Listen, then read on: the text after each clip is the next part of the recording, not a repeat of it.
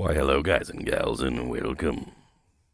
Welcome to another day of hitting that like button and subscribe button and donating your money to my account. Yes, stare directly into the spinnings. Oh, boy, yes. You see nothing but the spinning and the light.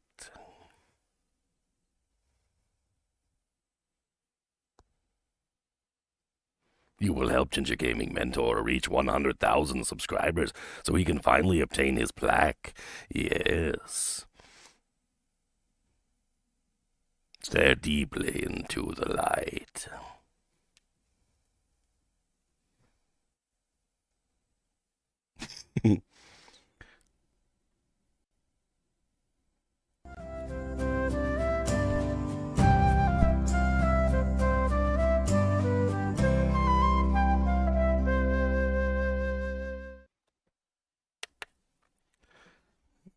What's up, Zinners? What's up, Hadaway?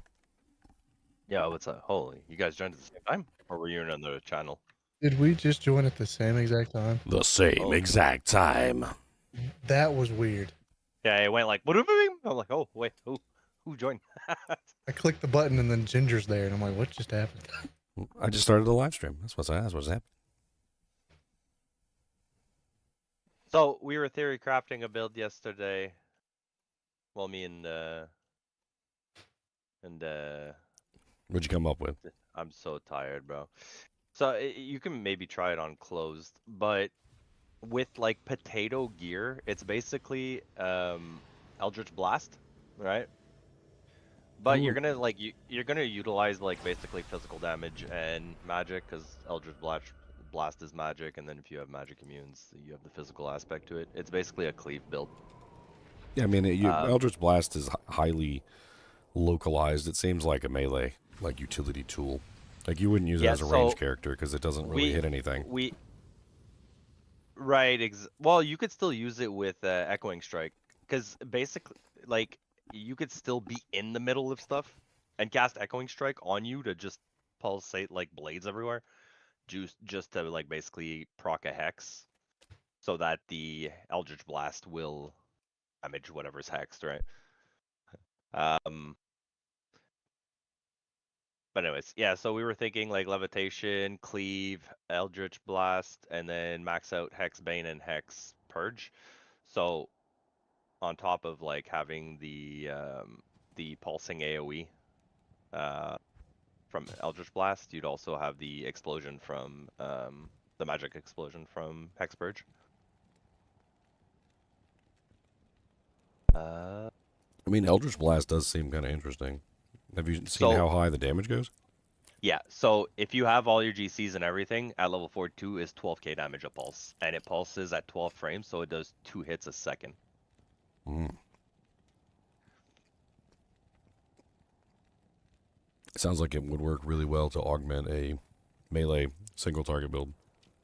Well, yeah, well, we were thinking Cleave, because Cleave, the higher you, well, the more points you put into it, if you, like, let's say max it out, you have a Cleave arc of 360 degrees, so it does a circle around you. So it's going to continuously just hit everything, applying the Hex Purge. The Hex Purge gets detonated by the Eldritch Blast. Well, the Eldritch Blast, yeah. So the Eldritch Blast will basically blast enemies that are hexed, but when it blasts the enemies that are hexed, it has the chance, like the 69% chance to do the magic explosion as well for more AoE. So it's just like a chain effect. And you're just using your Cleave to basically apply the hex to everything. And the thing that's really nice with it that we noticed too is that in terms of attack speed, it's insane, because you end up, like, Cleave itself has attack speed as you level it up, and I think it's like at max level, or if it's like level 40, it's like 35%. And then your Hex Purge at level 40 is 42%. Does Cleave get slower as it levels though, because it increases the arc? Nope. Because I mean, the travel time between like the beginning of the arc and the end of the arc is increasing, right? Yeah, but that's why they have the attack speed on it, and it goes really high, the attack speed.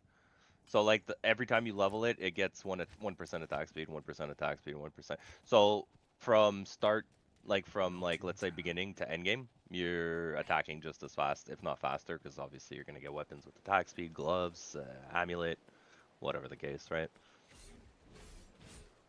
Okay. And then you also have Hex Purge that, like I said, has I think it's 39 or 42% attack speed.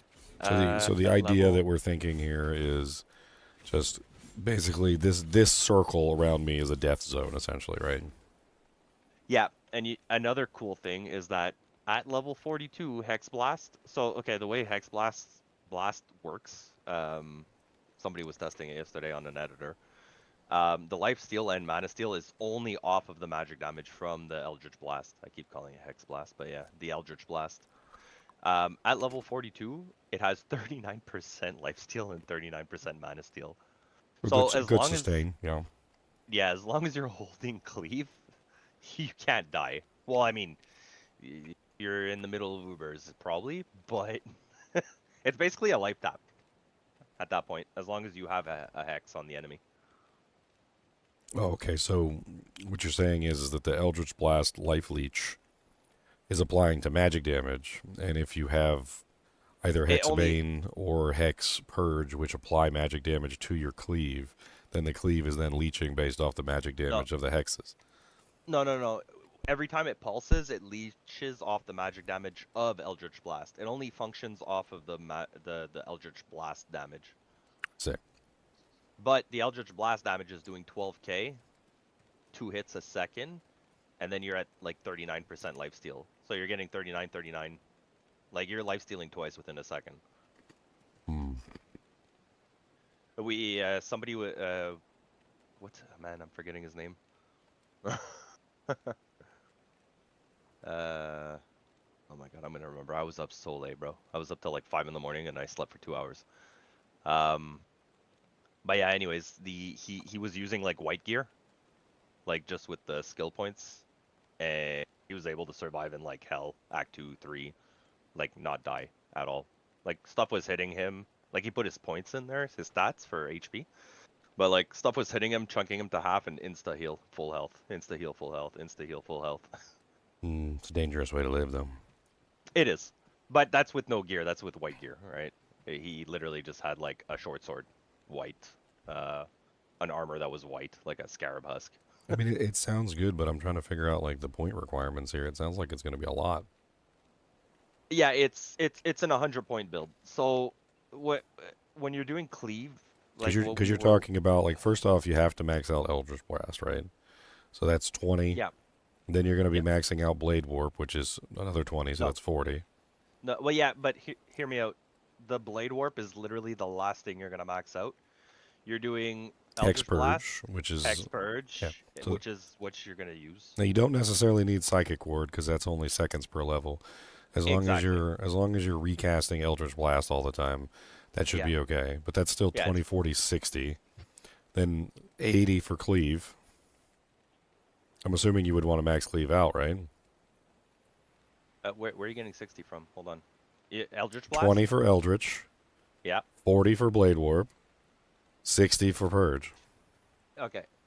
But the reason why I said the Blade Warp you're maxing at the end is because when we tested it, so just hear me out. You're doing Hex, you're doing Eldritch, right? You're doing Cleave, and you're doing Levitation Mastery. So that's 3, Why Levitation right? Mastery? Well, because you're going to be using Cleave. Like you're still going to the build runs like end game. Let's say you're running. We figured you can run Oath early game, like early ladder, but the build runs EBOTD CB, like a Breath of the Dying Ethereal Colossus Blade. So on top of having that huge chunky damage, you also have the mana and lifesteal from that while cleaving, and then you're getting the lifesteal and mana steal from the I mean, Eldritch Blast. question about Cleave. Yeah. When you cleave, does Yeah. it give you a chance to proc on every single monster that you're cleaving? Yep. So, like, if I'm standing in the middle of a pack of monsters and I cleave, I can get Yep. one proc on every single monster? Yeah. Well, then Breath of the Dying is probably not the best weapon, then.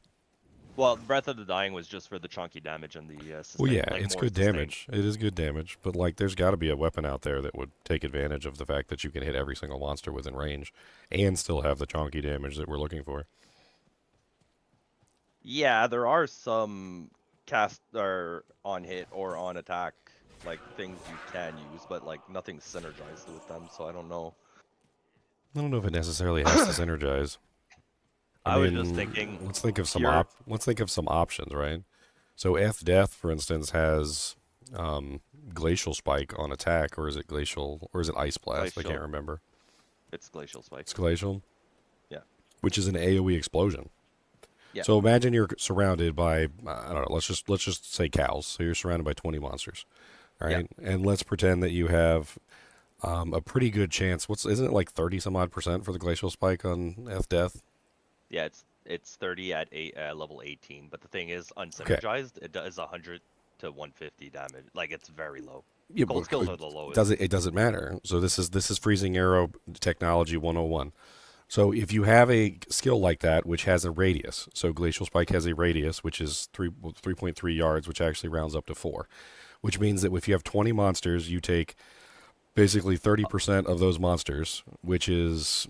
Wait, before you start going into that, the so radius that's what, on 6? Cleave, the radius on Cleave is not big. It's the arc. Like, it goes from like a frontal to a 360 around you, but it only hits a 4 radius. Yeah, it looks like So, it's like, 4 radius. That's exactly what I was assuming. So it's it's a 4 radius, and inside that 4 radius, you can probably have about 10 to 20 monsters, if they're all surrounding you in a circle, which is probably what you would want. I wouldn't go any higher than 20. 20 would be like cow level in the middle of the pack. Yeah, so assuming you have a pack like that, and you're standing in the center of the pack, and you swing Cleave, with a 30% chance, you're going to fire 6 Glacial Spikes. Okay? Yep. The 6 Glacial Spikes all will damage everything within a radius of 4 yards. What was the level of the Glacial Spikes? Let's get like actual numbers here. 18. All right, so at level 18, unsynergized, Glacial Spike does 197 to 213 in a radius of 3.3 yards. So let's just take an average of that, and let's do 197 plus 213 divided by 2. Then what we do is we assume that those 6 explosions, so we multiply that by 6, and then we assume that hits everything within radius, because they're basically a 4-yard circle around the impact point, which means it's most likely going to hit 90% of all the monsters within that radius. So you can go ahead and multiply that by 20, which means that you're talking about 24,600 damage within that radius for 1 Cleave. Right. The issue is for the breakpoints. If you are using a death, you are attacking extremely slow versus a BOTD with a Not necessarily, because you're talking about making it in a slow weapon. I ran through this before when I made my Vengeance Paladin, and I wanted to make a weapon for him, and Vengeance is one of the slowest abilities out there. And I was like, okay, well, I don't want to make mine in a really slow weapon. I want to make it in a fast weapon. So I literally sat there and found the best base, which ended up being the Champion Axe at that particular time period. You can make an F-Death work. You just have to find the right base that's fast enough, sacrifice a little bit of the damage, and it will function probably better than the Breath of the Dying, because also it has the Deadly Strike. It also has the Crushing Blow. So you'd have to see, because the thing is, the build uses Gores and G-Phase, so Crushing Blow is kind of fine on that. Is the Glacial Spike on striking, or is it on attack, though? Because that also could potentially change things.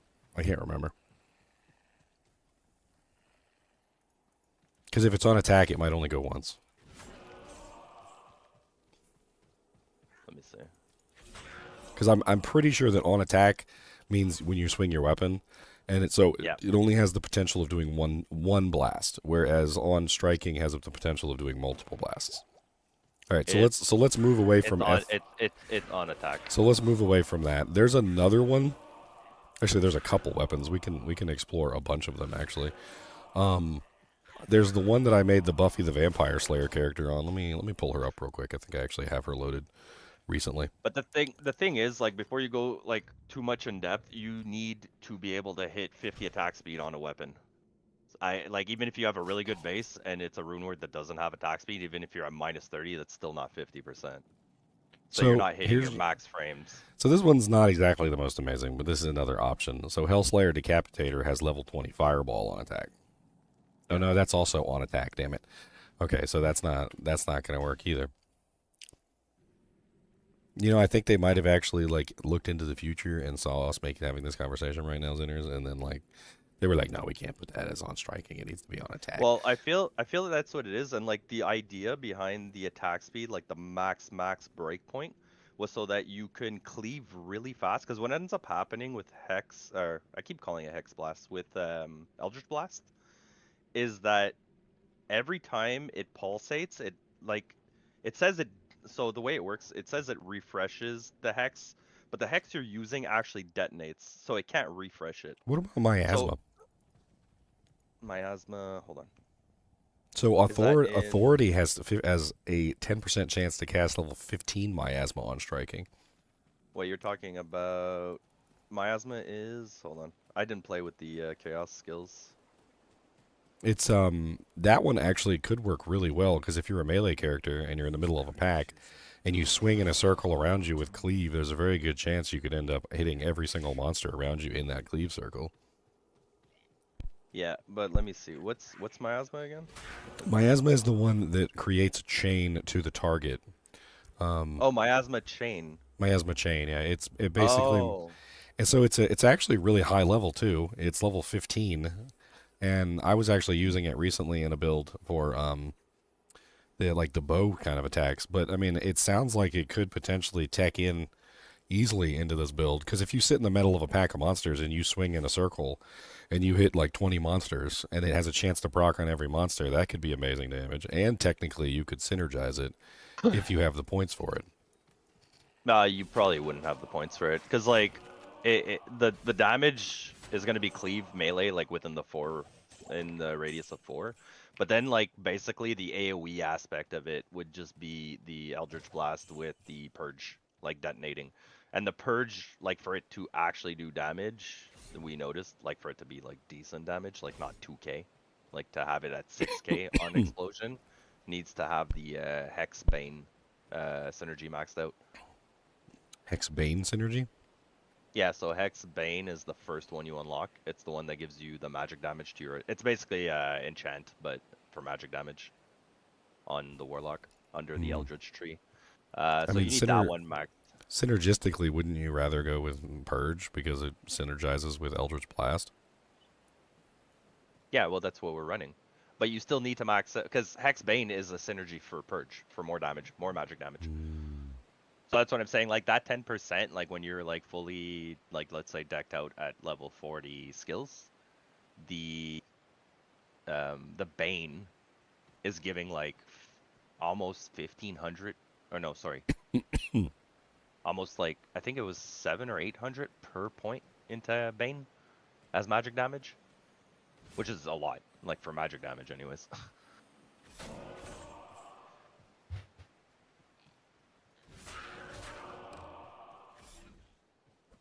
But yeah, it was just an idea. I'm actually like leveling another character because I'm gonna try it. I'm gonna make the BOTD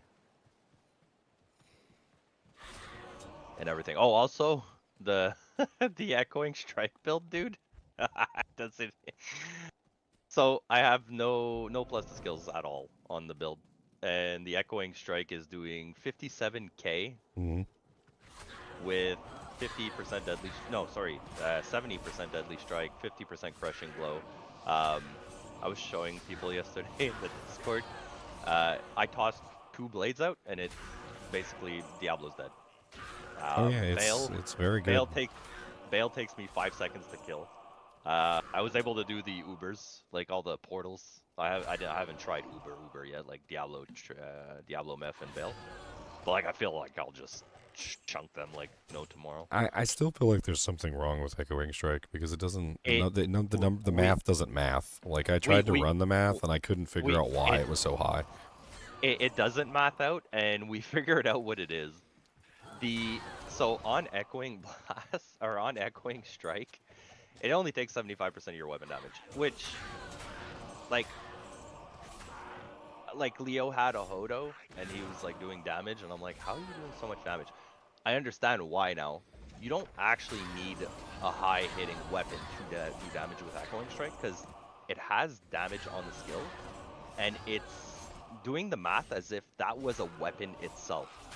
So let's say you have it level 40, it's doing 2 to 3k. So it's like if you're holding a weapon that does 2 to 3k, like just flat physical. It's flat damage, and then all the multipliers add on to that.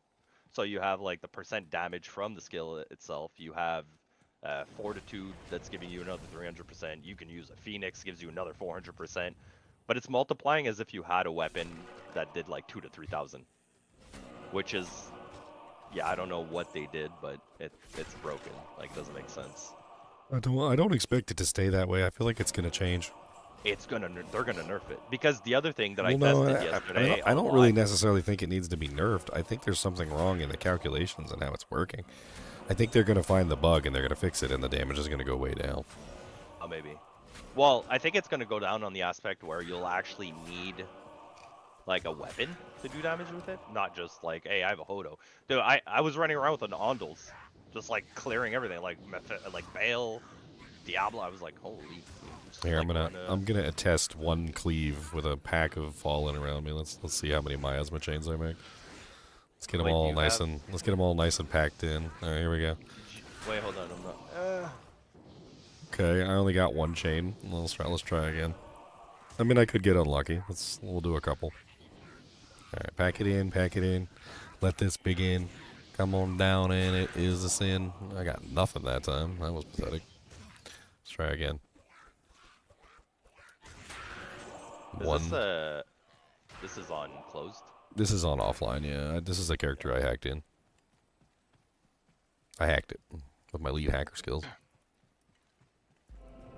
He's not in hell difficulty, though. I need to, like, put an enigma on him and, like, give him a bunch of, like, stats or something and teleport through to hell difficulty or something.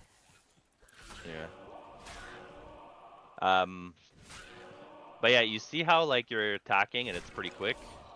So, like, with the max frames, you're attacking 10 times faster than that. Like, it's ridiculous. Like, the circle does not go away. It just looks like a nova around you permanently. Hmm. And then, yeah, if you... The point of the cleave is also, like, to apply the hex, because you can't just use Eldritch Blast. And, like, Eldritch Blast won't do anything. So, we were just talking about cleave because somebody wanted to make a melee, like the melee build of this guy. And, like, technically cleave is, like, the only melee skill. No, Mirrored Strikes is a melee skill, too, definitely. Yeah, true. Yeah, but the thing is, like, with the mirrored strikes, is that it's like frontal, right? You're not hitting like the arc you're doing right now. Well, that's kind of where I thought you were going with this build anyway. Like, the way that you've got it set up is you've got an AoE, and then you've got another AoE, and then you've got another AoE. Like, yeah, but the thing is, like, the way I thought you were setting it up was like, you're like, oh, look how good this AoE is. And then with how good this AoE is, I was thinking your next statement was going to be like, and now I made like mirrored blades hit for like 300,000 damage in a single strike. You could probably work something out like that, but the idea was to have AoE magic, AoE physical, so that if you run into physical immune, it doesn't matter if you run into... So you don't need to use like anything. It's just a self-sustaining build. Yeah, but my idea was, what I'm thinking is you would have the Eldritch Blast take care of your AoE needs, and then you would have your single target being taken care of by the Mirrored Blast. The Mirrored, honestly, that seems like it would probably work better than what you're doing, just simply because of the lower synergy requirements, which means you could end up like with more on your character. Yours is going to be tight. Like, you're going to be like level 95 by the time you get enough points and all your stuff to make it all like maxed out. Yeah, I know, but like with how the game is now in the terror zones and like those red things they gave us, I forget what they're called. Like, I was looking at Cleave, and I'm like, Cleave has 3 synergies. That's 20, 40, 60, 80, right? Yeah, but the thing, yeah. And then Mirrored Blades, how many synergies does Mirrored Blades have? None. So, like, as a point saver, as like an early like builder, I think Mirror Blades is by far the better choice than Cleave. If you're leveling, sure, you could do it, but the thing is, like, Mirror Blades, like, if you're talking about like a melee aspect, does way less damage than Cleave. Like, a lot. Like, it's noticeable. I don't know why Mirror Blades hits 5 times. That's kind of crazy. Yeah. But I mean, you're hitting 5 times. Like, what's the max? Like, if you max out Mirror Blades, what's the percentage on it? Like, it's gonna be per. I get that, but like, The thing is, like, your cleave is doing like 500% at like 40% attack speed and hitting like stuff behind you on the side. Your mirror blade is just hitting in front of you like a cone, like 180 degree. Multiply the tooltip by 5. I mean, for mirror blades, yeah, it's multiply the tooltip by 5. For echoing strike, I'm not sure what's going on with echoing strike. It's weird. Nah, it's working as intended. Echoing strike is doing so much more damage than what it actually states, and not only that, but like the weapon is almost meaningless. It does add a lot of damage. Like you can put a really good weapon on echoing strike, and it does add some damage to it. But damage. Plus the skills honestly seems to add more. No, it doesn't. I tried. It really doesn't. I tried it with like. Did you put a Mang Songs on and like a +2 shield? Yep, it's less damage, much less damage.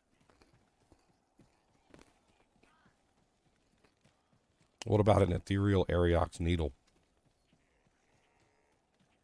I mean, that has damage on it, so yeah, it'll work. But like it's +4. just... But it's +4 skills, and then you could have a +2 shield. Yeah, but the thing I was aiming for too when I'm making the build is the high breakpoint, right? So like when I checked everything, I mean there is a way to be able to, let's say, to use Ariox, but you need like one of those GG circlets that are like 2 to skills, the faster cast rate, what else? Visionary, like for the attack rating. It's What about weapon like, range? Does weapon range affect cleave? Yeah. So you can increase the radius of it by going with a longer weapon? Yeah.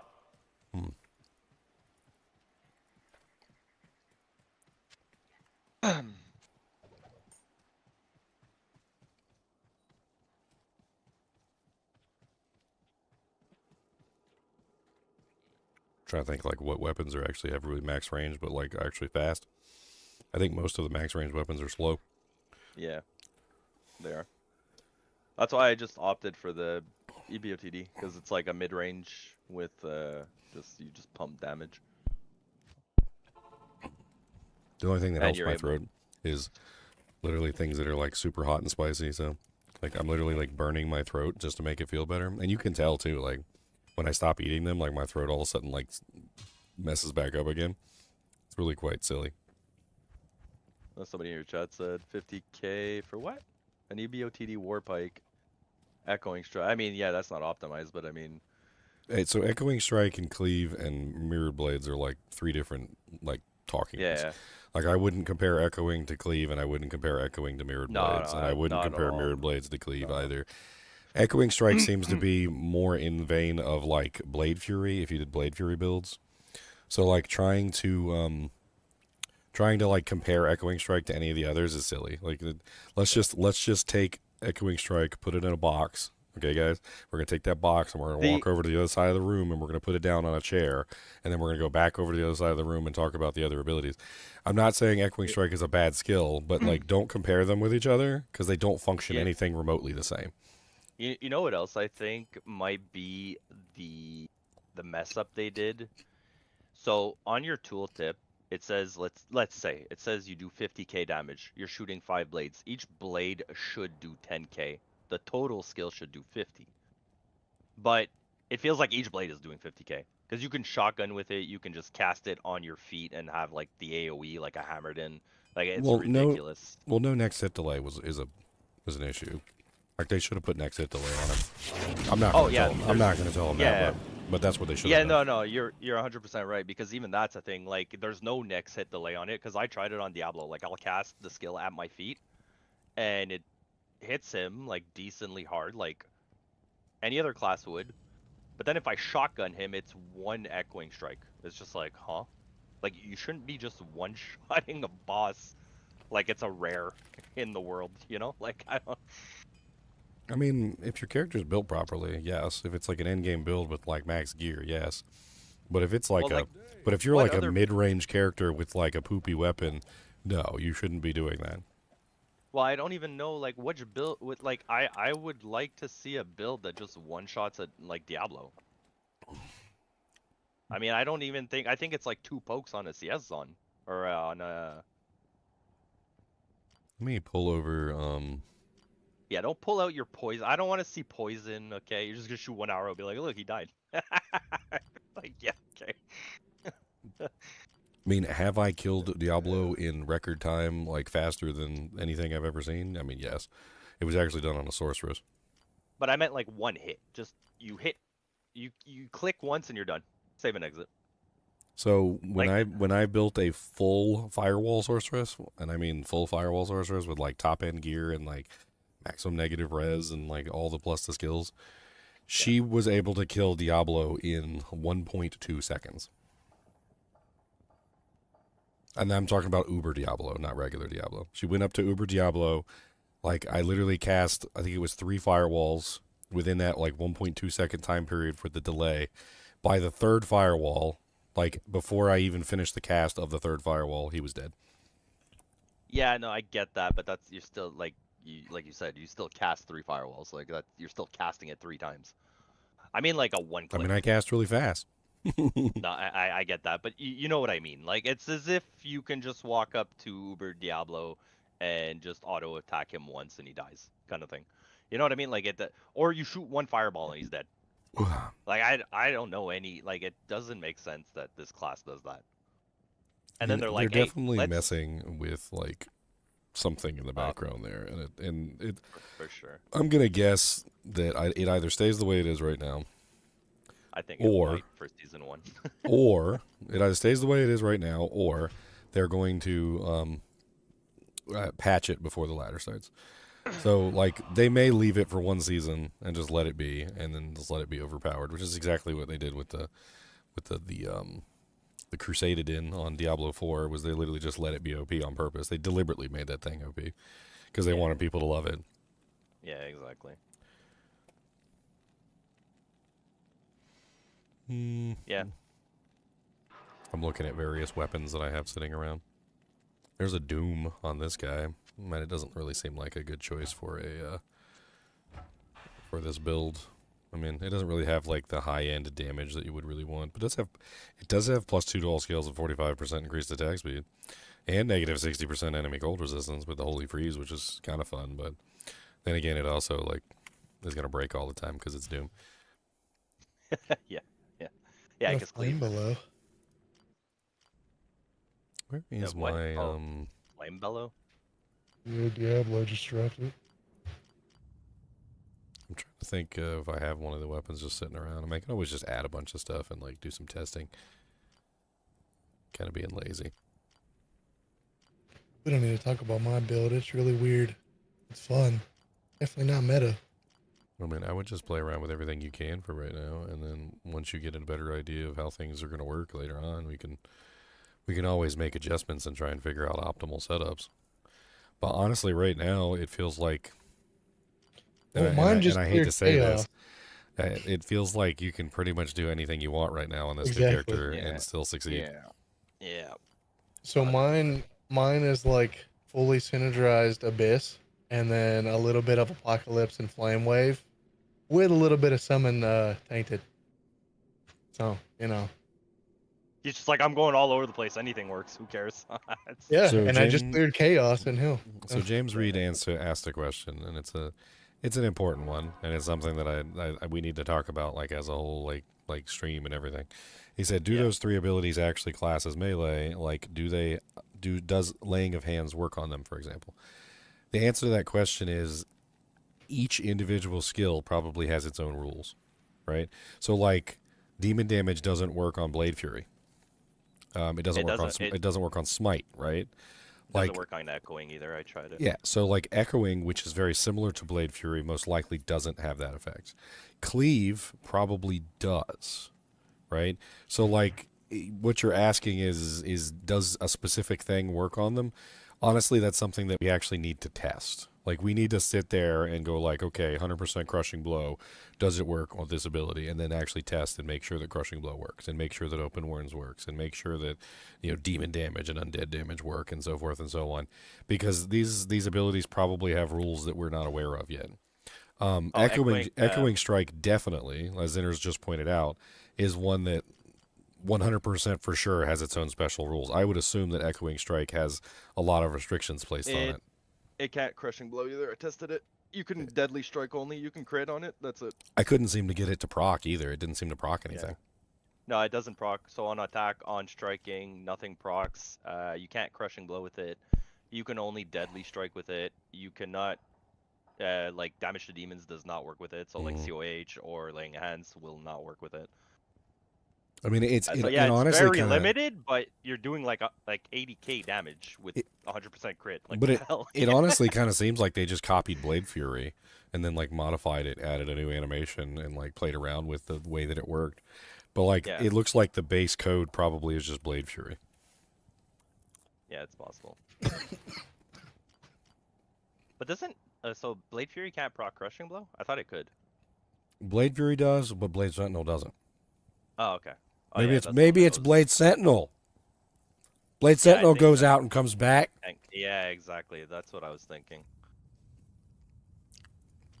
It turns out it's literally just Blade Sentinel modified. To do more damage, yeah. Because they're like, here, you can use a 1k two-hander in one hand. Like, huh? Okay. Sins are sitting there, like, scratching their head, like, we've been using 200 to 300 damage weapons this whole time. What? Have I converted all my characters? No, I haven't converted them all yet. Give me time. I'm just playing with stuff right now. I was trying to see, trying to jog my memory of like weapons that could potentially be really good for this build. Like, I don't necessarily think BOTD is the best option. I think it's an option, but I think there might be better options. I was the BOTD again was damage, attack speed for the max breakpoint. Because like the thing is, like even if you had a -30 base, which is only phase blade, but let's just say for argument's sake, that means you'd still need 30 attack speed on the weapon to hit the max frames. And that's with 20% attack speed gloves and the amulet, and both your skills maxed out. I mean, there's ways around. Like, there's just ways around what you're talking about. What you're talking about is like the base attack speed and like the weapon itself and that, but like there's other variables that come into play, like fanaticism, like burst of speed, like There's a each bunch of individual ways. skill can increase attack speed. They also multiply off each other in various ways. We also might be looking at like a specific weapon that just has like a very good base attack speed or extremely high bonus. It depends on like what we find. I mean, we can play around with the options and see like what weapons we can potentially use. I'm trying to think of like all the two-handers. There's so many two-handers. Dear God, there's so many. I'm actually kind of excited about this. I don't know about you, but like just Yeah, the fact that there's classic so many utilize two-handers that you might actually use now. Oh, and also another thing we figured out: anybody making any build, like on Warlock, early game, if you guys are doing ladder reset, insight, just make an insight level with it, and then if You you can need even to, do an make it a ethereal better one if you're base. doing Echoing Strike. Yeah, ethereal. thought- If not, you just I do thought a about regular that. one. Because I was looking at it and like everything, like the thing is, insight feels like it was made so long ago, but it feels like it was made for Warlock. It literally has meditation, solves mana, faster cast rate, echoing strike works off cast rate, all the what's it called? All the chaos skills work off attack speed. The only thing that doesn't work, or cast speed, the only thing that doesn't work off cast speed technically is like what, demons and cleave. Oh, and mirror blades. That's it. What about Windhammer? Windhammer's nice because it's got all the little twister procs. They don't do any damage. They do like no damage whatsoever, but they'll stun everything, which is actually really useful. So yeah, leveling up, dude. Insight. It's if you like, I'm day one. I'm making one. Like, it has the ED. It has the bonus attack rating. It has crit strikes for more crit. Attributes, mana after Infinite each mana. kill. Yeah, infinite mana. Magic find. Like, you're not getting a better weapon than that. Like, even end game. Like, let's say day one we hit hell. It's still gonna be the best weapon for like 2, 3, 4 days. Because like you're not gonna have a Fortitude F weapon. You're not gonna have a BOTD. You know what I mean? Like, insight is so like. I was thinking. I mean, you're right about the insight. Like, Reaper's Toll, I was also thinking about because that's basically just unlimited Decrepify. Yeah, no, Reaper's Toll could be good. Well, especially on ladder reset. Thing is, like, finding one, or I mean, community is a lot big enough now. Like, people will probably find some, but like for anybody that like just has like 2-3 friends they play with, right? They're not gonna get a Reaper Stole. I'm just looking at the list of all the items to see what's on the menu. Because like realistically, what I thought about, because you can play around with the Deadly Strike, you can play around with the attack speed, is the polearm there though with the 3 sockets, the ethereal one. What's it called? That has reanimate. Tomb Reaver. Forgetting the name. Yeah, Tomb Reaver. Like I mean. Tomb Reaver's a very slow base, but yeah, it has 3 sockets, so you could easily shale. Or Exactly. Or if you hit the breakpoint with 2 shells, you can like put an F for minus target defense, or you could put anything in there realistically.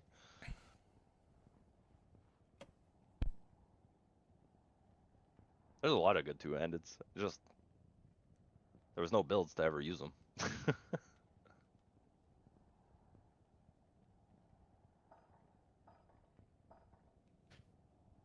Sin, could you give me the Glacial waypoint? In hell? Yeah, I need to get on you so I can test some things with Neelathok. Bonehue seems like an interesting option too. 50% chance to cast level 16 Bone Spear on striking. Have you looked at the bone spear? Because I know a lot of the magic, like the necro, like unsynergized bone skills, like do no damage. Well, they're magic. You can enhance magic with this character, so that's not like impossible. And you can also, because that skill that you want to use is magic, right? So you're going to want to get the negative magic resistance from the consume skill. There's a really nice consume where you basically summon one of your minions and you eat him and you get like plus magic damage and then minus negative magic resistance. How much though? It's really good actually, and it lasts for a pretty decent amount of time. You can just 1.1 wonder it. Here, I'll show it to you real quick. I can just do like some respecking, and I can just pull the tree up. I don't know why I said Glacial. So this is all you have to do. Yeah. It's 1 point Goatman, 1 point Tainted, 1 point Defiler. Then you go down here and you grab 1 point Consume. If you have enough plus the skills, you only need to get Consume to level 11, which is actually highly doable. Once you get Consumed to a level 11, you basically just summon the Defiler. And then you just immediately eat him. And then when you eat him, you get his ability. It shows right here on the panel. It says negative 10% enemy magic resistance and 20% magic skill damage. That buff stays on you for 240 seconds, and you can just keep that. You just keep that that's 2 minutes of negative 15% magic damage, or negative 10% magic resistance on the enemy and 20% magic skill damage. And if you want to beef it up higher than that, it actually goes up to like 400 and some odd seconds, I think at like level 20. Now, obviously the character is point starved, but you're talking about a maximum, if you have enough plus the skills, that's a maximum of what? 1, 2, 3, 4, 5, 6. 6 points for 20% magic skill damage and negative 10% magic resistance. That's insane. I get that, but like the points you're wasting, you're losing. Like the whole point of my build is to be hybrid on physical and magic, so you don't need minus res, you don't need plus like the magic damage. Because like if the magic damage isn't hitting, you're doing 15k melee, like just straight up physical. And even if you're in one of the situations where you have a monster that's immune to magic, you can just summon the Goatman. And you can eat him instead, and the Goatman will give you 5% crushing blow and 75% off weapon enhancement. Let me. Which one did you say you need? Oh, Crystalline Blastage. Yeah, I gotta get on you. Join GGM Sin 6. Same password as usual. Same password as usual. Yeah, the consumability is probably going to end up becoming a standard on just about every build. If you're a fire build, it's the summon tainted. If you're the magic build, it's the defiler. And if you're a physical build, it's the Goatman. The Goatman's the worst one, I think, out of the mix because he doesn't apply any negative physical resistance, but he does give you crushing blow, up to 25% depending on how your character's built. Like I can just do this here. I can summon all 3, and then I can just have 1, 2, 3. And then I can just hold my mouse over the consumability, and I can just put it in the chat. So that's the base if you have just 1 point in everything, essentially. And the only one that goes up for any additional points at all is the Goatman. And the Goatman requires the synergy for Deathmark which essentially gives him additional crushing blow. So if you were to put, I can't remember exactly how many points it is. I think it's 20 points. Yeah, if you put 20 points in that changes the consume from 5% to 25%. Hang on, that's not the right one. Yeah, so then you have 25% crushing blow added onto your character with the enhanced damage. The enhanced damage. So you get enhanced damage and you get CB, which is actually pretty solid, but it does require too much investment, in my opinion. 20 points in Death Mark to get access to what is essentially just 20% more CB is a little bit wild.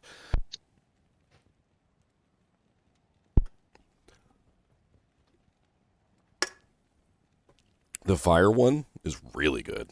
The fire one is negative 15% fire and comes with fire skill damage at level 1. The what you get from the consumption is determined by the consume ability. It's not determined by the level of the minion at all. So like you don't need a high level tainted defiler or goatman to get the highest bonus from consume. You just need a high level consume skill. And it's not hard points that's required, it's only soft points. So you can easily just have like a torch and Annie, that's 4, so you're already at level 5. You maybe got like a +2 helmet on, that's 6, 7. It's pretty easy to hit 11. Yeah, I get that. But also, like, the other thing is when you're looking at chaos skills, like, if people doing the fire build, it's a 60-point build. You're doing Miasma, 80-point build. You know what I mean? Like, the build I'm going for is literally 100. Like you said, 93, 95, you're maxing it out. It's like a 112-point build. That's why I'm saying you're going to have to probably skimp somewhere. Well, that's the thing. I don't, like, with the setup I currently have, it's doing 15k physical, 15k magic. So, like, I don't really, you know what I mean? Like, if they're physical immune, 15k magic is gonna, like, shred them. Doesn't even matter. And then it's the same thing vice versa, right? So if they're magic immune, I mean, the physical is just gonna tear through them. And then it's, like, it could happen you get a physical and magic, but it's super rare.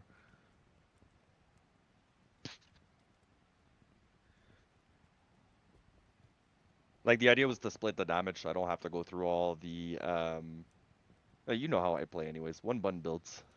Like, you just pre-buff, you know, purge, blast, and then you hold cleave. And then when everything's dead, you just blade warp into the next pack, cleave, cleave, cleave, blade warp, cleave, cleave, cleave. Like, that's pretty much just the build I was going for. Did you join my game, Hada? Yeah, I typed thank you in the chat. Oh, I didn't even see. No worries. I'm just over here dying. Yeah, I already talked about Hephaestus the armor being a good consume target. So yesterday we were talking about the bind, which allows you to bind demons and like being able to get auras. And super uniques are able to be bound. So you can bind a super unique that has any specific effect. Well, the whole entire thing about super uniques is that super uniques spawn with specific effects, right? They're either like always fire enchanted or always lightning enchanted or something of that nature. Hephaestus is always aura enchanted. Yeah. So you can go find him and you can wait for him to have fanaticism aura. You can bind him and have fanaticism Hephaestus following around behind you, or conviction Hephaestus, or Holy Freeze Hephaestus. So you hearing Llama talking about Hephaestus, that's why he's talking about it. Not because Hephaestus is like the best monster or anything or the most powerful. It's because he's always aura enchanted, and all you have to do is go find Hephaestus, and he's always in the same place by the forge. So you go there, bind him. If he has a good aura, leave him if he doesn't. Leave him if he doesn't. If he doesn't make money, leave him. I saw somebody with Lister earlier. I was like, what are you doing, bro? Lister's pretty powerful, but I would go with Hephaestus. Hephaestus hits hard, and he can be like one of the most powerful little crackheads ever. Does it only stay with you within the game you're in? No, it's like Iron Golem. He stays with you the whole time. Oh. I just got killed by souls. Like, for instance, that's an option for Zinner's build right here. Like, he could easily do like a bind with his build, which would fix most of his attack rating issues by having free fanaticism with him basically at all times. So then his requirements for attack rating would drop tremendously, and then his his options for weapons would open up dramatically. With the Cleave build? Yeah. What attack rating? What attack rating issues? Attack speed. Oh. So if you I did heard attack rating. I was so like, if you wait a did second. if you bound Hephaestus with a fanaticism aura, you would just have free fanaticism aura all the time, which would extremely drop your attack speed needs. Also, it would increase your attack rating too.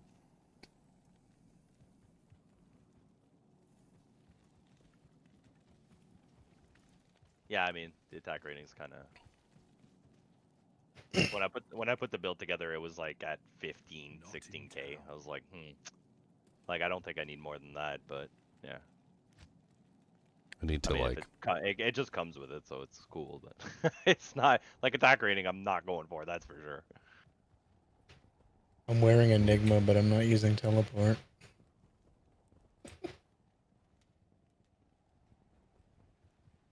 It's just so fun. The new what's it called? Blade Warp. I'm like getting used to it, and I kind of like it. I can't do that here. Yeah, I think I prefer it to teleport. Teleport. It's fun. You know what teleport feels like? Teleport feels like a cheat code that somebody put, like a developer put into their game. That's what it feels like. It's like here, go everywhere. All right, we need some items for this guy. I'm gonna go ahead and add in some items. Right, so now that I have the okay, that. So 1 point wonder for this, and then we go everything here. Oh, actually, whatever, it's fine. All right, so we need to gear this guy up so he can actually like go fly through hell real quick. So I can actually do testing in hell difficulty. He's in normal difficulty. This is stupid. One-shotting everything with a white weapon, like Yeah, it's not useful for testing. I need to fix it. So. Oh man, dude, early game, even the Warlock early game is broken. Like to level this build, like we went through it yesterday. I'm gonna try leveling it, like I said, but like 1 point wonder Hexbane just to get the attack rating, the magic damage to your attacks. It's just a buff like enchant. All your points into levitation mastery until you get level 6 for cleave. Then you go cleave, max out cleave. Well, max out. You know what I mean? Like you put points until you get your other skills like purge. You'll get purge and then echo strike, blade warp, 1 point, 1 point. But like right now, I have the starting gear because I haven't put anything on. I'm doing 9 to 42 damage with the white dagger they gave us at level 5. It's like okay.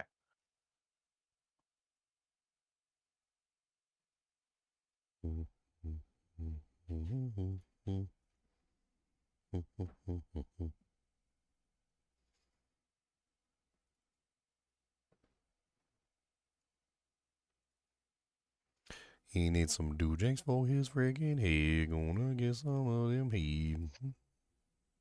Let's just give him a Harlequin crest, whatever. Give him booties when he's any booties.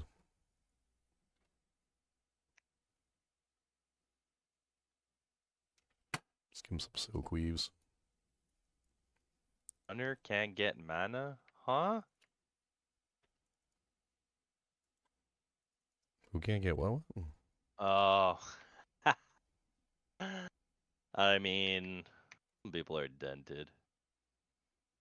The guy, there's a guy making a Trist game, right? He's making the game. He's running to Trist, and he goes to town to get potions, and half the map is dead. And he goes, "Runner can't get mana, GG," and left. But it's like, maybe you should get your mana at the beginning of the game before running to Stony, like to Trist. You know, people are just gonna jump in there. Like, anyways.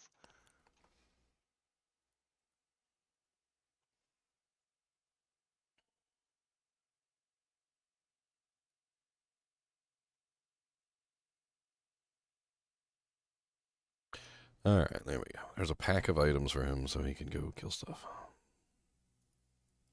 Let's go copy these over so we can actually Go level him up real quick. In the hero editor, just make small trims that give you like 500% EXP gain. Oh, I already leveled him up. He's level 99. Oh yeah, that's right. Oh yeah, you just need to get through the difficulties. That's what it was. Yeah. Yeah, he's level 99. He's already done. I showed everybody how to do it too. Yeah.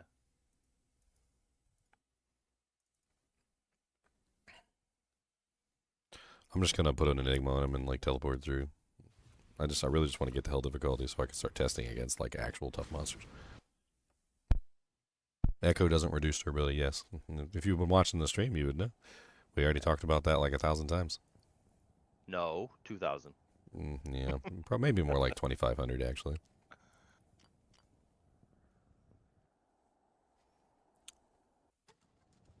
Somebody came in here yesterday and they were like, did you know that Diablo 2 has an expansion? And I'm like, oh, no, I didn't. No, thanks for telling me. I appreciate it. As you're playing it. And they're like, you're welcome. Appreciate it.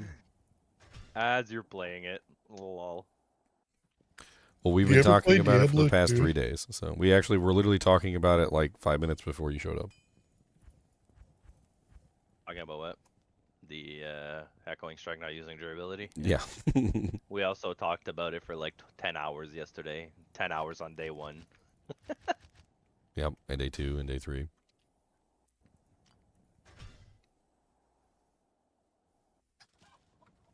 Have I seen the unique books? I've not seen the unique books. Do you have the unique books to give me? I would like some unique books. Chris, Give me all the unique books. I need them all. I need the Mephisto one. I need every single book, put it in my hand, and if you don't, then I will not understand. I forgot to convert the character first, so I would put the items in the correct stash order. Boom, boom, boom, boom, boom, boom, boom, boom, boom, boom, boom, boom, boom, boom. Did anyone find a sling ring yet? I have not found a sling ring. I mean, I haven't been like sitting there running Andariel like 1,000 times to see if I could go find items either, so. I mean, I will eventually, I suppose. Actually, might be something that I can do once I get this person leveled up is just sit there and just go run like Terrorized Andy for like 10,000 years. Yeah.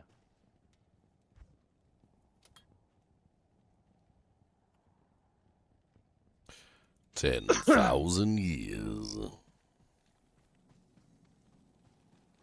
I would like to make some of the videos on the unique items and whatnot before the ladder starts. It would be great. Hello, Anya.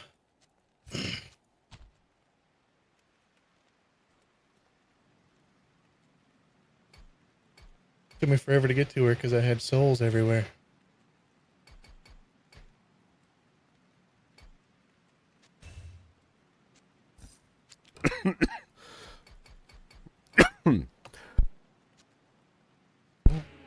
Oh, I forgot to put a shield in here.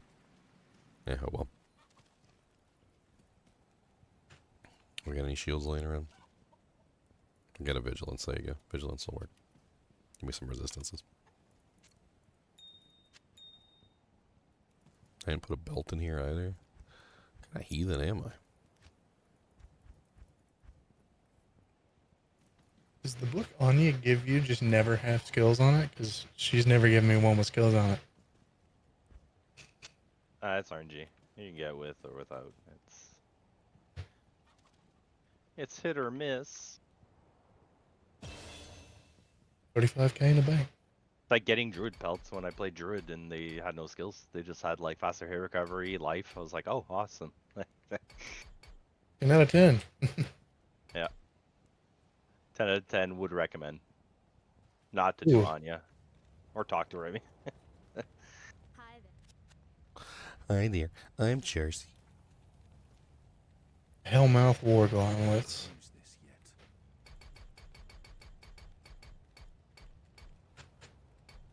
Hi. I have 8% of the sets and 4% of the uniques. Congratulations. You are the weakest link.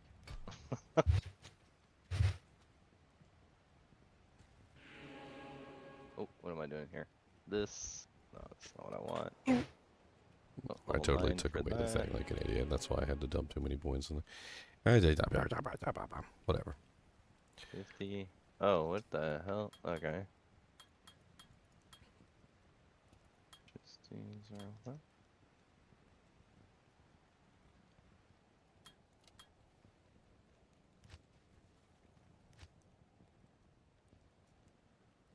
What's up, Brzak? It's the bruise.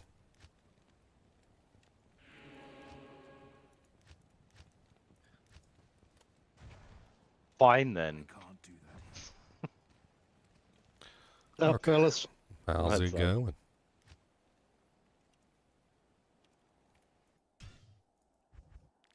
If this build works out how I want it to, Hmm. I'm gonna be doing a lot of Neolithic key farming during the ladder. Hold on, I'll be right back. Phone back up. Okay. Any low-level unique rune words or anything that has mana leech on them? And a leech? Yeah. Oh, Yeah, melee character? Yeah, it's just the 3 casts of Cleave. I have no mana. I'm like, this is cool. Yeah, there's the mana helmet. Like, there's literally the helmet that just gives you all the mana in the world. Huh? Yeah, the mana helmet. You haven't seen the mana helmet? No. Yeah, it's a A helmet. rune word? It's a rune helmet. It's called Wisdom. Ginger using teleport.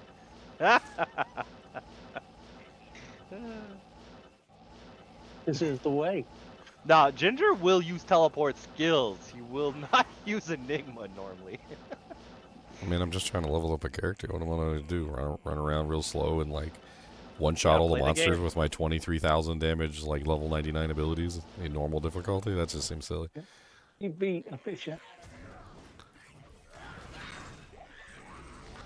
I'm just being So, efficient, Llama exactly. said they nerfed Andy some. Has anybody seen that? Nerfed what? Or Andy, drop table, Dara. probably. Oh, I have Said no he can idea. still said he can still drop everything, but at a reduced rate. Well, I feel it's because like people were literally just probably buying those things for Terrorize and spamming her. Oh, I'm sure. He said it's still good. He said it should still be pretty juiced, So, for but not like it was. For backstory, basically what happened was Llama decided he wanted to cheat the ever-loving crap out of the game. And so he basically locked his game to have Terrorize only Andy. And then he sat there and he farmed Terrorize Andy like all day long for like an entire day. And he completed like an entire Holy Grail just doing Terrorized Andy, which he did offline and basically with it locked to Terrorized Andy, which was very just disingenuous. Because number one, when you're offline, you can literally control the variables. He had two Tyrael armors drop like within like 2 games of each other. He was basically doing the Burr Rune trick, I've which is never what I even did. Seen one. Yeah, so he was basically doing the Burr Rune trick, which is where he was keeping all the variables very tight, and that's why 2 Tyraels dropped, because he had 2 runs that were basically identical back to back.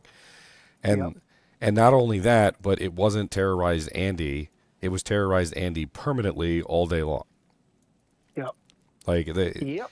I don't really think what he did was very genuine, but that video probably is what caused them to nerf Andariel. Yep.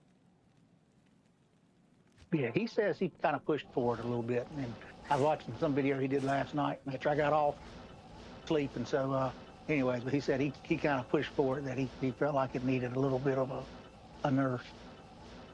I mean, as it is online, it's only Terrorized like once or twice a day for 1 hour. Yep. And now it wouldn't even be 1 hour. It would be 30 minutes. Well, all I played last season, I played a bunch, and I got 3 terrorized Andys the whole time I played. Yeah, I rarely I was see 3 that's- hours worth. That's why I think what he did was very disingenuous, because what he did is he cheated to force Terrorized Andy to be there all day. Having Terrorized Andy drop good items for 30 minutes out of a 24-hour period is not anywhere near as bad as what he's making it out to be, because he took Terrorized Andy and made it 24 hours a day. Yeah. Like, yes, if you make Terrorized Andy 24 hours a day, yeah, it's going to look absolutely terrible. But if you have a single boss that has good drops for 30 minutes or an hour out of every single day, that's nowhere near as bad, and you have to capitalize on it. Like you have to have Yeah, a and if you're character, you have to be working- online at that Call the particular fire time department, period. What I think happened. Yeah, and Yeah. if you're working, just quit your job so you can do it. I mean, there's people who literally set up timers and like alarms and stuff where they'll like if a specific terror zone goes on terrorized, they'll hop on like just for that zone. Yeah, my phone tells me all my favorite TZs. Yeah, I but can't like, lie, I've done it. but it's just when I remember when somebody told me about that, and I was like, well, that just sounds like the worst idea ever. Next thing you know, they're going to nerf Sounds like super you chests. used it and then told on them. Everybody got it nerfed. Well, that would be like me doing the infinite burr trick, and then people going on and getting super chests nerfed because I was able to force infinite burrs offline in like specific scenarios. They're like, oh, but he can get infinite burrs, and they're like, we need to nerf the super chest, and they nerf the super chest for online where nobody can do the exploit. Nobody can do what Llama was doing online. That's not possible. The only people that could do what Llama was doing were doing it offline, where the points are made up and nothing matters. Yeah. Ugh. Ugh. I have this same issue for PoE streamers. What issue?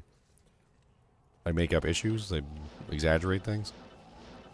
They make broken builds, get them banned. Not me. I'm not a streamer. Well, Zinner gets all of his builds banned. I mean, we already know as soon as he picks a build, we know it's going to get nerfed. That Cleave build he's working on right now, yeah, you might as well wave that one goodbye. Yeah, I'm gonna finish this and actually be surprised. I mathed everything out to like 12 and 15k magic physical. Watch it do like 30 of each. Like it's like, oh, okay. I mean, having two types of damage is definitely good, but Oh yeah. I don't know. Well, the reason why I do it is because I'm lazy and I don't want to have to like put the points into the summon, consume, minus, get gear with minus. Nah. I think Get two elements like we did Sorks back in the day, fireball, orb, and you don't have to worry about anything. I think your build has two problems. Number There's no one, problems. it's There's very only small. It's a very small attack. It is. So you're only hitting the monsters that are directly around you, which means that you could definitely benefit from some type of pull in. Abyss would be highly. I actually thought about I thought about that one for that. I mean, you could technically put the Abyss directly under you and then just start spamming the ability, and then anything nearby would get sucked into the blades. Essentially, you How long would does basically. the Abyss last, though? It's only 2 seconds, which is unfortunate. Oh. That Wow. skill you just used, Ginger, is one I want to try to play with too. I like Another that skill. another thing is movement speed. So like that's another point in the favor of consume is that I'm pretty sure that consume gives you a massive boost to your movement speed. Don't need movement speed. I got blade warp. I mean, as a melee character, you're going to do a lot of running over to the monsters to attack them. Like, I mean, like, let's just pretend we're in a situation right now. Like, we're in town right now, okay? And this torch over here is a monster. This is a monster over here. This is a monster over here. That's a monster over there. So you run over here, attack, run over here, attack, run over here, attack, run over here, attack, run over here, attack. Like, if they're not coming to you and surrounding you, like, you now have to go boop, Ginger, boop. I'm not running. I'm boop, literally blade warping. So boop. blade warp swap to cleave. So you blade warp into the middle of the pack, and when you blade warp, it applies the hex as well.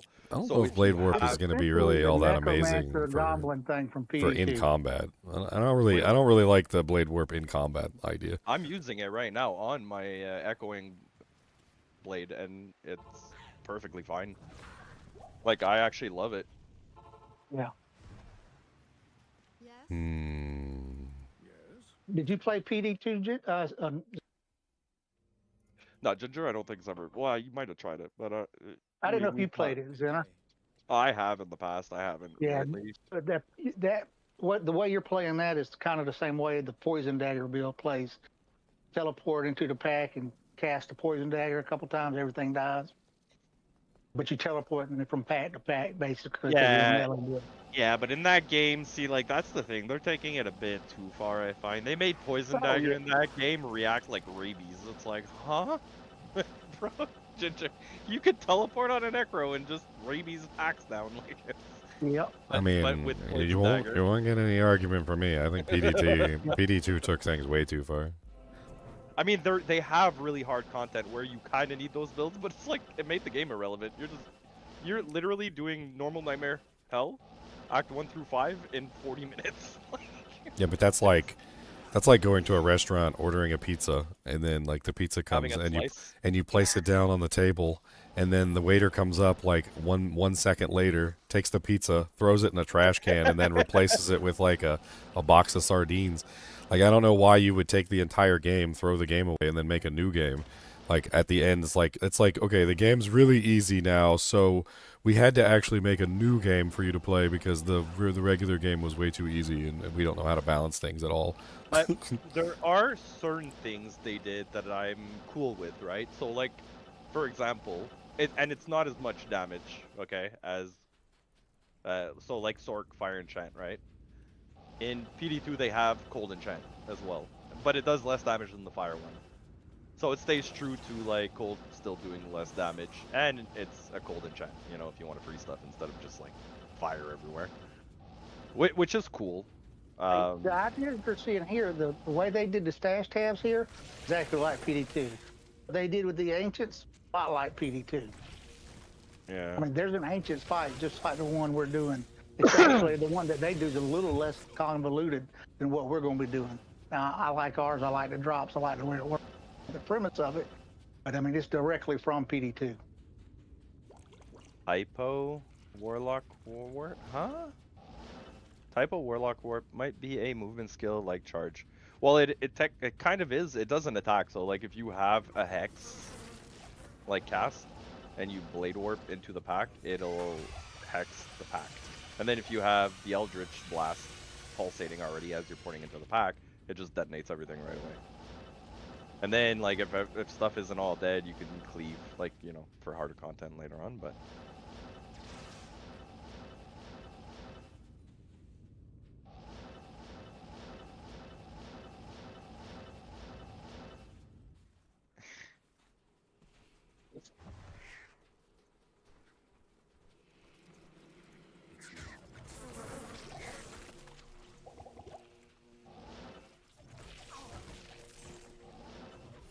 yeah, I mean,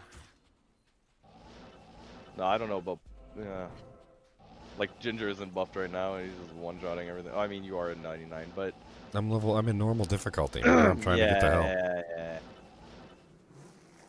Just remember, I hacked this character to 99, but that doesn't mean I can like just immediately fix his quest flags.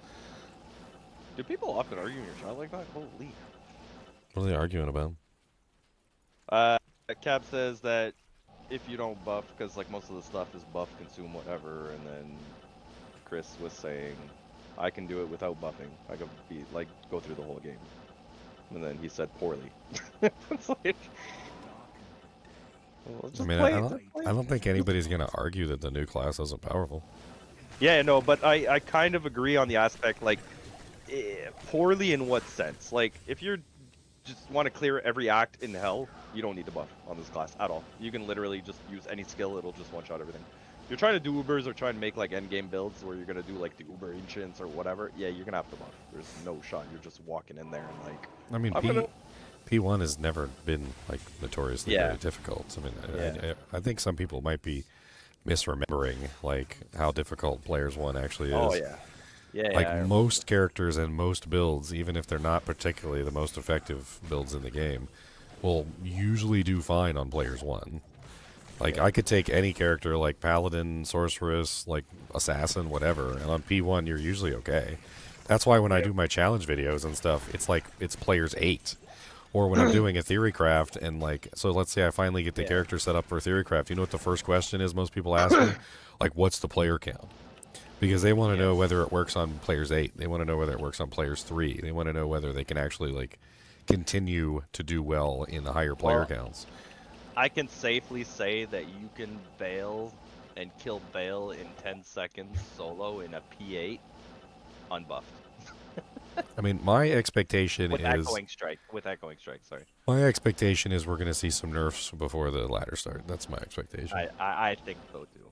I think but right. People are saying I Right. think people were saying that they won't just because they want to keep people enticed and keep people coming in. Look at the new class, look how strong For it one is. season. I mean, I talked about that earlier. For Yeah, one season, they yeah. might just leave it broken. I mean, when the first season after a new character is launched, do you really expect it to be anything other than, you know, like a freaking mosh pit of warlocks? Yeah, yeah. Well, somebody had a good point too. When the expansion came out and Druid came out, people were like, "Okay, it has summons. Okay, it does LE damage. Okay, it has a melee build. This thing does everything." Right? Like for back then, when that class came out, when Druid came out, it's like, wow, this kind of does everything like the Warlock's doing now. I feel like the warlock is just doing a better job of, I don't know. I don't know. Everything? I don't know how to, Yeah. well, I mean, it's not trying to be like the druid is. Like No. the druid was like a weird character that tried to be like a hybrid, but then you needed like 100 points just to like cap out like one ability. Whereas I think the synergies are better set up on this character. I think that's all there is.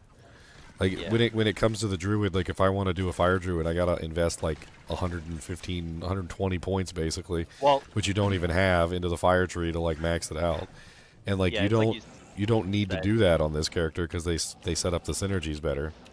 Yeah, chaos. Like, let's say you're doing chaos fire. It's literally 60 points. That's it. You have ring of fire, flame wave, and apocalypse. And then you have That's- enough to build into one of the minions if you want to, or Yeah, like exactly. one of the sigils or something. Like it's just better set up. I think that the druid could definitely use with some synergy reduction. I don't. My personal opinion, I think no matter what your character is, no matter what class you are, and no matter what tree you're in, I think that you should never have anything that requires more than 60 points. So base skill plus synergies, it should never be higher than 60.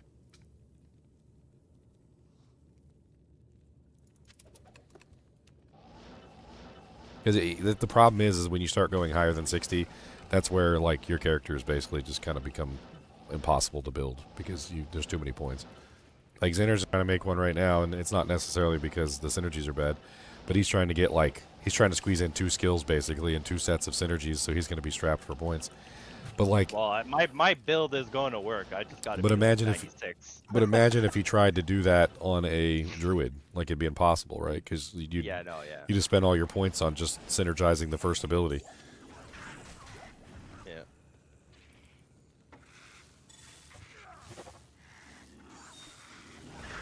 I still don't like. I don't know. Enemy damage. Hex Siphon. I feel like should be leech, not on kill. Like I don't know. It's made for casters, obviously. Yeah, I know. It has enemy damage reduced. I feel like so. This is personal opinion, but I feel Hex Siphon and Hex Bane. I feel like they're inherent, like, you know, like minus defense and minus enemy attack rating. So like the minus defense specifically would work better with the Hex Siphon because you're lowering their defense. That's not killing them inherent fast. though, is it? It doesn't it require the curse to be placed on their head for that to activate? Yes, yeah. But I mean, like you cast it, you have the quote unquote enchant on you or hex, right? But as soon as you hit a mob, it gets that. But what I'm saying is that the minus enemy defense helps you kill them faster, which would help for the mana and life after each kill. But right now, the minus defense is on Hex Bane, which does magic damage. Like, I'm lowering their defense to do magic damage. You know what I mean? Like, it does.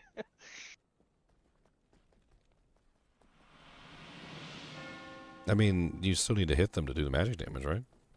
Right. But, like, if you're using, like, for example, you were talking about it, Mirror Blades, no attack rating. It just always hits. Well, like, the initial hit that you're doing, maybe I'm not, not sure about that always hits. Like I've been using Mirror Blade for a while, and I watch it miss 5 times in a row. Like you on can see even your you can see summons? the X's. You can see the X's on Mirror Blade, and it like when you shoot it at a target, and like I've shot it at a target before and watched 5 X's pop up, and it not hit at all. Like I think it does have an attack rating component. It's just not showing it. Maybe. Okay. I mean, it may be because I'm using a bow, which is where it Oh, becomes okay, most well- apparent.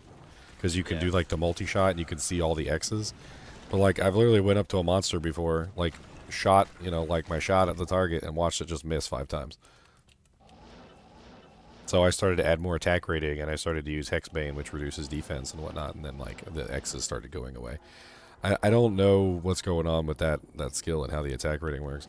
Like Charge Strike, if we talk about like a previous skill that we know more about, Charge Strike has no attack rating listed either, but still hits the target. Which is important if you want Crushing Blow to go off, like if you're using any CB or if you're using Open Wounds or something, and Yeah, you the want the initial Open strike has Wounds to to hit. actually, like, you know, stop regeneration, you have to hit them. And, like, it still seems to try to hit the target, and it still shows an X if it misses. But, like, the lightning bolts that come out don't have that. Like, so they don't miss, which is Yeah, strange. they're like a cast. Yeah, so, like, those skills, I think Charge Strike is probably the easiest one to compare it to, because I think it's very similar. But it definitely seems like there's a physical component to the way that it works, and if you want it to actually hit the target, you need attack rating. It might be different for bow and melee weapons though, because you're talking about the bow with the multi-shot, right? Like the magic arrow and everything you were testing. I tested it like with I tested it with a weapon too, like an S death. And like the ethereal like summons from Mirror Blades miss, like still miss. They just straight up miss. If you don't have enough attack rating, they'll just straight up miss. That's weird, because like how do you know what your attack rating is too if it doesn't show? I mean, if you play the game for a while, sure, but I mean. What are my favorite theory crafted builds so far? I mean, I've done a lot of testing with the abilities, and I gotta say that I really like a lot of them. Fire one's cool. I'm looking forward to trying out the fire one. Yeah, I'm looking forward to trying out like a really like well-made melee character. I think that could be really fun. There's a lot of bow builds that you can do, which is really cool. I'm actually kind of surprised at how good the bow builds are. That's one argument for what Zinners was talking about earlier, with like the character can do everything. Yeah, literally. It can do bow builds too, better than the Amazon in some ways. Oh, it also like it can do something a Necro can't really do. What's his name? Noble figured it out yesterday. He needs what was it, Defilers? Yeah, okay, so you need to summon 2 Defilers, right? And then I think they said Goatman. So 1 Goatman, 2 Defilers for the Blood Boil. Because for it to work, he said it only pulses once and it's not a lot of damage. But the way the Defilers work is damage shared between bond targets, right? 26%. And as you level it up, it goes up. So he was saying that the Defilers can bound themselves together on top of the Goatmen. So they're sharing the damage to each other, increasing the damage of your Blood Boil, and that's what's making the like one-shot Nova. Like he figured it out yesterday, but like you see, you can even run a sacrifice build on Warlock. It's ridiculous. So what's going on exactly? There's the ability on the tree that allows you to share damage, the bonded whatever. No, are you? Is that You're your talking chat, or- about Blood Oath? Is that what you're talking about? Blood Boil. Well, Blood Oath You're up- makes it so that 5% of damage taken, and it goes up to, I think, to like a much higher number, applies to your demons instead of you. That's what I thought you were talking about. Yeah, no, I'm talking about Blood Boil. It's erupt your demon's blood to damage nearby enemies. It does a Nova, and it does. Yeah, that's the one that I was talking about Black. yesterday that could be used in the place of like Corpse Explosion. Yeah, so the thing is, it works off your demon. Like, you don't need a corpse, right? Versus, like, the Necro. But the thing is, to get, like, big damage out of it, you need to summon 2 Defilers. Because Defiler has damage shared between bound targets at 26%. Well, they yeah, can you share burn damage the between monster's each life other. to cause the explosion, but it's not based on the monster's life, is it? No. Well, no. So the thing is, like, because they're sharing the damage between each other because they're bound together, right? So you have 2 Defilers, like, bounding themselves to each other. So they're sharing the damage, which is basically increasing Blood Boil's damage when you cast it. So it takes On, 5% like- of both of them? Yeah. I mean, Noble could explain it better. Like, he was like, this is doing no damage, and all of a sudden he got to hell. He's like, oh, wait a second. He had 2 Defilers out. He just exploded them. It one-shot the whole map. I mean, the cost of the thing doesn't seem to have anything to do with it. But I guess technically, since they're sharing HP, that when you blood boil one, the other one also blood boils, perhaps? So if you have 2 defilers and you have 1 goat man and you blood boil the goat man, then the 2 other defilers also blood boil. I mean, that sounds like you'd be multiplying the damage by 3. So instead of casting 1, you would be casting 3 at the same time. Yeah, because what he was saying is that the issue with it, like let's say you just did like a goat man or anything else aside from defilers, if you use blood boil, it would detonate like let's say 3 of your summons, but there's a next hit delay. So only 1 of the AoEs is hitting out of the 3 on a target, let's say. So he was trying to get it so even though it's like 3 AoEs, he was trying to get the damage up on a single, well, on all 3 individually, if you will, because there's a next hit delay. I'm still not really sure how it increases the damage of the blood boil itself, though. I understand that it's making 3 blood boils, but I don't understand how it's increasing the damage of the blood boil.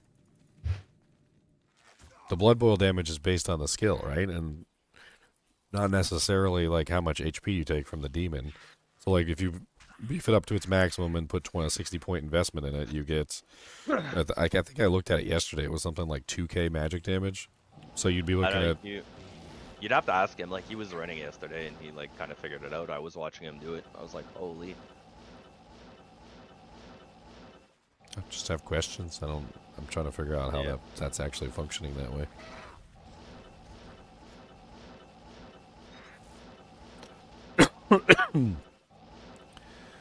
I gotta actually find all the dojanks here. It's just so stupid.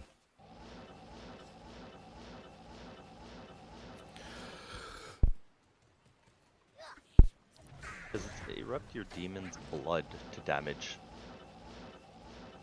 Demon's life cost and then damage and fire damage. So the life cost goes down as it levels. Yeah. I believe the minimum of life cost is 5%. Okay. As far as I know, the life cost doesn't have anything to do with the actual ability, just more so that like I guess you get more casts off essentially if you can lower the percentage.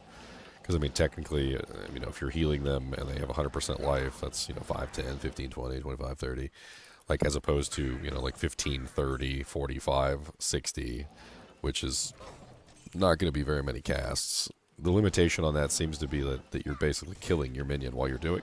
So, like, you don't want your minion to die.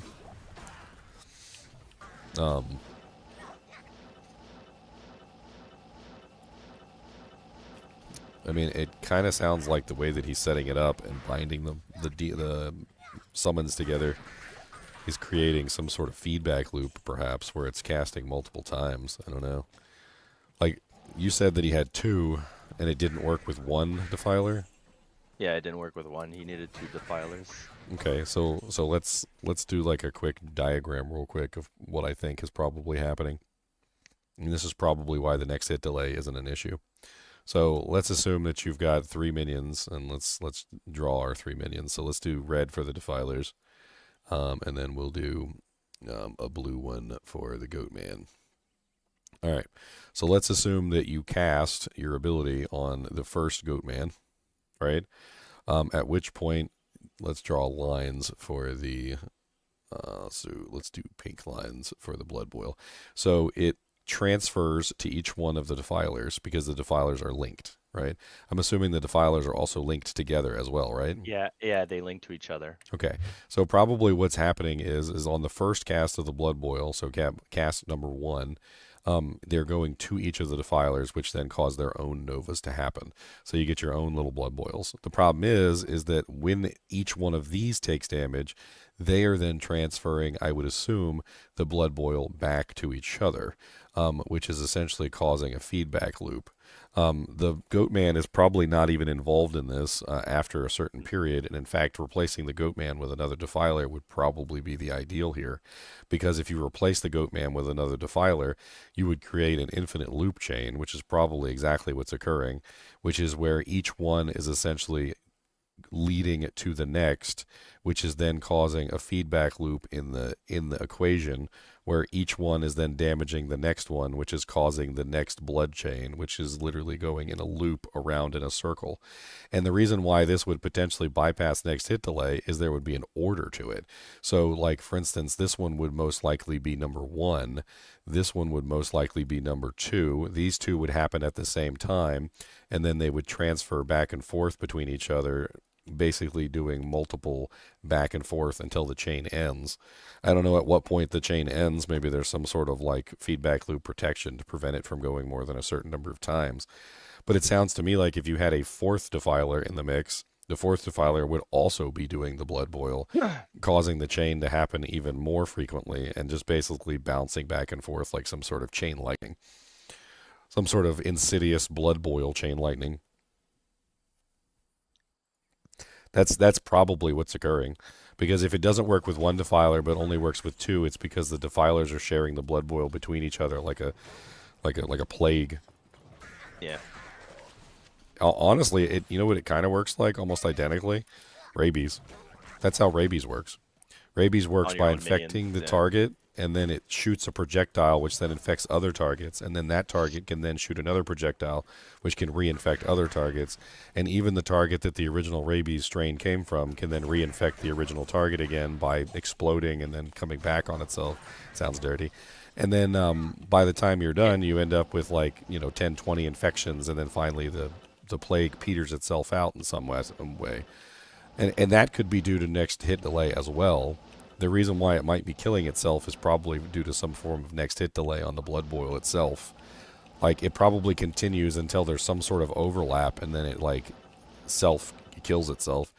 Which means the third defiler might actually mess up the equation, because it might cause too many. You know how, chain lightning, if you cast too many chain lightnings back before they fix the next hit delay stuff, it would kill itself? It would starve itself out? That might actually be what's occurring. 2 is maybe enough, but 3 might be too many, and it might starve itself out.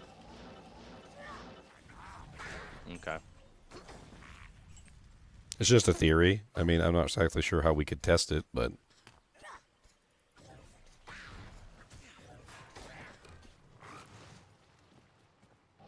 Sounds to me like something that might end up getting patched.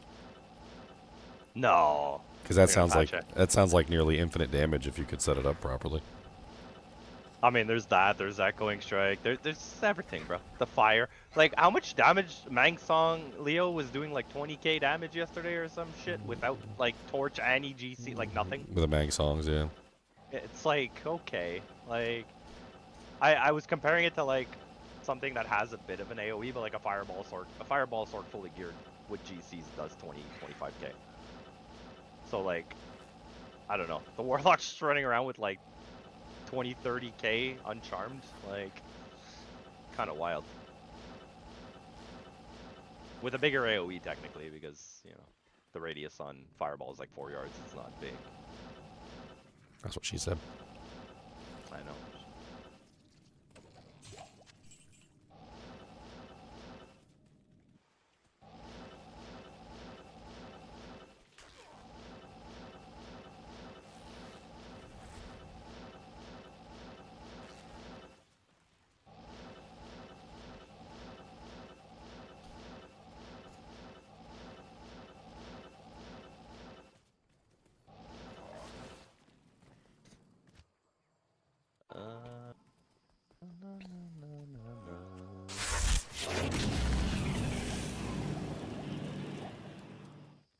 Miasma Chain and Deathmark.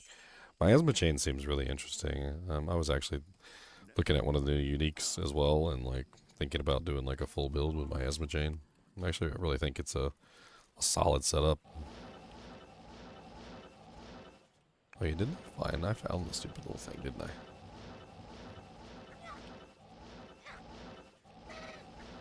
Honestly, all the builds seem really neat, and I'm not exactly sure which one I want to start with. I am really not. I mean, if they don't nerf Echoing Strike, I'm doing Echoing Strike. There's no. I started with Echoing Strike for when we did the launch day. It's definitely very powerful, and you can pretty much pick up any weapon and use it. it doesn't matter. Like a battle branch fell, like a Pierre Tombé le Crouan fell, and I use that. Like, you know, like you a bone snap could fall, you could just put that on. Like That's what I use, but like you could also just use insight, like I was saying. Like you get the crit, you get the mana, you get everything. yeah, don't even if you have to can worry. find a good base. Yeah, I but mean- even if it's like non-F, I mean, it's like the damage is there, just everything is there.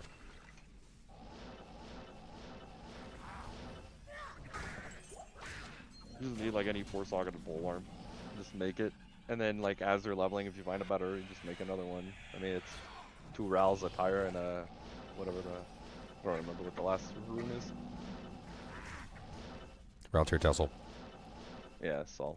You Ah, call Sol might yourself a be- Diablo fan with not even knowing Round Tassel. Dude, I don't make.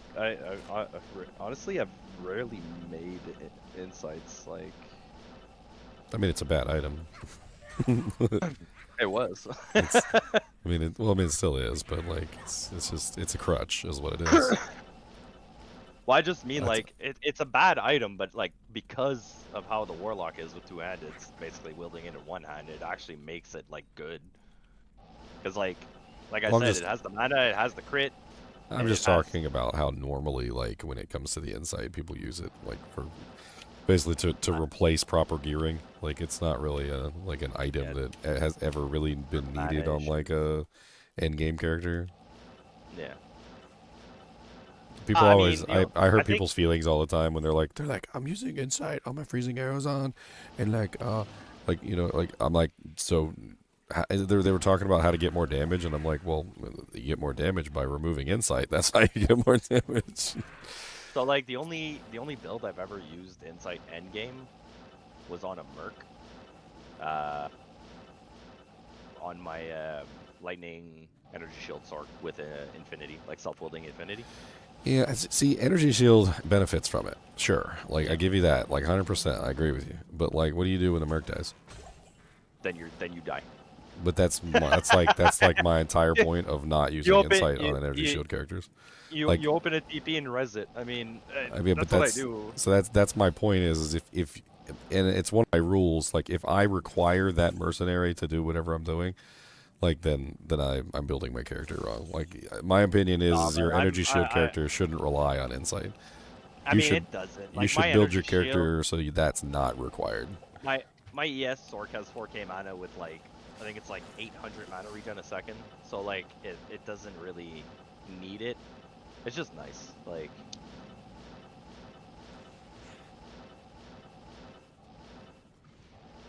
The Merc should Teamwork always be rebuke. complementary, not required. If that makes any sense. yeah. What were you saying, Adam? I got a unique dragon shield. Oh, the Tiamat, whatever. Tiamat's Rebuke, an item that definitely could use some work. Yes, 100%. Didn't quite make it into my worst items list because it had like some very limited usefulness, but like it was Well, was back in close. It was close to the back- worst unique in the game. Back in the day, it wasn't bad though. Like I remember, like if you had like a Baranda Star, you'd use that to complement for the Ellie damage. Pre-synergies, Yeah, yeah. pre-synergies. Mhm. Yeah. That's the problem. Is the synergies made a lot of those items kind of poopy. Yeah. But yeah, before you'd get like all elemental damage on Tiamat and Banana Star. Banana, we got bananas, and all them nanners and nanners are coming down. What am I doing here still? I'm like level 16 still doing twist runs. I'm just talking with you, watching your stream, not paying attention. And that's how I get 'em. Got 'em. Alright, I gotta bounce from this game. This is...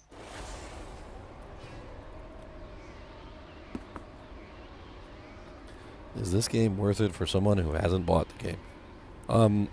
Let me answer your question by just simply making a statement. Diablo II Resurrected is, at this point in time, and also in previous points in time, literally been hailed as the best ARPG of all time in the existence of time and space by God, aliens, and also Jesus himself, who came down and gave us a thumbs up. You make your own decision from there.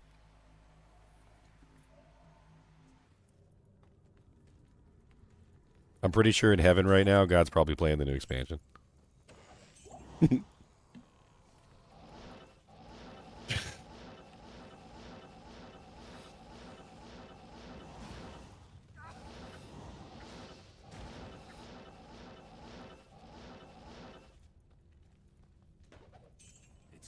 And I may or may not have been kidnapped by the aliens to help them with their build. Okay?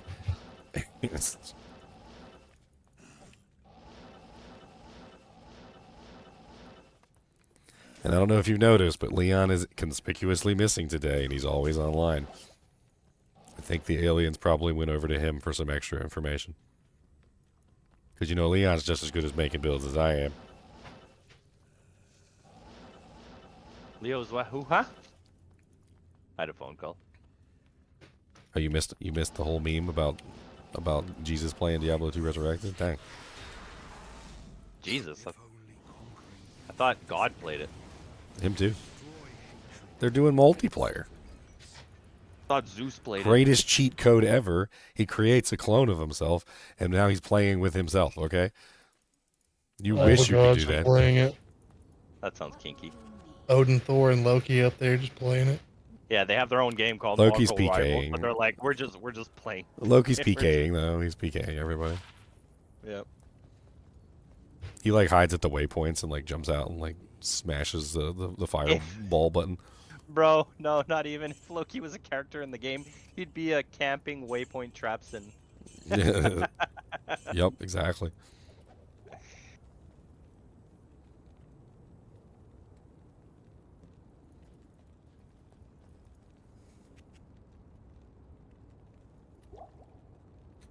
I need a belt.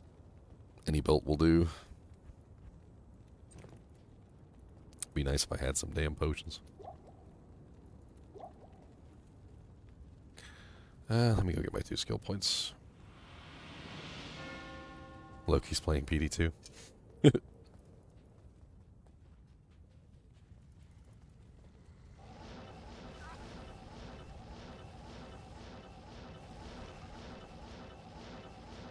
I guess Loki likes his game super easy and boring.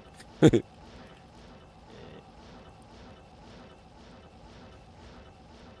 gonna throw shade on PD2 all day long, guys.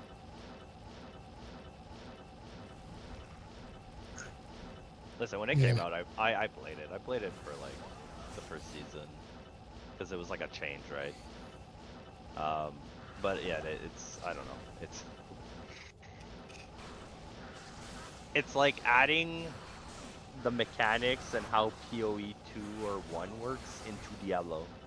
I mean, that's It's like, that's okay. exactly what happened. So, like, basically what happened was is somebody decided they wanted to make their own changes to Diablo 2.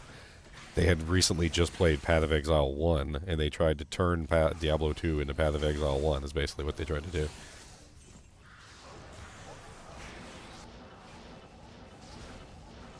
Which, Diablo 2 does not need to be Path of Exile 1.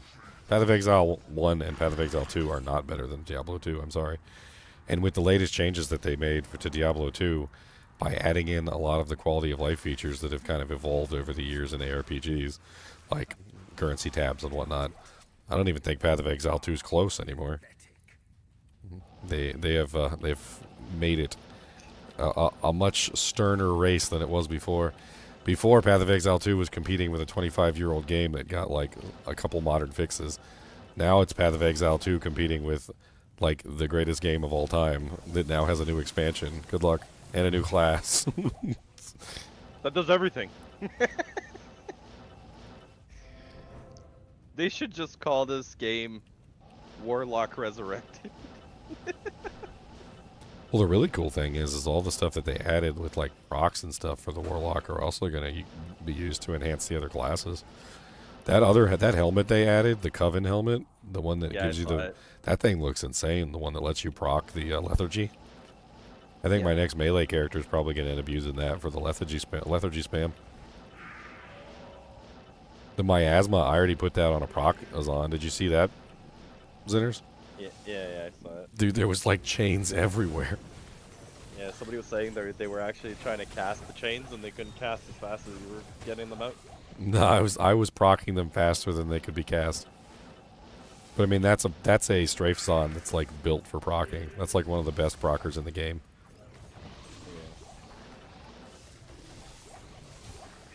Somebody said like it's not enough damage, and I'm like, do you know how many I was casting? Like, do you even know? Like, I'm pretty sure it was like 20 per second. Oh yeah, I forgot they added the new boots too, the mirrored boots, the right step. Gives you +1 to Eldritch skills. It's like, I think it's the second pair of boots ever in the game that have plus the skills. If you don't count Boots that have plus the Shadow skills. Dancers. Well, yeah, like Shadow Dancers gave +3 to Shadow Disciplines. Well, if you count Shadow Dancers, that's 1. You Yeah, count, that's what I'm then saying. also IK is 2. No, well, I mean as a boot itself, by itself, like not as a set. It's the green set bonus on the boots for IK set. Yeah, I know. It's But, combat I mean, skills. I've used it you in still- on the bunny build. No, I believe you. I'm just saying, like, it requires another piece. I just mean, like, you just have one item, you put it on, you get plus the skills. So, like, rates. Well, Why you gotta be so finite about it? Because they're actually really nice too. It's +1 to Eldritch skills, 30 faster run walk, and 20 faster hit recovery with dexterity energy. There's no res, but I mean. Yeah, then still, there's also Marrow Walks. Marrow Walks is also Oh yeah, you're right. Skeleton yeah, Mastery. Skelly. Yeah, you're right. I forgot about those. Because do people actually use those on builds? Like, I don't even. Marrow Walks, they're I've like best in slot for pretty much any summoner build. Oh yeah, I've never made a necro summon, so I don't know. Yeah, Like, best in slot. it never, BIS. like, summoners never really appealed to me. So, Plus, I mean, plus Skeleton Mastery is always going to be best in slot for a summoner. Okay. I mean, Skeleton Mastery gives them damage, it gives them life, it gives your revives more damage, it gives your revives more life. Like, it's... Yeah.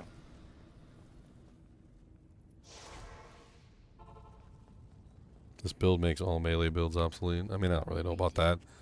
Like, it's good. I don't think it's better than the Paladin, but it's good. It's I don't good. think what's better than a paladin. The melee. Oh, on Warlock. Yeah. I mean, The you Cleave? compare... No, I don't think so either. Melee, I'm pretty sure I feel like melee is still better. Paladin, I think, is the undisputed melee king. I mean, so the thing is with paladin, yeah, the thing is with paladin, it's just, yeah, you don't really need like any detours to do what you need to achieve, like physical damage wise. Like you can have a zeal pally doing 18k zeal, and oh, you have a physical immune, no problem. Let me just put lacerator on. You know, you still zeal with that, no problem. Do I know what the Absolutely. best armor for Fortitude is? I mean, base-wise, you just want an elite base that you can put on that has low strength requirement. I mean, No, if strength isn't a problem, then you go with one that has like high armor value. The only ones you usually want to avoid are the ones that reduce your run speed too much, like the heavy bases. Medium and light bases are usually fine. The only reason people go with Archon Plate over other things is because it has low strength requirement and it's a light base. But there are bases that have higher defense than the Archon. I will say though that defense doesn't matter though unless you're multiplying it. So like it's kind of a complicated thing. Like a lot of people look at defense on stuff and they see like a 10-point difference or like a 30-point difference or something. Like that difference does not matter unless you have a way to multiply defense. So that would be 500%. yeah, that would be like Iron Skin, Shout, Holy Shield, Chilling Armor, Shiver Armor, Ice Armor, so forth and so on. Like you have to have a way to multiply the armor to make that armor valuable. And if you don't, then the armor value doesn't even really matter. Because if you've got 1,000 armor rating and you go up to like 1,500, you know what that's going to do for you? Nothing. It's going to do squat. Well, it's like that's also why I opted for like the build I'm running with the Fortitude armor and Fortitude weapon, like because you have 20% chance to proc 15 chilling armor on both. When it basically always procs, but when it procs, I actually have 18k armor on my build right now, which is kind of crazy. I should probably go get the scrolls for resistances. Because if I'm going Right, to do you know builds, what? I'm going to want to see what the reses are. And like if I don't have the scrolls, I'm not going to be able to see the reses, right? I'm going to have to do this because Billy Yang posted he's trying to prove me wrong. Alright, so Marrock's, Tier Haunch, Gorefoot, those all have skills. I agree. But they have specific skills. These boots are +1 to Eldritch skills. So if you count how many Eldritch skills you have, then it's +1 to that many skills. So that's tab skills. Yeah. So that's tab skills, which tab skills is the same thing as combat skills on the IK. And it's the same thing as Shadow Dancers, which is also tab skills. Those are all tab skills.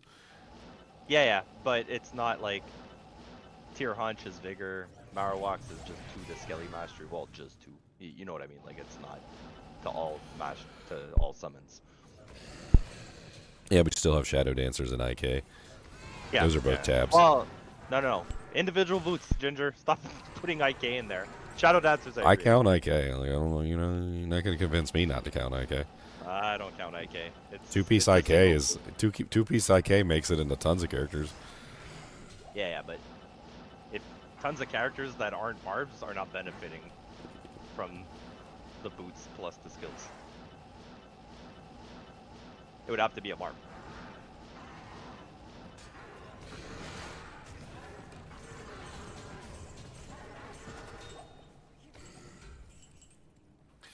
Boop.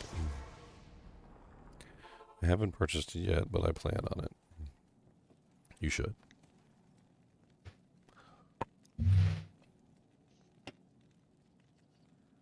Remember priorities.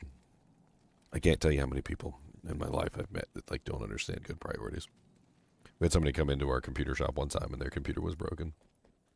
And we're like, it's going to be $70. We'll wipe the system and we'll reinstall Windows. And I think it was like $50 for a hard drive or something. It's pretty cheap.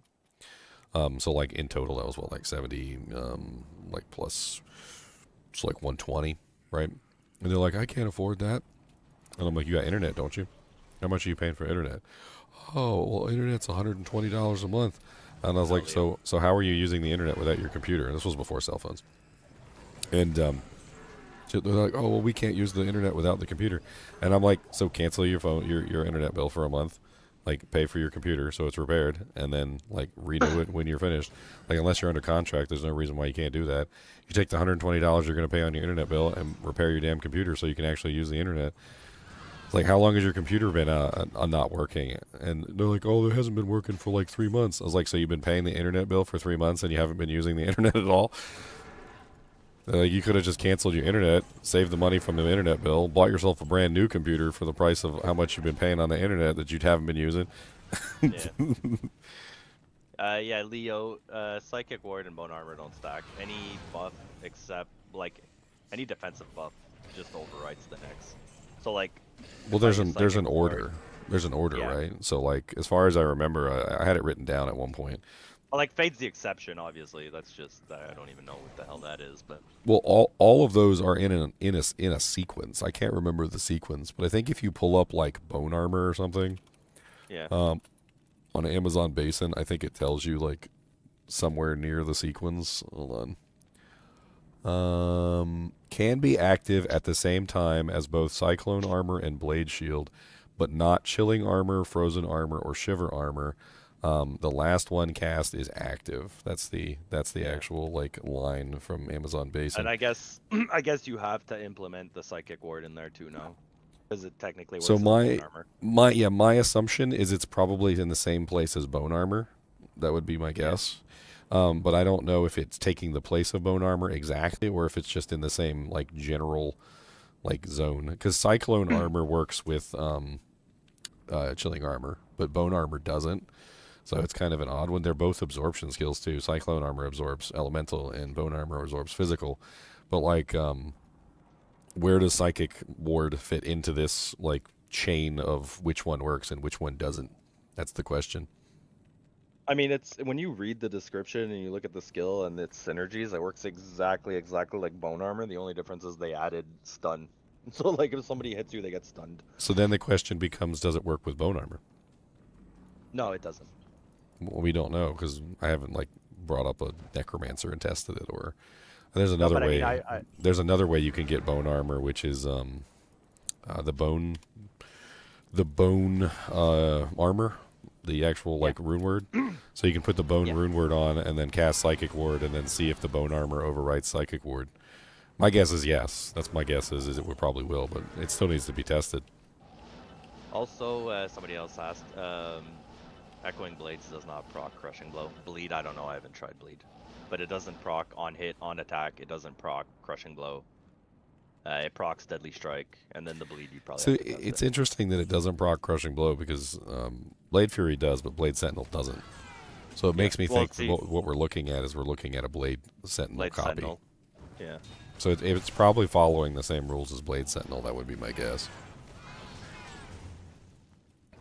If we go to the Blade Sentinel Amazon Basin page, there actually is a list of like all the things that actually work with it. Let's see. Only the following bonuses are applied in all their variations based on character level, enhanced maximum damage against demons, and regardless of source. So min-max, damage, critical strike, deadly strike, magic damage, fire damage, lightning damage, cold damage, and poison damage. Attack rating percent, negative monster defense per hit, extra gold for monsters, and magic fine. As well as fire skill damage, lightning skill damage, cold skill damage, poison skill damage, and enemy fire resistance of all types.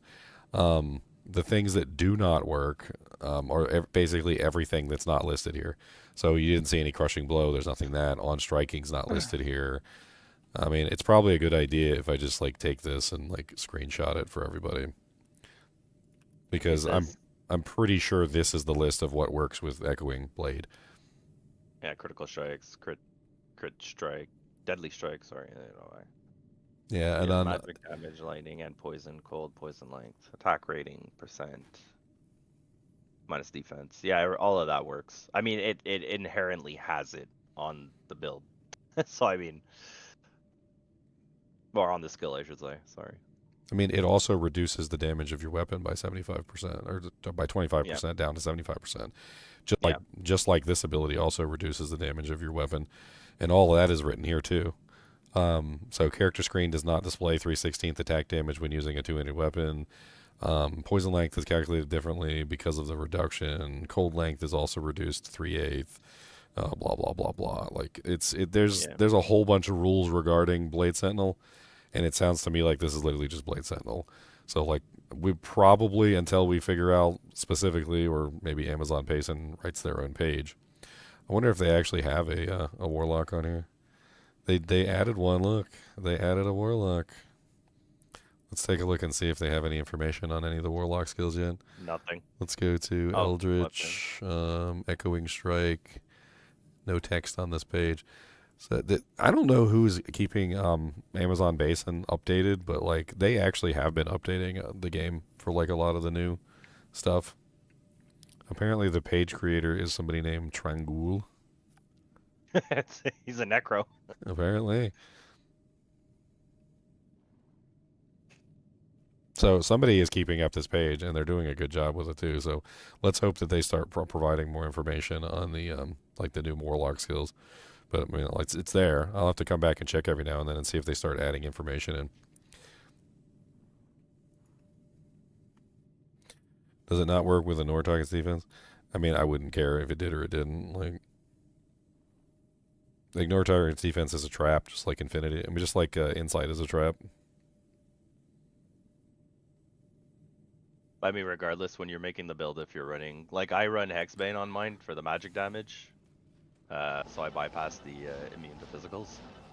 It has minus enemy defense on it anyways, whether it works or not.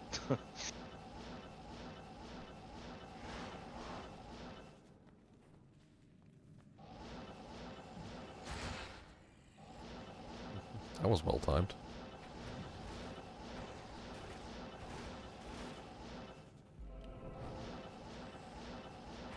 This would be so much easier if your Redditor worked and I could just make this character how I wanted him.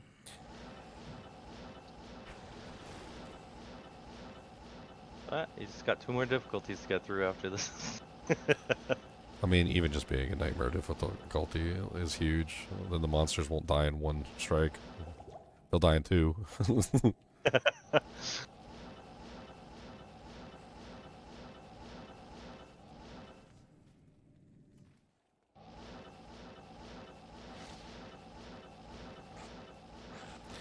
curious which one to use to kill Uber solo. I mean, my opinion, Uber killer. Like, I think that Mirage Strike is probably going to be the most powerful. It applies Crushing Blow on each hit, which means that if you have like a 100% Crushing Blow build and you attack with it, it literally applies Crushing Blow 5 times in a row. And you watch the monster's HP just drop.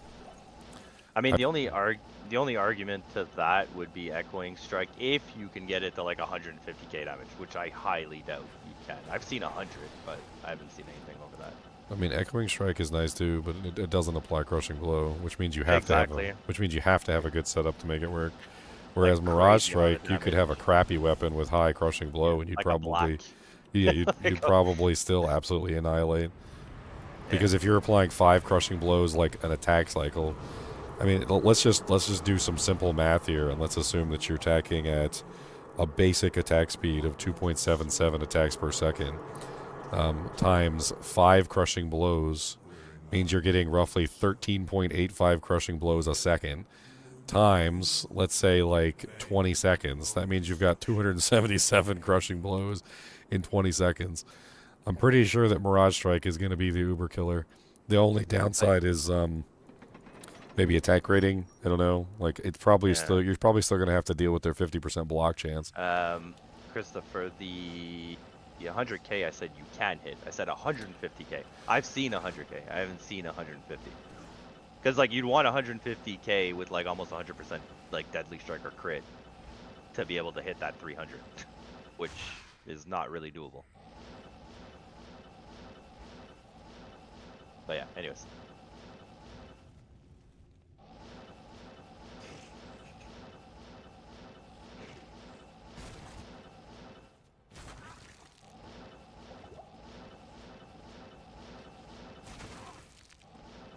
No, 150k is not doable. I mean, the thing about Echoing Strike is there's like so many good options because you can use any ethereal weapon and like any two-hander. So like the options are almost like infinite as far as like what weapon you could put in your hands.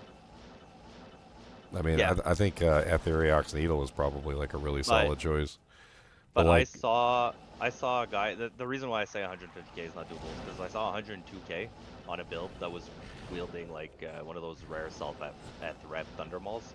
Like the thing had high end 1560 max damage with like he was using Fortitude, he was using Phoenix, he was everything, all GCs, Torch, Annie, and he only hit 102k.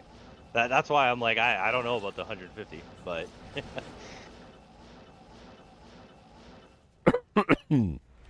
But yeah, the Echoing Strike is really nice, like you were saying, because you can you can use any weapon with it. It's insane.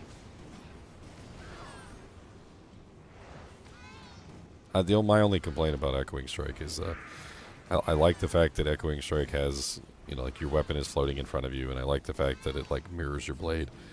But like the thing about Echoing Strike is the blades don't look like your weapon at all.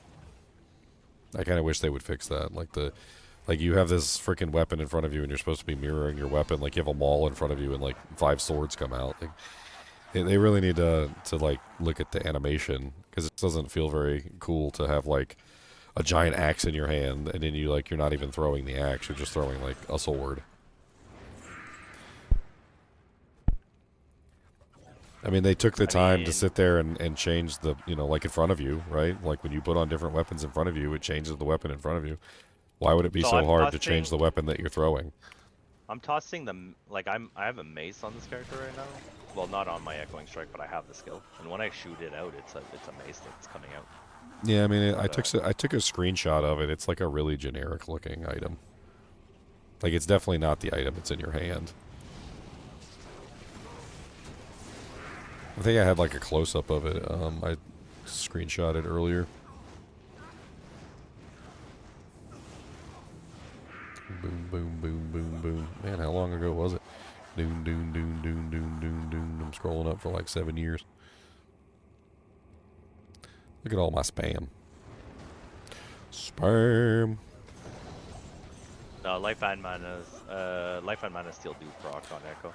Yeah, here it is. So this is with a Colossus blade in my hands. And look at it. They're like Rizat's Keens. They're really generic looking. I don't know why they decided to go with like a Rezot Teen. It's a really odd choice. I mean, it's a little bit nitpicky, I know, but like, I don't understand why you would go through the process of making such a cool ability where you can clone your weapon and everything, and then not actually have it represent the weapon you're throwing. It's too much work. I mean, if that was a Colossus blade coming out, that would look so much cooler. If that was like a big giant like Thunder Maul or something, it would look so much cooler. It would feel much cooler too, because like if you were like throwing 5 Thunder Mauls, that would be amazing. You'd be like, ha ha ha ha.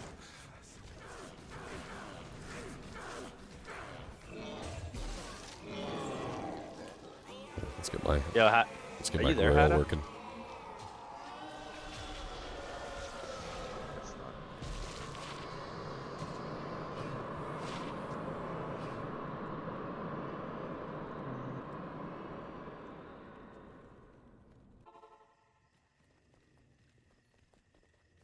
Yeah, bro, you do. Bro, abrogate? You do need AR for the build. Good day.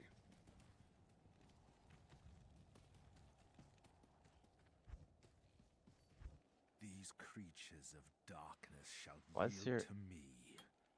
Can you still hear me, Ginger? Yeah, I can hear you. Okay, because your stream is. I thought it was my internet, but stream is loading. Could just be on my end. I don't know. Nope. There was a network error. Huh? You crashing? No, I'm still in game, still talking to you. If I don't sound robotic, then Mr. Roboto, domo arigato, Mr. Roboto. it's still just weird. I love Saigon said early on. You can just AFK and let mobs kill themselves on you. Obsession, there's an interesting idea. Kind of similar to the idea for Mang songs.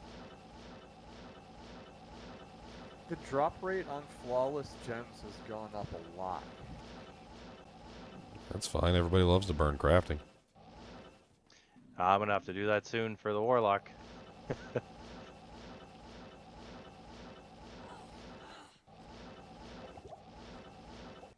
There it is. Let's go, let's go, let's go, let's go. I should have given him more faster cast so I could go faster than this. Slow. Let me go get that little FCR dagger. Did you close your Twitch stream? Nah, it may have died though. I don't know. Okay, yeah, because I don't. It says you're offline. That's weird. It should automatically reconnect. Did it reconnect? Yeah, I think it reconnected. Let me see. Whoa. Yeah, it's. Hell.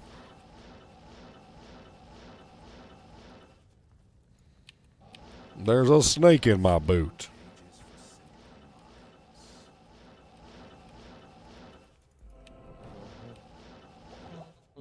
It's really weird. Like, I don't think their mana regenerates properly. I need to do a test on it.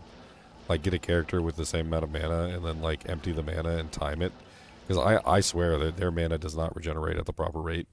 There's something wrong with their mana pool. Because there's no way that a character with 1,000 mana would regenerate as slowly as they do. Because the more mana you have, the faster you regenerate. Like it, yeah, it it's should. percentage based. Yeah, it's a percentage-based equation. So, like, the higher your mana, the better it should be. But it doesn't seem like the mana is like increasing mana. Doesn't seem to be increasing the regen rate for some reason.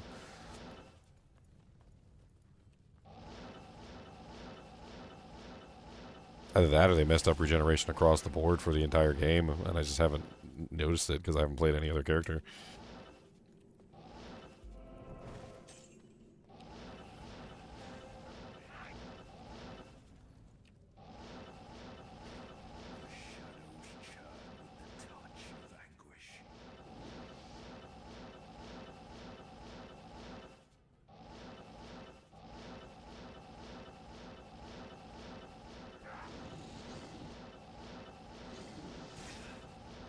My God. Where's the tree of life? It's actually a dead tree, but Tree of Life? Why are you going to the Tree of Life? I was joking because it's a dead tree for the scroll for Deckard Cain.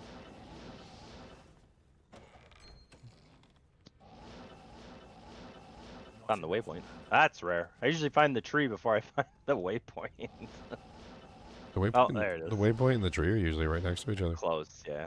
They're Yeah, I know. I just usually mean like close. when I come in the zone, I always run into the tree first, and then I keep running a couple steps up and I find the waypoint. It's rare that I find the waypoint first.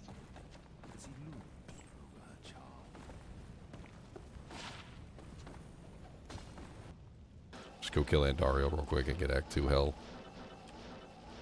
So pretty much as soon as I finish this difficulty and then kill Andariel in hell, the character's pretty much ready for testing. And I can kill the other ones at my leisure. I can do like you know, go kill Mephisto as part of my testing, or I can go kill Diablo as part of my testing. I don't have to actually like force go do that.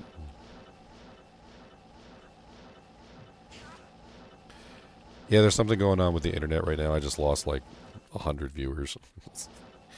Yeah, well, you know, whatever. I was only at 178 viewers, and now I'm down to 57 on YouTube and 0 on Twitch because I'm having some sort of internet issues. Well, I'm on the Twitch right now. Yeah, it's actually not even showing a number. It doesn't show 0, doesn't show 1. It's showing nothing on Twitch. Yeah, it happens. I can't do it. I don't know what I would even do about it, even if I could do something about it. Just log off. Yeah.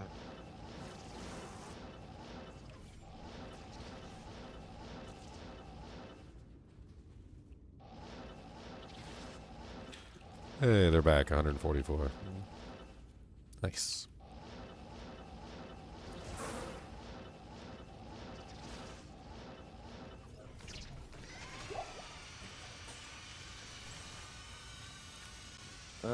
So it's interesting that you said swords can roll with skills on it too, like for the Warlock. I wonder if that makes any like really interesting sword options available. Do you think a Colossus sword can roll with it? Yep. I saw somebody post A CB. yeah, in the trade Discord, they found a rare, cruel 40 attack speed, 2 socket Ethereal. Not self-rep, but it had 2 to Eldritch skills. Oh, so tab skills or Yeah. all skills. I thought you were talking about like the actual class skills. No, so it's a tab skill. Yeah, it's not class skill. It's tab skill. So it's like 2 to masteries or 2 to combat skills for paladin kind of thing. Like we've seen those plenty. On swords. Yeah.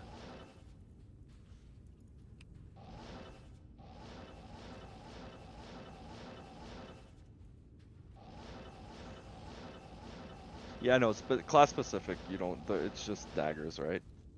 So. Well, that's why I was wondering. That's what I thought you meant, was that like you were actually saying like it rolled like Void or like Echoing Strike on there. That sounds kind of interesting. It'd be cool if they did that, but I feel it's so weird. They made like so this is what I don't understand. They made a class that seems to work in the sense of like it wants to use two-handeds, right? Because it uses it in one hand, and you get the two-handed damage without losing your offhand. But they decided to give the class weapon a dagger, like the worst weapon in that sense, right? Like if you can, if weight doesn't matter and like size of the weapon doesn't matter, and you can wield whatever weapon you want, like depending on that, then you usually go with the heaviest, strongest weapon. And then they gave it the lightest, weakest weapon as the class weapon. Yeah, I mean, like if you don't want to make it too broken, you don't want to give it to like swords for like Colossus blades, Colossus swords, stuff like that, and you don't want to give it to maces or hammers because they hit hard. Just give it to axe. Axe is like kind of in between, right? Like two-handed axes kind of thing. I don't know.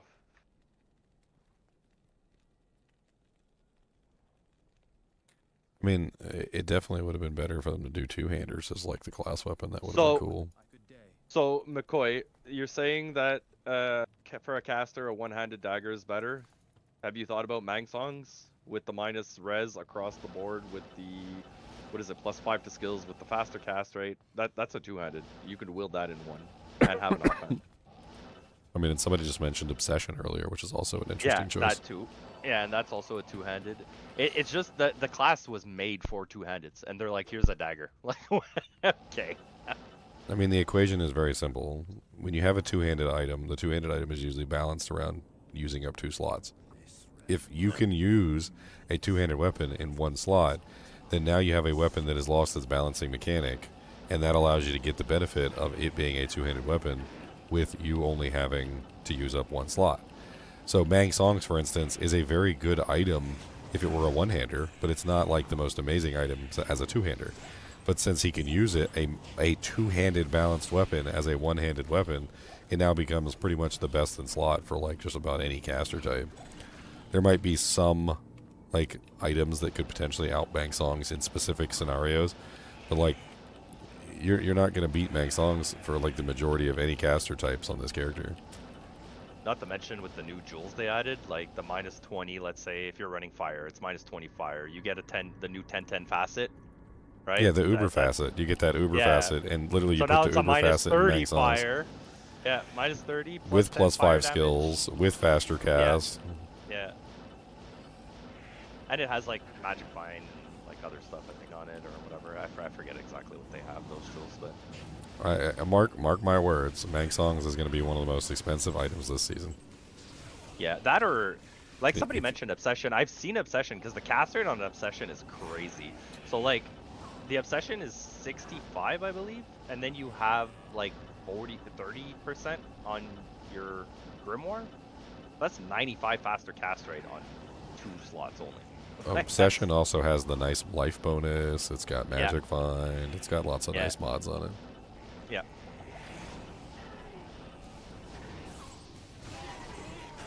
I mean, yeah, okay. Thematically, sure. Warlock and daggers go together, yeah.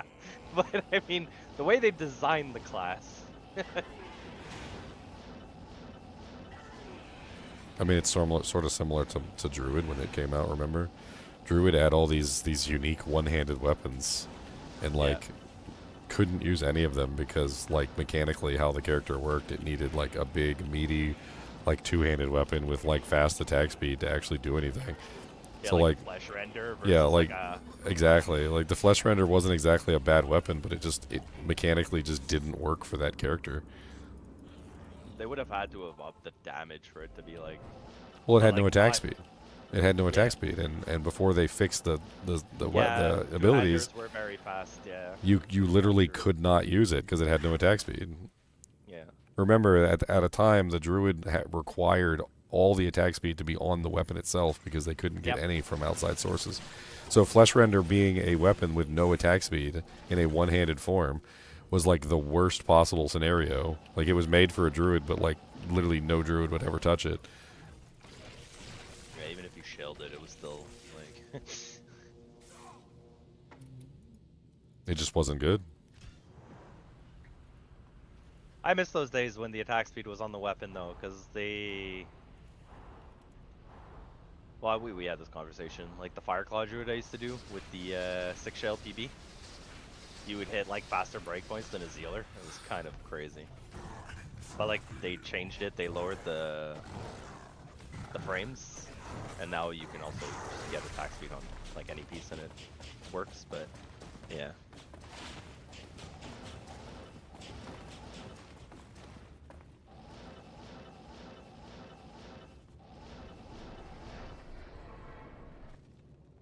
Damn it! Terror and destruction will not elude me forever.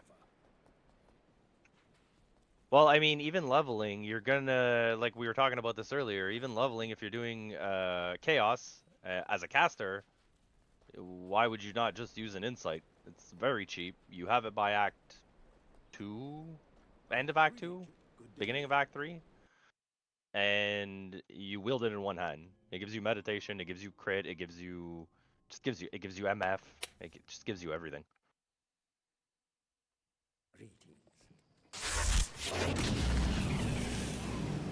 I mean, I do think that if they really want daggers to be class items, I think they need to go retroactively take a look at all the unique daggers like Wizard Spike and whatnot. Yeah. And they need to add in some like skills on them. Like Wizard Spike, it Well- would not change Wizard Spike for any other class, right? So like it doesn't matter about any of the other classes in the game. So if you add a couple Warlock skills onto Wizard Spike still remains exactly the same. But then now it becomes something special for the Warlock, I which mean, is which is the class. would you say it has to be massive? Like, let's say a Wizard Spike +3 to Warlock skills. Right? Like it's not like +5, +6, +8, but like +3. It's like an Oculus, but like for without the MF, I guess, but for Warlocks.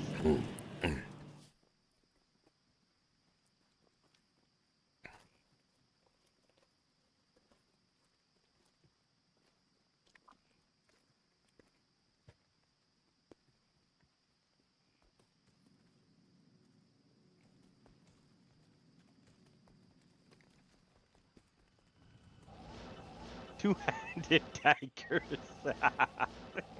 They have those. They're called legend swords.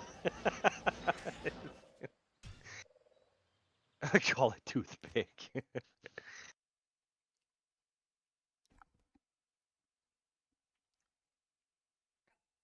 Dine's got the set gloves for that Warlock set. Oh, does he? I don't know how many more pieces we need, but I think I've got 3 so far. Oh, for the Warlock, the one I gave you was the lower level one. You're going for the mid level one. The... Well, I'm going to do a video on the lower level one too. Oh, okay. But do you have the full set for the lower level one? Yes. I do need some Okay. runes, though, if anybody wants to donate, because you know how I do the upgraded sets, so I upgrade them. Yeah, I could check what I have. What I have to check what the runes are. I don't even remember. Lem, Co. Then what else? So Orc, I need, think. I'll check. So what I need is I need Shale, Tal, Perfect Diamond for the 2 armor pieces, and I need what is it? Ral Soul, Perfect Emerald for the weapon, and then I also need was it Lemco and Paul Lum for the other pieces. And I need, so I'm gonna need what is it? Two sets of Ral Soul. No, 2 sets of Shale Tal and 1 set of Ral Soul, and then I need 1 set of Paul Lum and 2 sets of Lemco. That way I can upgrade all the pieces to their maximum to show off like what they look like in their highest form. These gloves are really interesting. Actually, I really think these are cool. Yeah, with the magic damage, crushing blow. They got a huge amount of fire damage on them. That would be amazing for like any fire build. Like if you were doing like a exploding arrow, or those would probably work really good on like a enchant sorceress. Like that fire damage would multiply tremendously with the her fire mastery. Yeah, that would be like massive damage. Yeah, her fire mastery is like what 500%, I think, tapped out. Yeah, or that's a bit more. 270 fire damage that just gets multiplied. Times 5. Yeah, times 5. Here, like... let's see what their set bonus is. I've got the other pieces right here. So right now I have the book, Horizon Secrets. Oh, that's interesting. So the 3-piece bonus for the book is negative 25% fire resistance. It almost feels like a That's Trang pretty cool. set. Similar. It does kind of seem similar in that regard because the Trangs has the negative poison on it, right? Does it transform you? Oh my god. Wow, these gloves are amazing. Dude, look at the 2-piece. Mana leech attack speed, holy. Mana leech and 30% attack speed on the gloves for 2-piece. Yeah. That's nutty. Hey, they're actually doing something right finally. The with armor green. has like nothing good on it. It's 25% poison res. Yeah, but I mean, what does it give? It gives you tri-res though, which is 20 not dex terrible for. and 30 energy. So we're Tri-res missing Horizon's Legacy and Horizon's Countenance. I'm assuming the Countenance sounds like a mask. You know how the Necro turns into one of those lords? Do you think you turn into Horizon like from I don't know, Arcane maybe. Sanctuary? I mean, I'm going to put a call out right now. We got 207 people watching on YouTube. We got 18 people watching on Twitch. All right, everybody listening right now, I'd like to make a video on this set, and I don't have it. So does anybody have the 2 missing pieces? So right now I have the gloves, I have the armor, and I have the codex, and we're missing the 2 other pieces. As you can see right here, the 2 other pieces are Horizon's Legacy. I don't know what that one is. And we have Horizon's Countenance. So if you have either of these 2 pieces, like, bring them on over, and let's put the set together. Let's find out what it does. Let's look at the full set bonus. Let's make a video on it. I'll make a video on it right here on live stream. What game are you in right now? Sorry. DYNE01, normal password. Oh. Those gloves are really nice. Those actually might work into some builds. 10% crushing blow with that amount of fire damage, and then 30% IAS. Those are amazing. And 130 attack rating, which honestly gets multiplied by massive degrees. Remind me which runes you need. You need Lemco, Shales, right? Shales, Rals, Souls, Lemco, Lum, and Pulls is what I'm gonna need. I'm gonna need a lot of them. You said Lum, right? Yeah, Lem, Pulco, Ral Soul, Shale, and Tal. I mean, I used to have like thousands of freaking Lums. I mean, I got 5 Lums right now and 6 Co's, so I think I'm set on those. I've got 5 Lems, so I'm set on those. I really need Pulls, 100%. And I don't have hardly no Shales, so I need lots of Shales if you have any of those. I got 1 Shale, and I need way more than 1 Shale. Here, hold on. I got it. I don't know how many you need, but here.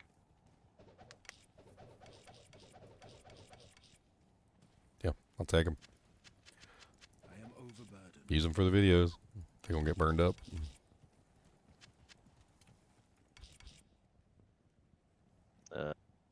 What else? I mean, do you have like no runes on your? Oh, you can, you can see all my runes right now here. I can put a little, I can put a screenshot in there for you. No, I see them. I see them on your stream. It's fine. Well, yeah, but I'm not going to have it open all the time. What am I going to do? Hold it open and be like, all right, take a look here, Zinners. All right. Yeah, I'm going to make coffee. I'll be back. Keep that open. Dang it. No, I do need a cham. Do you have a cham? I'd like to make a mist. Nope. Because I was thinking, like, with this Buriza Do Canyon, like, because I'm using it because it has the 100% Pierce. But, like, Mist also has 100% Pierce and could also be another interesting option. Yeah. I think I'd probably like make Mist at a faster pace, though. Does Mist freeze, though? Because that thing freezes on hit. I think Mist has a cham in it. Cham freezes. Oh, okay. Yeah, okay, that's why you... Yeah. I can't do that here. And then I'd get Concentration Aura, too, which is also kind of nice.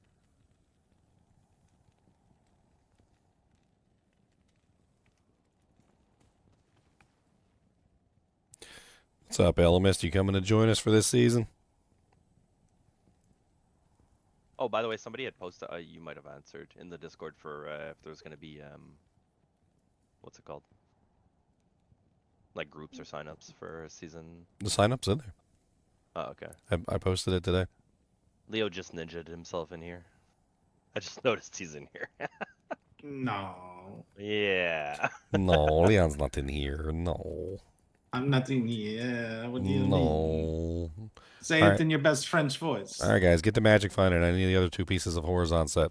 Go, go, go. I've been magic finding all sorts, bro. I haven't found anything new. Go, go, go, go, go, go, go. I'll go, go, go, go, go. I found 3 Shakos to add to the 5 I have in my storage, so I just vendored them. Go, go, go, go, go. Holy Jesus, LMS 50 memberships. About to spam the screen today. Everybody gets a membership. Now we can spam some emotes. Spamming some emotes today. Let's go. I don't know if today is a good day, but like we should maybe this weekend do like a full game of like Act 1, 2, 3, 4, 5. Right? Yeah, I think we need to save up and do a full game all the way through. I think that's a good idea because who knows, there might be some like special like do-jank that only happens when you like terrorize an entire game or something. We need to test that. Right now I have the Act 1. I've got Act 3 and Act 5. I know we have an extra Act 2. I the have only- Act 2 and 4. You have 4, so we have a full set. Yeah. Okay. Well, right now you have 1, 3, 5, right? So I have 2, 4, so you should have it. You said it was 901? Yeah. You trying to drop something else off? Yeah, I'm just... Are you still in Well, I was trying to finish that offline character so I could copy it for everybody. I want to get that done first. it? Okay. I mean, we can wait on the TZ game. It's not that big of a deal. Yeah. I was just gonna pause you so you got all 5. All But right, snagging them. Oh, There you go. We've got all 5 now. Look at that. That's pretty. It's pretty. So we have. The. I'll do a shout or something, and maybe we can do it on P8 if we can get enough people.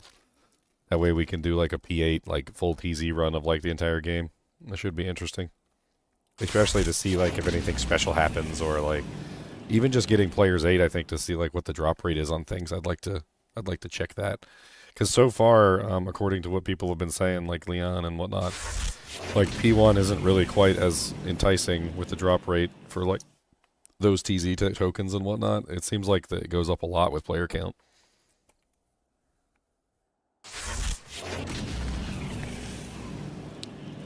Yeah, I got a screenshot of one of the jewels. I mean, once we get enough of the Uber things, we can go run some Uber dojanks as well. Where's this? There it is. Here's a screenshot of the jewel. But I mean, I didn't really want to show this on screen because, as far as I'm aware, the jewels are highly randomized. Like they have like a bunch of like random things that pop on them.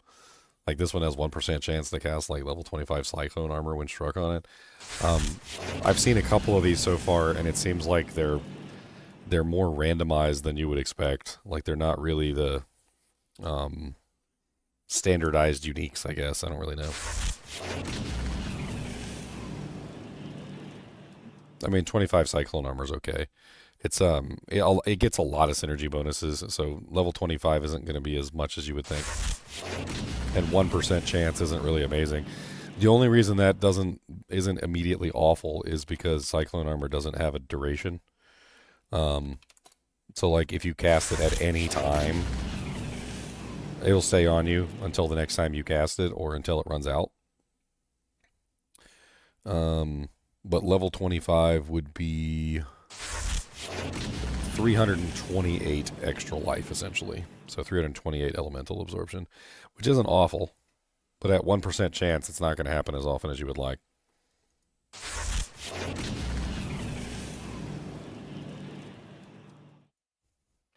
Alright, let's get this character to hell difficulty. I'm gonna upload it to the drive. That way everybody can have a character for testing. And I'll post it as soon as I can get it up there. I'll also post it for you guys too if you guys want to download it on the stream. It's not just for me.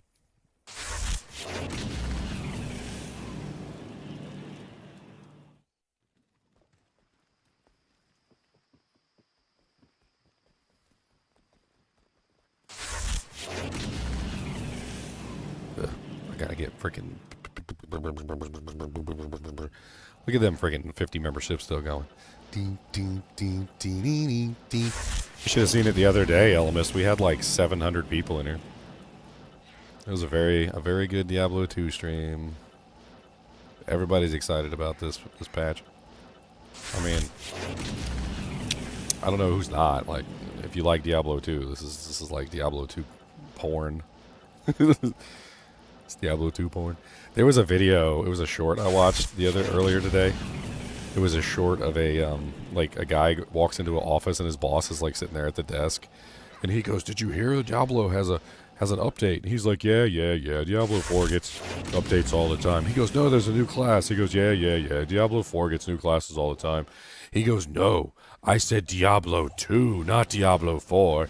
He said, yeah. Diablo 4 gets updates all the time.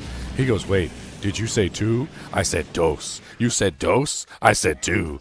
It was like I was dying laughing. He was like, "Cancel all my appointments."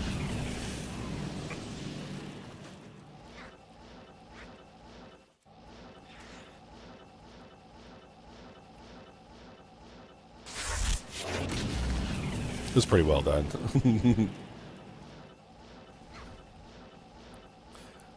Oh, that's arachnid. Yeah, the new facets are only one per character. There was already somebody here. I think it was Amon Saga came in here earlier. And he was like, did you see the new facets? You could just get a Griswold sets and fill them with facets, and then you'd be the most OP. And we're like, I hate to burst your bubble, man, but only one facet per character. He's like, damn it. Now, is that the new facet or the old facet? The old new facets facets. still The drop? new ones. The old facets still drop, yeah. I mean, full facet Griswolds is already a thing. Like, I did it last season. Wow, this Yeah. TZ, they went all out. Every temple. That's a crazy update. For what? The new TZ. Like, look at the locations. Look at the list. It's long. Oh, I'm offline, so I can't see it. What does it say? It's every like Kuras, lower, upper, regular Kuras Causeway, Kuras Sewers, Rune Temple, Disguise Fane, Forgotten Reliquary, Forgotten Temple, Rune Fane, Disguise Relic. Good. Like every single zone in those areas. Good. Just a long list. They're finally learning. Like, the terror zones were a good test for like how the end game system should work. And honestly, I think that the way that they have it now is a much better setup. And I think it demonstrates that you don't need like Path of Exile 2 maps to make a fun end game. I think you can do so with the campaign, and I think it's better when you do it with the campaign, because the campaign is usually better crafted. It's like the difference between somebody making like a really nice like wood carving and they make it out of like, you know, some sort of like amazing like mahogany that was like aged for like 1,000 years or something, and it's like $10,000 an ounce or something for this mahogany, and of course it comes out amazing. And then they make like a cheap pine replica of the same exact object. Like, maps are nothing more than like a cheap pine replica of the thing that they already spent a loving, like, you know, amazing amount of time crafting. Like, why would you just throw aside the thing that you spent all this time crafting and making amazing? Why not just make your end game integrate into the amazing thing that you've already created? Which, that's why Terror Zones just seem so much more fun than like maps ever did. I think Path of Exile should take notes. I think Path of Exile should take their campaign and should find a way to incorporate a sort of terrorized or like system into the actual campaign. Oh, I just noticed what they did. I went to make coffee. I'm back, but I just noticed that they added for like the Terror Zone in Act 3. It's all of them. It's lower, Kuras, Bazaar, and upper. Yeah, Leon just said that. Zinners totally isn't paying attention. Bro, I went to make coffee. That's cool though. Before it was like one, then the other. It's like, what's that? Okay, Leon, we need to make a proc cleave build.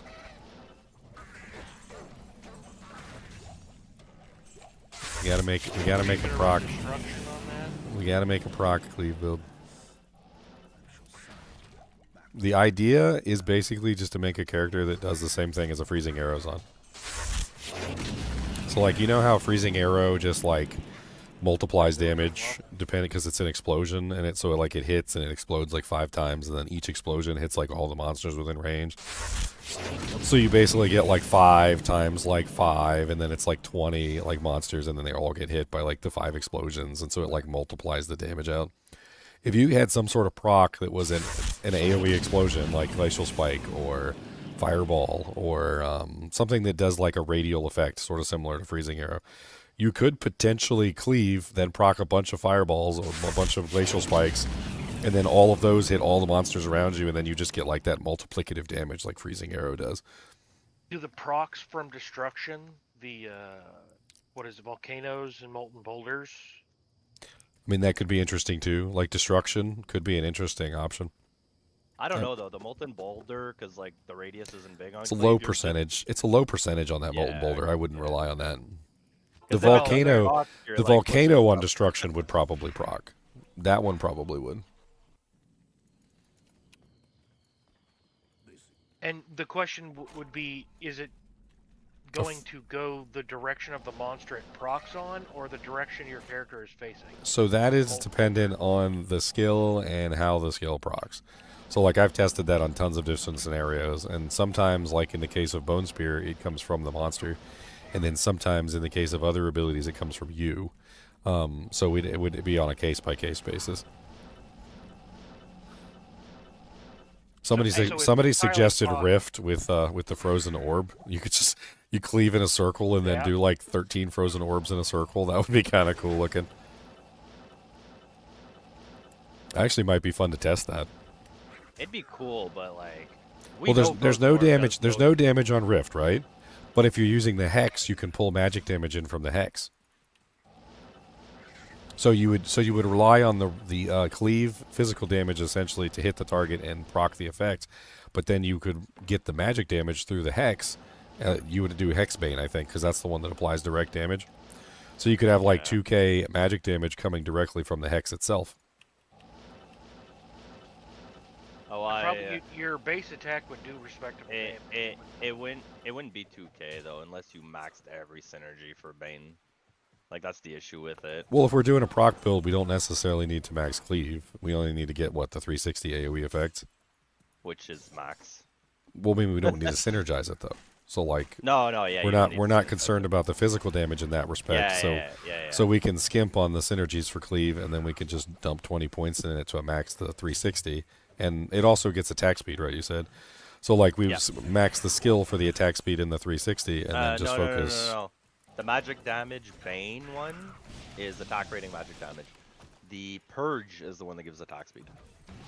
Well, no, I was thinking about Bane because it gives flat magic damage directly to the ability's attack. Yeah, but that's what I'm saying. That one doesn't give attack speed though. It's the other one that gives the percentage chance to proc the explosion AoE that has the attack speed. Do those not have casting delay? Frozen Orb, I mean, has casting delay, doesn't it? But like, that's only if you're casting it. When you're proccing it, you're not casting it, so it doesn't matter. I don't know. I've tried it with the that flange mace or whatever, and it didn't proc it like let's say on a Zealer, it didn't proc it continuously. I mean, that's one of the reasons I'm trying to get this character up, so we can test this kind of stuff. That way we can just like add in some items and we can start testing ideas. I can't test proccing effects on monsters that die and like if somebody farts too close to them.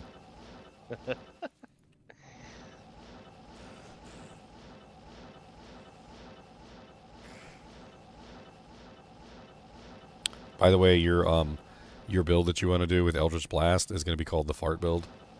Yep. Sure, fart. I'll take that, bro. I'm gonna get it nerfed. Eldritch fart. You know what made me want to do that build too, technically? I was looking on YouTube and people are talking about all these builds and nobody mentioned that. I'm like, I'm gonna make that. Let's make it broken.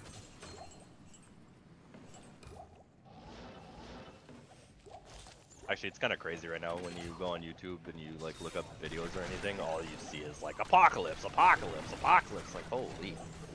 I mean, it is pretty good. It is, but like as a league It's start. also the most obvious and the flashiest. Yeah, but I mean, as a league start, you get to like end of Nightmare. You get the fire immunes. You have no. I think it has some popularity from Diablo 1 as well. I think a lot of people are just excited probably. to see a D1 skill in the game. Yeah. I mean, it does function exactly like the D1 ability. Like anything on the screen essentially gets hit. So if you're standing in the center of the screen and you cast that little circle on the center of yourself, everything in the screen gets hit. But I mean, it's definitely strong. It's very strong.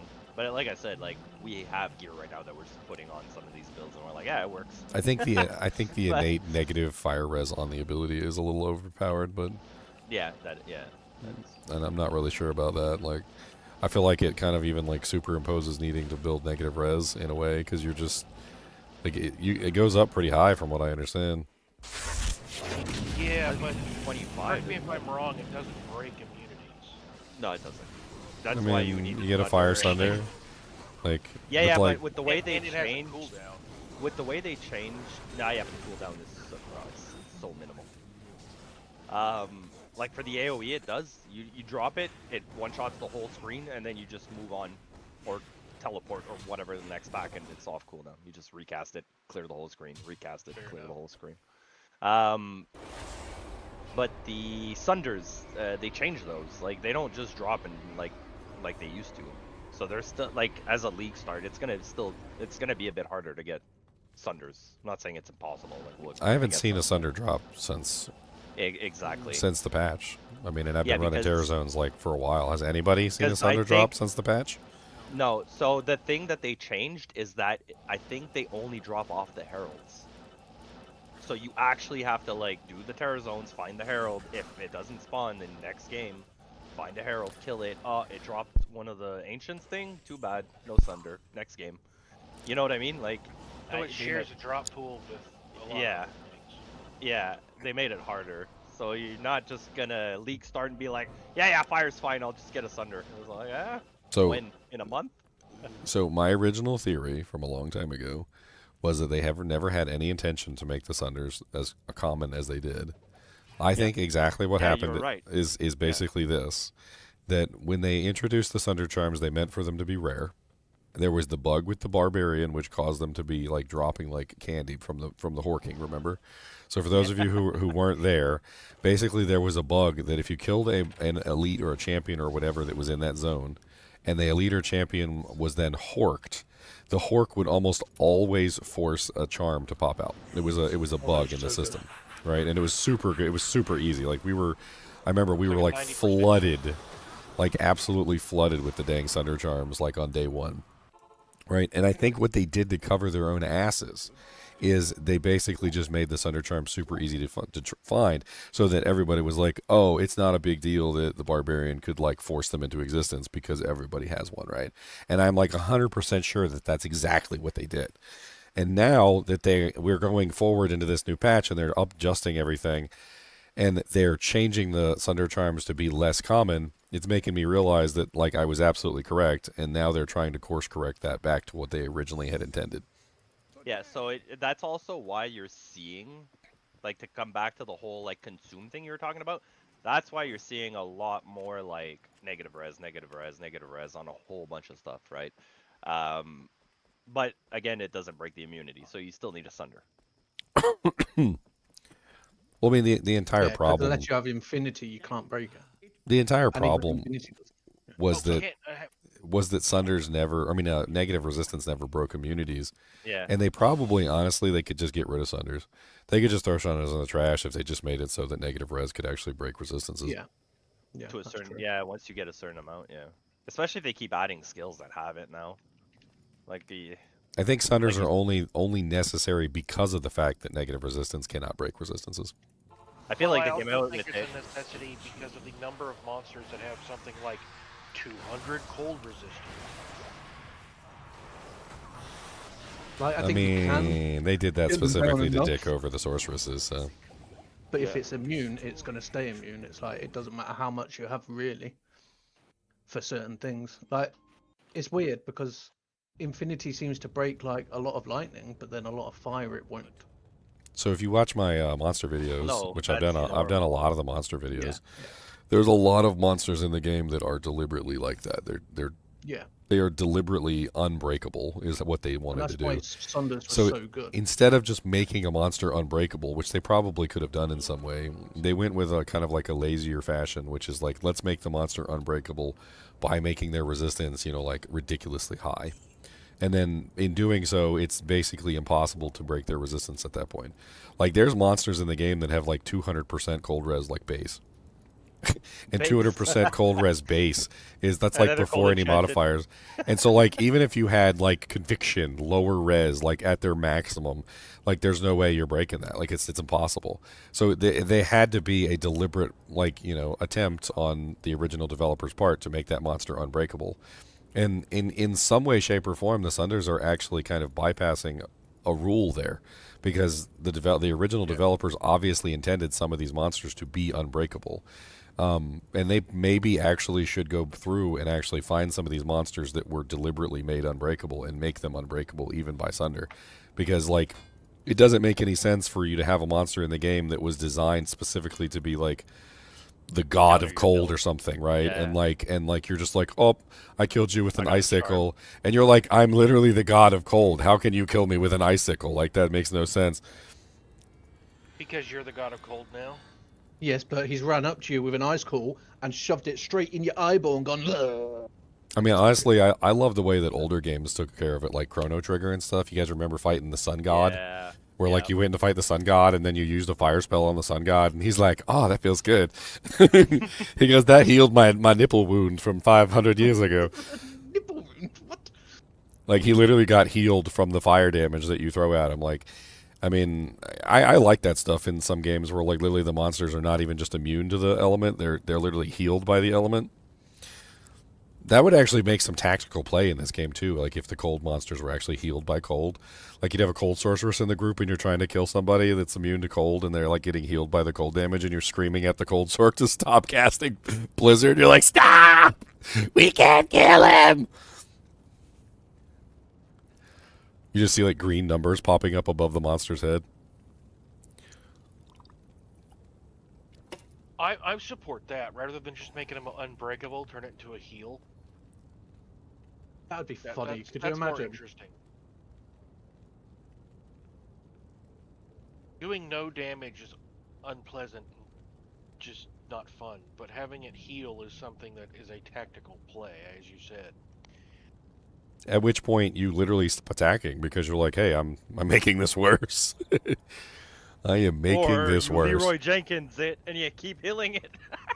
Just piss off your team members. Yeah. Somebody I'll goes find into myself town like and that. flags for Who wants to party PvP, with comes me? back out, kills the sorceress. All the other classes need a buff. I mean, they've needed a buff for a long time in specific ways. I mean, the Barbarian is by and large touted as like the melee master, and he's like the worst melee class in the world. I mean, they need to reverse Is there Morrowind a pain, worse bro. class overall than the Barbarian? so here's my take on the Barbarian. Like just my immediate knee jerk reaction to what they could do for him. Number one, they need to get rid of all the masteries. Like, I'm fine with there being a mastery, but there shouldn't be like 6 Hey, masteries. Master of weapons, but he's Yeah, gotta choose which weapon. I think it should be multiple masteries, but one is for close combat, so it's literally just close combat, and the other one is ranged combat. And that's it. So that you could do a bow I barb just if you think want, or you could do close. I just think you lean into the mastery in general. I think you just make it one mastery and just call it like the Master of Arms or something. And it's just like, and it's just his general mastery toward like all Warcraft. Like any weapon that is a physical weapon that dishes out damage, he is the master of it because he is the Barbarian, the master of weapons. Like lean into that fact and just let the Barbarian have one mastery for all weapons.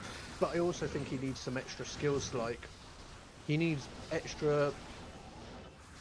How would you put it? Like bow barb or javelin barb. You know, he needs. I'm fine with letting him have the mastery effect bows and stuff like that too. Why not? Yeah, I mean, Yeah, but I don't care. I think Do it. yeah, he should be able to make it anything. Like That's why I said all weapons in one mastery. I didn't stutter. It'd be nice to see some new skills as well, though. He's still going, bro. He's still Hey. no, let him cook. Let him cook. Oh no, I think Okay, just- so that's we one move thing. the That's one thing. Okay, so one thing is he needs that fixed, and the reason why he needs that fixed is because, like, there's no reason why he shouldn't be able to just use whatever weapon, and being tied into a specific weapon type is not fun. Especially if like you're running along and you find like a really good axe and you decided to do like maces or whatever, it just feels bad to find like a really awesome axe and then not be able to use it. yeah, Like but- I think that would honestly make him feel a lot better as being able to use any weapon, because like the mastery would just be well, like yeah, really especially good. for progression. Now here's the really cool thing about an all weapon mastery, okay? The all weapon mastery could have specific bonuses for each weapon type. So you could have like if you use an axe, you get this, or if you use a mace, you get like 5% like- crushing blow or something, or if you use a Axe could be sword, extra crit, you get sword could additional be extra crit or AR. like whatever. Yeah. So like each weapon type in the mastery could have its own specific bonuses, and you could have a reason to choose like a specific weapon over another. Yeah, so you could do like mace and axe, so you get crit and crushing blow. You know, To Meow's desire to have a bow-wielding barb, should we just take the Amazon's physical bow skills, move them to the Barbarian, and give her I don't mean like a full bow a barb, but lightning bow skills? I just think that the barb's Yeah, able wait, to 'cause- throw axes and stuff. Why can't he use a bow? Like, why can't he do I mean, different things? he could, but we have an Amazon. Why would you want to start Yeah, having like I don't mean multiple like bow full classes? insane skills, but I think he should be allowed to have a bit more Well, diversity. I wouldn't necessarily of call him different things. a dedicated bow character. I'd call him a dedicated physical damage character. Yeah, physical He damage. doesn't care but what form he's Well, it's dishing sort it of like out from. throwing javelins. He only has a double throw. That's it. And it's like, so he could throw these massive big axes and javelins and that, but all he gets is a double throw. It makes no sense to me. I think there should be some other, you know, something extra there. I mean, just So- make him so full here's- physical and use Mage Wrath. And, So this start this spamming character guided made arrows. me realize that it's possible to have an ability that functions separately depending on what weapon you're using. So like if you haven't played around with Mirage Strike yet, Mirage Strike copies your blade 5 times, right? And I was like this is pretty cool. Or what is it called again? Mirage Blades. Mirage Blades. Mirage Blades, yeah, Mirrored Blades. Echoing blade. Mirrored Blades, okay. So Mirrored Blade copies your ability, your blade 5 times, right? Well, you can use it with a bow, and it copies your arrow 5 times. Like, Yeah. I'm pretty sure, I don't know if I've tried it with a javelin yet, but I'm pretty sure you can copy a javelin too. So, like, it's a skill that functions differently depending on which weapon you use in your hands. And I think that would be a very easy way to take the Barbarian into a very fun setup, is just simply make those abilities that he has. Like, don't delete any of them or anything. Just make them work differently depending on which weapon you put in your hands. I agree with that. That That way, would be fun. as long as it's a weapon, he can use it. Yeah. That way, if he puts a mace in his hands and he's using concentrate, make concentrate like hit really hard or have like some sort of AoE explosion or something Or when you like like smack the slams to the target. floor, or, If he's yeah. using like a spear, like make it so it hits the target behind the monster. So like literally you stab the target and then it hits like maybe 2 or 3 monsters behind it because you're skewering the monster, and then you have like the next 2 monsters behind him also get hit by the spear. And like a big 200 mace would be like, you know, if like an earthquakey sort of thing on the floor. like if you have a two-handed sword, you could make it so the concentrate is a cleave, like a frontal cleave instead, because it's a it's a bladed weapon, and bladed weapons are made for slashing, right? Like would be nice. there's definitely like an easy way that you could make the barbarian the master of all weapons, which he is supposed to be. And if you treat all of the classes in the game with this regard, like I think you could easily make them all It'd be interesting. just slightly give them the slight nudge they need to like compete with the Warlock easily. Yeah, I think that would be amazing. Because the barbarian, I just think he's very limited. And I think Whirlwind should work with bows. Oh my god. I'm not even joking. Spinning out arrows. Yeah, Arrows. exactly. You're just spinning around shooting arrows like ping ping ping ping ping ping ping ping ping ping ping ping ping ping. So what you're telling me is the barbarian needs to be John Wick. And then Whirlwind will also But he work should, with javelins 100%. too. So like you could Whirlwind with javelins and you should be throwing javelins in random directions. But he is meant to be the master of all weapons. He's meant to be, you know, the barbarian. So No strafe barb, because that's going into the Amazon he's territory. very limited on stuff. Like, when you don't see that many people, like, I guess it's that same thing where everyone uses Enigma sort of thing. It's like you never see people using, you know, random weird stuff because it's just not great on their character. I make weird builds all the time. What do you mean? Oh no, but I mean, like, if the Make it a barbarian hard build. had, like what Ginger said, with like the skills doing extra things, you'd see more mace barbarians. You'd see more barbarians using a two-hand sword instead of like a shield and a sword, and you'd see more because they would want them special interactions, and it would make that certain build special. You know, it'd make it a lot more interesting because you'd build around that, whether you wanted a cleave or a ground AoE, or, you know, it gives so many more build possibilities. Twitch throw. Beautiful Twitch throw. And a skewer of Crintis. I like to test myself on my knowledge when I find uniques. I like to name them before I identify them. And then if I'm wrong, I beat myself on the back of the head. Nomine Patris Sancte. Amen. Found a new low-level set. I have 3 pieces Yeah, of the new Oath set. Maker. Bane's garments. Yeah, I'm gonna do a video on that here in just a little bit. I'm trying to get this What are the other character two to Act 2 night hell difficulty, and then I'm gonna copy it and give it to everybody as a link so you guys can test stuff. What are the 3 pieces to the Banes? It's an interesting low level set. I think it works pretty well looks as a very set, but cool. it's kind of poopy as a individual It's, pieces. It's 'Cause I got dagger, ring. Dagger, belt, and Dagger belt. Ring, Dagger is belt it? armor. Dagger belt armor. Dagger belt armor. Yeah. So I've got the armor. for because the it's ma- got plus increased 30 attack magic speed, it is. crit, but also faster cast and stuff like that. So it's for different. It looks interesting for what is it, level 8? I believe. You should see these. You should see these amazing gloves on the frickin' on the Warlock class set. Yeah. Oh yeah, they're really. They, Nice. are they even I added posted class them. now? I posted them in the channel. Let me go have a look.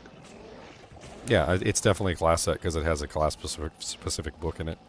Now what we want to know is when he finishes the set, because it's called Horizons whatever, and the Necro turns you into a Blood Lord. Yeah, I need the Does this set. one turn you into the Pit Lord? arcane? I'm No, current. into the arcane, like Horizon. Oh, like The from summoner. Arcane. That would be funny. Have Yeah. have we already started doing a sign up sheet, by the way, Ginger? Yes, it's up on the. It's up in the ladder channel. Look at it a minute. I mean, I don't think we should bother asking for class because we all know what we're all playing. Yeah. I Where did you go? mean, He's absolutely right. I'm playing a Hammerdin. Oh, is it the Horadrim Hold Demon High Club? yes, that's the Horizon's Splendor. God, that's a lot of fire damage as well. Mana. That fire They're damage is actually really kinky. nice. That's some kinky fire damage. They actually are really nice. And can you imagine putting them on like a an enchant melee sword or Exactly. like That's the the first thing I enchant bow thought sword, of. stuff That was like that. that was the first thing I thought of. They're amazing. Like, that's massive fire Holy damage. Holy And Fire then you get- Paladin too would be nice, Yeah. or And you get an AR, Dex, Life, Crushing Blow. 30% increased attack speed. The only thing is it requires a 2-piece to get the 30% increased attack speed. Yeah, that's what I was about to ask. Was like how many pieces for each thing? Because it's a big set, isn't it? 1, 2, 3, 4, 5. Is that the main like towels and all that? Like, it's the main set. It seems like it, but lower because it's lower level. It's like 57. It's not. Yeah, that's weird. Yeah.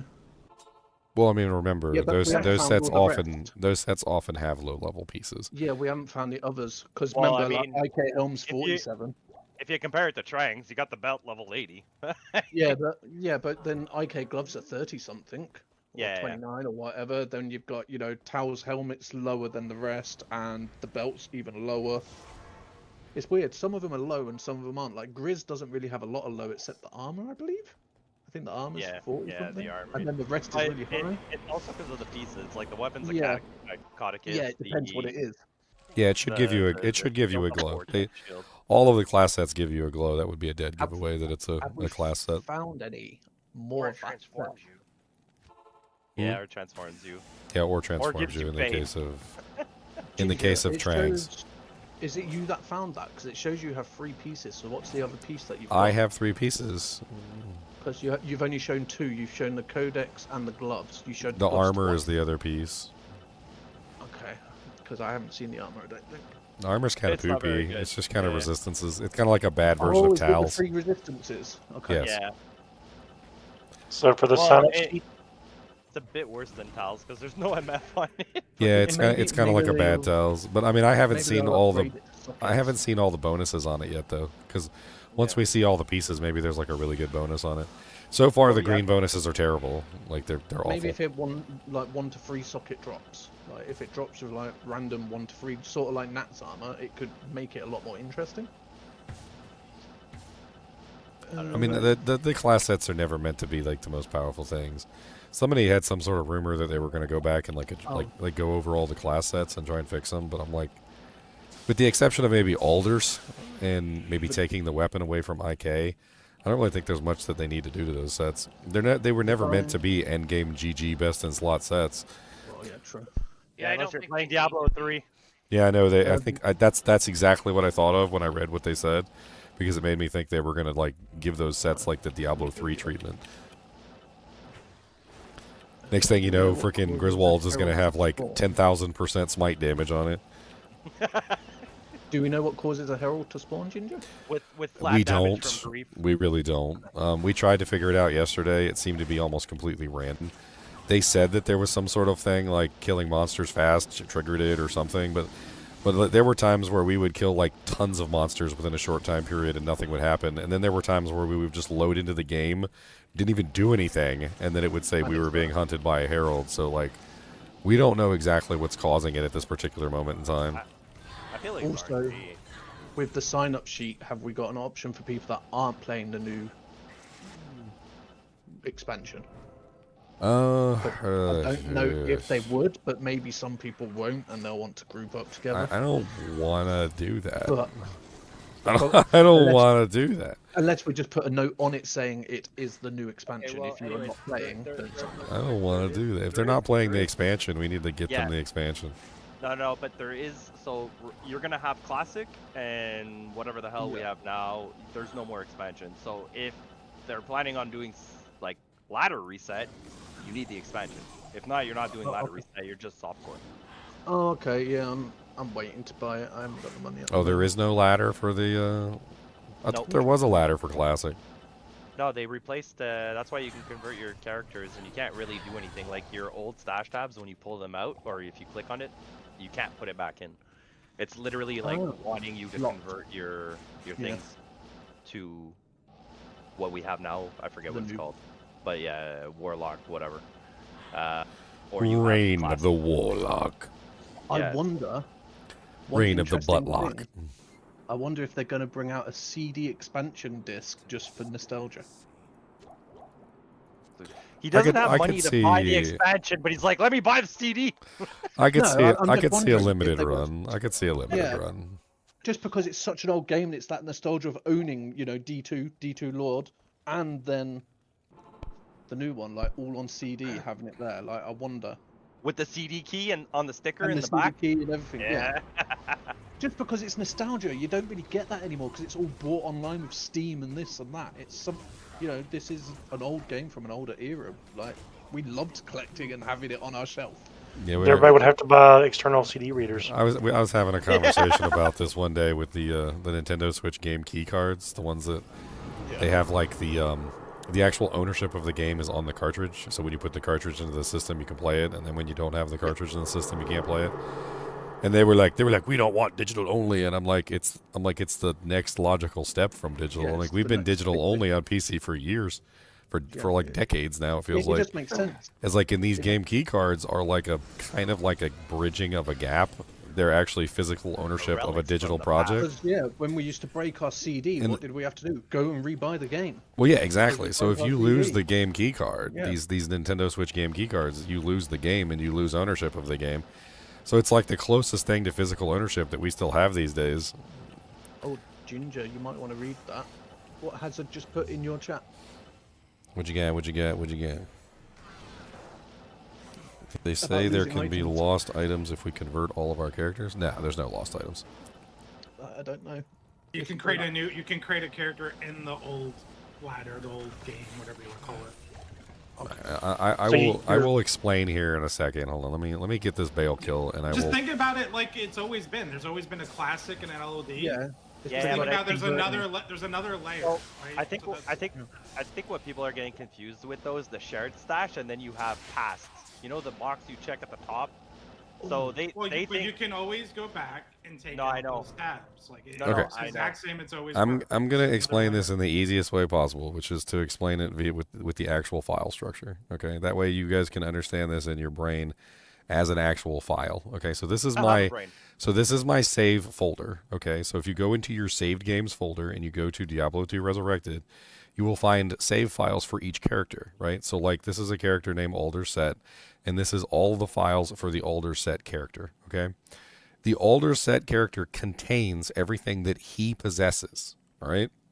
But the thing is that your stash file is actually in a separate file, right? So when you have your characters converted, you're only converting what the character owns. You're not converting what's actually in your shared stash. So if you look right here, you see this right here, this file that says shared stash softcore v2.d2i. This is your shared stash, okay? So when you convert your character to the new expansion, your shared stash does not come with your character. It's a separate file, okay? So if you convert every single character that you have, your shared stash is still back there crying like a little lost puppy in the previous version of the game. If you create a new character that can access your shared stash, he can then dig in the stash and take the items out. The shared stash does not get converted, only your characters do, because your shared stash is a separate file from your characters. You will not lose anything in your shared stash if you convert all your characters, but you will lose access to your shared stash because you no longer have any characters that can access the shared stash. Your shared stash is still there. It's just inaccessible because you no longer have anybody that can reach inside the box. If you create a new character, that new character can then reach inside the box. So you're not ever losing anything by converting your characters. You're just losing access to your original shared stash. Now, I think they should probably make a way for you to convert your shared stash temporarily because everybody's getting super confused by this, but it's fine. You're not losing anything, okay? Passion, thank you for the $20, man. I appreciate it. You lost me, man. I lost you, okay. Yeah, at the part where you started. Heard you guys talking about Sunders. They're going to keep Sunders. They added craftable ones. Yeah, you can basically take your Sunder, destroy it, and make like a new one with a bunch of mods on it. Yep. There's like a list of the mods that you can get to. Meow to buy the expansion. What? Oh, you poor. Where was I'm very poor. Does anybody have the list pulled up for the mods on the new Sunders? I thought I had it earlier. Yeah, I don't know, but they're hard to get. It's not something you're just gonna day one. Oh, I got a Sunder. The mods that the new ones can roll are. Where is that list? They're called Renewed Sunder Charms. And the Renewed Sunder Charms can roll things like Faster Run Walk and like Magic Find and Life and like Gold Find and stuff like that. They're going to be really good and people are going to want to get them. I did have an interesting But question. it's gonna be difficult from what I can tell. Yeah, we've been playing the Terror Zone and have not seen one drop. So I mean, and I'm pretty sure they just drop off heralds. I mean, You know. Go ahead, Meow. Mine's to do with classic and expansion and new expansion. So know that we used to do like classic rushes, so you skip at 5. Is that gone? Probably. Like, can you still play that, or like I wonder if they've totally removed all that. Somebody mentioned that they might have actually removed that. Yeah. Yeah. Well, yeah, because this new expansion you can't convert to the old graphics anymore. It's gone. Yeah. So, a warning for everybody right now. From what we've currently tested, Sunder Charms are not dropping anywhere near as often as they were before. I don't know why. Maybe there's a secret that we don't know. Maybe there's like a secret monster we got to tickle the butthole of, and maybe that monster gives us the items. But as we've been able to test so far, like as far as what we've been able to see, they are extremely lower drop rate right now. So the warning that I'm going to give everybody at this particular moment is do not build your characters with the assumption that you are going to have a Sunder Charm at this particular point in time. You need to build your characters and think about building your characters as if you are not going to get a Sunder Charm. Because we do not know right now what the drop rate of the Sunder Charm is, how rare they are going to be, and whether or not you're going to have one readily available. Unless you're playing Poison, in which case they'll probably get thrown at you. Well, but Ginger, apparently you have to buy me the expansion now. So I have to buy you the expansion? Who said? That's what I should put that $20 he put. It's to give me out the expansion. Oh yeah, Passion got you the expansion? Because you could gift it to me, apparently. Yeah, so for everybody watching YouTube videos and going, Apocalypse Fire build, oh my god, yeah, you're gonna get hard blocked at the end of night. Apparently Llama's made a video on the new Sunder Charms, and wait, he said Sunder Charms are now Herald exclusive. Yeah, exactly, that's what I thought. Oh. Yeah. And the heralds are not that easy to come by either. And not only that, the heralds also have a loot table because they can drop I like it. relics. I like that. That means Sunders, it's not going to be like them stupid bots buying this and that and that and that and that and that. It's actually going to be like... Oh no, the bots are still going to want to buy them.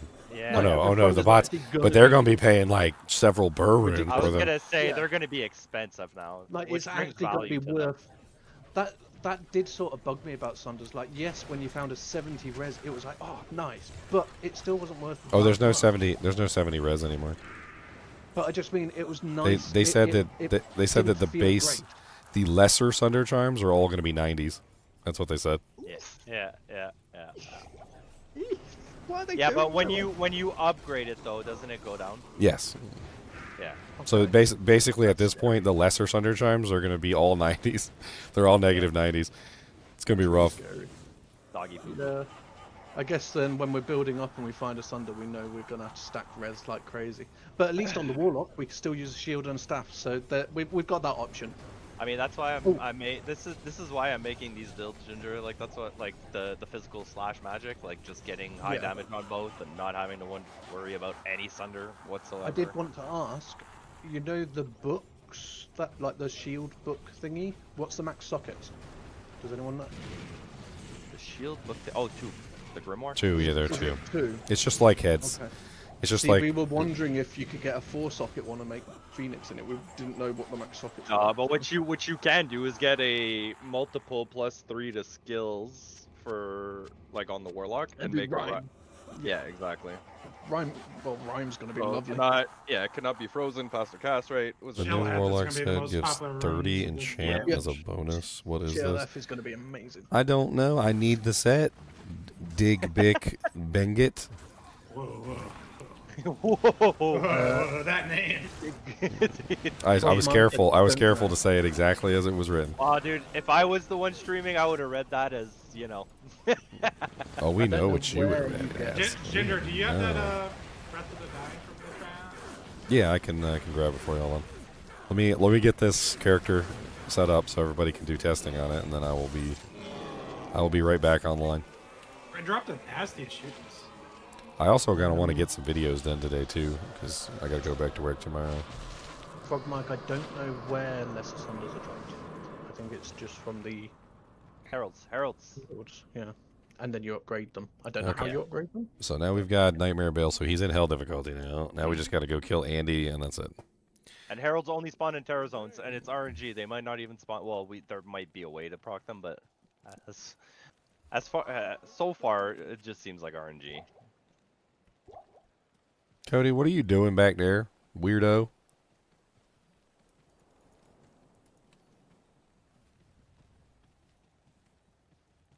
I can't wait to try this game. It looks so good, like with the new stuff.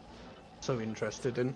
I still find it a bit weird how he's hovering a weapon in front of him. That's still, my brain still hasn't sort of like contemplated the whole hovering of a weapon. But I'll get used to it, I think. I mean, how many movies have you seen where like the demon possesses the woman and like starts throwing objects across the room? Oh no, I mean, it sounds to me like he has demonic powers, and the demonic powers are Yeah. essentially allowing him to like have telekinesis, which is a pretty common trope for like demonic, like characters. I Yeah, mean, it's like the sword. Basically, her magic is not holy. Yeah. It's like Well, yeah, because fire isn't classed as a holy sort of... well, yeah. So the way I see the powers of the Nephilim is that the Nephilim are essentially like they're either using angelic powers or they're using demonic powers, and most of them are a combination of the two. So they're not just like one side of the coin. But the paladin would definitely be considered like more on the angelic side than any other class, and then this warlock is essentially more on the demonic side than any other class. And Barb's just on Earth, like, leave me the hell alone. Barb's the just one. hopping about and going, Barb's "Oh, just a human. Like he's just a human. Yeah, He's just a that regular. He's just a Yeah, regular he's just- human. He's just putting his hands inside their anuses and trying to find items. I mean, That's pretty much what he's doing.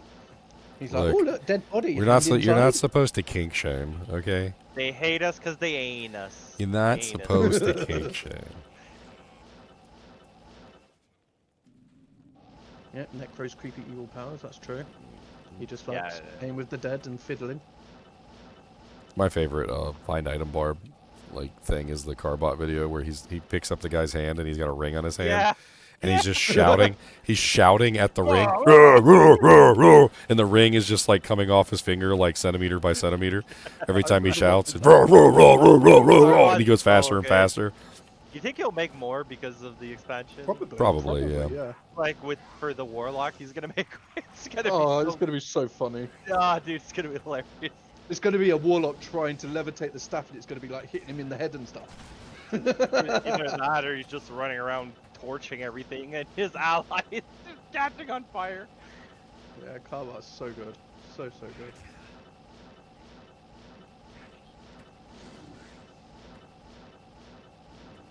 Yeah, I definitely think this build's got so much potential on like with the Warlock, so many possibilities.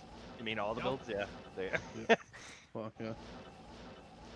Yeah, I was thinking about making like some videos on the different builds, but I think what I'm probably gonna do is I'm just gonna knuckle down before the ladder, and I'm just gonna make a video on every skill. I'm gonna get my throat back in order so that they're not all me like sounding like I died recently and came back to life. But like, I think that's the best way to do it. Is I'm just learning everything I can about the abilities, and I'll just make like skill videos on everything. That way, people can see all the possibilities. I'll try and demonstrate all the possibilities of what you can do with the skills.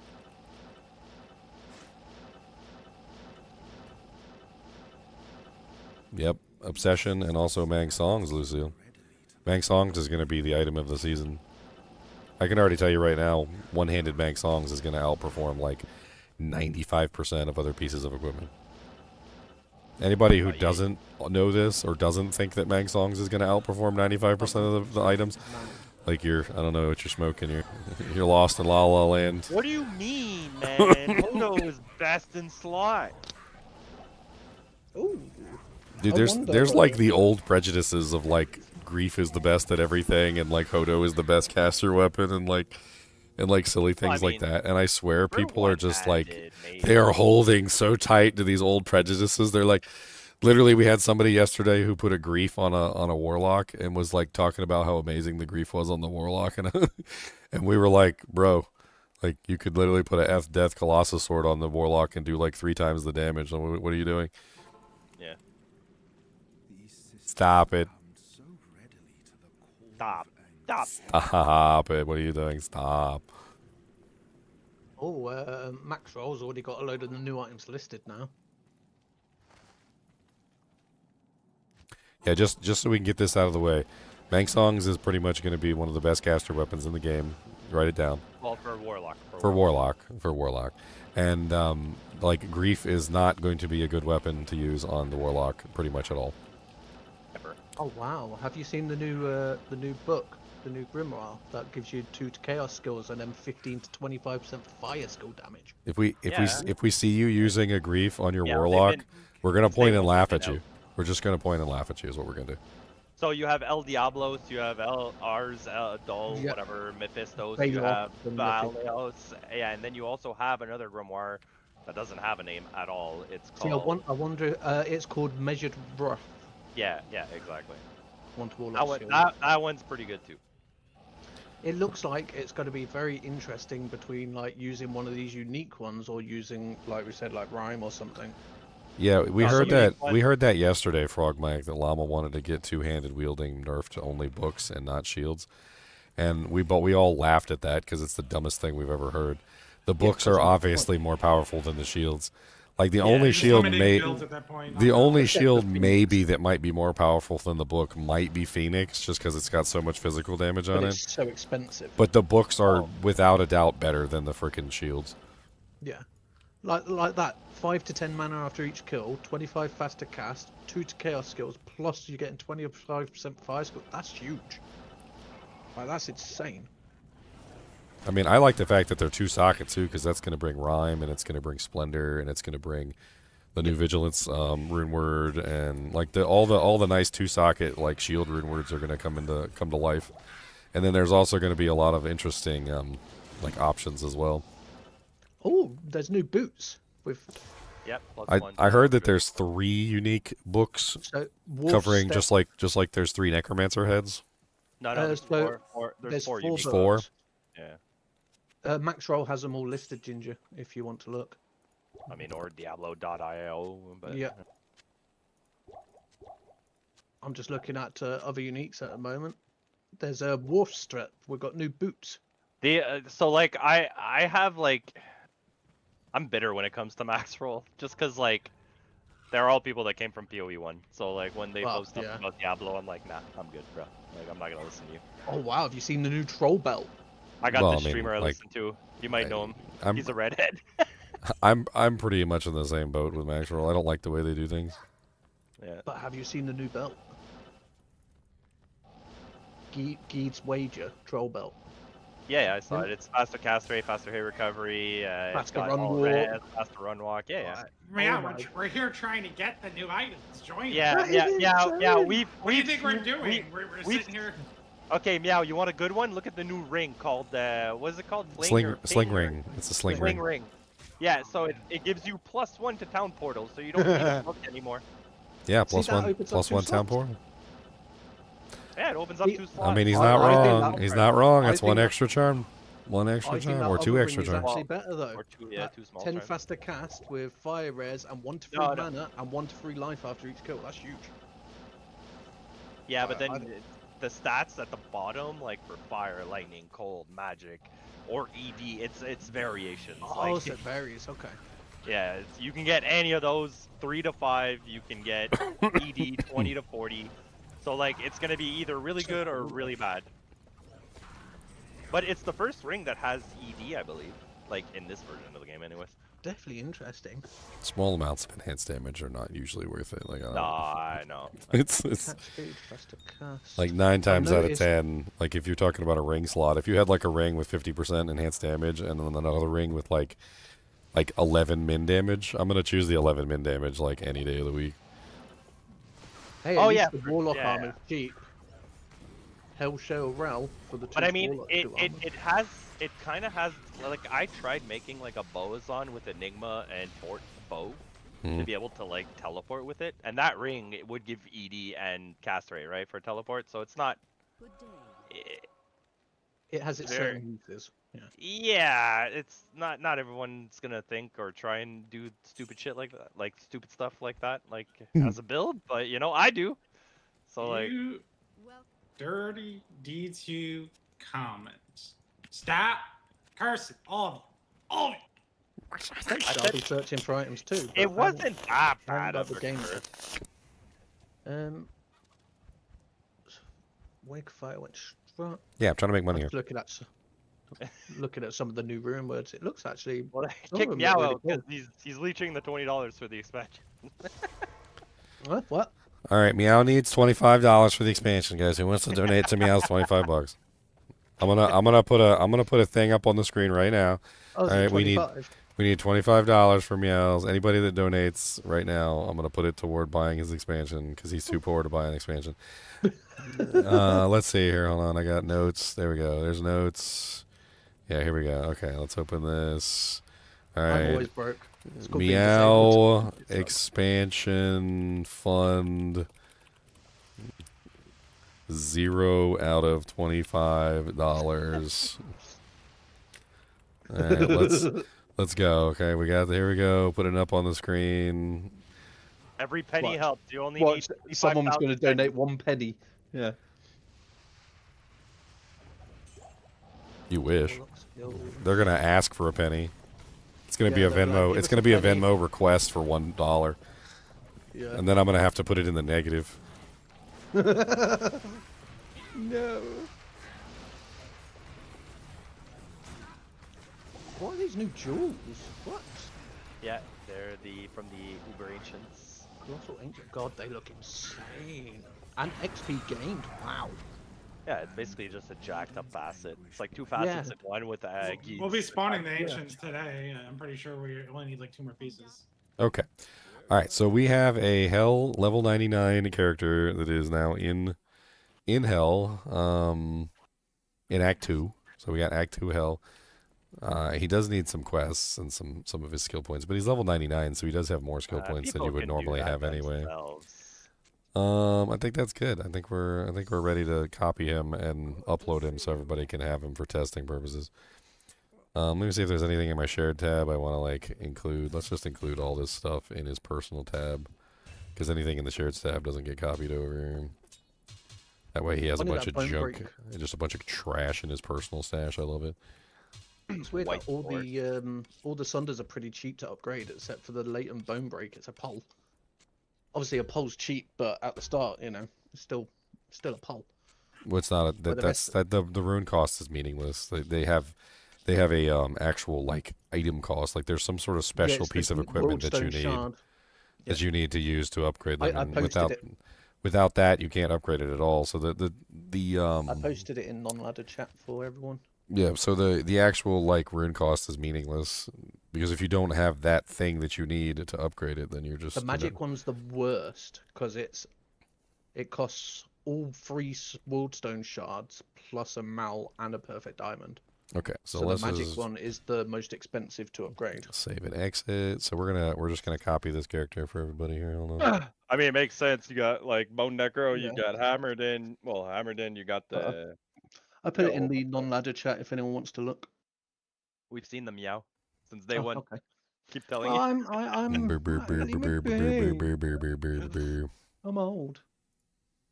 Like Leo said, we're sitting here trying to farm for these things. Like, for sure, we've seen them. I mean, we've been trying to learn everything we can in these 9 days that we have before the expansion, or the actual like start of the ladder. All right, so this is the only file that you need right here. This is the D2S file. So we're going to take this and put this into my drive. Let's copy it over. Flickering Flames are going to be so useful as well this season. All right, so now we have the file on my drive. Right click, share. I haven't seen the new Amulet Frog. Oh yeah, the Miasma. Yeah, he's asking if it's better than Mara's for magic builds. I mean, Is what better than Mara's? the Miasma, the chance to cast Miasma on hit there, the one that you wanted or have. I just want it for the chance to cast. I didn't even look at the other stats. Yeah, but he was asking if it's better than Mara's. They're very For different. magic builds. I mean, they're very different. If you're missing resistance, then Mara's is still better. Okay, so for anybody who wants the Warlock, so here it is right here. Here's the link. Warlock level 99 hell save. So this is the doojank. There we go. You just got to download this and put this in your save directory, and you can get your own thing. It's not a virus. I literally just did it right here on stream for you guys to see. It's a virus, guys. I'm gonna pin this in the non-ladder chat, and I'm gonna pin it in the ladder chat. Doesn't matter. Pin it in both of them, and I'll probably, you know what? I'll also pin it in the non-kinship chat as well. Sounds like fun. Barb ain't got nothing on this Cleave, so All right, there you go. So now everybody has access to the test character. You got a character you can sit there and like respec and do whatever you want with. You can use the enable respec command if you guys have never done that. It's right here. It's the -enable respec command, which allows you to respec your character offline whenever you want to. That way you can just respec, put points in, check out a skill, respec again, go back and forth, play with it.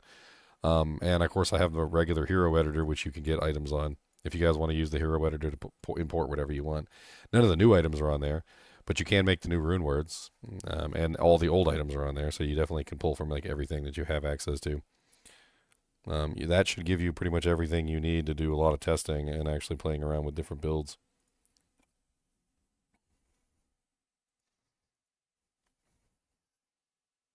Keylogger. Passion said his $20 that he sent was to help me out get his expansion. Okay, well then we've got $20 out of 25. Let's see, I'm editing the notes. We got money coming in. Look at this, 2-0. There you go. Still gonna got enough. We only got 20 out of 25. Hey, where's the pizza? I still and feel the coffee. Oh, no. I'm currently that poor that I'm drinking black coffee because I can't afford milk at the moment. All right, Meow, you just got to start singing the song. You know, nobody likes me, everybody hates me. I might as well go eat worms. Poor kitty needs expansion, kitty. I found a Warlock Chaos skill of 37 life. You've just lost all your luck for ladder, sir. Uh-oh. A 37 life GC skiller. There we go. Tasty Ramen just donated $5. Meow to you too, sir. It was so that I could afford the expansion because I'm a bit skint. Entropy locket minus. Are we 4 friends on Battle.net? I don't even know. Yeah. Mine's the same as my in-game and that. It's just meow. It's terrible. I just did like 15 D kills on my hammered in, just to see if anything would drop in 10 minutes, and nothing's dropping on Diablo. This is wild.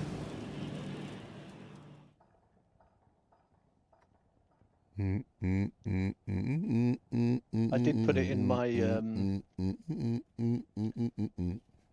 Telling you, list, dude. if that's the easiest way.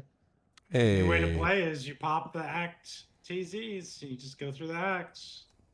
Yeah, I feel like it is. But like the thing is, because I've seen a lot of pictures, I just want the tomb, like the grimoire, right?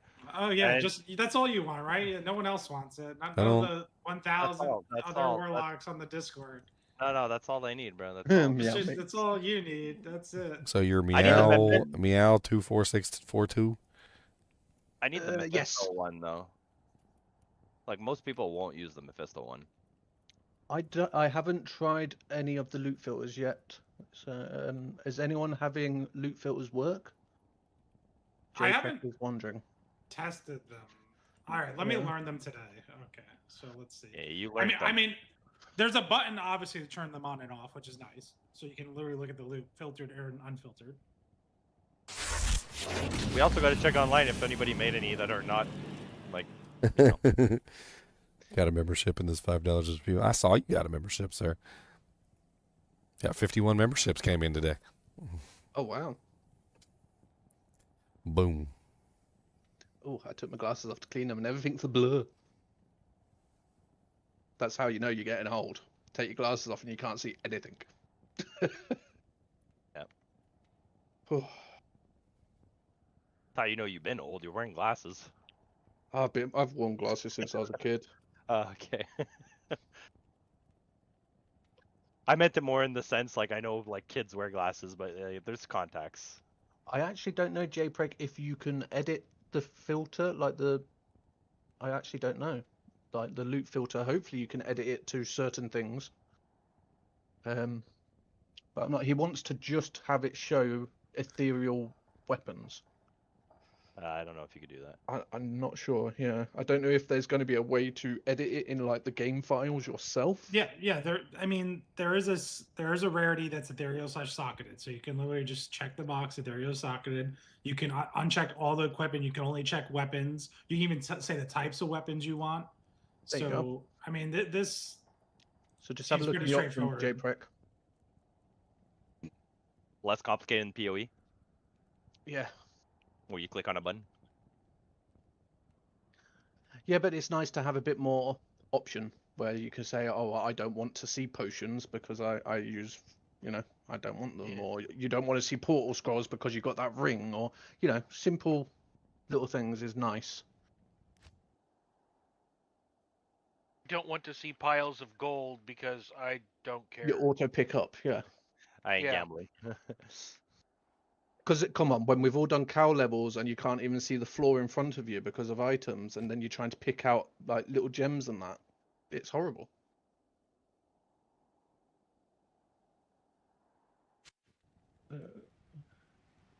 Alright. Do I have enough to do this video on this set now? I think I have enough You runes. can use ethereal weapons with... Wait, I just realised you could use ethereal weapons with echo without burning durability. Correct. Yeah. Yeah, like Blade Sentinel and Blade Fury. Yeah. You're late to the party, so we already done figured this out. You're late. Along with all the items, along with. Alright, do I have enough runes to do this? I got what? So I need... let's see. I need... Ral, Soul. What are you making? Upgrading? Oh yeah, what are the new rune words? There's a couple of them already posted, but there's 5 of them right now. I think we don't have the majority of them because I've been hearing that there's supposed to be like 50 new rune words, and only 5 of them are actually in the game at the moment, which means they're probably ladder-only rune words. But Or of the they're gonna 5, roll them out as successive seasons. but of the 5 that we currently have access to, they're I think I've got 3 of them up as videos already, and then I need to do the other 2. They're pretty neat. There's they're like standard stuff. Like every class has a +2 armor rune word. They added one for this class, of so course. They Yeah, and then they added one helmet specifically for like this class. The like out of all the helmets, like bulwark and all the other things, there's like a this version that comes with like a miasma or like I think it's lethargy, has like a lethargy proc on it, which is kind of cool. Any class can use it though. And then there's like a class specific book rune word. I don't know if you can use that on like necro heads. I haven't checked it. Does Echoing Strike base its attack speed off of attack speed or cast rate? We're pretty sure it's cast rate. I needed to do like a definitive check, but we think it's cast rate. Did you just say you're castrating someone? What? Yeah, you. Castrate? Mm-hmm. Who are we castrating? The cat, obviously. You cannot castrate me. Yeah, look, man, we gotta get you fixed so you can go be your tomcat self. Meow has a voice. It does not match his body. Like, we were talking one day and somebody called him like short and fat or something. And he's like, short? I'm like 6'7". And I'm like, you really don't sound like you're 6'7", sir. Yeah, I'm massive. But it's weird. You when sound you do. You sound like you're like 5'3" and you're related to Napoleon. Yes, hither and thither.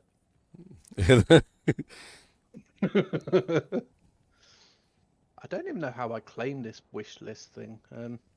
I'm so confused right now. So, do I think this opens the door to future updates? So we've been talking about this, and like this is the time that you're going to vote with your wallet. You're going to vote, and you're going to show them whether or not you're willing to spend more money on future updates. If the performance of this expansion is bad, then they're not going to do any more updates.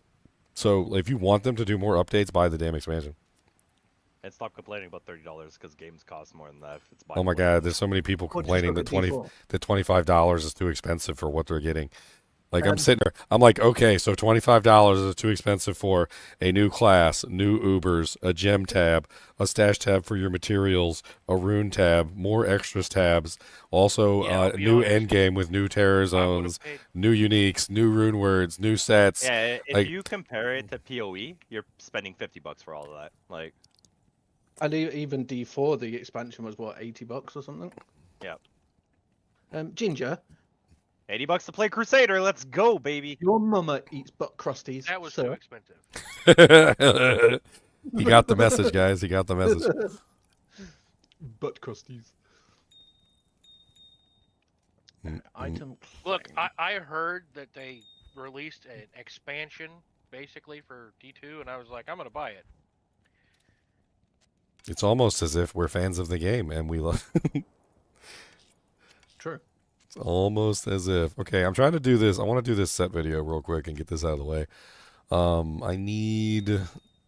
I'm trying to look at. I think it's my gems. I don't have the right number of gems, so I need 4 diamonds, and I only have 3. So I need 1 perfect diamond. If anybody has a perfect diamond. Or 1 flawless diamond. I'm in GGM 1 right now. And then let me check the emeralds. So I'll need 2 emeralds. Can I finagle 2 emeralds here? 2 perfect emeralds. Actually, I might be able to finagle another diamond if I like transmute up all my lower ones. Let me see. Did they separate out the old ladder characters from the expansion or the Reign of the Warlock characters? It's basically just like the situation with the old like Diablo 2 Classic and Diablo 2 LOD. Like they're different characters now. So now there's 3 splits. It's Classic, LOD, and then now it's the Reign of the Warlock. So it's a different ROTW. Yeah, ROTW. Because before I can't hop in and give you that stuff with my old. You can convert them. You can convert any character over. You just have to make sure the items that you're converting are in either your primary stash, your personal stash, or your inventory. Yeah. Shared how do you stash does not convert? convert, but you can take items out of shared and put it in your inventory or personal Okay. and convert. How do you convert a character? There's a button right on your character. It's bottom right. Every character has its own button. You just go to the character, click the button. Okie dokie. Don't need to keep opening the cube. So yes, I do. I'll explain why. So this cube in the center is kind of neat, and I do kind of like it, but there's a problem with it, and there's a reason why I keep opening the cube, and I'm going to demonstrate. So for instance, let's say I wanted to quickly take out several gems, all right, and then I wanted to quickly put those gems into the cube. It doesn't work. So I can't take the gems out and put them into the cube. I would have to click on the gem, take it out, put it in the cube. Click on the gem, take it out, put it in the cube. Click on the gem, take it out, put it in the cube. As it is, what I can do is I can quickly take them out of the cube. 1, 2, 3.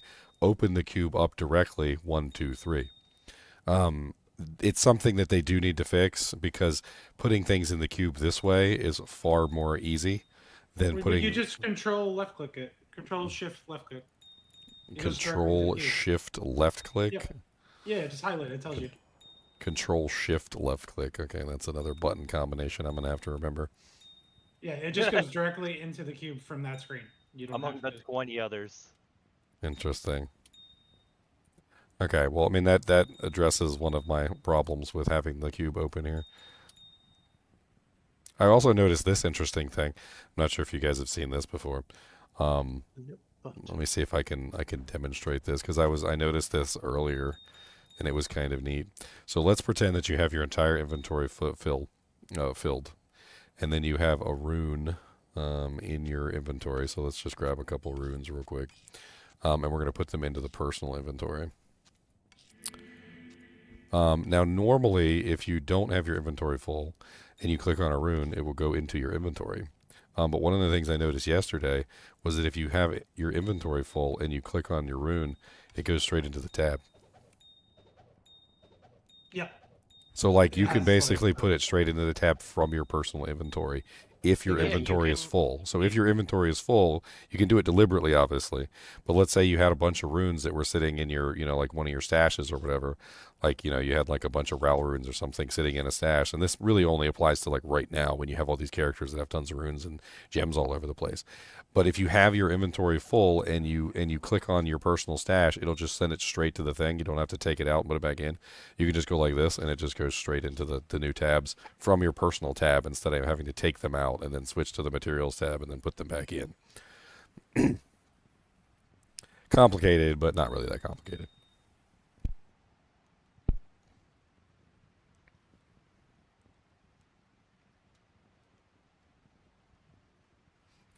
There will be a ladder for each version of the game.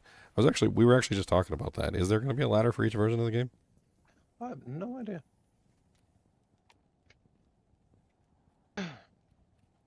Control shift. Man, I'm going to forget that in 5 minutes. You guys are going to have to remind me. Control shift. Control shift. In 5 minutes. Come on. Put a timer. And you can do it to put it back into. If you just put your mouse over it, there's like a little help thing that shows it. I don't know what to call it, like a tooltip. Where is this help thing? Give my mouse back. Do you want some terror keys in that, Ninja? I'm slowly going through bits. Terror keys? I mean, it would be nice to have some torches. So, is the reward from the new Ubers just the new facet? Looks like it. Yeah. I thought it was the new facet and the thing that you use to upgrade the Sunder Charms. Because technically you have to farm those to get the Sunder Charms and also farm those to get the shards and also farm those to get the new jewel. So it's like a loop. Here's what makes it hard. It's that you have to farm a Herald, get the Sunder. If you don't get the Sunder, you have to keep farming the Herald till you get the Sunder. And then once you get the Sunder, you have to keep farming the Heralds to get the trophies, to do the Ancients, to upgrade the Sunder Charm. So yeah, it's not going to be a 1 day, 2 day, 3 day thing. You're not going to have, anyways. That's what I was saying about the Sunder Charms. It's they made it hard. Yeah, they did say that Mosaic is being rebalanced, yes. It needed it, to be honest. I mean, it needs to be ingrained in their martial arts skills and not a weapon. They need to just add that into the martial arts skills, like put it into the weapon, like the claw mastery or something. Just like make it so you have to level up claw mastery and get it to like level 40 or 50 or something to get 100%, and have it like scale by like 1 or 2% per level or something. Like it shouldn't be on a weapon. Like they should take it off the weapon and they should just put it on an actual like skill within the tree. Do I have keys? Oh, I've got an undock. Okay, so let me arrange this so I can actually see what the hell I'm doing. Make sure I got all the stuff before I start the video. Also, Did we're you gonna. still need a raven, Frost Ginger? No, I'm good. Okay. All right, so I'm gonna need 4 diamonds, 2 emeralds. I'm gonna need Ral Soul for the first upgrade, and then I'm gonna need Pull Lum for the second upgrade of the weapon. So Pull Lum, and then we've got Ral Soul, so we need both of these. Okay, let's see. Okay, and then the armor.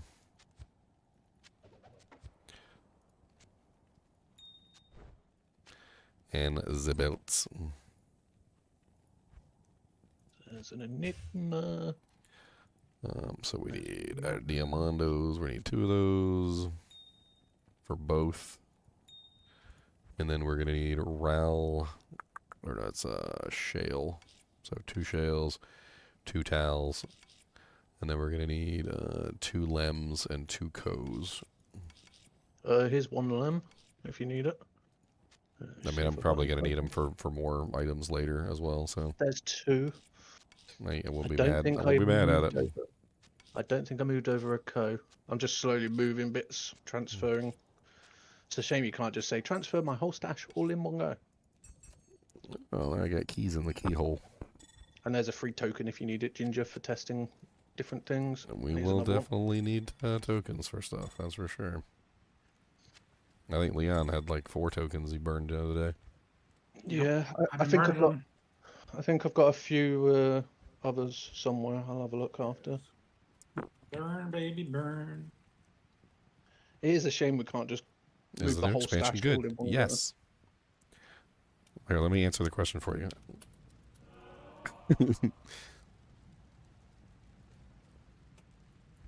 There's Phoenix. Alright, so before we actually go make this video, let me actually put on the set real quick and see how it looks, so we can just breathe it. We gotta breathe it in.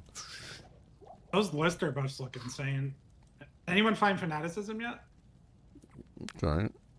So 3-piece, 1+1 skill, 25% faster cast, 80% enhanced damage, plus 15 dexterity, 40% better chance of magic items, 15 energy on the belt, 30% deadly strike, and +3 to mana after each kill on the weapon. Scaling attack rating on the armor and fast rate recovery. It's actually a halfway decent little level 8 set. Not bad. I don't think I've got any leveling gear. This is going to be hard. I mean, scaling damage and faster run walk on the weapon is actually kind of mint. That mana after each kill would be amazing for like an early level kind of class, like a Zealer or whatever. It's not a bad little set. Yeah, it's not Still bad. runs Saigons, right?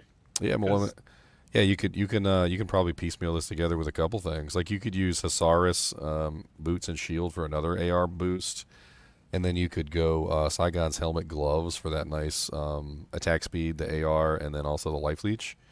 So you could easily combine this together with like 2-piece Hasaris and like 2-piece Saigon, and then you could still use like Angelics, like Angelic Ring Amulet combo. That's a solid little starter set. That's not bad at all. I ain't mad at that.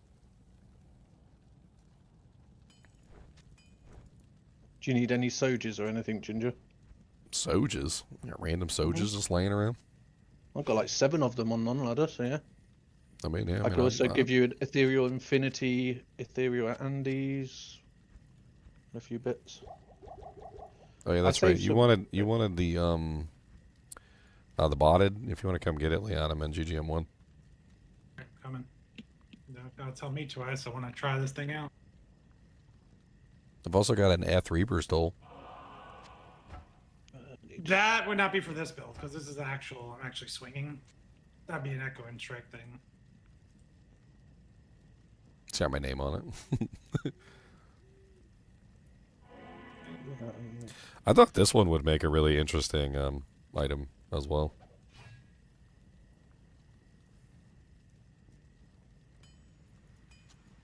Yeah. There's a lot of items that have really high fire damage on it. Like, you see how high the fire damage is on that?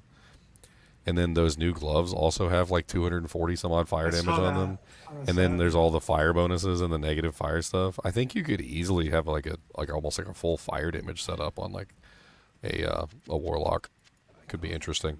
It's so beautiful, the keys, that they all go into that tab now. Oh yeah, very nice. Dude, I used to be the one who had to hold all the keys for like every run. My whole inventory was like flooded. And everybody would just come into the game and start dropping keys, giggling the entire time. Like, like freaking little bastards.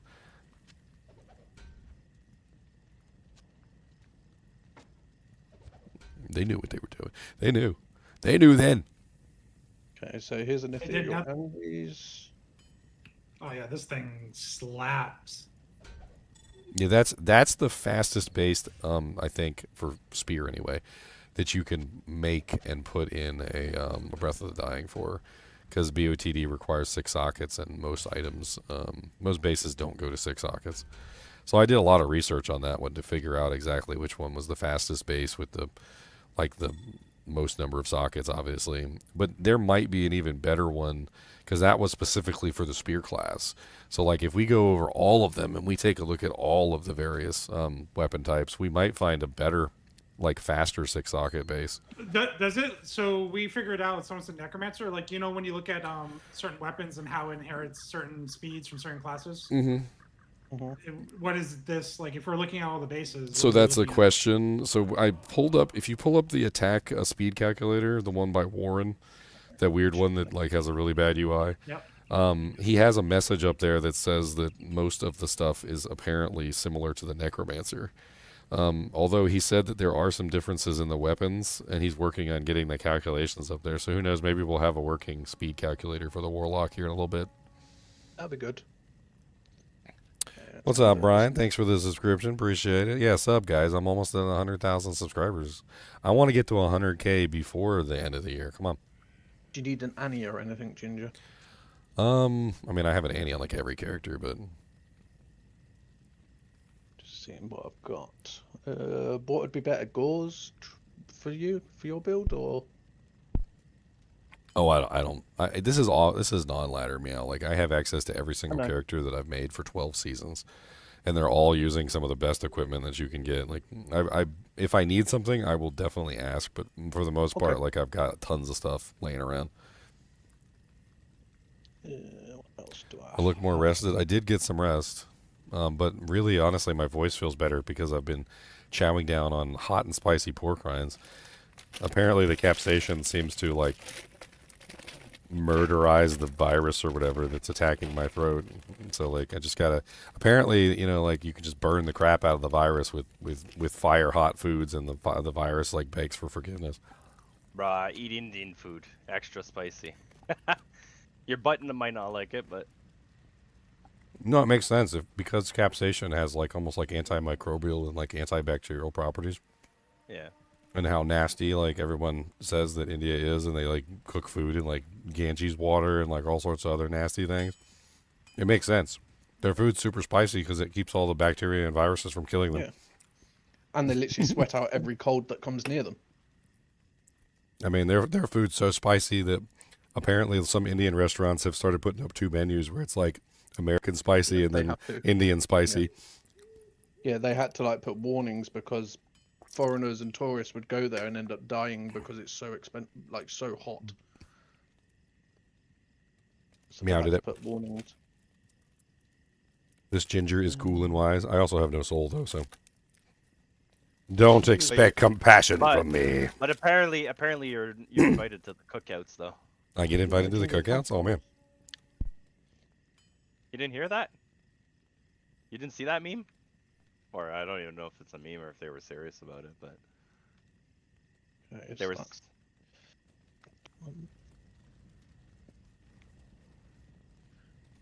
think now I should just be able to convert all my characters over.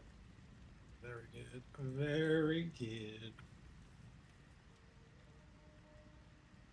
All right, freshened up on the spicy food to help my throat. I'm gonna mute myself real quick and I'm gonna record this video. I mean, if you guys want to watch, I'm just gonna pull up the stream. I'm gonna upload it though, like right afterwards. So. What are we watching? No, I'm joking. I'm just gonna do the video on that little baby set. Yeah, I know. If I can get the other set, I'd do the video on that one too. Again, if anybody has any of the pieces of the new set, I need the Horizon's Legacy and I need the Horizon's Countenance for the new. I've been spamming set. MF runs on like a faster class trying to see what I could drop, but. All right, I'll be right back. Yep. All right, if you guys have never been here for one of my recordings, it's pretty easy. I'm just gonna hit the intro button. We're gonna hit the record button. We're gonna record the video, then I'm gonna hit the outro, and then we'll be done. I'm not going anywhere, but you know, intro, outro, whatever. All right, 3, 2, 1, let's jam.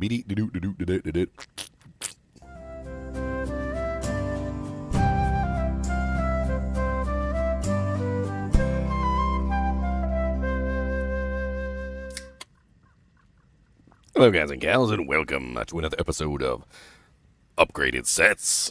Today we're going to be going over one of the new sets. It's been a while since I've done one of these videos. In fact, I think it's been a long time because I finished the sets a long time ago. And this new set is called the Bane's Garments. And it's kind of neat. It's a little low-level baby set.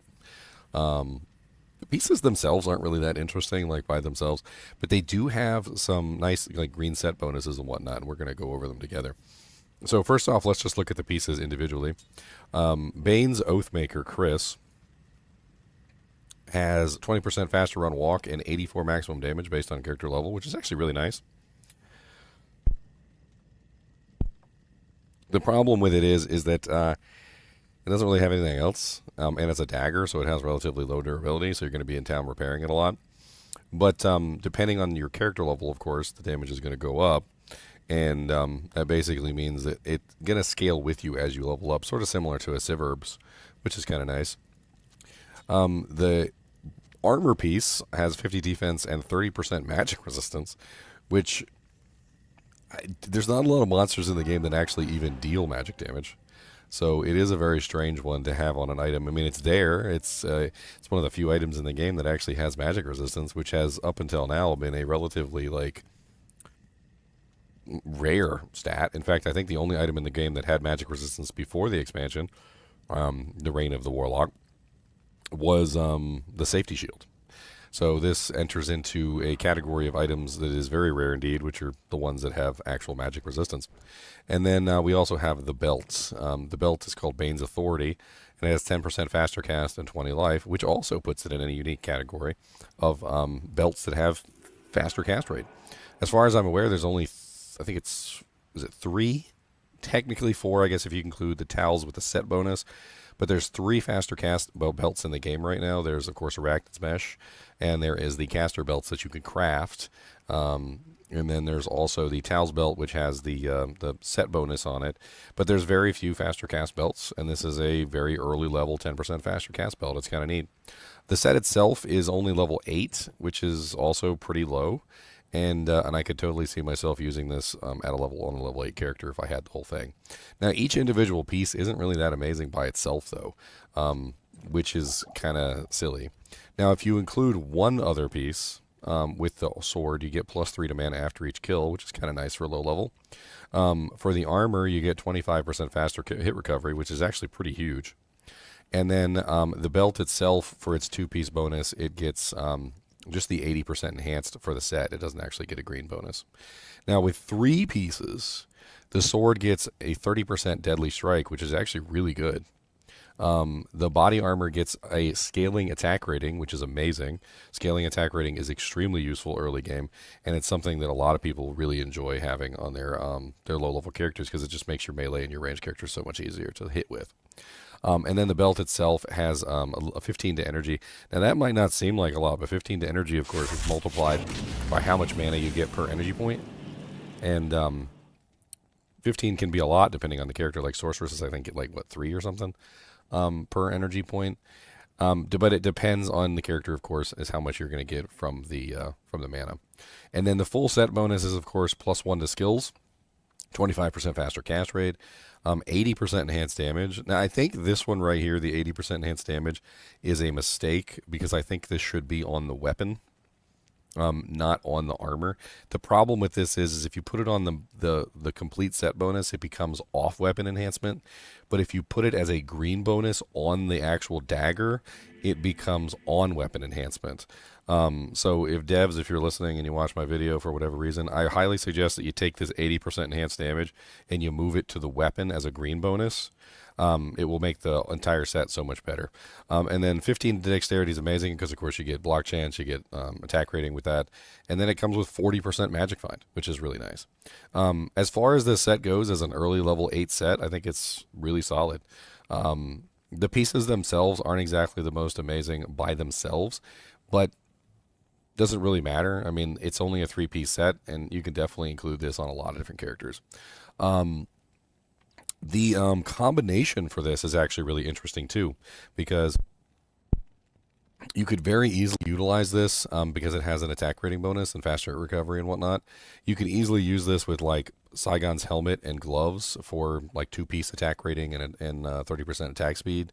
You could easily include like Hasaris boots and shield for like another attack rating bonus, and then you could even use angelic rings and amulet combo for like another attack rating bonus. So you would technically have, scaling attack rating bonus wise, 1, 2, 3, 4, 5. Oh no, wait, no, the Hasaris one comes from the belt, doesn't it? I think it's the belt, actually, so you might not get the one from the Hasaris. But still, like, the amount of attack rating that you can get with this set added in is kind of absolutely nutty. And then the faster cast is really good, too. Like, you're getting 10% faster cast on the belt, and you're also getting an additional 25% faster cast on the actual, like, full set bonus. I mean, that's 35% faster cast for a level 8 set, which you could then include together with, like, some other FCR items, like rings or an amulet or, you know, like whatever FCR gear you can potentially get at level 8. I mean, that's actually really good, too. And then speaking of the ring slots, because it has Magic Find, you could combine it together with other Magic Find pieces. Like if you wanted to do like a little early Magic Find set, you could easily just throw on like Saigon's helmet, gloves, boots, and you can get the Magic Find on the boots. Or you could include, like, for instance, like if you were a barbarian, you could run the angelic rings, amulet, and then the angelic sword, and you would get the Magic Find on both of the rings. There's definitely a lot of interesting ways that you could potentially combine this new set, the Bane's garments. And it seems like a pretty worthy addition to the early part of the game. I mean, lots of very useful stats on this item between the run walk, the faster cast, the deadly strike, the scaling damage, the magic find, the faster hit recovery, the scaling attack rating. It's good. It's very good. The only question is will you actually be able to put the full thing together to actually use at level 8 on a new character? Because by the time you get all of the pieces, you might be way too high to make use of any of it. So it really depends. The knife also has a really cool graphic. It's actually really neat. Got that like whole like elvish kind of like curved dagger thing going on. What we're going to do next is we're going to upgrade the sets because I usually like to upgrade them to show everybody like what stats they have when they are leveled up. So we're going to start with the dagger. And we're going to go ahead and put this in here. And I just learned this, but apparently if you hold Control and Shift, you can click things into your Herodra cube instead of going into your actual like your materials and your runes tab. So if you hold Control and Shift, it goes directly into the cube instead of going into the stash tab. So like for instance, if you did it normally and you just Control click, it would go right into your tab. But you do Control Shift click and it goes into the cube instead. Shout out to I think Leon and some people from chat also tried to tell me. So here we have the weapon. It's 2 to 95 damage. It doesn't have any enhancement on it, so I don't have any high hopes for this one. It's probably not going to upgrade very well. But it should upgrade from the Chris to the Syndiquas, which I'm sure I pronounced wrong.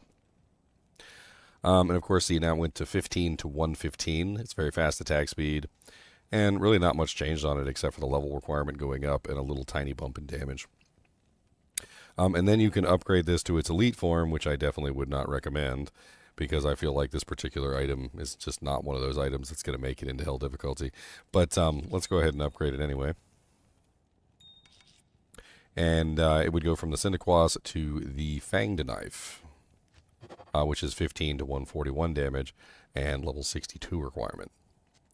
Then we can upgrade the armor, the hard leather armor. The hard leather armor is going to go to the, what is it, the worm hide or the worm? I can't even remember. Doesn't matter. We're about to find out, right? Bink, bink, bink.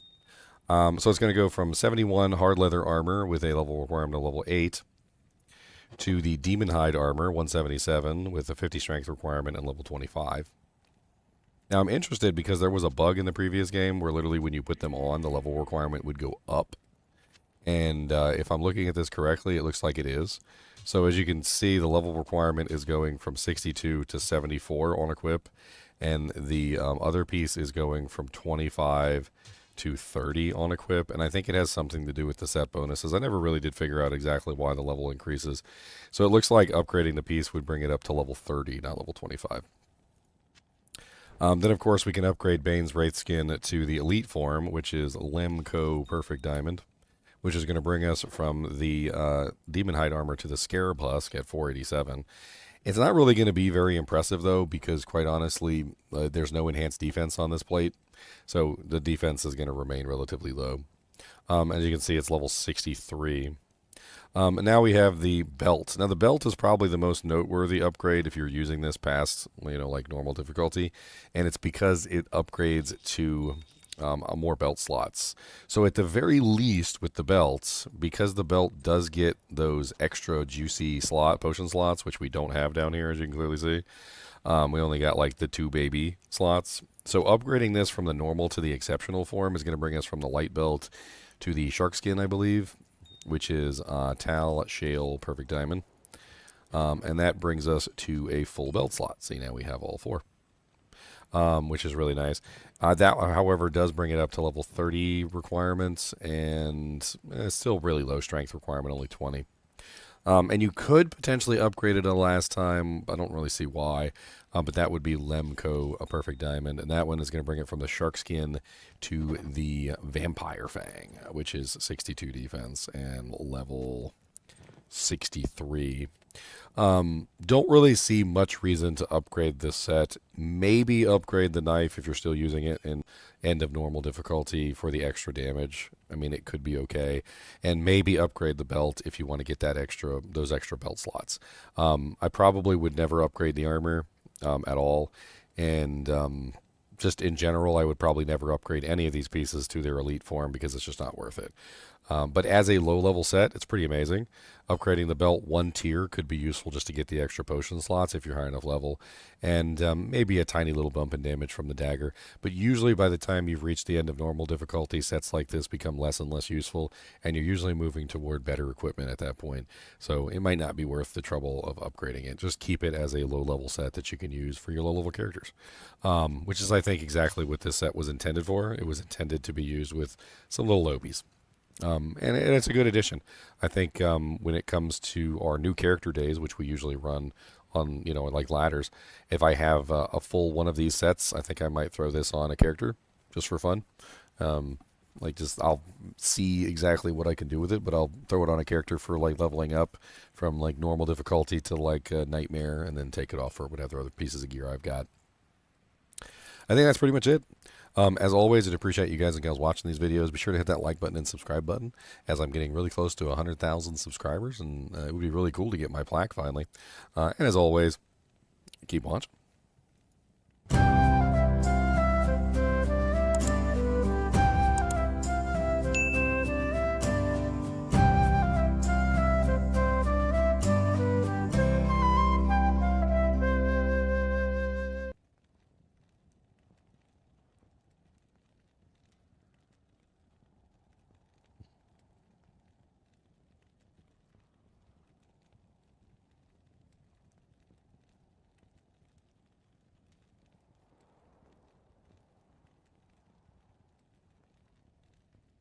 Well, that's interesting. I just got messaged by the I can't remember what he's called, the PR guy or Bloodshed. He gave me 2 expansions to give away. Wanted to use, but it had a requirement of level 96, and I never got there. Well, I guess I should have waited on buying you an expansion, because Bloodshed just sent me a message and sent me 2 expansion keys. To give away? Yeah, to give away. Damn. Well, all right, guys and gals, you heard it. I have 2 expansion keys to give away. Okay, give me your biggest sob story, and I will send you a key. I need the biggest sob story. Let's hear it. I get gingered by My dog just died, and he always loved Diablo 2, and he was a big fan of the druid, and he loved to play the summoner class. I play with gamers who make fun of me for not using a shield.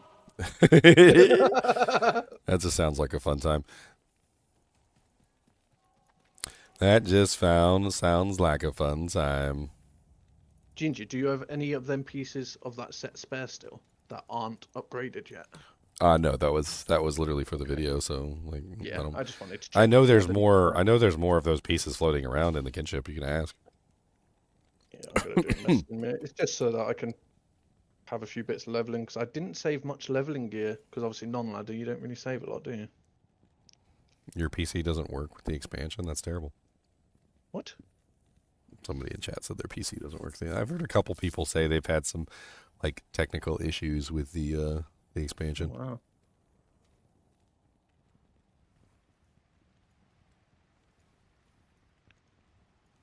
I don't really know what's going on. I think my guess is that a lot of people have probably done modifications to their Diablo 2 installation, and they haven't really like realized it. Like maybe they did it a long time ago when the last patch happened, or like they unpacked their files, or they did something else silly.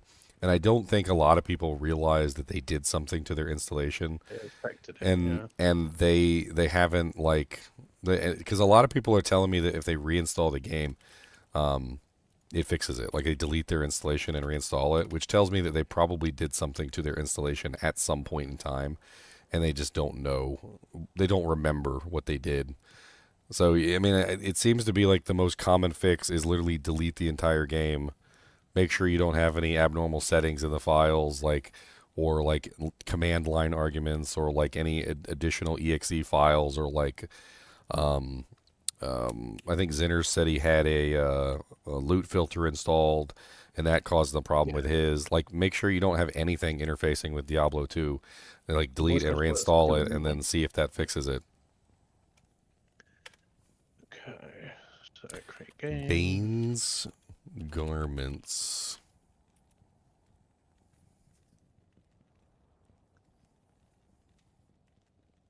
I mean, you can copy your save files out and back it up. Like, you can just go to where your save directory is, copy your save directory, copy it out, delete everything, including your saves, but copy your save files to a safe location so you have a backup, and then just reinstall fresh, like, see how it works. And if it works, then you can copy your save directory back in, and if it's still corrupted, maybe there's something in your save directory that could be a problem. Your shared stash can be a problem with loading. Your settings.json file can also be a problem. Your characters themselves shouldn't be, though. Let's see if anyone has...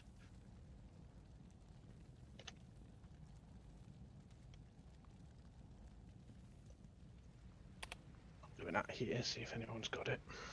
Alright, I'm going to type this out real quick. Give me just a second. I'm going to type out this set. It's a long time since I made a set video. I forgot I type out the stats and the names of the items so that everybody knows what they are. Alright, so it's Bane's Oathmaker.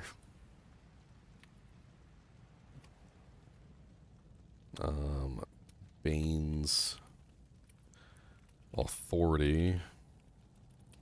And Bane's Wraith Skin.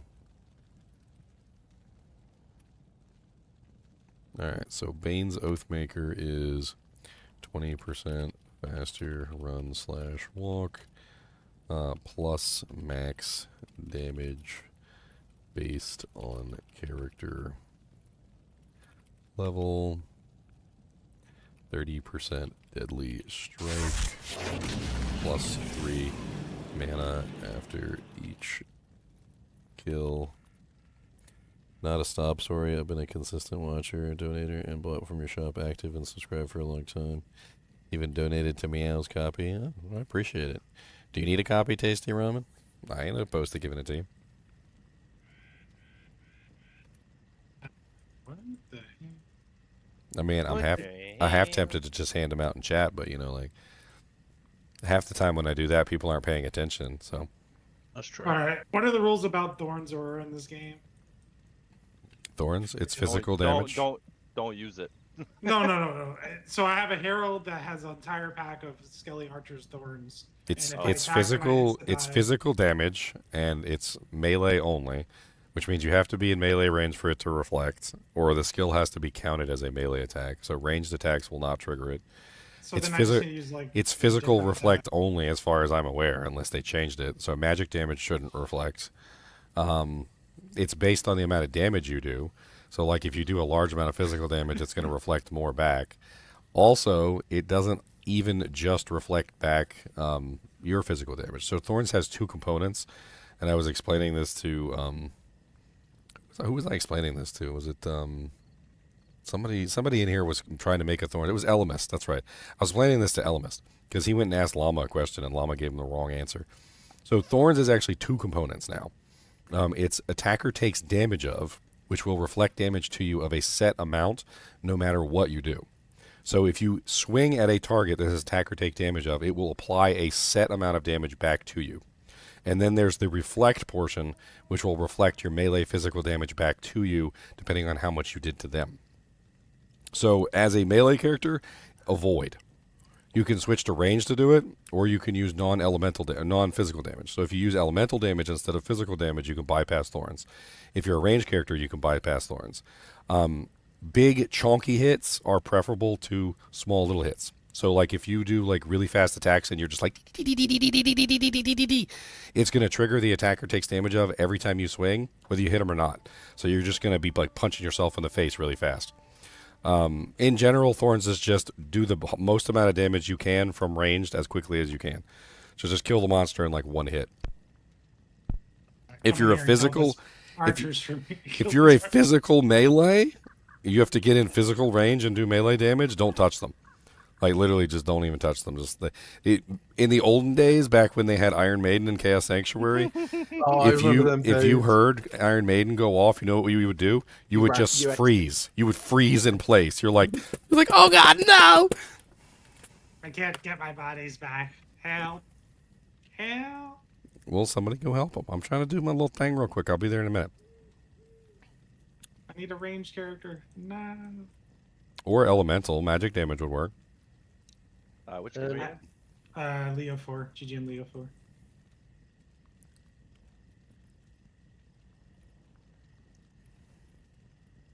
Yes, Cody.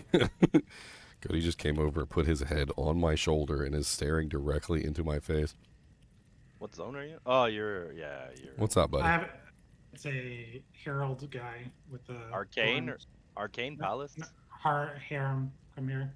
Harem level 2. It's right down inside. I went the opposite direction.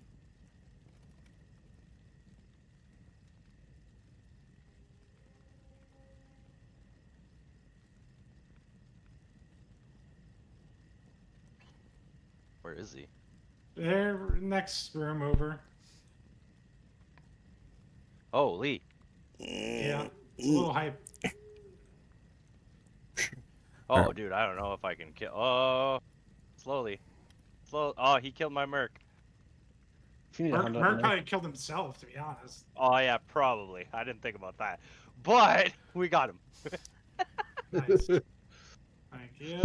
That was slow, though, without conviction. Holy, they're tanky. Yeah, they're tanky there. They're good. Dude, this build has like 670 MF, dude. This MF is a joke.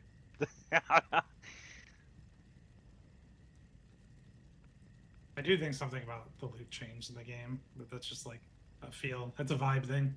No, it's not a vibe thing. No, I told you guys exactly what it was. Adding all the stash space changes it. Why summoned a goat man. It is not something that is a guess. It is 100% verifiable. Adding tons of stash space to the game changes the way that the game calculates the drops. So it is in fact changing the way that the game drops items. I've displayed this to everybody on multiple occasions. It has to do with the infinite burr rune trick. You know the infinite burr rune trick, right, Xaners? Yeah. Okay, so if you go to the chest a specific way, and you go there and you have a specific number of items, and you click on the chest, like say a blue gauntlets will drop, right? If you have a specific number of items, it will always be the same mod. That's just for super chests, by the way. The other things in the game work differently with total item count. If you add one item to your inventory, you literally change the mod on the blue gauntlets. And if you add another item to your inventory, it changes to another mod. If you take one item away, it goes back to the previous mod. So basically the way that the game functions is it uses total item count as an actual modifier to determine the items dropped in the game.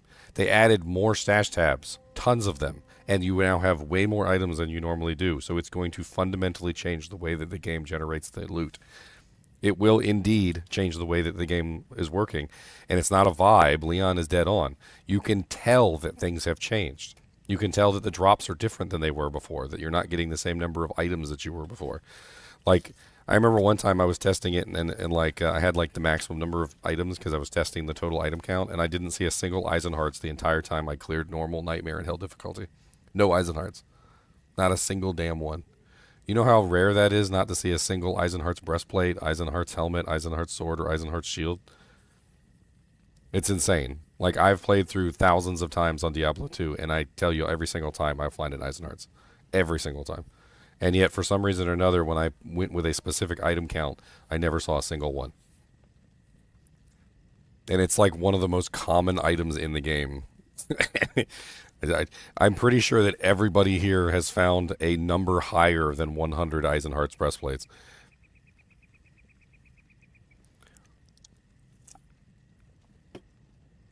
It'll be interesting to see how the stash base that they added changes the game. Now, keep in mind, I'm not saying that it necessarily is going to change the drop rate for the worse, and not saying that it's going to change the drop rate for the better. What I'm saying is that it will fundamentally change the drop rate in some way, and we're going to notice. Like, as we go through the latter season and we start to get a bigger picture of like how the drops are running, you're going to start to realize, like, hey, this item's dropping more often now, or like, hey, I'm getting more runes, or like, hey, more gems are dropping than they ever were before. I actually heard that already. Somebody actually told me they had so many flawless gems that they couldn't even, like, they were shoving them in the stash and they were already at like 99 of every single gem.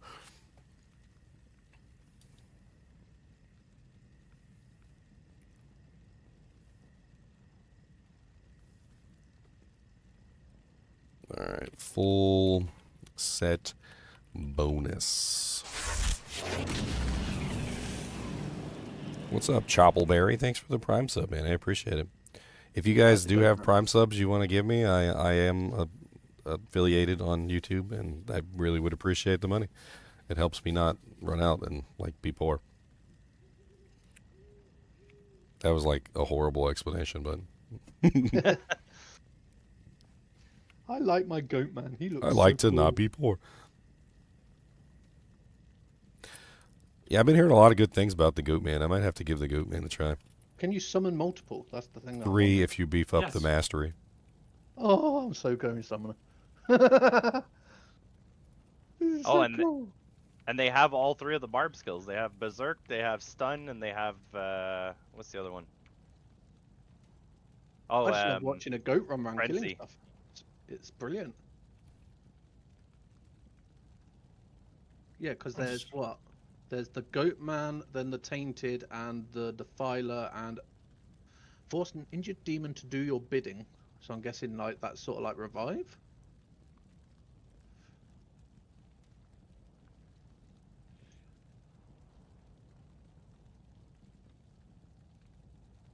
Oh, I could summon another demon, I believe. Now that I got the mastery.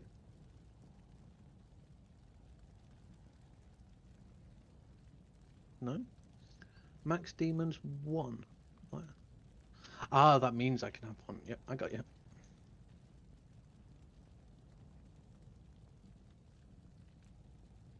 What's the next terror zone? It is Lost City, Valley of Snakes, Claw Viper, Ancient Tunnels.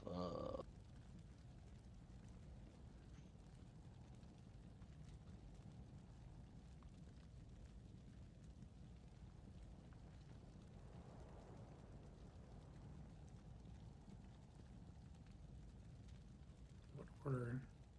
Need to try and see if I can find some of that set leveling, because that would be fun to test.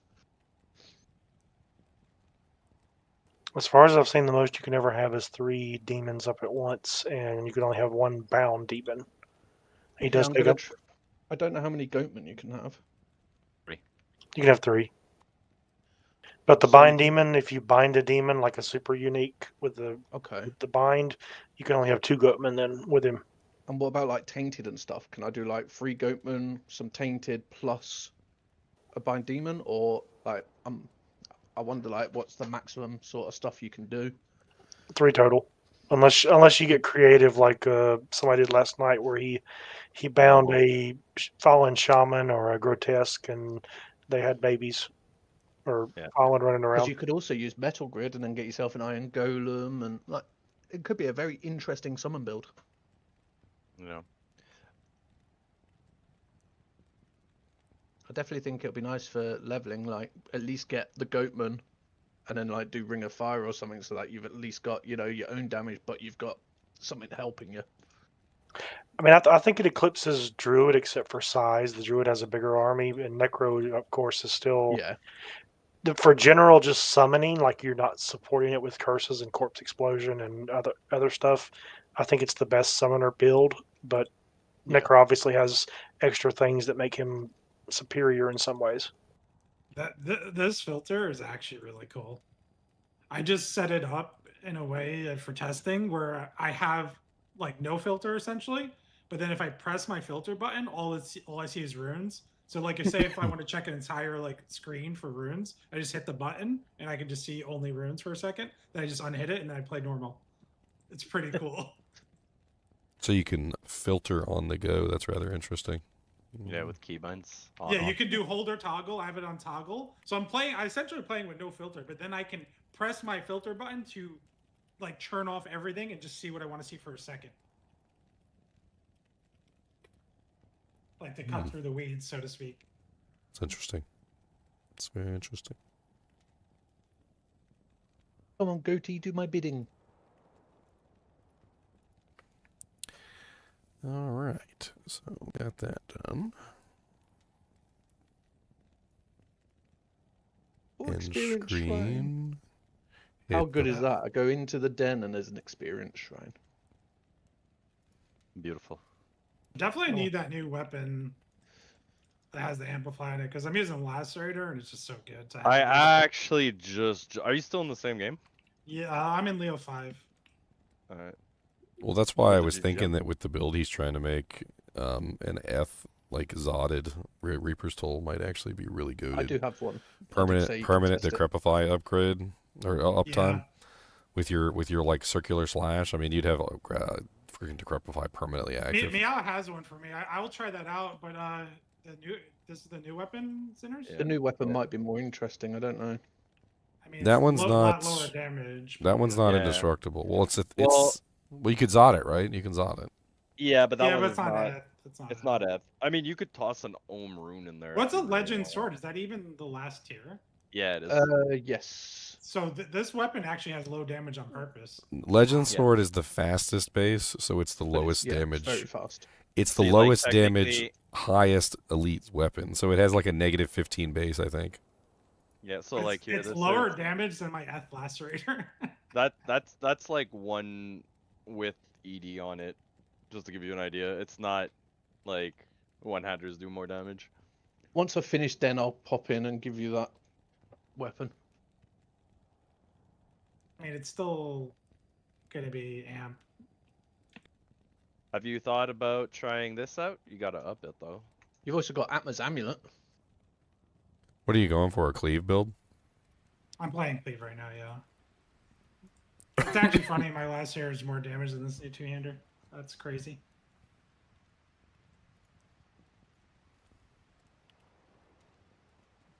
Man, it's been so long since I made a set thumbnail, I forgot how I did it. Okay, all right, that makes sense. So I covered the whole screen and then like, okay.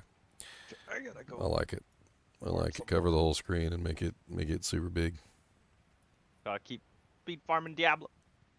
Gotta get loots.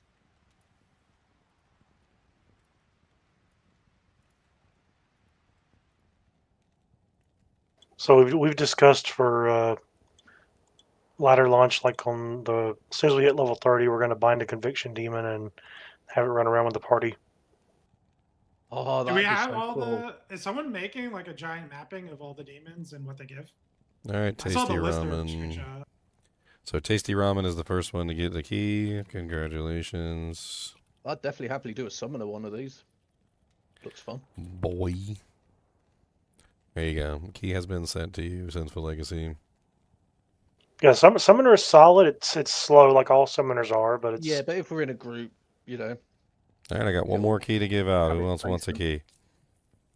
Who else is in desperate need of an expansion key and is willing to lick some booty hole for? I mean, I'm down. I need an extra for my butt.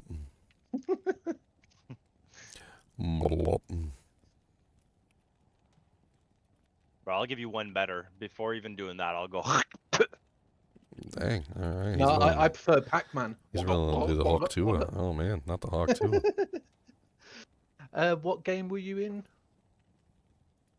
Are you in Leo? 5. Not the normal password, I'm guessing. Yeah, it's normal. GGM Leo 5. But you have a way to teleport your army. You have a way to heal your army. The army has magic damage. They have a lot of bonuses. Do you want a couple of weapons to test, or do you just want the Reapers? Because I've got a Tomb Reaver, Ethereal Zodded, and then I've got an Ethereal Hones to Don. That obviously has the self-rep. I should have a Atmas somewhere as well.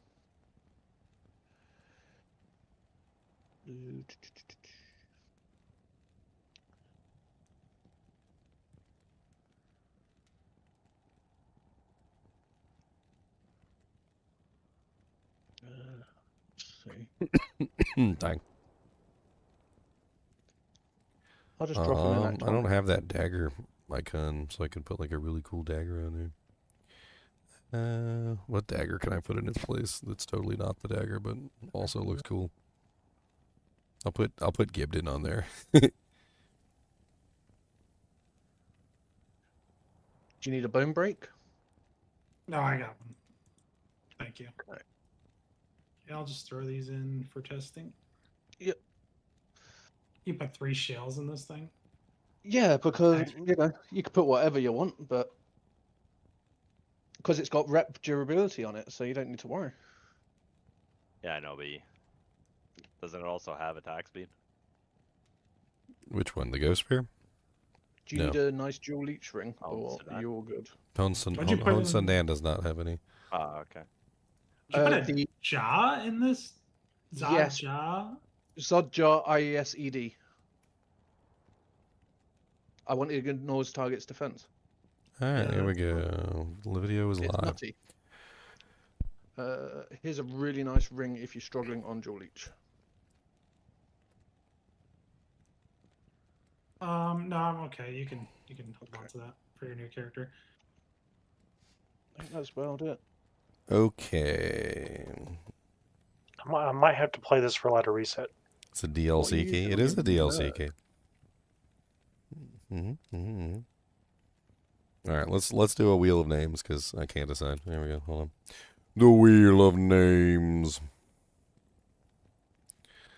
Let's see. We had a bunch of people say me. Wheel of the named. Hopefully one of them will do. Okay, here we go. We got Billy, Yankee. He's not a Yankee. 1, 2, 3. We also have, I don't know if it's for PS5, No Name Jedi, I have no clue. I don't know if it specifies whether it's PC or not. We got Beagleification. What are you beagling? Why are you turning people into beagles? That doesn't sound like a a noble pursuit. Who else wants in? Make sure you put it in there so I can see. Go on, let's do it. In chat? Yeah, hold on. I'm going to type something. Kyle McKyle face? Oh my god, you probably punch babies. Not a Kyle McKyle face. Can you get in? Yeah, I mean, so totally can. Here we go. We're going to do it elimination style too. Just so somebody gets excited for a second and realize it was just them getting eliminated. I won! You won what? Last place. You won last place, sir.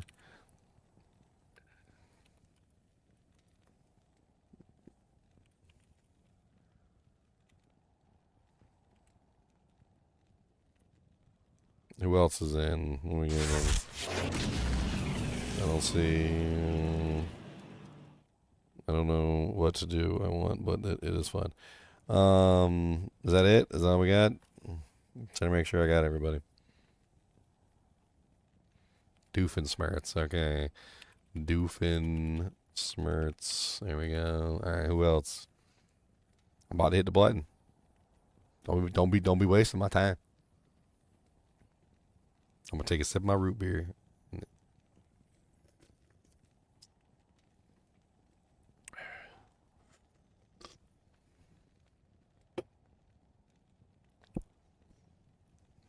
Why is Kyle telling me he's 41?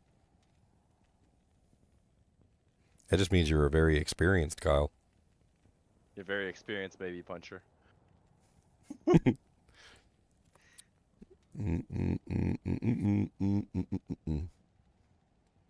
Okay, I don't see anybody else saying they want in. So, you got 5 seconds. 5, 4, 3, 2, 1. All right, we're doing elimination style. Elimination style means that we remove you from the list. So if you win, you don't win, you lose. So it's reversed, okay? The last person in the pool is the one who wins. If you win, we take you out, and then we keep going until there's only one person left. All right? So Justin Rhymes, okay? Justin wants in. You're close. You almost got left out of the pool because you didn't say anything. All right, so here we go. We're gonna shuffle first. Me What? in for the second to last roll. Oh, you wanna get in, Elemist? No, I'm good, man. What are they rolling for? I'm so confused. Expansion. The expansion. Oh. I got it twice. Bloodshed gave me 2 keys to give away. I've already given away one to Tasty Ramen, and I'm about to give away another one. How the F do I get in? By saying that you want in. No name Jedi. There you go. You just did it. Look, that was hard. Carnage Master. All right, Carnage Master is now in. Next OG wants in. Okay, there you go. You know Carnage Master is friends with Kyle McKyle face. Here we go. Shuffling. All right, the first to be eliminated from the list is. Left are the 2 winners, right? Or are you doing two? No, he only has 1 key left. No, he's changing it different. I only have 1 key left. I gave one away to Tasty Ramen already. All right, Doofensmerch, you are the first removed. Sorry. Wah, wah. Wah, wah, wah. He's literally the first one out. He had like a 1 in like 15 chance to not get removed, and he is the first one out. Oh no, Winchester. Goodbye, Winchester.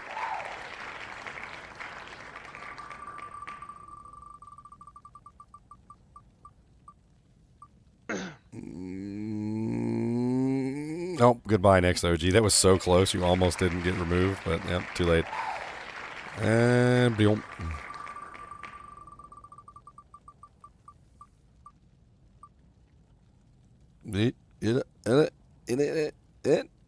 Oh, no, goodbye, Carnage Master. You are the weakest link. Goodbye. Come on, baby. Daddy needs a new pair of Warlocks. He's the next one out. He literally called it. He's literally the next one out. Oh, my God. That's terrible. That's hilarious. Brutal. Sad now. Daddy gets no new Dun, Nike. I mean, dun, dun. Warlocks. Oh, Justin Rhymes, you are out of here. Get out of here. You are out of here. Do you like the baseball announcer? Hey, Ginger, we're not doing the all act TZ. We're gonna do it as soon as you go away for dinner. Yes. Yeah. Okay. I mean, I was planning on doing it really soon here, like right now. I just wanted to get that video up. Oh my God, I can't. I do need to make 2 more videos. Why, you need to do something? Well, nah, you guys can do it if you want. I have to watch my kids from 5 to 9. My wife's too busy tonight. Oh. Oh, beagleification. Goodbye, beagleizer. There it is, boys. My first random amulet with a warlock thing on. All right, it's between Kyle McKyleface, Yo-Yo Crescendo, and Turbo Visiquid.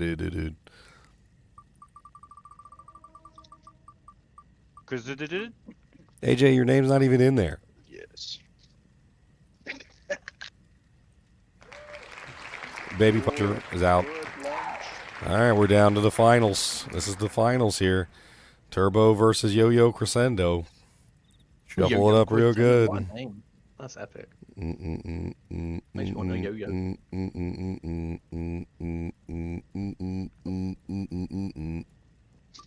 Looks like a Pokeball.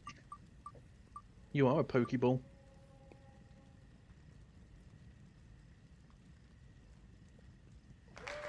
All right, Yo-Yo's out. Turbo wins. Congrats, Turbo. All right, Turbo, send me a message on Discord and I'll give you your key. Send me a message on the Discord, yo. Wingardium. Yeah, everybody sent him a message claiming to be Turbo. I am totally is Turbo. Hey, my alt account won. Let's go. Let me send you a message. Oh no, Turbo. Turbo. Yeah, don't choose violence, Kyle. He's not Kyle. He's Kyle. He's Kyle McKyleface. Punch yourself in the D, not the dog. Typical Kyle behavior.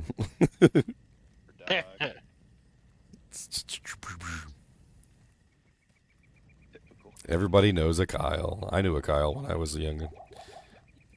So is Kyle behavior erratic and unpredictable? Basically, yeah. And they like to throw things and smash walls and stuff. This is true. My floating sword feels very weird. They're very good at punching drywall and throwing skateboards down, and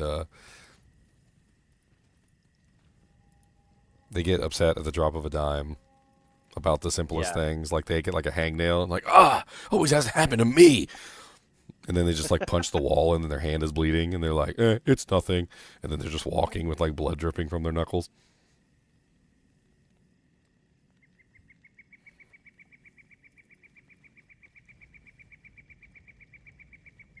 Yeah, that's Blood Boil.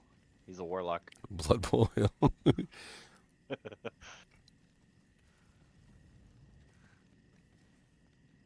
Can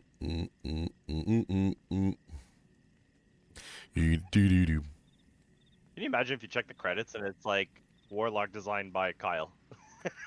Lead designer Kyle. What? Kyle, the puncher of walls. The meter of punishment. Need to hurry up. I think I'm only level 14 on my Warlock. I'm level 5. I mean, you got plenty of days to just mess around with stuff. I mean, it's not like... Yes and no. It's not like... 4-hour period today. And most of yesterday. Probably big... You had a 4-hour period? You had a 4-hour period? Did you put a tampon on? Yeah. I'm going to slow the flow, man. Slow the flow.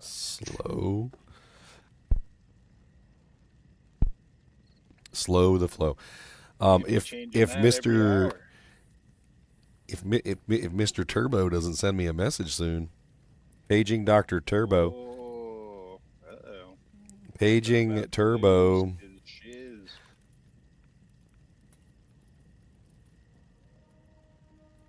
Yo-Yo might be back in the game. I mean, it's about to go to Yo-Yo if you don't hurry up. This Ring of Fire is so amazing. Wow. I start pulling up the stream and I start going up the list to try and figure out somebody who can respond. And it ends up right back at the first person. Meow sounded like, dude, he sounded spot on when he went, wow. Yo-Yo just messed. Yo-Yo just responded. He said, "I'm here. I'm here. I'm here." Yo-Yo's ready. He's ready and waiting. Oh yes. He's ready. Okay. I'm your man. He's like, "Look, I'm here. I'm ready." I'm ready and I'm willing to fondle. Turbo had to go make a Discord account. Oh, yeah. He had to go make a Discord account. Making Discord. Right now, he's hearing you talking about if you don't show up soon, you give it to someone else, and he's just panicking, typing as quickly as possible. He's like, oh no. This wasn't my Discord is password. like, we sent you a verification email. It's like, it's not coming. Actually, I have beef with Discord about that. Sometimes that verification code takes like 15 minutes to get to my email, and unless you click it right then, Yeah, and they give you a timer to put it in. Yeah, and it's like, it'll expire in 15 minutes. It's like, well, it takes you 15 minutes to send it to me. This is bull. Alrighty, he 15 minutes, finally bro, messaged me. When I get those messages, they're like, you have 60 seconds to input the code, and it's like, well. Well, you also Oh, might have dang the face verification with the new Discord. The face verification? Face verification? The age verification. Oh, age. Oh, age. I heard face, I'm like, yeah, I'm gonna, huh? I'm gonna scan my biometrics in so nobody can steal my Discord account. It's that important. Scans testicles. Yes. All right, Grassy Booty Butt. Congratulations. Grassy Booty Butt. Grassy Booty Butt. I'm glad Kyle didn't get it because we want to see him punch walls. What walls? There are none left. You did them all in. The world. He's currently sitting in a much bigger room now. I can't do that here. Kyle. In a world made of walls. Third place. I need a third key.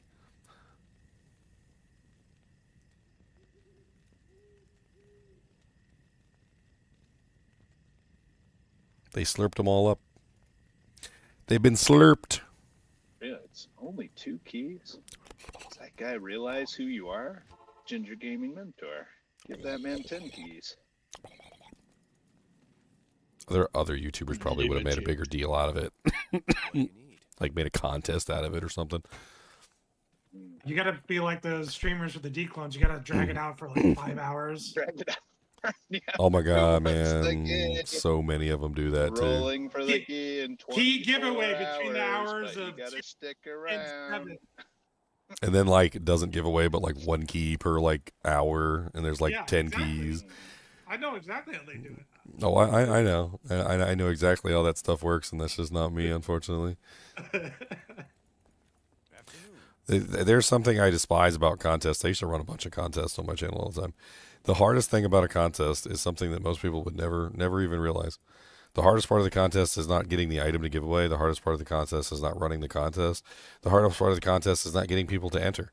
The hardest part of the contest is getting people to respond once they have won. It's the dumbest thing in the world. I could give away $10 million, and then I could run a contest that goes for 3 months, and then I could try and find that person that won the $10 million to give it to them, and it's like they're the Terminator trying to hide from me. Like they're literally like ninjas in like invisible Harry Potter cloaks all of a sudden, and like I can't get a hold of them at all. It's like as soon as they win the contest, they like move to China and become like a communist in the Communist Party, and then like change their phone number and their email, and I can't contact them anymore. I had so many contests where literally the person who won was impossible to contact. They just disappeared from the planet somehow. I don't know. I used to just be like, I need to put a clause in every contest that's like. Yeah, but the thing is it's like they forget. They just forget they entered the contest. Oh, that's right. They're like, oh, that's right, I did enter a contest for a yacht. Like the drawings in 4 months. It's like, yeah. I've actually not entered contests because of that thing. I'm like, even if I win, not even gonna know. I know that voice. Welcome, Elemist! I haven't seen you for everybody. All the cockroaches coming out of the woodwork for the I expansion. know, we knew, we predicted. Mm-hmm. You lifted up all the rocks. Got to put that raid out there.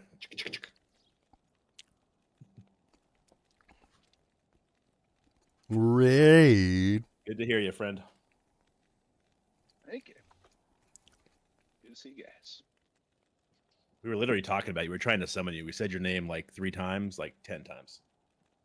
I tried to catch up. I think I saw most of the live streams and catch up. But yeah, I had planned a bunch of traveling this week from Cancel it. Northwest over to Colorado.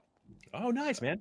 Just trying to drive as fast as I possibly could. Well, while preserving some semblance of miles per gallon. Yeah. Where are you going in Colorado? If you don't want to stay on stream, DM me. I'm curious. I'm from there. I just say I'm in Grand Junction, gonna see a friend. All right, I know exactly where that is. Weekend You a have little bit, friends? and then What? Gonna hit the Icon Pass resorts. Yeah, Everybody's dude. in I'm Colorado. an Icon guy. Hell Icon yeah. Pass. You know? I'm an Icon guy. See Fortunately, I on the live in slopes. Texas at the moment. Uh-oh. What's up, Matt Soko? If I make it out that way, though, I'll DM you. Nice. Yeah, hoping to be around the Colorado, New Mexico areas. Okay. Basically over the next month. Although, well, with this ladder, I may not even get out. Okay. Just be jamming. Like, nah, can't ski today. Gotta grind.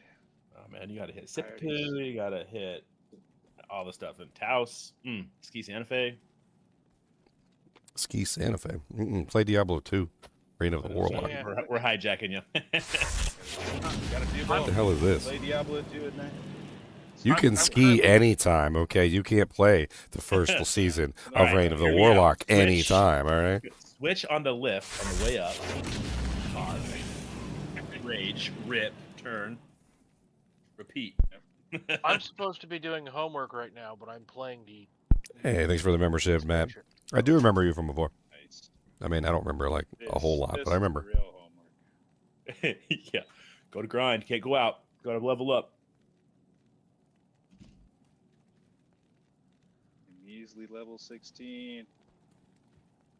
Okay, go. I just rescued King. Are you leveling as a summoner, Elemist? Yes, pretty much a summoner.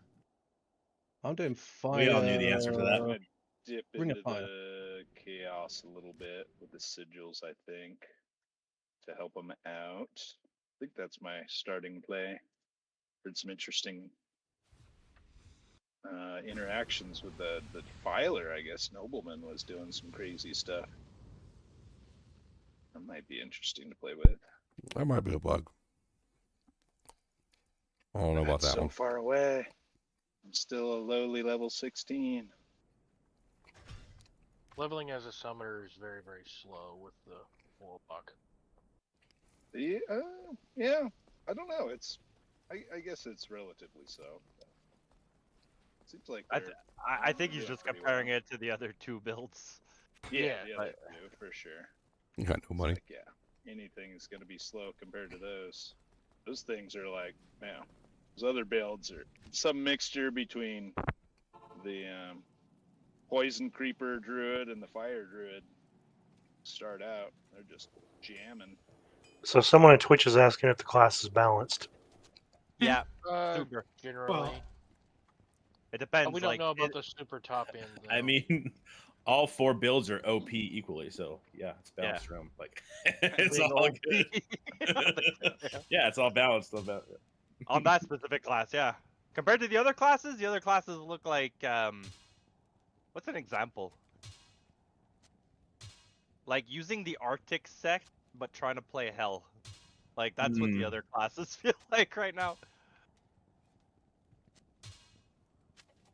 And the Warlocks just got Enigma and shit, teleporting around. So what are we doing right now? Ginger is fighting the town boss. I'm about to make the last 2 RuneWord videos. He's trying to make his living. Then after I do these 2 RuneWord videos, we're gonna do a full game terrorized. Oh, sweet! I was gonna say I've got a level 2 one. I'm in for that. Mm-hmm. If we don't, Full game normal. I really want to get a full Normal. team. So if we can get 8 people, that'd be great. Yeah. Hey, if you can wait till 9 o'clock tonight. Dang, that's a long I time. think that's what's gonna get us the epic. Guys, I keep wanting to say sigils. The epic heralds. Yeah, that too. But the herald, like, I've been trying to research this and confirm, but if you already know, but you do when you kill mobs in terror zones, it kind of like raises an invisible threat meter, and then you get those herald bosses who show up.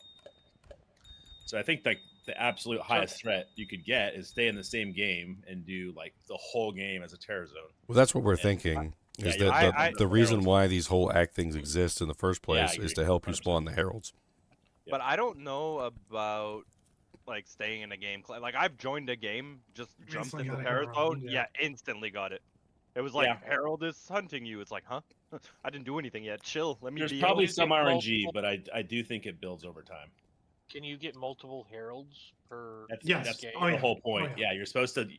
Each time you get a herald in the same game, it like quote unquote levels up and is harder, and then that's how you drop the new sunders, and then you use that currency, the shards, to craft the sunder charms. So the way I see it, reroll them. Like if these like materials are tradable, like to make all the act terrorized, they're gonna sell for a lot. Probably.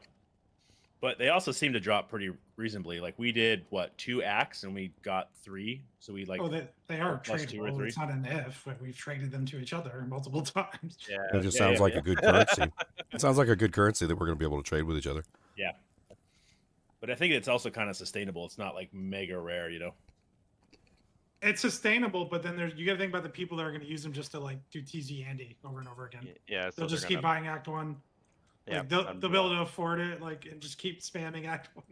Sure. Or chaos. Yeah, or whatever. I mean, yeah. another easy thing you could do besides just doing just Andy, you could just hit all the super uniques. Yeah. So you could just do every super unique. You could do Rakanishu, Bishi Bosh, like what's that poison skeleton in the thing? Andariel, Fistpawn Foul Dog, etc. Yeah, but the super uniques and uniques, what I've read, they're the ones that generate the most threat to draw the heralds in, and then when you kill the heralds drop the stuff. So you still want to do the elites to up. Yeah, and then basically mobs anywhere can drop the shards. Wait, you keep saying red like it's a holy Bible. Are you sure you didn't just watch a video? Yeah, that's all I did is watch a video, of course. Like that's all anybody else does. But I read it in text form as well. Oh, okay. I was like reading. Who's doing that? Yeah, this is all rumor. This is all rumor. Wait, people read? Like he's educated. No, not more than anybody else. Look, if you keep telling people you can read, we're gonna have to consider Send you kinship membership. Hey man, I can read like BERJAH. Now IO and LO I have problems with. That sometimes I get those mixed up when I say LOIO. I get really excited.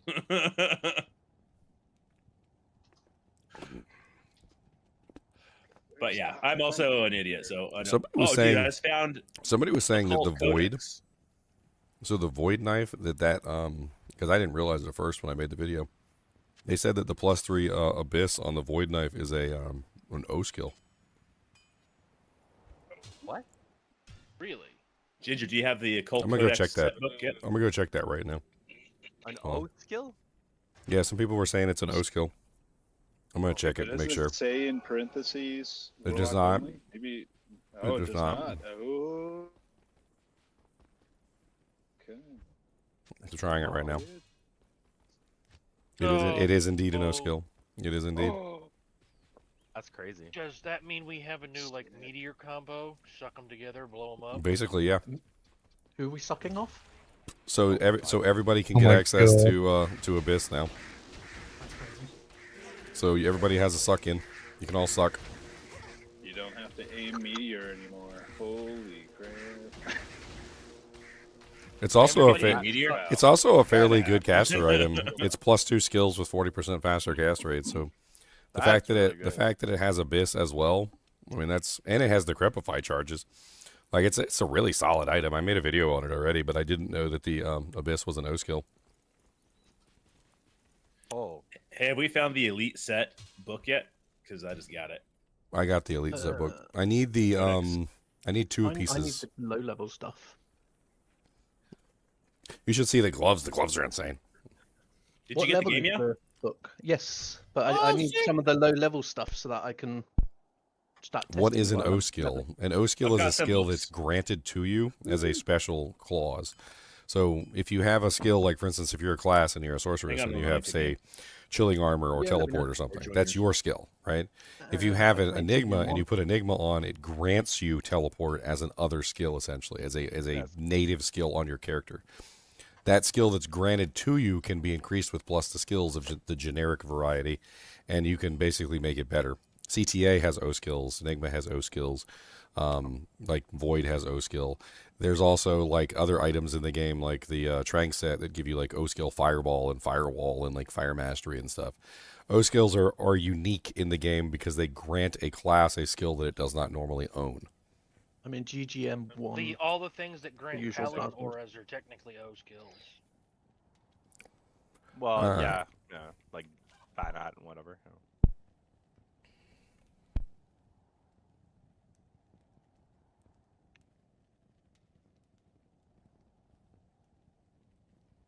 Mine got 43 to 20 to vitality, 43 to life. I'm not sure what rolls on it.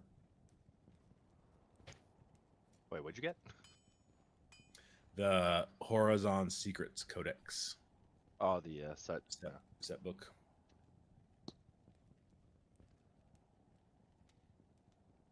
You can bring anything you want to, Brian, over to the expansion. You just put it on a character and convert the character.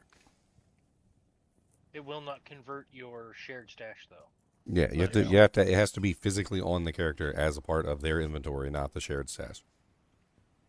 The biggest problem is going to be bringing over lots of annies and torches. That's exactly what I was about to say. Well, there's no point bringing over torches. I'm like, I am not going to create a new character for every single one of these just to bring it. So I'm just keeping that in the old one. Well, Warlock torches are going to be very expensive. I would not expect to get a Warlock torch because we're going to have to grind our own keys and we're going to have to farm them. And now you have a 1 in 8 chance of getting a Warlock torch. So good luck. And I'm actually. You know how many Warlocks there are going to be this season? Like almost everybody's going to be a Warlock this season. You're a Warlock. You're a Warlock. Drop pull. I thought Savasi or Sadfish. Listen, whoever pretty early on, like, put a screenshot of a Hellfire torch. Oh yeah, we can get them right now for sure. Yeah. We're just saying in general, like everyone's gonna need one. Demand is high. So let's say the whole kinship gets together and we farm keys, and let's say we get 40 runs, right? And we have 20 people running in the kinship, all as warlocks. We find two torches. We're rolling that wheel. Oh baby. Oh yeah. I guess this is the season of Do You Feel Lucky, Punk? You just got demon it's the skills. Season of Skiller. Run, not the warlock, and get all your gear for dirt cheap. It'll be the season to be a sorceress. Jam those keys. Yeah. The kinship run them for you. Be rich, dude. Easiest thing to do is just farm till you get a burr and trade a burr for it. Easy. Just so you guys know, it's confirmed. I just had a herald hunting me, and the terror zone changed, and he was still there in the zone. Okay, nice. So. I have one too, but I've never seen it before. Just look for auras. They usually have a ton of auras on their minions and themselves. And... Yeah, it'll basically be a unique monster like any other unique, but it'll look a little more flashy. Has a purple name. All right, I'll be right back. I'm gonna try and burn out these 2 videos real quick. All right, burn them out. All right, guys and gals, let's get started. 3, 2, 1, let's jam.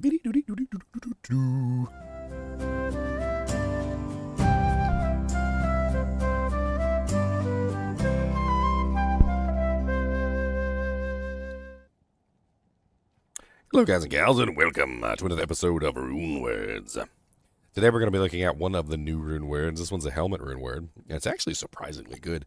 You might want to pay attention to this one because it looks like it's going to be a fun one for pretty much any melee character at all. And might actually be pretty decent for some casters as well. It's not particularly that expensive, although it does have an ist rune in it. It's called Coven. Coven has a lot of interesting stuff on it, so let's go over it line by line, shall we? First off, the rune word is Ist Ral Io. It's a 3-socket, which most helmet rune words tend to be 3-socket. Ist, of course, is what gives it a little bit of its magic find, which is not bad. And then you get the fire res from the Ral rune, and then the Io rune, of course, gives you the plus 10 vitality, which is decent.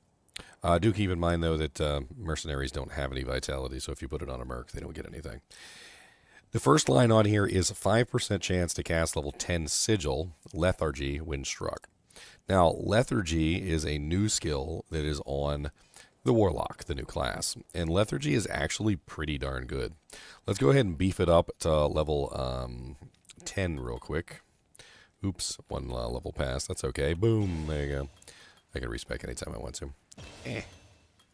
All right, so level 10. This is level 10 Lethargy. Level 10 Lethargy comes with a lot of interesting stuff. The first one is damage taken plus 29%. Which actually reduces the monster's physical resistance by 29%. It's very similar to Amplify damage in that regard. It's not as good as Amp, and it's not as good as Decrepify. Decrepify being 50% and Amplify damage being 100%. But I have seen it break physical immunities, and it will, of course, also enhance your physical damage. It also comes with negative 42% enemy defense, which is really freaking good, because that's going to make it a lot easier for you to hit targets and basically make it so that you need much less attack rating. It only has a radius of 6 yards, which isn't the most amazing, but we're going to demonstrate how large that is, Katie. And then it has a duration of 14 seconds at level 10, which is actually pretty good, which means it's going to stay on the battlefield for a pretty long period of time. This is a absolutely amazing ability. It also has base effects, which I totally forgot to read. The base effects at the top there are negative 50% attack speed and negative 50% run walk speed. So the monsters that are in it are slowed down, and they also attack less frequently. If you want to see what it looks like, let's go ahead and cast it out here, which basically when you're getting beat on, you're going to have this happen. So it's going to go, and you're going to have this little thing pop underneath of you. And any monster that is standing within this radius will get that debuff on them, which is going to be really powerful for anybody who's a melee character, quite honestly, because it's just going to allow you to just have this really nice, like, anti-kill me field, and it's also going to increase your physical damage as a result. Since it stays for 14 seconds, and anytime it procs, it won't just go away immediately, and it'll actually be useful. It might not seem like the 5% chance is really all that much, but because it does stay up for a prolonged period of time, and as a melee character, you're probably going to get beat on anyway, it's going to be very useful, trust me. Then on top of that, we also have the +1 to all skills, which kind of puts it in the same category as a lore or a peasant crown, which is certainly not bad. +2 is obviously preferred, but +1 is not terrible. And then it has 20% faster cast, which kind of levels it up over other items like lore. So when you're leveling up, of course, lore is cheap and easy to come by, but this one's +1 with faster cast, and it comes with some other nice secondary bonuses, which isn't terrible, like magic find. So it could make a very excellent, like, mid-grade item between your lore helmet and, say, your Harlequin Crest Shaco as you're leveling. 20% FCR is actually kind of decent too. 44% enhanced defense. It does have the 10 vitality from the Io rune, which is of course going to give you health. The amount of health it gives you is going to be based on your character class, because you get like different varying amounts of HP depending on what character class you're on. And then of course the fire res is certainly welcome, especially if you're using one of those fire sunders. And then it has 4 life after each kill, which is like kind of like a mediocre stat, but whatever. It'll help sometimes if you're killing things quickly, but it does basically nothing if you're fighting like a boss or something. And then 31% magic find, which is actually kind of nice. Now the actual ist rune, I believe, is not 31%. So let's take a look real quick and let's see what the rolls are on the item. And that way we'll know how high that goes, because I have a feeling it goes a lot higher than 31%. So the enhanced defense rolls between 30 to 50. The life after each kill rolls between 1 to 5, and then the magic find rolls between 26 to 40%. So yeah, that's actually a pretty decent little helmet. I mean, all in all, it's a good helmet, but the cost of it might be a little expensive, especially for early ladder. The main problem with the cost is really the ist rune. Whether or not you have an ist rune on hand to actually make this rune word, and you might actually want to use it to make this rune word early on, is going to be up to how lucky you are. The Io rune's not horribly hard to come by. The Rel rune is super common. So the ist rune is the only real make or break there for the helmet. Personally, though, I can totally see myself using this for basically any melee character, specifically for the level 10 Sigil Lethargy, because that is a massive defensive bonus as well as offensive bonus, because it slows down the monster, kind of like Holy Freeze does, and also increases the damage that they're taking, which is also really nice. And then from a caster side, I can totally see it as an interesting budget piece because it's +1 with 20% FCR and actually has some resistance as a magic find on it. So just a solid helmet all around. It's not necessarily going to replace things like Bulwark for a more tanky physical damage reduction build, but it definitely has its place in there for a character who can get away with losing a little bit of physical damage reduction for having a chance to slow down the monsters and generally make their life a little bit easier. I'm not exactly sure like when you would pick this up. The highest rune is what, Ist, and Ist rune has a level requirement on it, right? I think it's like 40 something, right? Can't I remember the level requirement? Well, this website is no help.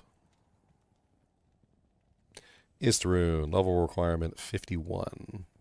So that means that this rune word will be a level 51 or higher item. So it's definitely not going to compete with Lore, which is a much lower helmet at like, what, level 30 something or 29.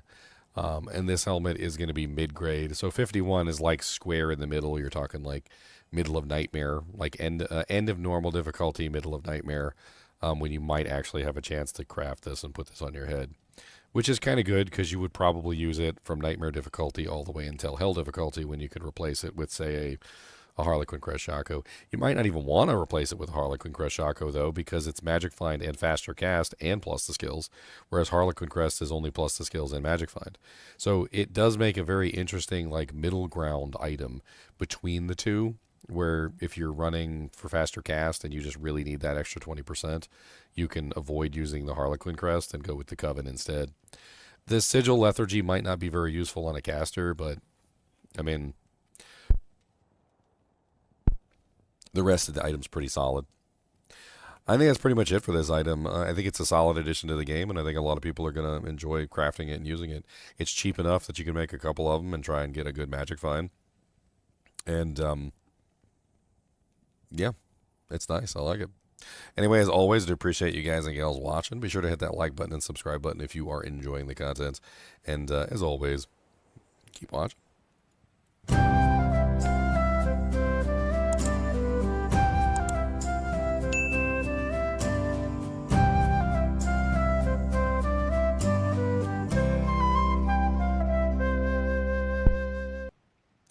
All right, so that one is finished, and then we've got one more to do. I'm going to have to start working on the skills on this character, too, eventually, which is totally something that I want to do. Boop. Beep.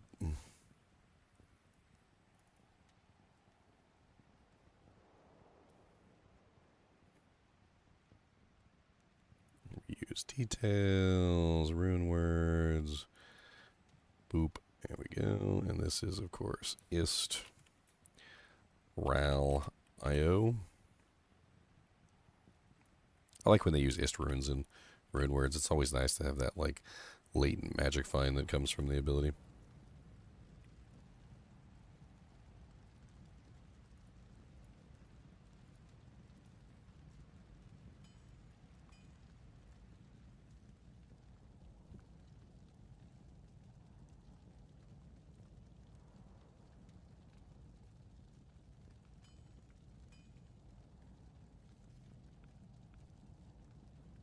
All right, so that one's done. A little bit of a call out to the community. If you guys find any of the new unique items, the sling ring or the new amulet or the new sword or anything like that, I'd like to get my hands on them to make a video on those as well. If you want to donate them to me, I mean, I'll even give them back after I make the video if that's what you would prefer. But I definitely need to get my hands on all the uniques so I can make videos on those as well. Let's go on to the next item, which is Ritual. Ritual is kind of interesting. I'm going to take a quick restroom break. You guys can like stare at it while I'm gone, and then we're going to record the video on this one as well.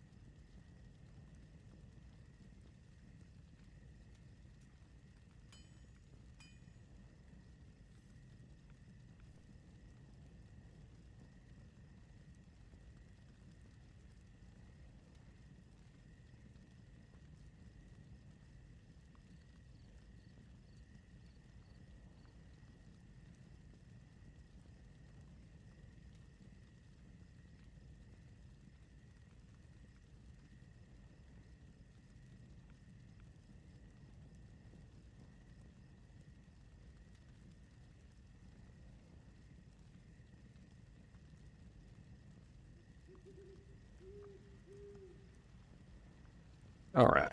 I had to go pee-pee.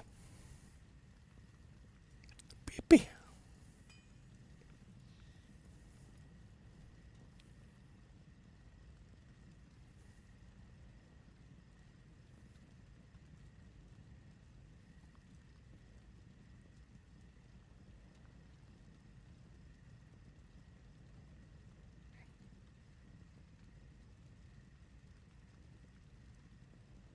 All right, here we go. I think I got everything up that I need.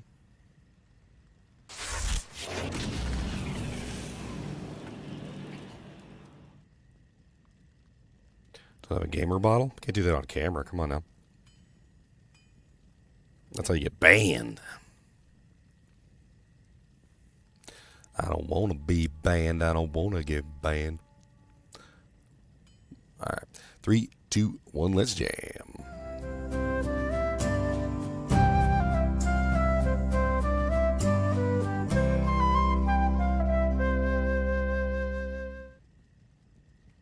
Hello guys and gals, and welcome to another episode of Rune Words. Today we're going to be taking a look at one of the new rune words, which is a dagger rune word known as Ritual. Ritual is Am Shale Ohm, so it's a little bit expensive. The Ohm rune obviously being the most expensive in the item. It does come with some interesting options though, and let's go over it together. Being a dagger only rune word, there's not a lot of daggers that you can actually make this in. In fact, unless they've changed things, which I don't think they have, but I could be wrong, there's only one dagger I think you can even make this in at all, which is the Fang Knife. I'm pretty sure that all the other daggers in the game are like 1 or 2 sockets, if I remember correctly. So there's a limited number of daggers that you can make this in. Now, daggers have become class items for the Warlock, and they do actually come with innate skills on them now. So you could potentially find a really nice Ritual Fang Knife base that comes with like +3 skills to say like +3, +3, say like, like Blade Warp or Echoing Strike or Mirrored Blades or any of the other skills. So in the future, when you're thinking about this, and it's just to put this in your mind, think about it as you find a good base with the right plus the skills on it to make this in. Okay. Now, of course, you could make it for a non-warlock, and if you're making it for a non-warlock, then it doesn't really matter, and the skill part goes out the window.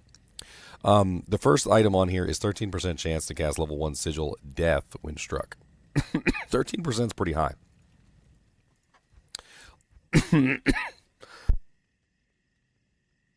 Sorry about that.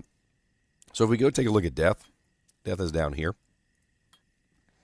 And we're going to go ahead and make it the same level so we can match the stats. So this is what, level 1? Okay, so we're going to have to take off some gear to match that. All right, and then you come off, and then you come off. We got to take off the Soges. And it's still level 2. What's left? We got any more? Is it considered a fire skill or something? No, it's not a fire skill. Where's the other plus? Oh, Annie. Annie. That's okay. There we go. Okay, so now we have our level 1 Death Sigil. So level 1 Death Sigil is lay a sigil on the ground that hastens the death of injured enemies in a violent explosion. Fire explosion, currently 70 to 120% of slain enemies' health, slays enemies with less than 13% health, and radius is now 4 yards with a duration of 5 seconds. So let's go out and take a look at this.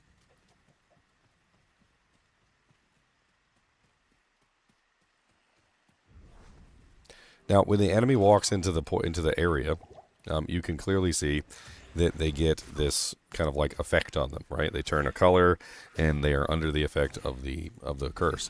The curse doesn't do anything, though. So what the curse is actually doing is it's making it so when the monster's HP falls below a certain threshold, they're basically immediately killed. And then when they fall below that threshold, they're essentially culled. It's more like a culling strike. And this culling strike causes them to explode. So it does require that the monster actually fall to low life for it to happen. And I've noticed that if I one-shot the monster, it doesn't work. So there is a little bit of a trickiness to it where you can't really do like too much damage to the monster, because if you're straight up one-shotting the monster, they won't really ever explode. Whereas if you hit the monster and they get mostly killed, but not quite, so 73%, or was that 13%? So what is that, 87%? So if you remove 87% of their life and they go down to 13%, then they immediately explode. It's actually kind of neat, but also kind of useless at the same time. Like, I feel like this is a curse that would work really well as you're leveling, but then not really that great once your character's like super well set up. Like when you're really well geared and you're like one-shotting everything with your main attack, Sigil Death is probably not going to help you very much. But when you're leveling up and you're taking a while to kill things, and you get a monster down to 13% and they explode and they cause all the other monsters to take damage, like, it could be a lot more useful. My personal opinion, I think 13% is the way that the mechanic works. Could be adjusted a little bit to maybe like if you kill the monster too, it also works. So like if you just kill a monster outright with a single strike, they should also explode, I think. But it doesn't really work that way. It just kind of only makes them explode if you get them to 13% or lower, which is kind of hard to do in like certain builds and certain like, things. One kind of like build that it does work really well with though is like damage over time builds. Like the Miasma stuff has damage over time. Because the damage over time drains slowly, it's more likely to hit the 13% than like a direct hit. So it could be very good to use with something like Miasma or Poison. Like a very interesting option for like some poison type builds. Would probably work surprisingly well with Poison Dagger, actually, which is also very interesting. Moving on, it also has 40% increased attack speed, which is really nice. And then it also has a pretty high amount of enhanced damage. So I do have the panel open here to show the enhanced damage. And it rolls between 200 and 270%. So you might notice that these have a lot higher than that. Well, it's because the Ohm rune comes with 50% itself. So if you were to actually calculate this properly, it would say 250 to, what is that, 3... 7, 8, 9, 10, 320. So 320 would be the cap. which is going to be a pretty high amount. So this one right here at 313 and this one at 315 is actually pretty high. It's pretty close to the cap on the item. Then we also have damage to demons on there. So damage to demons and the bonus attack rating to the demons are usually the same stat. It's a bonus that actually gives you like both at the same time. So you get the damage bonus and the AR bonus to demons. This one is not AR bonus to demons. No, that's just flat out a bonus rating. Okay, so that's good. It's between 200 to 260% bonus attack rating, which is pretty amazing. However, this could be a problem for some builds. So bonus attack rating tends to be the thing that you need the least, and raw attack rating tends to be the thing you need the most. And it's a problem of numbers. So let me give you an example. Let's say that you have a base attack rating of 1,000. And you add, say, 250%. That's going to bring you up to 3,500, which is nowhere near what you need.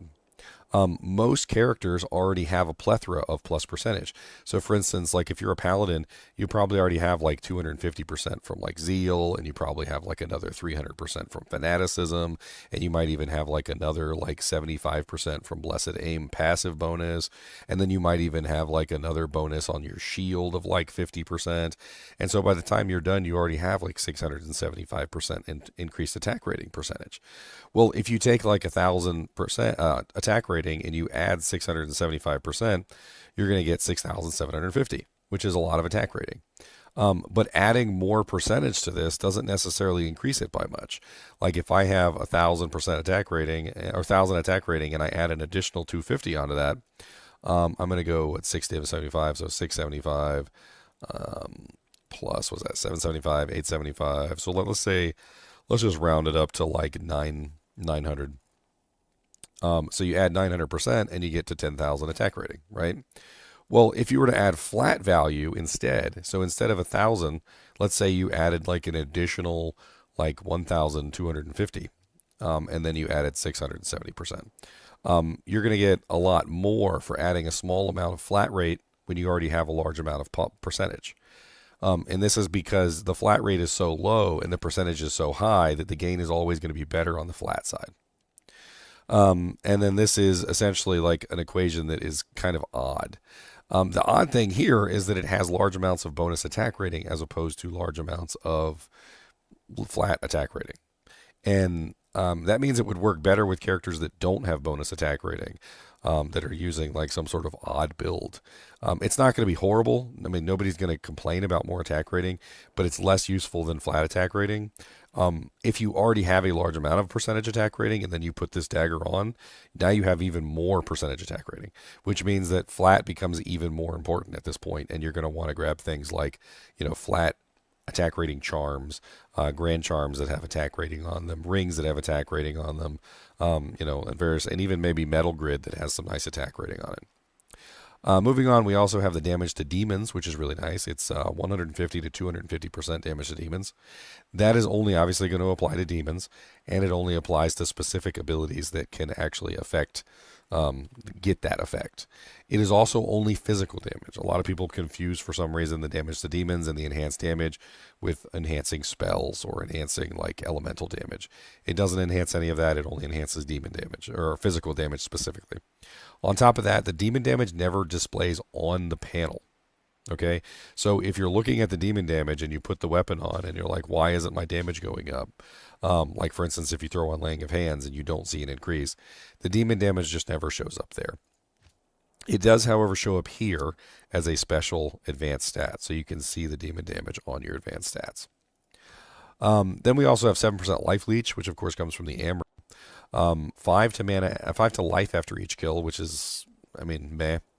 And then the really interesting thing of this particular item is the Slain Monsters Rest in Peace, which is a very unique stat, which doesn't exist on very many items in the game. As far as I'm aware, there's only like 3 items in the game with Slain Monsters Rest in Peace, unless I'm missing one, which feel free to tell me if I'm missing which one I'm missing. But there's Tyrael's Might, which has Slain Monsters Rest in Peace, which is really good for mercenaries when you're fighting Neelathak to get rid of the corpses. There's also Nature's Peace, and then the third one I believe is it's the Rune Word Lawbringer, isn't it? I'm trying to remember. Bink. Yes, Lawbringer also has Slain Monsters Rest in Peace. So this adds in to be the fourth item with Slain Monsters Rest in Peace. What does Slain Monsters Rest in Peace do? What is it good for?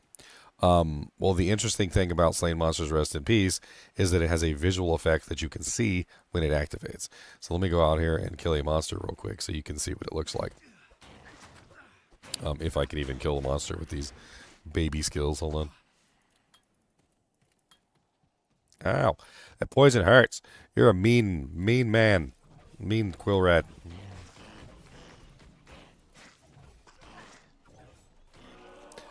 And as you can see, there's a special sound effect, and there's also a visual sound effect when Slain Monsters Rest in Peace works.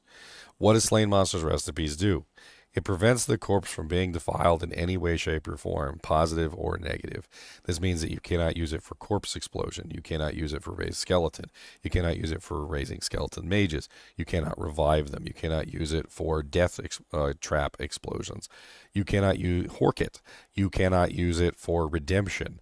You cannot use it for any ability that would burn the corpse, because the corpse is now essentially like purified and unable to be corrupted at this point. Now, this is really useful for fighting Neelathak, because Neelathak uses corpse explosion against you. So whenever you kill a monster, it's very nice to have the monster's corpse not explode in your face, because it does kind of hurt and like pokes your eyeballs out and stuff. Now, the interesting thing about Slain Monsters Rest in Peace, though, is it only works for you. It doesn't work for your mercenary. Which is why earlier I said Tyrael's Might actually works really well on the mercenary, because it applies Slain Monsters Rest in Peace to the things that he kills. There's also some caveats with Slain Monsters Rest in Peace. It doesn't work from indirect killings, which I found out the hard way myself as a corpse exploded in my eye, and I had to wear an eye patch for several days.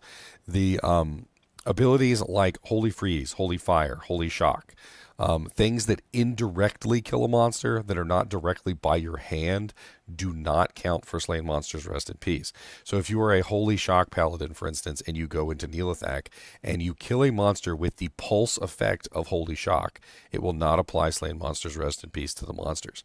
And of course, there are other abilities like this that are indirect killings, which do not apply Slain Monsters Rest in Peace. So as to everything that you can do with this ability, your mileage may vary depending on what abilities you're using to kill with. This item can also be made in its ethereal form, which I went ahead and did.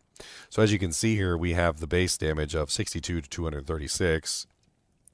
And then in the ethereal form, it is 89 to 345. Now, why would I make this in the ethereal form, you might ask? Well, among lots of characters in the game, the Assassin has things like Blade Fury, which do not burn durability. The Warlock has his ability, which is called Echoing Strike, which does not burn durability. And there are various characters throughout the game which have abilities that are capable of being used with ethereal items. Even though this item does not have indestructibility, in this particular case, if I was using it together with Echoing Strike, I would be fine, because Echoing Strike doesn't burn any durability when you hit the target. As you can see, this item already has 20 of 22 durability. So let's go out here and we'll use Echoing Strike to attack some targets.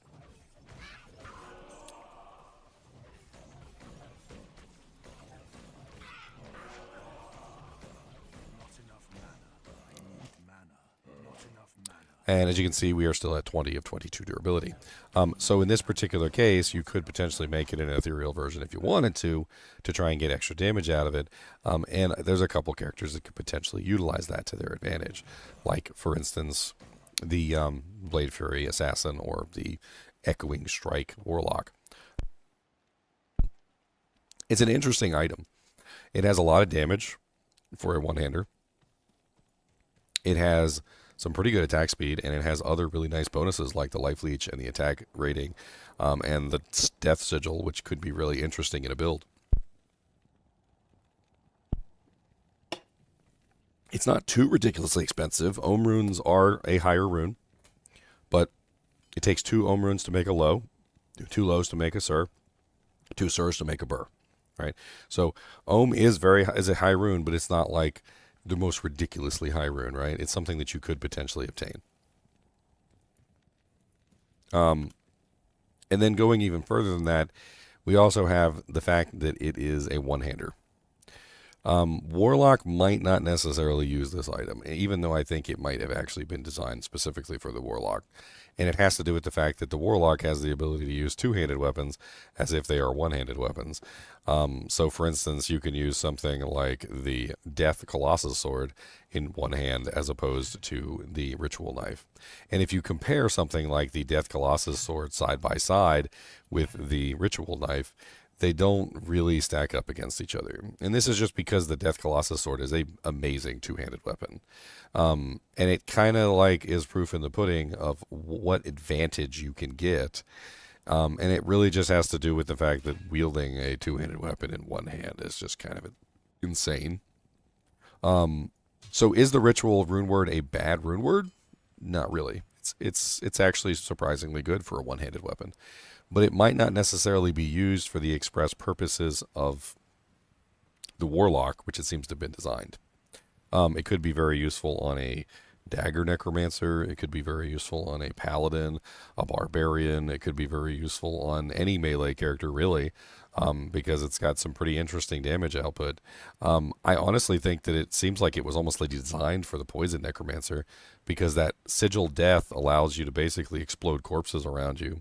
The only problem is you wouldn't be able to use Corpse Explosion because of the slain monsters rest in peace, which really kind of ties this thing in a very odd category. Barbarians wouldn't want to use it because they wouldn't want to mess with their find item. Necromancers wouldn't want to use it because they wouldn't want to mess with their Corpse Explosion or their minions.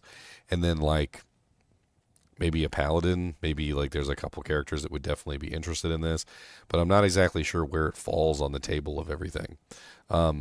If you take away the Death Sigil, like if you just take that away, it's a generically okay melee weapon. If you add the Death Sigil in, it becomes an interesting mechanic that you could potentially try to leverage to your advantage. And time will only tell whether or not people can come up with good ways to leverage that to their advantage. And that's kind of like where we're sitting with this particular item. Maybe they'll make some small changes to it over the course of its life. I'm not entirely sure. But it's definitely an interesting addition to the game that can provoke some thoughts on maybe some interesting builds you could make with this Death Sigil. Not on a Warlock, right? So, like, putting it on basically any character to get the chance to cast Death Sigil. The thing is you have to get beat up. So it's kind of limited to melee because if you're a ranged character or a caster, you're not getting hit all the time. And just kind of how it's designed. I think that's pretty much it for this one. I do think it's an interesting one, but I'd like to hear what you guys have to think of the way that it functions, the Death Sigil edition, the addition of the slain monsters rest in peace, and so on and so forth. Do you think you would craft it? Or do you think it's going to end up one of those rune words that just never gets made? Anyway, as always, thanks for watching, guys and gals. Be sure to hit that like button and subscribe button if you enjoy the content. I'm getting closer and closer to 100,000 subscribers and my first plaque on YouTube. And as always, keep watching.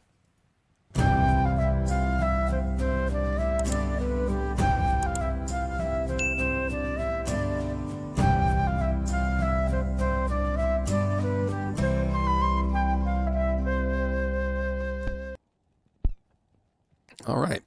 Last rune word, at least as far as we know, is currently finished. Let's go ahead and get that one uploaded as well.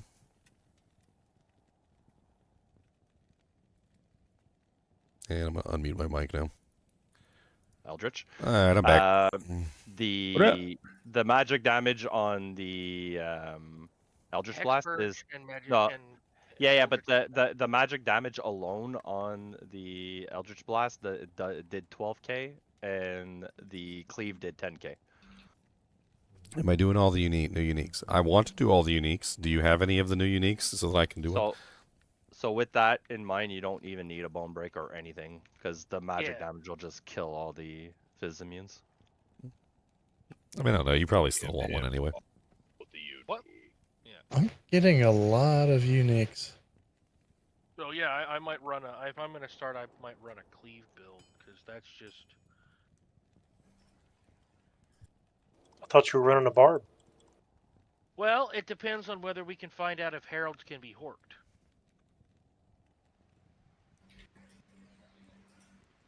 Sounds like something that you could easily test. Why don't you coordinate with somebody? Yeah, I was gonna bring my barb. I just need to know if somebody has one.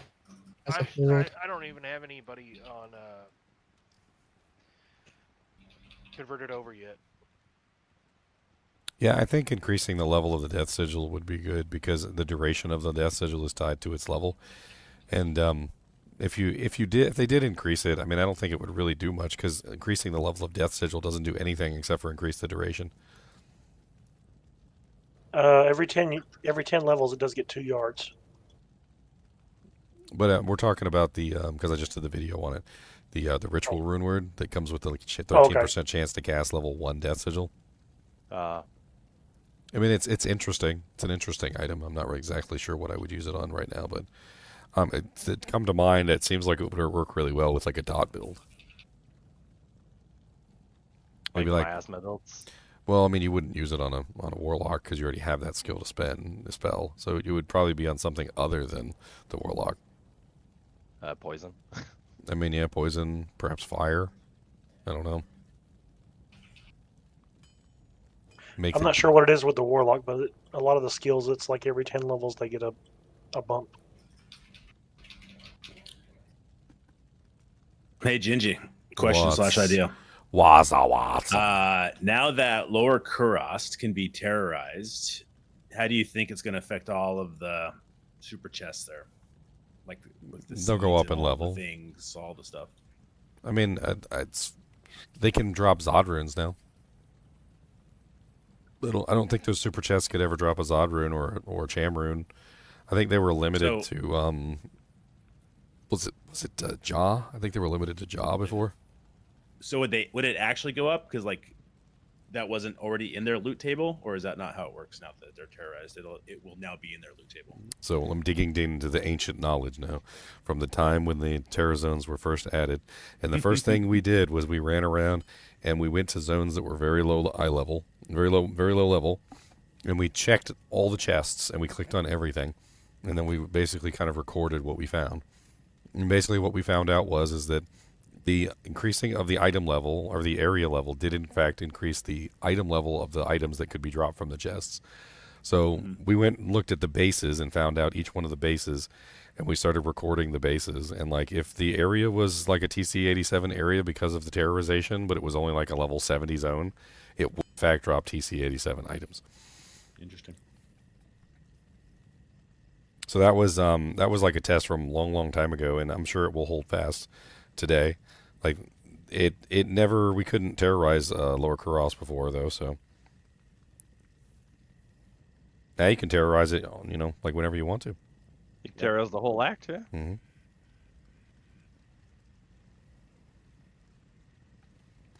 You might have to get a bunch of those offline and dupe them so you could test things, make videos.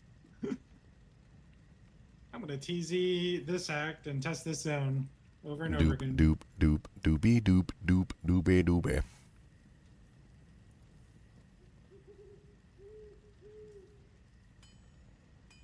Under poison damage 2 decks.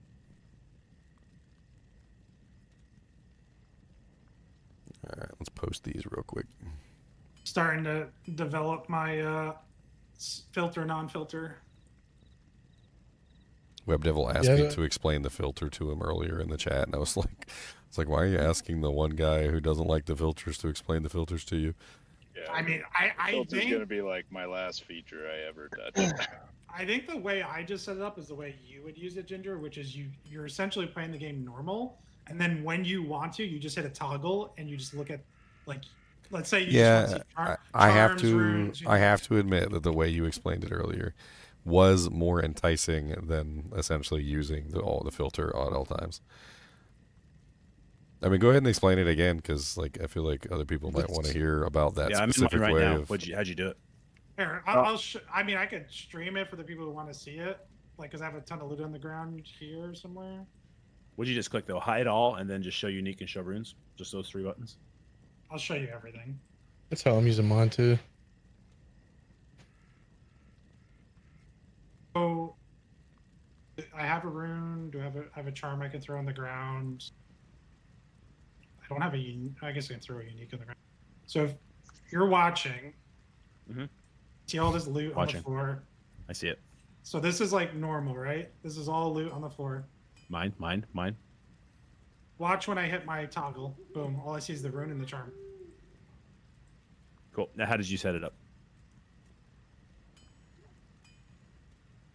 First things first, you have to go to gameplay. You have to make sure your show items unfiltered is set to toggle, not hold, if you want to toggle it, or timed, or whatever you want to do there.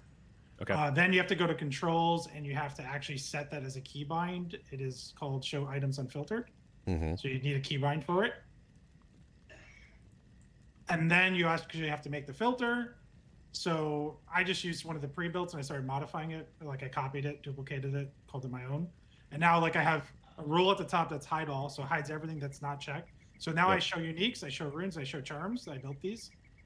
And it doesn't matter what it is, you can just toggle on and off.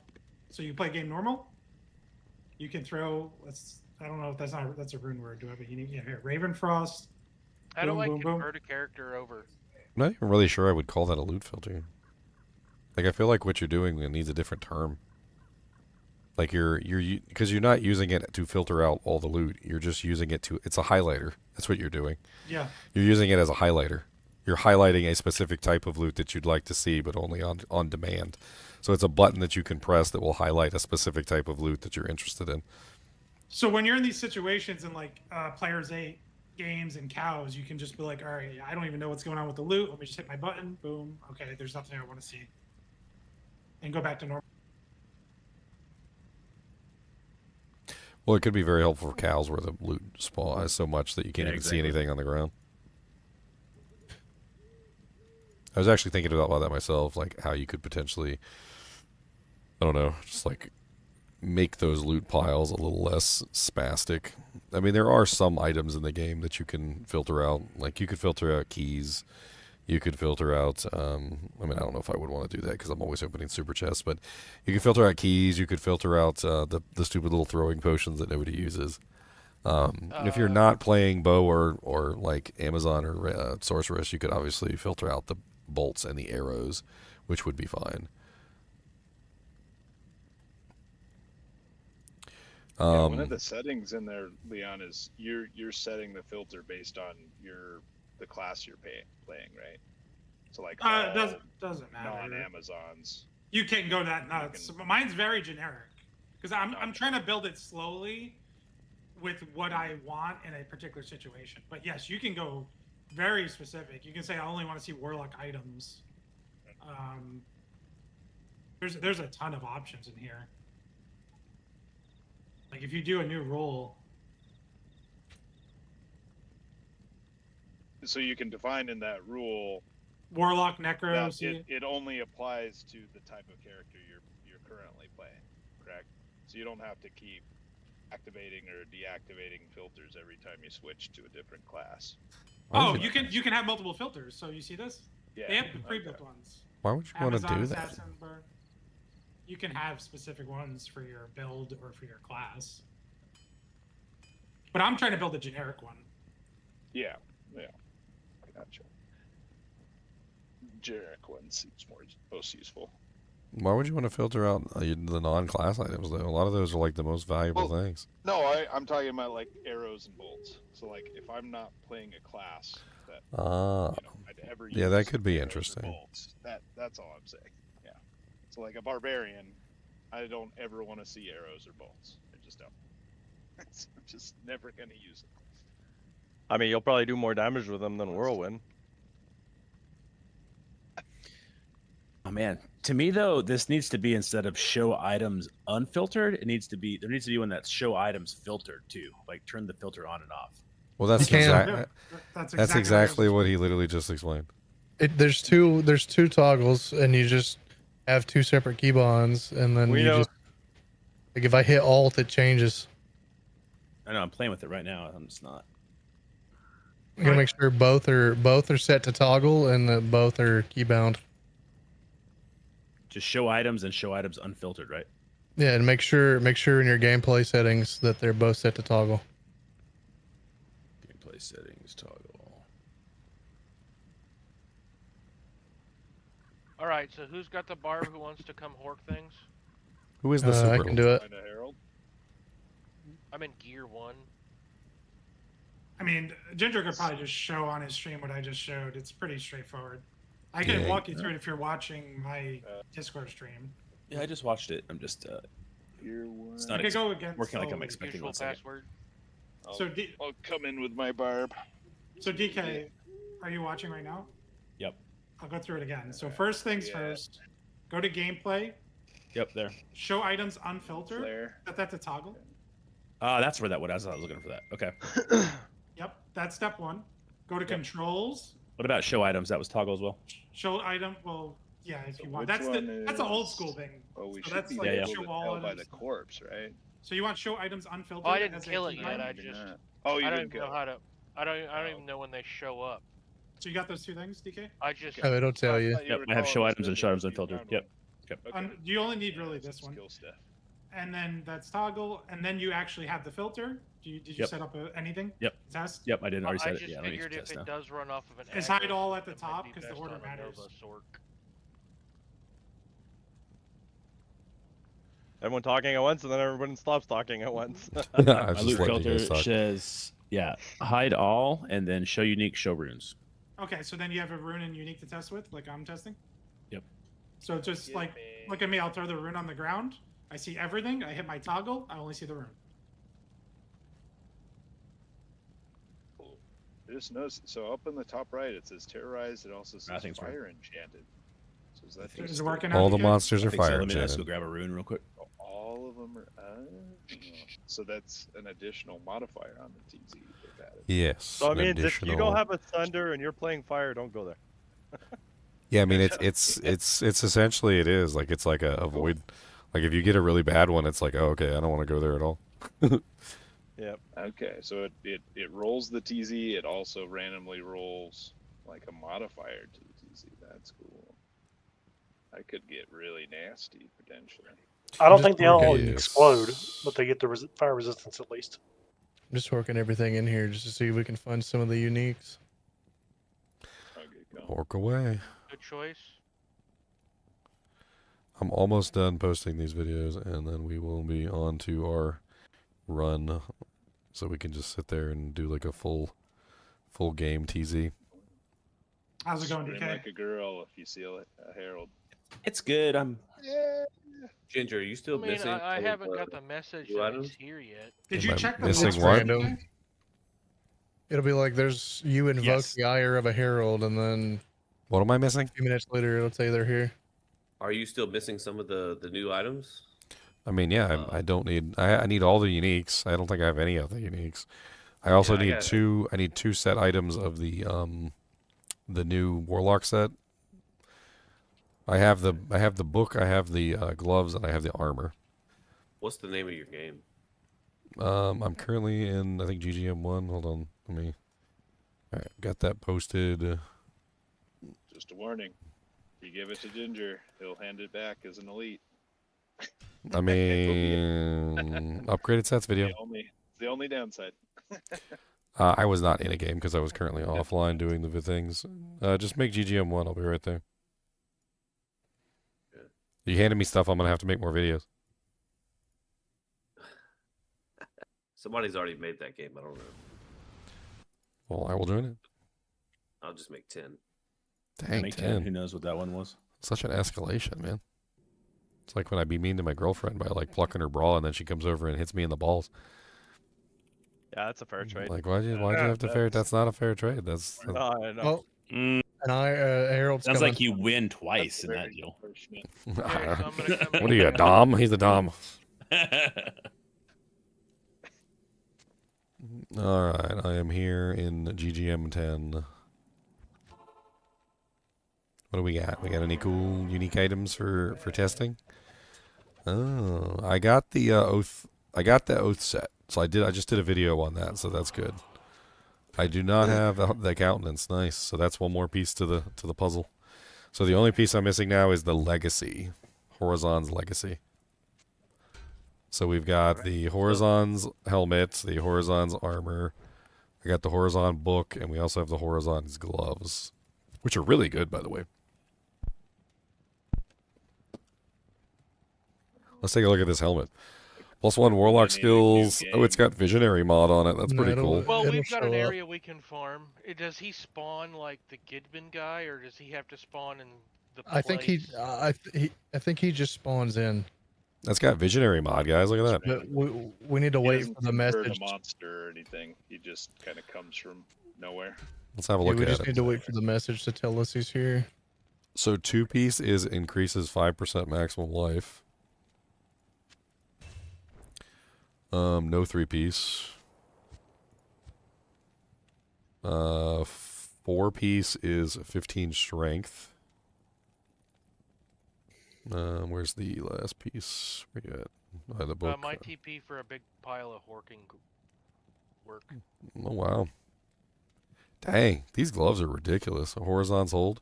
The 4-piece on them, which I haven't been able to see until now, is dual life leech. Holy crap! Dual life leech? Dual life leech. Oh. Yeah. That's a nutty. Okay. Great. I found him. Found him? Found what? Adabar was getting ready to run into him. What up? Like he's here? Yeah, he spawned. I saw him. He's doing things. Like what? Oh, so it's only you, the person he's trying to hunt? Nice. I really appreciate that, man. Thanks for giving me the extra piece. So I just need the last one. He's over here. Horizon's legacy. What is the legacy? Is I that was boots? definitely able to hork him. You can hork the guys. You can hork the heralds. You can hork the heralds. I mean, that would be really good for trying to get the sunders. Yeah, that's what we were talking about when you were doing videos. All right, so we're gonna need barbs. Horizon. Oh, that's cool. And it says, before I ID these battle boots, it says who in the game is eligible for Chronicle. But you can't, it's all or nothing now, right? You can't just, someone can't say, hey, I don't want to log it because I didn't pick it up, blah, blah, blah. You have no choice.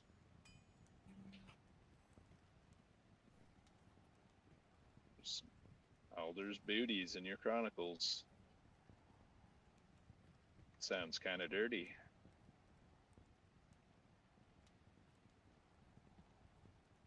Some booty. Oh, you draw the eye of a herald. What? The one's come? I don't see him yet. Maybe he's in the next level? Where you at? I'm so tired. Well, solo self on hardcore, living on the edge. Sounds like you need an adrenaline bump. It's time to go fight a champion monster with extra fast and fanaticism. Or Neothek.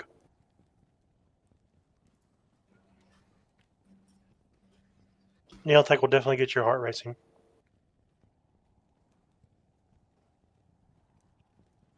DK, where'd DK go?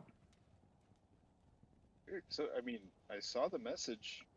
You draw the ire of a herald, or was that just lagged out? Is that the Fire is like a warning, like you're raising your threat. You're on the. Herald's aware of you. Then it'll say Herald's actually hunting you in whatever zone. Yeah, it should like say in in Flare your Jungle and Flare Dungeon and whatever. Oh, we got another one coming. I mean, I think I already killed everything, so. I don't think it matters. There's not much ire to raise. Maybe just us being here just is trigger, like setting a timer going. Because after it said a herald is hunting you, now we have another one that says you draw the ire of a herald. Level 9 ring with 1 mana after kill is kind of cool. I guess that's another test is can you just get a herald by just literally not killing anything, but just literally time standing in a TZ. I mean, I've gotten them as soon as I've made a game before, so I don't know. Oh, so there you go. Yeah. We just killed one, and now we have another message saying that there we got to draw the ire again. Yep. Yeah.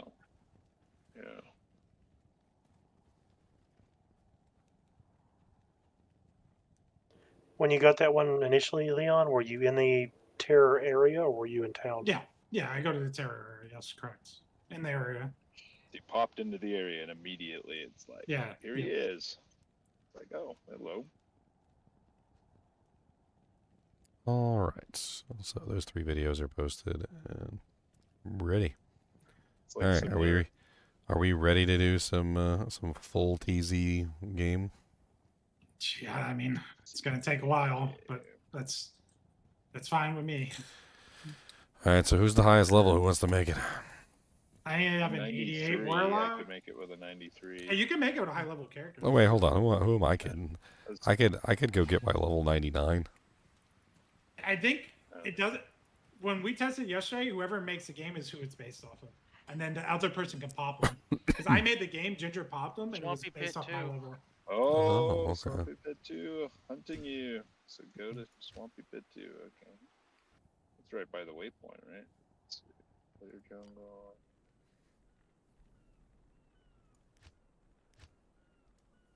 TP up at Swampy Pit level 1. Swampy Pit 2's up. Oh, it's up. You're on it. So that last one died so freaking quick. I didn't even get to see him. Or is he dead now? Him. He killed me. Let's see if this works. Wait, did he kill you or do you got? Oh, here he is. Hey, buddy.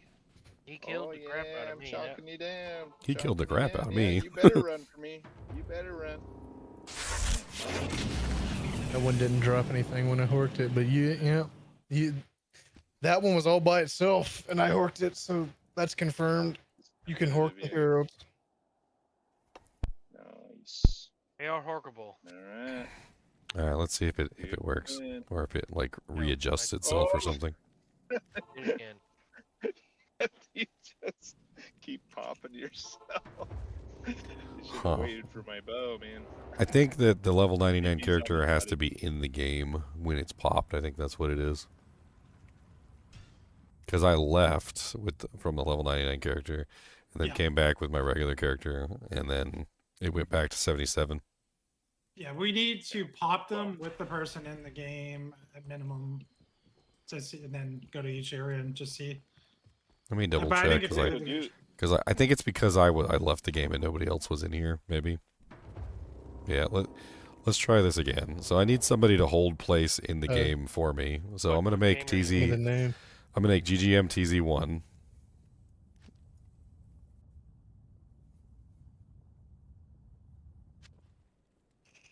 All right. I'm at least like level 91 or something. So.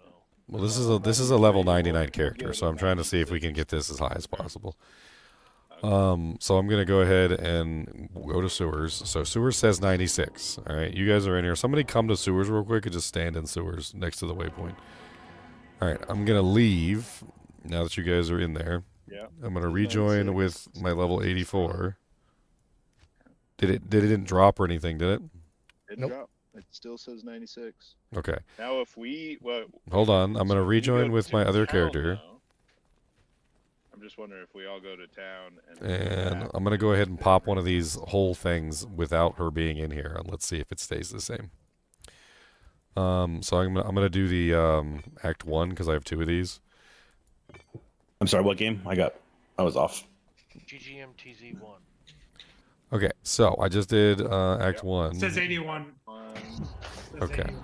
All right. So unfortunately, it doesn't work unless I actually. I think it's whoever pops it. The character has to be in the game from when we did it. Yeah. It might be whoever pops it.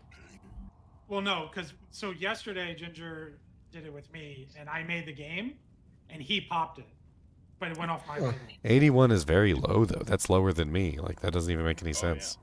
Yeah. No, I can make it with. Well, who would that have gone off Leon, of? you said it based it on the game. Me, I guess. Because isn't that 4 levels higher than whoever the highest person is in the game? That doesn't even make any sense. Because it definitely didn't go off of me because I'm 84. It would have been what, 84, 85, 86, 87 or something, or 88. Steinlock is 75. It's when I entered. Oh yeah. I don't know where it's going Okay, to be one. I have an idea of what's going on. So hold on. Everybody go to town for a second. Which town? Which town? Just go to Act 1 and just stand in town. Everybody go to Act 1. So let's go, let's try it this way. So whoever goes to the area first may be the one that's deciding the level. Has anybody gone to Inner Cloister yet? No. Okay, I'm going to Inner Cloister. I went to like 2 of the zones and they both were 81. It's interesting. Well, what I think is it's the first person to enter the zone. That's what I think. We can test this theory real quick. I had 2 of those anyway, so we can just abandon this one if we want to. Somebody come with me to TZ2, and we're gonna do a quick test. So don't go anywhere. Just come to TZ2 and sit in town. I'm gonna make the game with a level 99 character, and what I want to test is I want somebody to come in that's like a low level, so like anybody who's like really low. The TZ currently right now is Loot Go Lane Sewers. Okay, so I'm not gonna go to Loot Go Lane Sewers. The only person I want to go to Loot Go Lane Sewers is Dine. You go to Loot Go Lane Sewers first. What level is it in there? Let's see, I don't think Dine's in there. Oh, there he is. Yeah. 96. It says 96. So it's not the first person who enters. It's the level of the character that makes the game. Okay, but I have another thing to test here. So we're going to test one more thing. So let's go to number 3. And we're going to test one more thing. So nobody go in there yet. I'm going to make it with the level 99 character. Intensive, you're too high a level. I want you to leave because I want to test. Because to test this, I need low levels in here. Okay, so the highest level in here right now is Nova Gear and me. All right.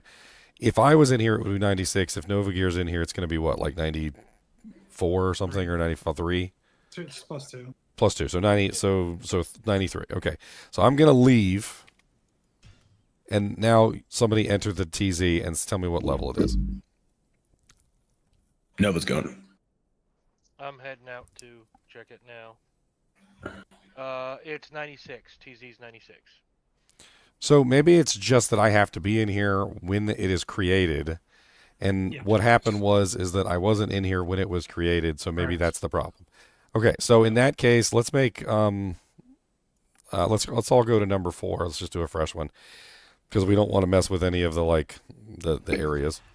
I'll take all those zones and I'll pop them on the level 99 character. Yeah, and you should probably zone into the areas let's have somebody zone in each act into a zone just to make sure that it's level 96, and then we'll go from there.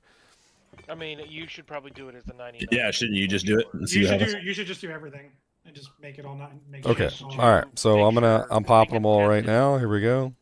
Boom, boom, boom, boom, boom. Oh yeah! All right, and I'm gonna zone in to like every waypoint real quick just to make sure that everything stays at 96. It won't even take me but like a couple seconds here. Hold on. And then I'll switch back over to my my Warlock.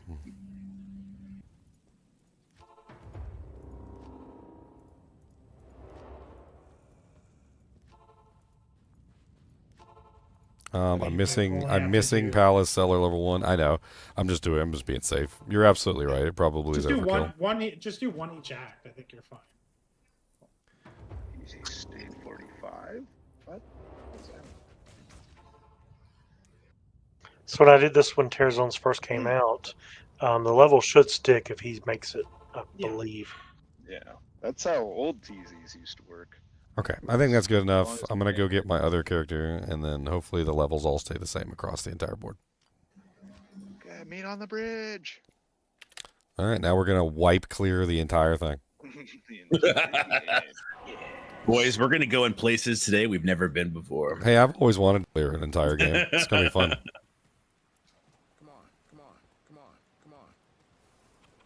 Oh, you have a barb in here too. Ooh, yeah, baby.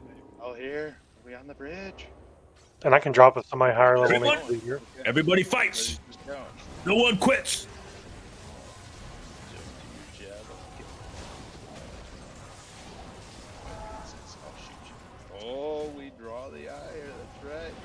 Ah! Come and get it. Yeah, until you get a Thorns mob, and then you get like your body camped. You just one-shot yourself. Yep, just one shot yourself. Stop hitting yourself. Stop hitting yourself. Stop hitting yourself. It'd be really nice if we had Vigor Aura. Has anybody got like a melody bow they could grab and like don't want to merc? Or is it the other one? Harmony? I can't remember. Harmony bow. Yeah, it's Harmony that it. Earthen Worldstone Shard. There we go. We got our first one. We got a refund. That's a rebate. We think that super uniques are pretty important for this whole process, so we're probably gonna go into like all the like Den of Evil and like get like the jail level 2, you know, like Pit Lord and all the other crazy stuff in there.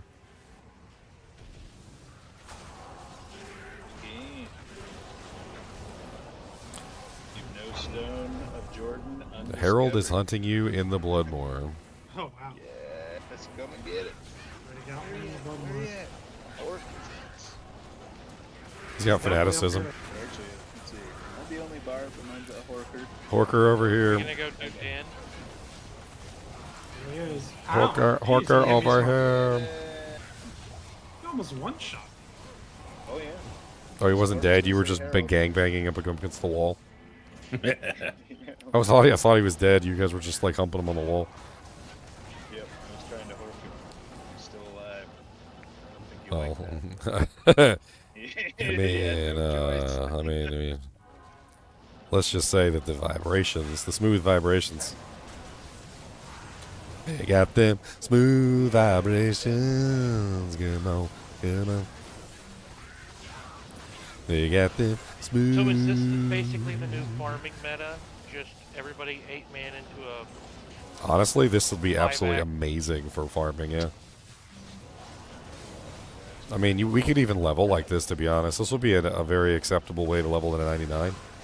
I mean, if you think about it, if you can do all 5 acts, you could have like everybody picks like a couple zones, and you just all go do the zones, and you can all level up and get P8 Yeah. EXP as a solo essentially, and you can just all have fun EXPing. Of course, you have to be able to handle P8 by yourself, but Well, if you're going to 99, you should be able to at that point.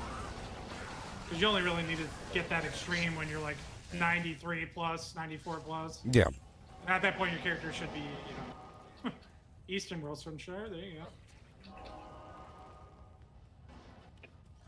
Yeah, hopefully by the time we're done with this, we get like all of our shards back, and then we could just sustain, right? That's the goal. One sec. Still Horkin Den of Evil. Which one's the Eastern? Is that Act 1? Act 2, I think. Okay. Workers coming to. Oh, I just went backwards. Yeah. There we go. Yeah, where are we going? Let's be ordered about this, guys. I mean, we're just gonna wipe everything. We're wiping the whole game. Let's go. Well, yeah, but with everybody like spread out, I don't know where to. I guess we'll just follow somebody. Or. I mean, the only time that you need to be interested is, or super there, is if there's a herald. Sure. Well, the other thing though is my magic find is very creepy right now, so that probably matters. I mean, this is not ladder. Like, what do you need? Make a request. Like, I'm pretty sure all of us have like about 1,000 characters with 1,000 pieces of equipment on them. Like everything. Somebody could probably come in here and just like dump a whole like barb on you, like a whole find item barb.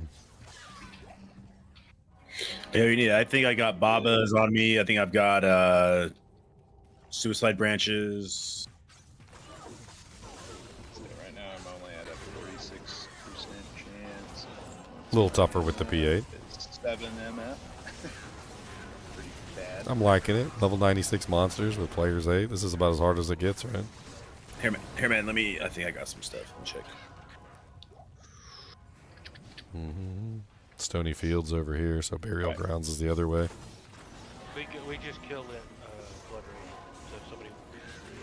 Are we doing Crypto Mausoleum or about passing? I mean, there is a super unique in one of them. The one on the left. Bonebreaker or Skullbreaker or something. I can't remember his name.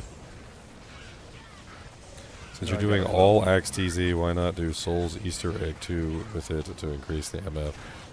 I mean, I guess we could do that. I don't know. Takes a lot of effort to set that up. You want Gold Wrap and Chancy's? Yeah. They're at the stash. Got him. Do you want me to go find a... I've got a wealth. You want me to go find that real quick? Nice. And do you want suicide branches or anything like that?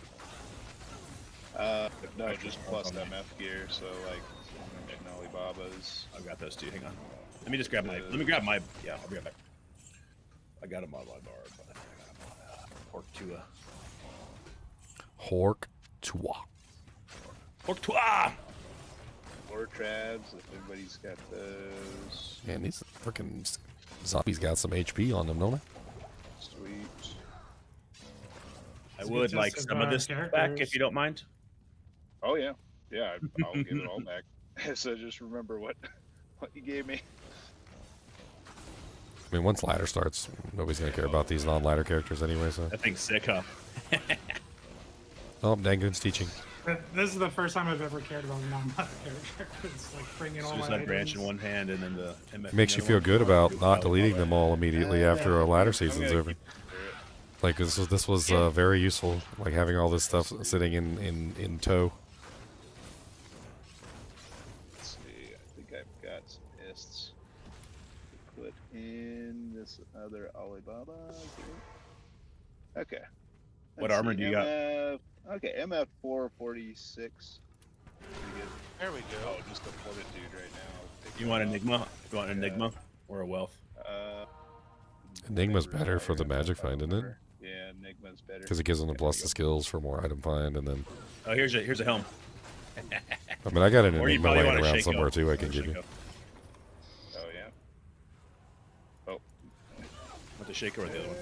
I think for a barbarian, it's generally Ariats. I mean, not Ariats, IK, isn't it? IK with like a bunch of ists in it. Oh yeah. Yeah. Where's my? Oh no, I got an IK. Here's your heart.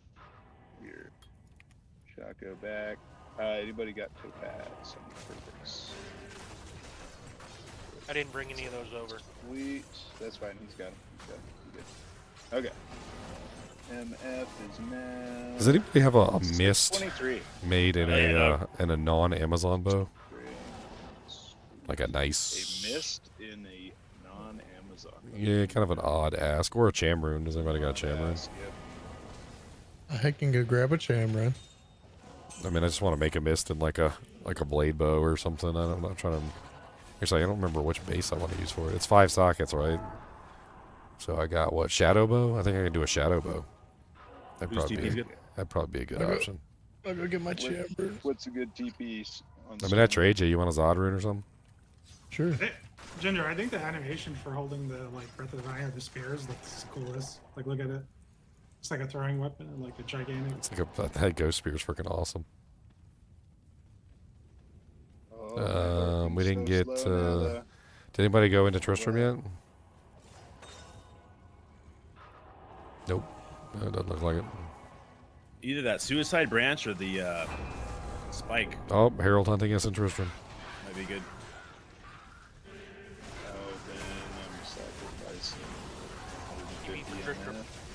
Yeah, the Herald. You're gonna have to hork 10,000, 20,000 monsters. Where's the Herald at? Oh no. You know, like maybe more than that. I feel like they could do a better job of making the Herald like apparent in the, he's in the middle, pack of in the middle. monsters.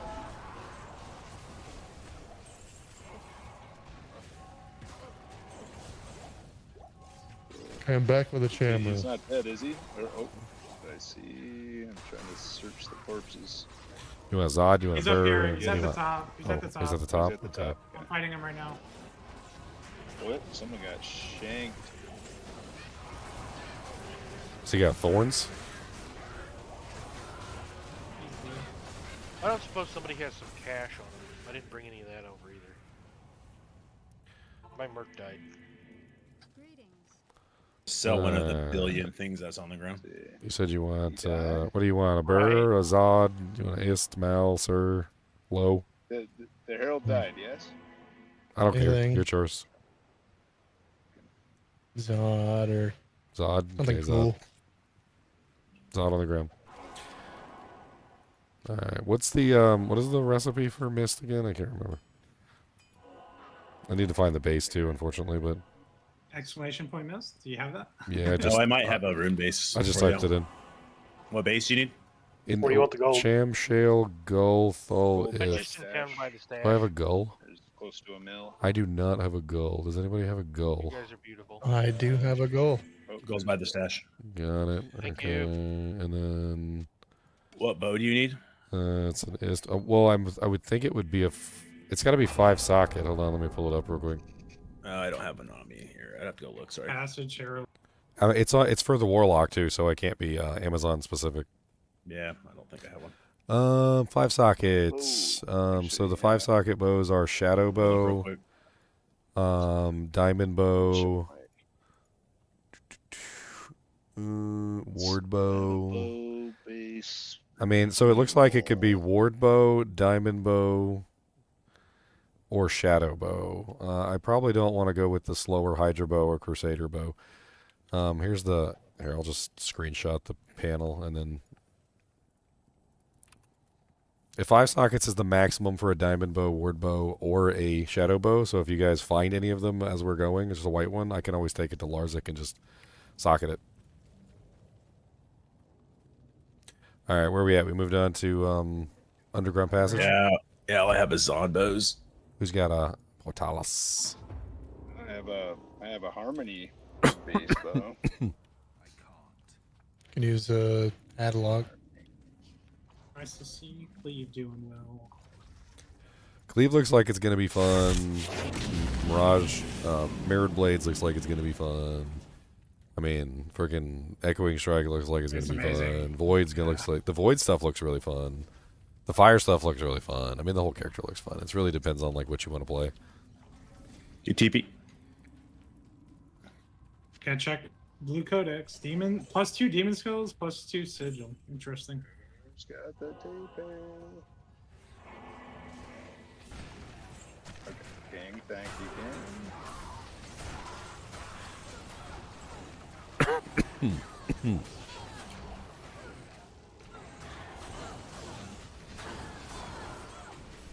Yeah, I didn't think about the implications of doing this type of game with leveling to 99. Oh yeah, Splitting it's gonna help a lot for level 99 leveling. Everyone will be like, oh, I'll take this act. I'll take this act. Or I'll take Basically, this you can even take just your favorite area. Like, what does it even matter? Just go do your favorite areas, and then like pick off whatever's left at the end. And then as long as you guys get enough tokens to restart the next chain, then. If this does sustain, why would we ever do anything else ever? That's a good point. To rest. Hey Ginger, did you Like say once you beat the game. What's up, R-Taps? You do other stuff to rest. White Hydra bow? Hydra's kind of slow. I didn't want to do a Hydra. I just posted a list of all the bows. I would like either Ward, Diamond, or Shadow. Those are the ones that I could use. Crusader and Hydra are a positive 10 speed. They're kind of slow for me. So I really need the faster bows. The Shadow bow is 0, the Diamond bow is 0, and the Ward bow is 0. I mean, any of those. I don't really care which one. So just for the record, next season it's basically going to be all Warlocks and Barbarians. I mean, I would assume it would be all Warlocks, but... I mean, there is a Hammer signed up. There is a Hammer signed up. There's also represent with the hammer. There's a Diamond bow. Anybody got a socket quest for me? Herald in here? There's also an assassin signed up. I don't know if we killed the Herald in here. There was a Herald. Yeah. In here. I don't know if we killed seeing it. Anybody got a socket quest for me? I need a socket quest. I probably do. Actually, I might have a socket quest, but I don't want to leave the game. Yeah. Let's see. I could look. I definitely do because I haven't used any of them yet. Oh, well, here, I'll drop it in town if you want to take it up to Larzik real quick for me. It is in between Kasia and Kane. And then I'm going to go make it. One of the thank you Define thingy. Socket. The things that make the entire act. Yeah, I think we've gotten one or two of them. Two of them so far, I think. But we used Yeah, 5. DK's got so. one of them. I've got one of them. Yeah, but we got 2 and we're 5 deep. 5%. 5 deep, Like, right? split Yeah, 1%. 5 deep. So 2 out of 5. Yeah. We're gonna have plenty. They dropped a lot. The real question is if our distribution is going to be. Yeah, there's always a possibility that even if we find enough, it might not be like all of the acts.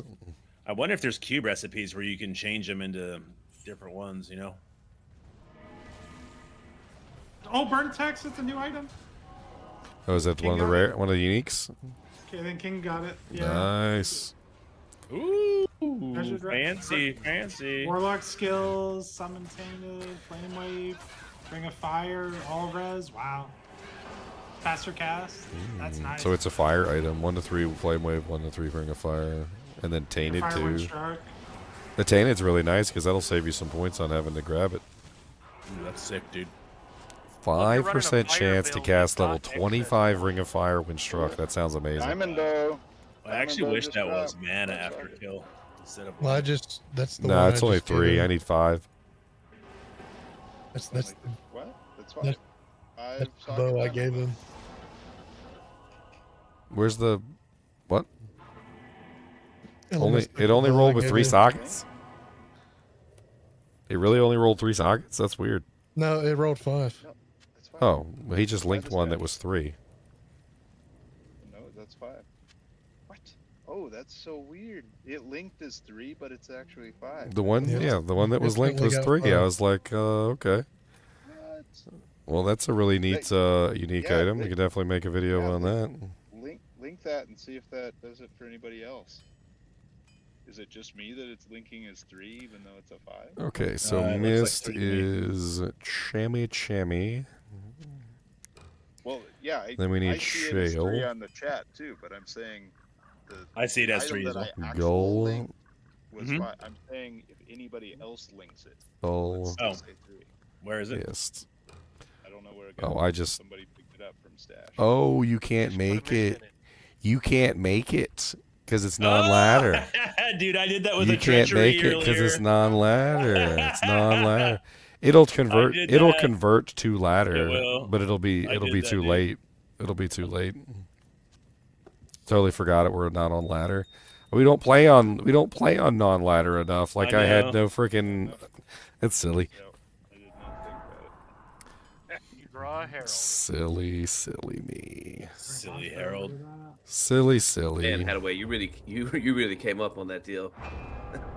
Herald and Black.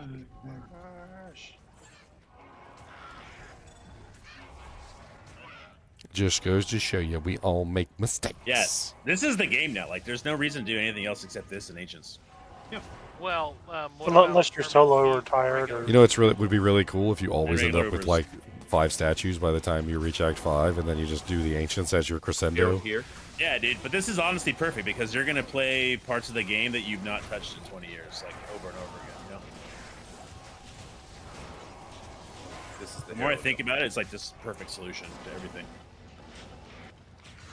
You just play the game over and over and over again. I'm seeing so many enemies untouched. It's got us a Diggler, Elements. boys.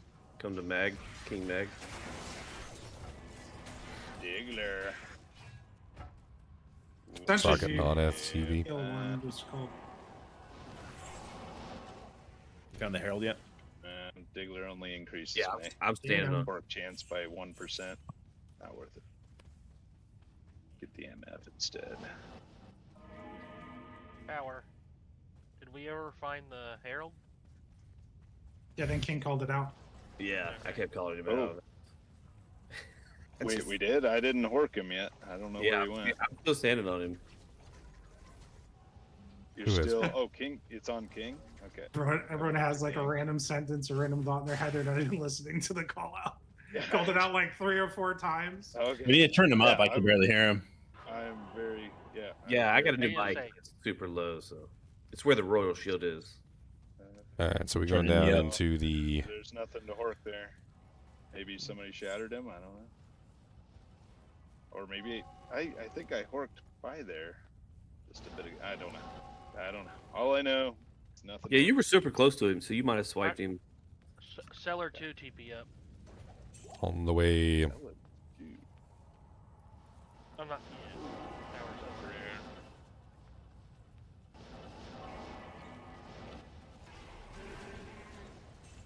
You bow me, daddy. Codex. Oh, yeah, Thank you. hit me with that stink. Not a great bow right now. What kind of stinkums? Better than my Better? Hoto. It turned my 1500 mana into 2700 mana. So It's something. Even a bad bow. Somebody might be running Phoenix too, which might be doing stuff, but I don't know. Because it's Firefield. Oh yeah, take I Phoenix off. intentionally took off my Nature's Piece. Yeah, no Nature's Piece. I haven't been using Engorge, so. We don't have any summon druids.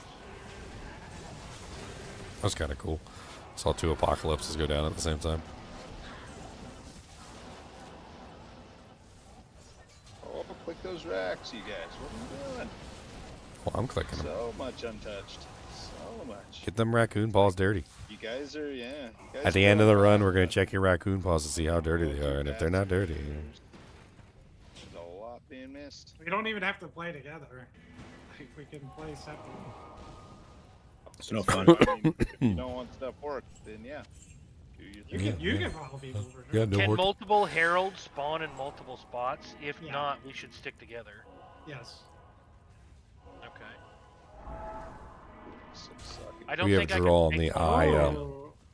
Cat levels. We should do the cat level while it's. Is that double? Is it like double corrupted? So No, we no, checked it cow last level- time, and the cow level was not corrupted, or it was not terrorized. So this is special right now. Yeah, so this We is should do it special. We should go do the cow level before the While it's up, yeah. while it's active, because once it goes down, it'll turn back off. Oh, interesting. Okay, so corrupting Act 1 It does not corrupt the cow level for some reason. Got it. Don't know why. I'll go get the leg for us. Oh, what if you spawn it and then corrupt Act 1? Oh, that's a good idea. Portal isn't there yet. Yeah, it might be. I was actually thinking about that yesterday. Oh, we got a cow level. Corrupt. Oh god, thorns in the cow level. I already got cow up. There's a herald in the cow level by the door with thorns. Be careful. Oh my god. Hardcore. Dude, the hardcore characters are gonna hate the thorns. Oh my Yeah, you god, are. they're gonna be so mad. You know they're just gonna turn off the terrorize then. They can just be babies. Wow, IK belt and a Naj's armor. That's kind of sick. That's kind of sick drops. Not used to seeing 2 high-level uniques or set items drop from the same monster like that. Easy with the cold damage. What are you doing? Don't shatter him. Oh yeah, my bow freezes things. I'm using Bariza. Do you want me to grab my wind force? I mean, it's got no pierce on it, so it wouldn't help me out very much. I guess I could use a demon machine as a There's a temporary. demon crossbow right there. Ew.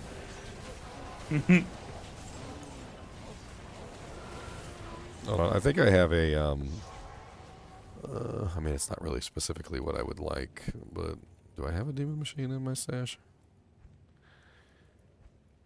Demon. Oh, I have a brand. It's not exactly what I want, but I guess I could use it just for right now.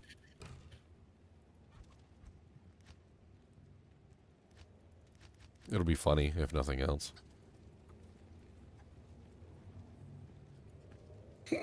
I kind of thought the EXP would be a little better.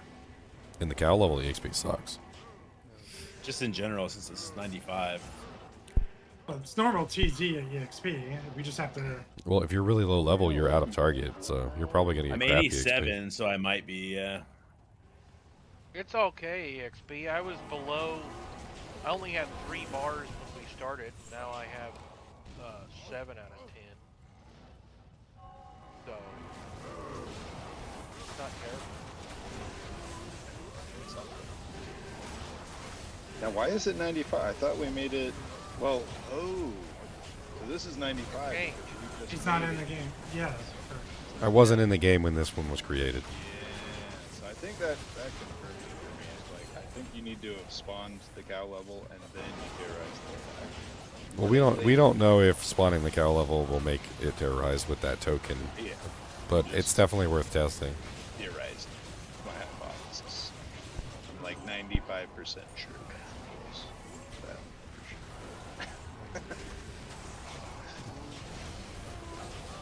Forgotten volume. Ooh. I'm 5% uncertain. Eldritch Blast.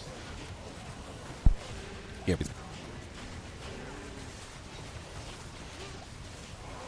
Hyperion Spear.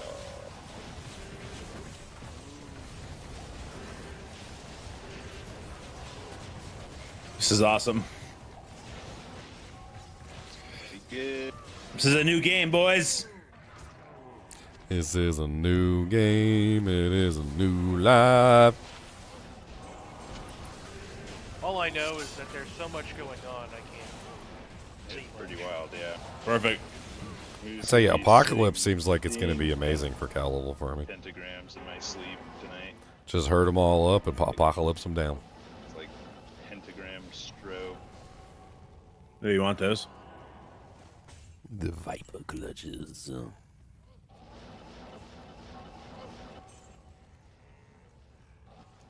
Boo.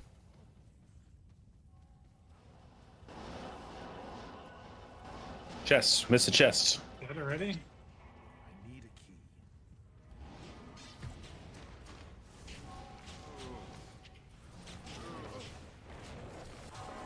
Back to the tower. Level 5's up. We cleared most of level 4.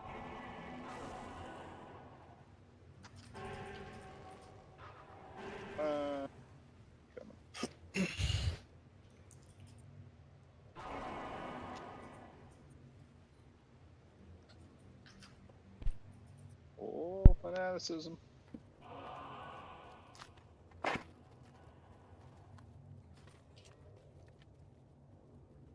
Oh, that's a nasty room. Yep. 2 tapped. Yeah. Oh, got me too. Son of a gun. Dead.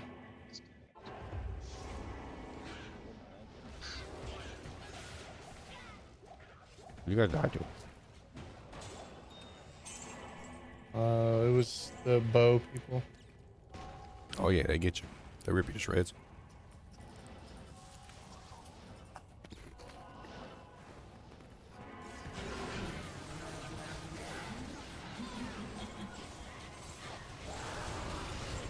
Look at that Rail rune. That's impressive. Shell rune mine. Valuable rune in the game, man.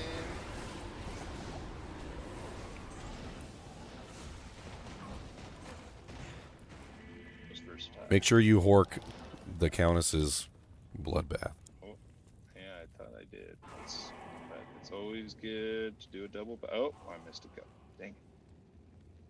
Tamo Highlands is up. Where did we leave off, Naomi? We were clearing. I don't think we did the hole in Black Marsh yet. Did not do that. We didn't do the hole. Oh man, how dare we? Didn't do the hole. Gotta go take a look. The door of the hole is blocked by crushers. Just be aware when you go in. Nobody has a TP to it. Where's the hole? Where is it? Where's the hole? Every man's question. I put that in the worst place and ran out of portals. Clear now. I find it's best when they guide you to the hole. It helps out a lot. If you can hire a guide, to the hole. that Where is definitely it? helps. Use Hataways or Luck. I love these TPs that block the entrance. Just Yeah, it's blocking the deliberately block entrance. The worst part is I ran out of portals. I was like, oh wait, that's in the wrong spot. Those are the ones where you try to get out of the cave and you immediately click the portal and go right back to town.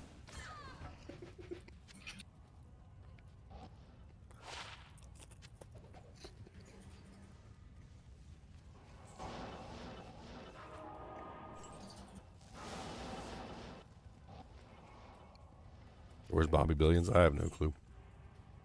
Bob's one of the most dedicated D2 players. Hope he's all right. Fabulous. He might be dead in the side of a ditch somewhere. I mean, I hate to say it, but like a man like him who shows up to like every Diablo 2 season, and we got a new expansion, and he's just missing. He's AWOL. Has anybody reached out to him? Could just be that life got in the way. That's what happened with me. Is like, yeah, the announcement dropped, and I was like, Ooh, F Monarch. Anybody want to F Or he Monarch? doesn't know. I don't know when it released, but I Yeah. didn't notice until I saw an advertisement on YouTube. We And called- I thought it was just some kind of AI scam at first. We called him Bobby Billions because he was super rich one season, and then the next season he was super poor, and we called him Bobby, Gutter Bobby.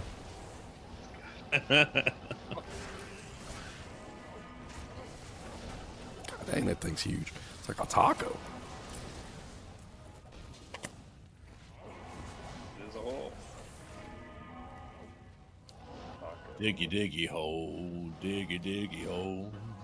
I am The only thing that helps my throat is to burn the crap out of it with spicy foods. Dude, I saw those guys in Germany in December. Windrose, it was the best concert I've ever been to my entire life. It was incredible. We can finally do the full out of Cloister. Nobody does that.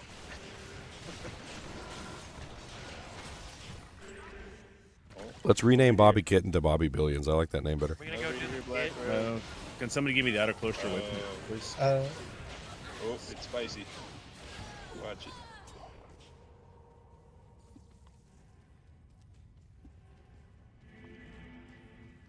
Raft and shell.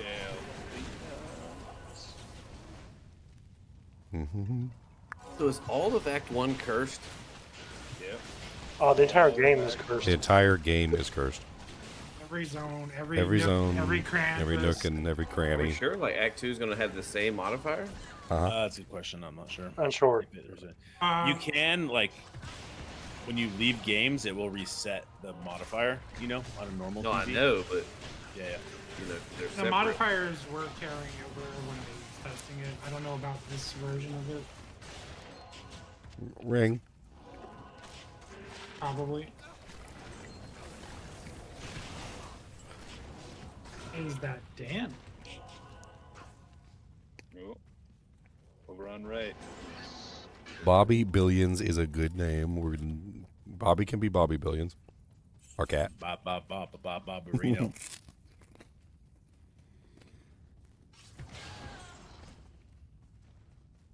Yeah, the attack speed's too nice to not have.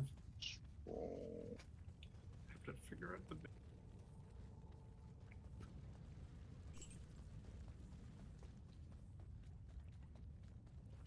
It's so quiet in here.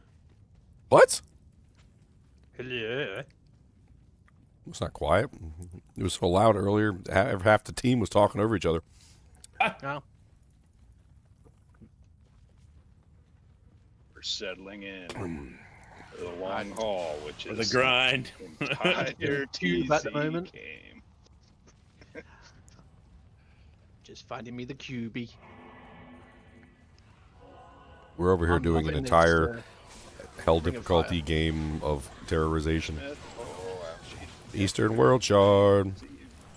Another Act 2. Get him. Get him. Hey, Tanner, are you still online? Pork him. Pork him good.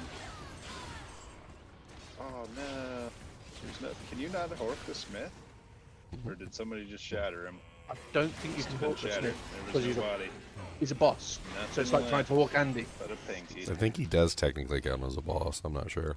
Yeah, I don't think it's like trying to walk. Countess Izzy and also you can't do counts as a boss. Like, there's a bunch of them that Yeah. count as bosses. Deep World Stone Shard? That's one of them. If you just want to give them to me, I can hold on to all of them. I mean, I'm down here in the pit of the I don't know where you're at. In barracks. We're in barracks. Did you kill a herald or did it just drop randomly? Just dropped randomly. No, that's random. No, See, I got perks. an Act 1. Nova Sword bitch. Banner Gold Rod on the ground. So how many heralds have we killed and how many Thunder Charms do we have? Why do you think I haven't seen one yet. They just turn Sunders off. What the heck?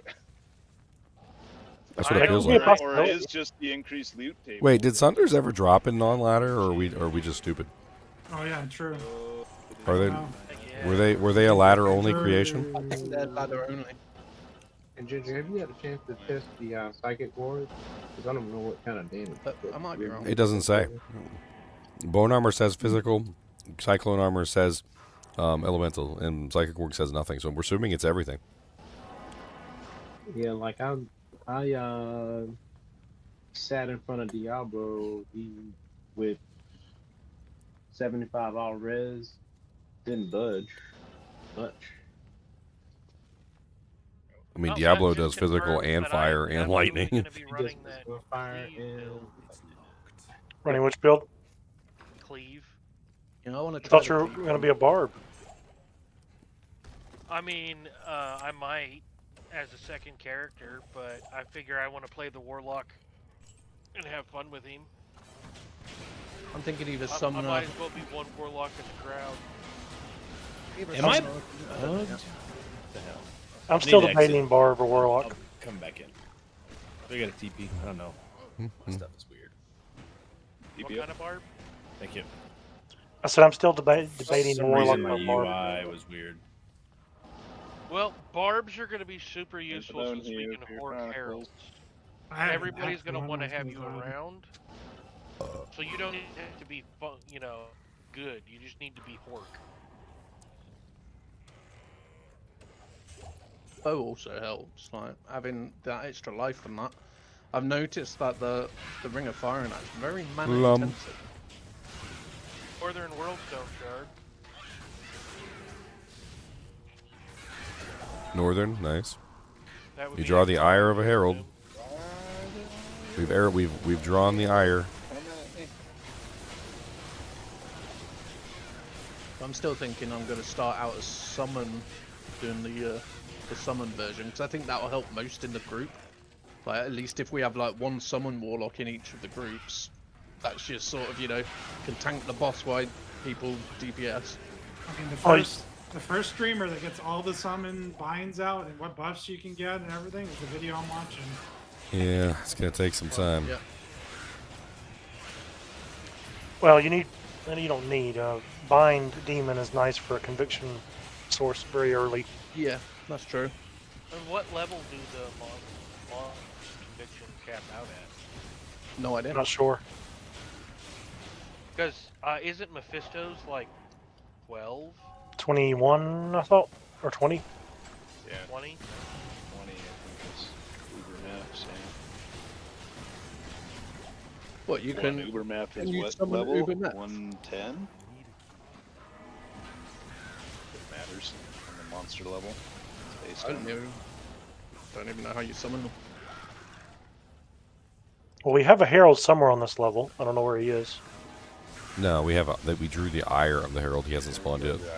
He hasn't spawned yet. When you see the message, he's hunting you. That's. And it actually gives you the location. Oh, it shows up on the minimap? No, it gives you the floor. Oh yeah, yeah. Says where he's hunting. Specifically tells you where he appeared. Yeah.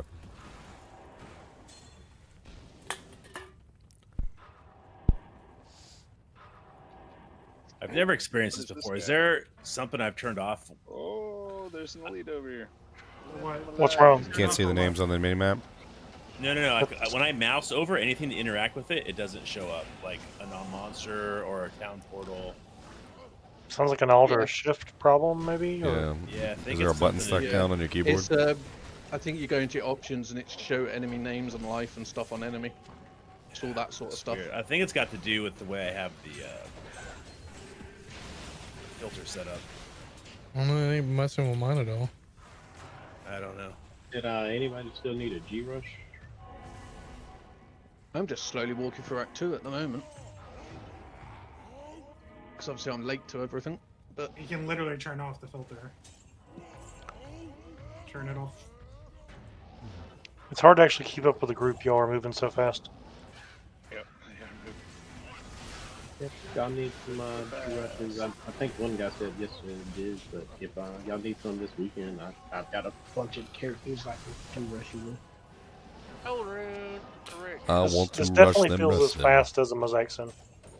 What? I don't mind. Andrew, you I don't starting to mind getting a sound little rush bit so that better. I can join everyone. You guys are all talking at the Getting same out. time. I heard my name and that was about it. My fault. You sound a little bit better. I think you were sick this week or something. I'm still sick, and I still sound horrible. I'm currently chowing down on spicy food though, which seems to temporarily reduce the inflammation. Got a man-made cure that helps with sore throat, Ginger. I also Jack was laughing at me yesterday because he said you sounded like you had 2 feet in the grave and you were ready to climb into your coffin, and then you started eating spicy chips and you sounded fine. He's like, you need to go get some more spicy chips. So I took his advice and I went and got some. I mean, it really does help. Oh yeah, this is definitely. My mouth is gonna on fire, pay but it off. helps. I don't know if it's gonna pay off with a guaranteed another full game every time, but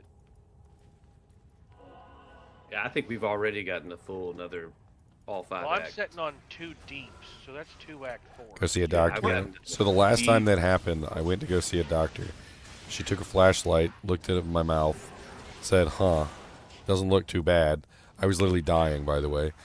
She took a little pap smear or something of my throat, and then went and tested it. Said it wasn't strep. And said you're on your own. So no, I don't think the doctor's gonna help me very much. Got a question, guys. Is the Echo, is it actually like charge strike right now? Because I can't tell if I need a attack or We not. draw the ire of a herald. You're talking about the echoing strike? Yes. Yeah, it seems to be like charge strike for some reason. Doesn't show its Think it's attack on my rating. Mirror We were Blades. just No, talking. Echoing Strike has attack rating. Oh, echoing strike has Mirror attack Blades rating, so it's mirror blades. does. Mirror blades, it's weird. We think it does require attack rating, but it's not showing it. Okay, so it's not showing it. Okay, so I heavy statted in the deck, so I didn't know if I needed to at this point. I mean, There's so many it doesn't give those attack guys. rating, and it doesn't show attack rating. So the assumption is it doesn't need it. But a lot of the times when you shoot the monsters, you still see 5 X's because you missed them 5 times in a row. That's literally what I seen last night when I started to fight ball, and that's all I saw. I don't know exactly what's going on there. With Charge Bolt, for instance, or Charge Strike, there's 2 components to it. There's the physical melee attack, and then there's the bolts that release. The bolts that release are not dependent on hitting the target, right? But you still have to hit the target if you want to do Crushing Blow, Open Wounds, Deadly Strike, or any of those other things. And you can still get a physical hit with Charge Strike if you hit the target. So you still kind of want to hit the target. Maybe there's something going on there where it's maybe the Mirage Blades are applying some sort of magic damage to the target. I don't really know how it functions. It's definitely one of those things we're going to have to figure out. Does anybody have a spare angelic amulet by chance? I do. You mind will- if I get it? Oh, that's I will spicy. get in I'm just getting this stuff at the moment. That's right by the end. I think there's room for that game. I mean, Act 1 party, there's a space between the, Act 1, space party. Innocently Horkin. But I'll grab you in a sec. My shiz pushed in by taint. Ouchie. Your taint is getting pushed in by tainted? What? Okay. Trying to hork. Hork me back.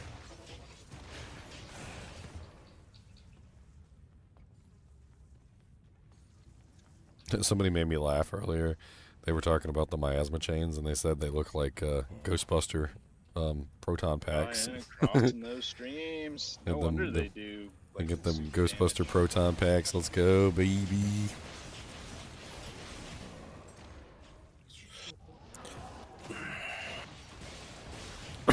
You guys killing Handy without Ginger there? No. No, I'm just murdering stuff. It doesn't really matter. Like you said, we don't necessarily have to be together. For Handy though, for the act boss. It'd be nice. It's a special event. It's a Well, special also event. I have to be there for the. Well, no, I don't have to be there for the player count.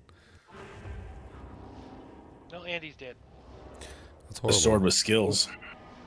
What was that It's, game name? Was it Act 1? Storm. Act 1 party. Razor Time. With a space between the 1 and the party.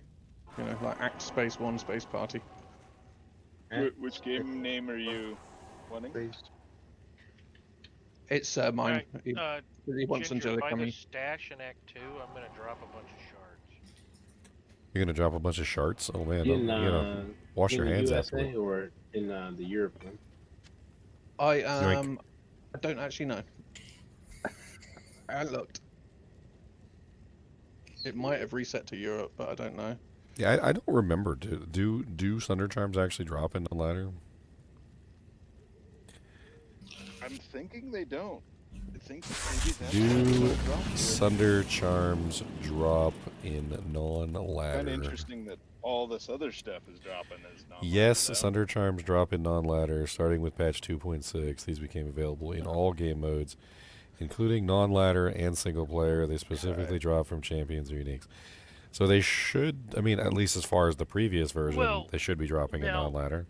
Just for the record, if it's going to run like everything else, that means it's only going to be available from the Heralds in ladder because they haven't updated the game. Yeah, they haven't changed everything because it's new because they've changed the whole Sunder. They haven't moved all the content to non-ladder yet.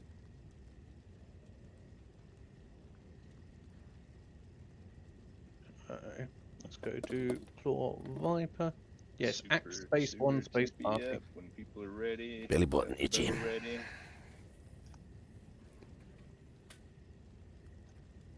Do they in USA? I don't know how you check what I'm in. Normally I play in USA because I play with Ginger and everything. Yeah, I should be on USA because I joined Ginger's game earlier. Speaking of shards, my laundry's clean? Oh man. Mind if I create a private game? Because I can't get to it. Yeah, one sec. I've just got the amulet, so let me just talk to Drogi now. Make one. This is terrorized at 74. It's the first person who entered. Who came in here first? Well, I thought I did. I'm No one 93. here is even close to 74. The lowest is the no lady. one's- Yeah. I've made GGM1 the What usual heck password. happened? Oh no. I don't Is think it random? No, I just went to Dry Hills and it's 96. Lost Hills is 96. Alice Cellar is 96. Okay.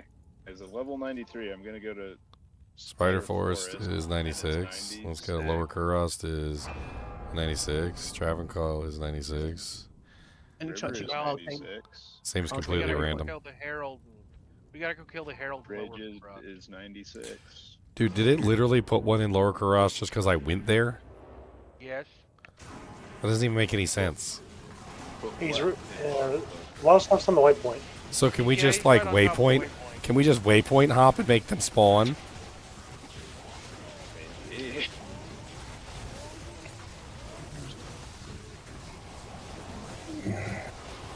It's getting a little tough. Oh, I ain't here yet.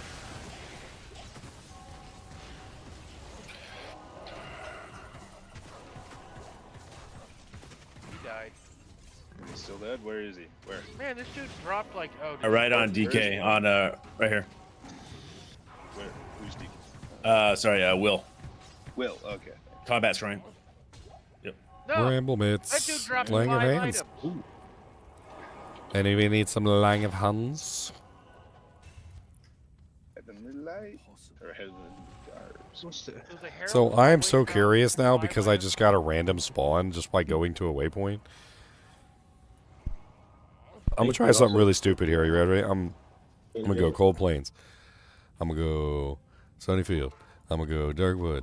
I'm gonna go Black Marsh. I'm gonna go Outer Cloister. I'm gonna like flip between them. Let's just see Don't if go one to the spawns. areas we've killed everything in. It doesn't matter. I'm gonna go all up. Let's see. I'm gonna go Sewers. I'm gonna go Dry Hills. I don't have the other ones. I got Lost City. I got Palace. I got Arcane. Oh, and I gotta draw the ire when I went to Arcane. I got a Canyon. Let's go to Kuros. Well, we got people in multiple places, so I got that as well. Spider Forest, Great Marsh, Lower I think he's Kuros. testing if he just spams waypoint hopping, if it's Yes, that's basically what I'm testing right now. Yeah, no, but we'll have to see where that popped up.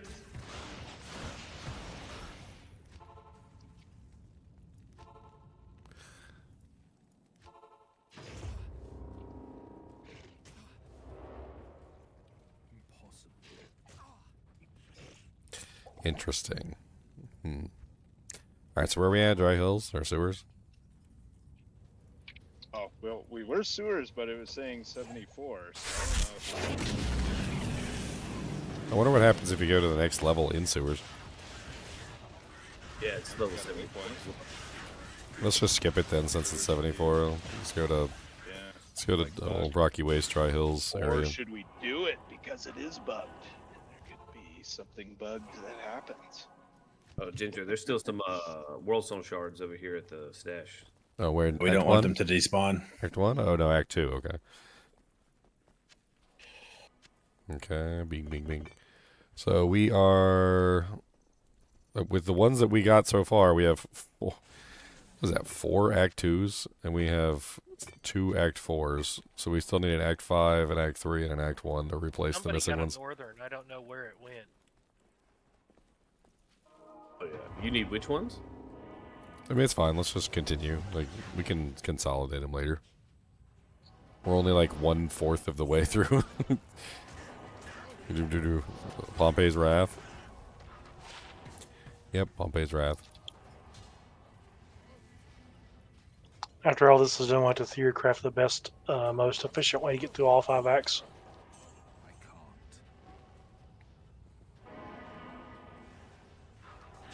I mean, it's going to be like the fastest way to do it, or the most devastating character. It's going to be something like your. I mean, it's obviously a split. It's a split situation, I think. Yeah. I think in any situation that matters, it's going to be a situation of having like 2 maybe or 3-man teams. That would be my guess. I think There's if we 5 acts and 8 players, so 2 people go to each act, and everybody groups up for like, or 3 people go to everything but Act 4 and 5, and everybody groups up for Act 4 and Worldstone kind of thing. sort of something like that, yeah.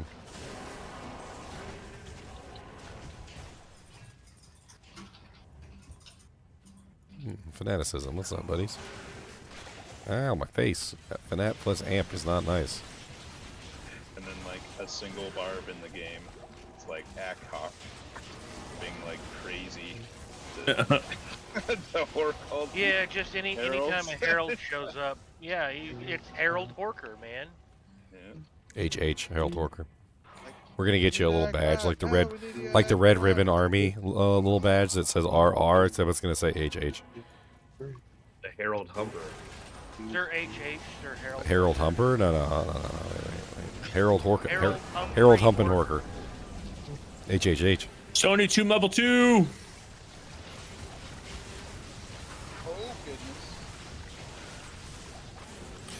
I feel like the thing they should do with that apocalypse skill, because it is kind of OP, and I feel like it's probably gonna end up getting nerfed. What they should do with it, which would be really easy, is make it do a set amount of damage that gets split between the number of monsters inside of it. That way it still does massive amount of damage to like a single target, but then like if you have like 10,000 monsters in the circle, like the damage starts to get divided among the monsters that are in the circle. So the more monsters are in the circle, the less damage it does.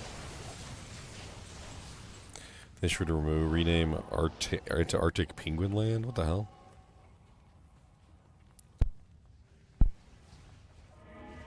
What are they even talking about, Chad?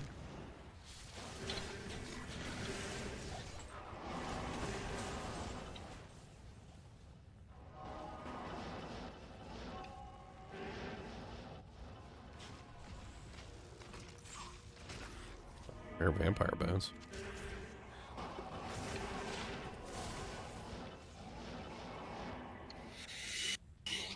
Vampire. Boner? Vampire bones and a boning everywhere. Vampire bones is boning in your hair. Boning in your what? Boning in your hair. Boning in your head. Boning in your there. So every herald I've seen so far has either had vigor or thorns. Concentration. Dude, if one of has there been a demon yet? Yeah. If you I can haven't make him your checked. pet, that'd be sweet. That might Yeah, be but pretty you- OP. Harold's hunting. You'd be denied the drop though. Oh yeah, that's a good point. Yeah, but if it keeps all of its base stats, that thing has a lot. Yeah, dude. of health. Like, do it on one of the low level ones. You know, like the first one.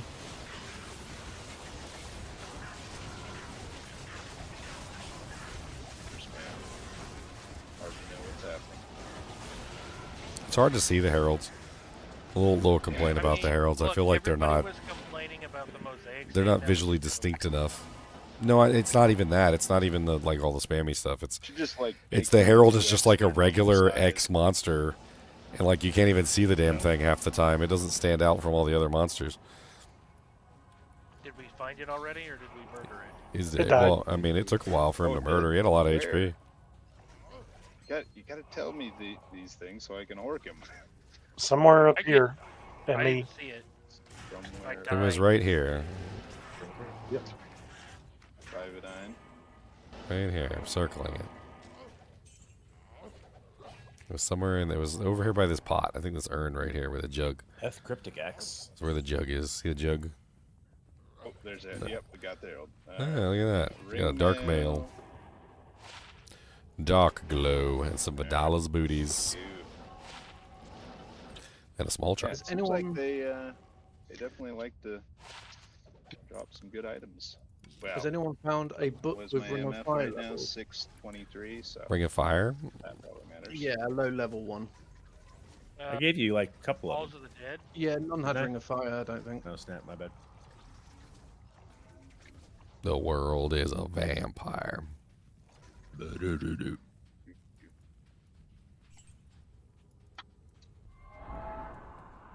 Oh crap. This just in, the world is a vampire. Flashes to like the space station.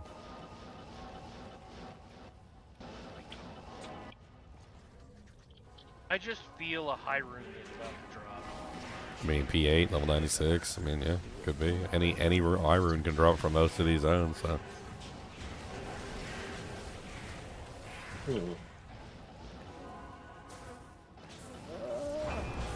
Harold's hunting you in the far oasis.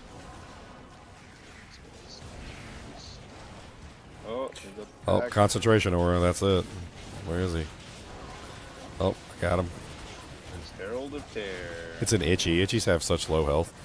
Even with the health bonuses, he's probably got like no health. I think I'm knocking him back. Yeah, there he is. How do you re-roll a white item? Alright, he's over here with his flying axes. Got him. Torqued his beauty. Orked his booty. That is bugs. That is booties. That is plural. That is multiple booties. Or bootai. Booties. I mean, Bootai. What's up, everybody? What's up, Demazine? You ready to be a warlock? Yes, I've been doing some solo self-found stuff just to see what I can do with it. I'm enjoying You're the a hell wizard, out of it. Harry.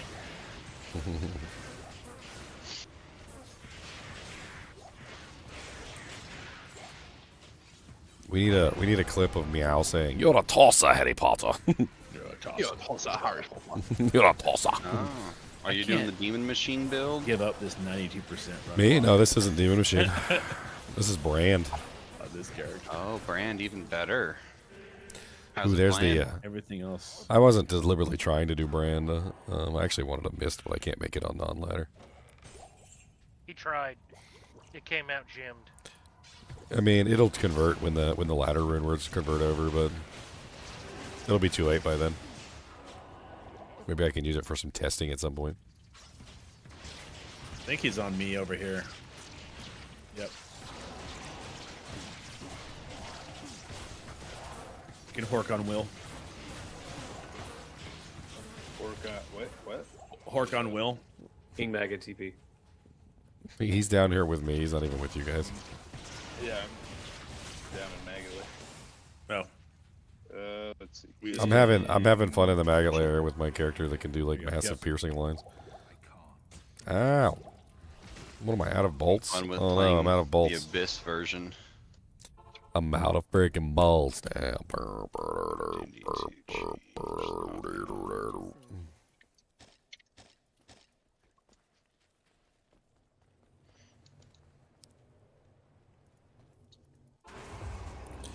What's up, Mr. Spine Drinker? That boy drinks spines. He ain't playing around.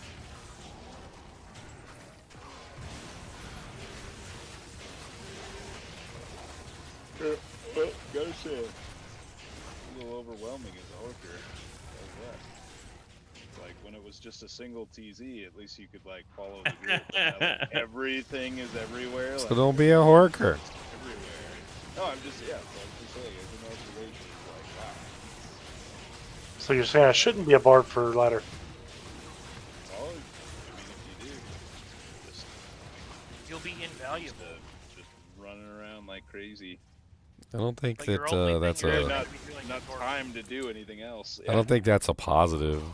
If I start barb, I'm porking everything. We literally, one season, we had a whole season where literally there was this one guy that was literally just yelling at the barb to BO him every single time he had like an opening. He was like, BO me, BO me, BO me, BO me, BO me. Like, other people in the kinship were starting to notice that, like, he literally was just screaming at the barb every time. It's like, dude, leave the barb alone for 5 seconds. I normally scream at gingers. It's normally quite fun. Feels very rewarding to scream at a ginger. Screaming at a ginger. Exactly. I ate you the other day, by the way. I bought myself some ginger nuts. That's terrible. Yep, I ate some ginger nut That's cookies. terrible. I was wondering why it was so hot down there. Or They were really nice. why you felt lighter all of a sudden? I don't buy them very often, but it was quite nice. Okay, where's everybody? Yeah, everybody's everywhere. Will TP.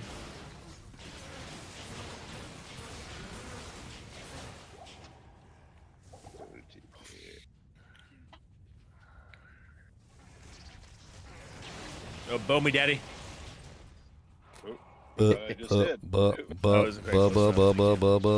Why you didn't bow me, sir? Need a bow in my bird on a bow. Come on down and a no. Hey, I need a bow. Bow. And that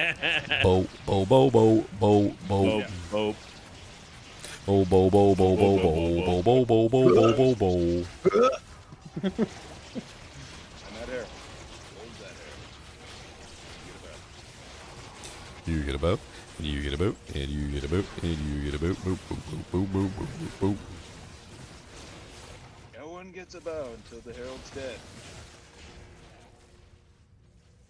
Then we had one barbarian who was like, he was very controlling. He was like, "Oh, I'll give you a bow." So, it's like, come over here and stand right here. Only if you come over here. Like, you need to come over here and stand here for the bow. All bow commencing in 5 seconds. All right, that's it. No more bow for like 10 minutes. If you miss the bow train, that's it. No more bow for you. And it started charging. You don't want a bow? Yeah, drop 10,000 gold. If you tried to ask for a bow outside of his schedule, he was like, he would get mad at you. I'd just overbow him with like a low bow just to annoy him.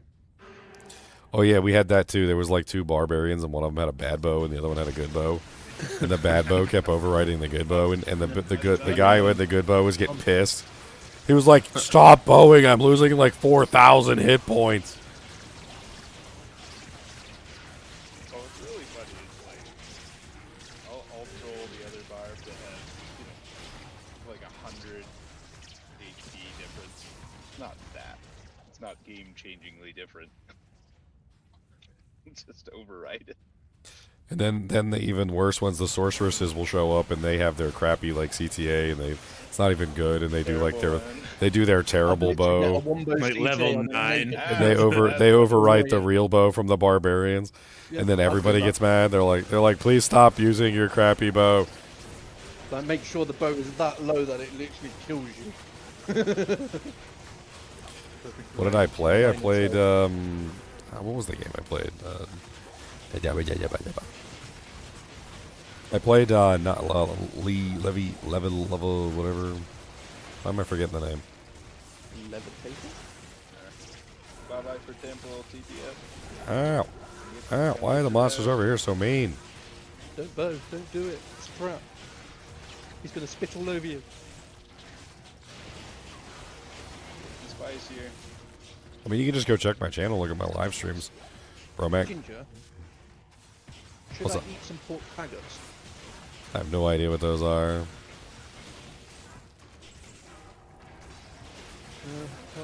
A traditional butcher from Bristol started making delicious, heartwarming family meals in 1925. His classic pork faggot recipe and unique West Country sauce soon became the firm family favourite. No wonder you guys lost that war. Yeah, apparently it's literally like a large meat ball. What are you talking about? They're still in it. They literally eat like they're still in it. They put beans on toast and like. Yeah, the war's over, bro. They're still eating like the Blitz is on. It's pretty much a sort of like the a Revolutionary meatball War. and gravy. The annoying bit is spam and corned beef is so expensive now. I wouldn't know. I don't really buy spam very often. It's so expensive here. It's like $6 or $7 for a little tin of spam. It's like $2 spam in America. Yeah, it's so expensive here for spam or corned beef, and it's pretty much made from corn. Dude, this permanent amp curse is just so. Ugh. You should get a Monty Python permanent discount in Great Britain for spam. Oh, that'd be so good. I'm just gonna put a microwave meal in for now because I'm really hungry. You know what? We should just start buying spam for shipping it. I just can't believe why it's so expensive over here. Like some other things, it's like Okay, where'd everybody go? There's all this Portal. stuff. Portal. Viper. Portal. Run away! There's a viper on your buttocks. Viper on my buttocks? What the hell? A viper on his buttocks, yes. He's trying to clap his cheeks. Sounds very rude. We're trawling through the freaking the wasteland over here.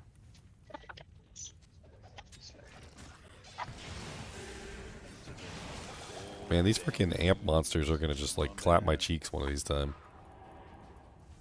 Everything freaking cursed. So since we're always amped now, is this going to be one of those things where if we find an amped creature, we now get trapped? Meow, Gina's insulting you in chat. What? How dare you, Gina? Let me find Mr. Ginger. I knew that was coming. I walked into that room and they freaking just, that amp is just too much. Too many little monsters in there. Wow, What? Ginger, wow. What? I can't believe I just got called a wanker. What? Where's the spice?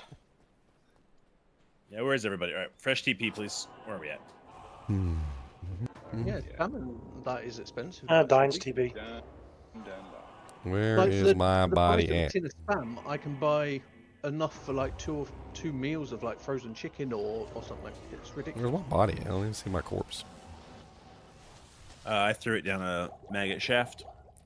You know that you would do that. You're the kind of guy. Stop talking. You're the kind of guy who likes shafts. You love some shafts. I know about you. Give me my beautiful black pussy. You're a shafter. I'm touching my pussy. Sorry, guys. Yeah, I know. I'm should be sorry. I'm upset that Gina called me a wanker. Literally, a Canadian American person called me a wanker. I think that's rude. That's embarrassing, actually. Yes, I If you really want to get him, call him a bloody wanker. There you go. Yes, there you go, Gina. You're a hoser. What? Wait, what's a hoser? Either somebody from Canada or Indiana. Hose beast. Canada or Indiana. I think Gina is just drunk on syrup. That's all it is.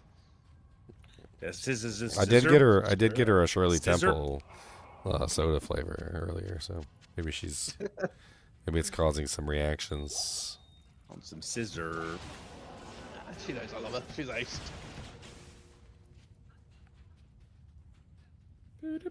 Hobag? Oh, yeah, Hobag is a that's a Hobag one, yeah. We're ready for Palace, I assume? Yeah, I mean, yeah, we can go Palace? to the Palace. There's actually a lot of monsters. Palace actually has good density, but like it's a really small area. There's usually a lot of elites down here. Ooh, If you don't have teleport, it's horrible. I skipped over the harem. You can get stuck in a room. Yeah, I'm in the harem right now. Got some blunderboars down here. I'm not redheaded. Why does this place look so familiar? I feel like I've been here before. Redheaded stepchild, what?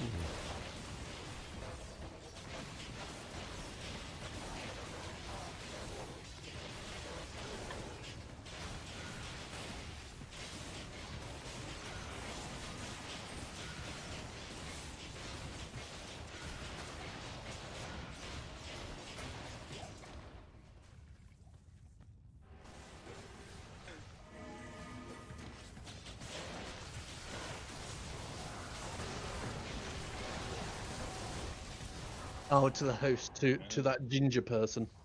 Ginger. The ginger who thinks he's a ninja. Don't have a roast session with Gina. Yeah, I learned that a long time ago. She's got the roast button turned to maximum, and it's really quite scary.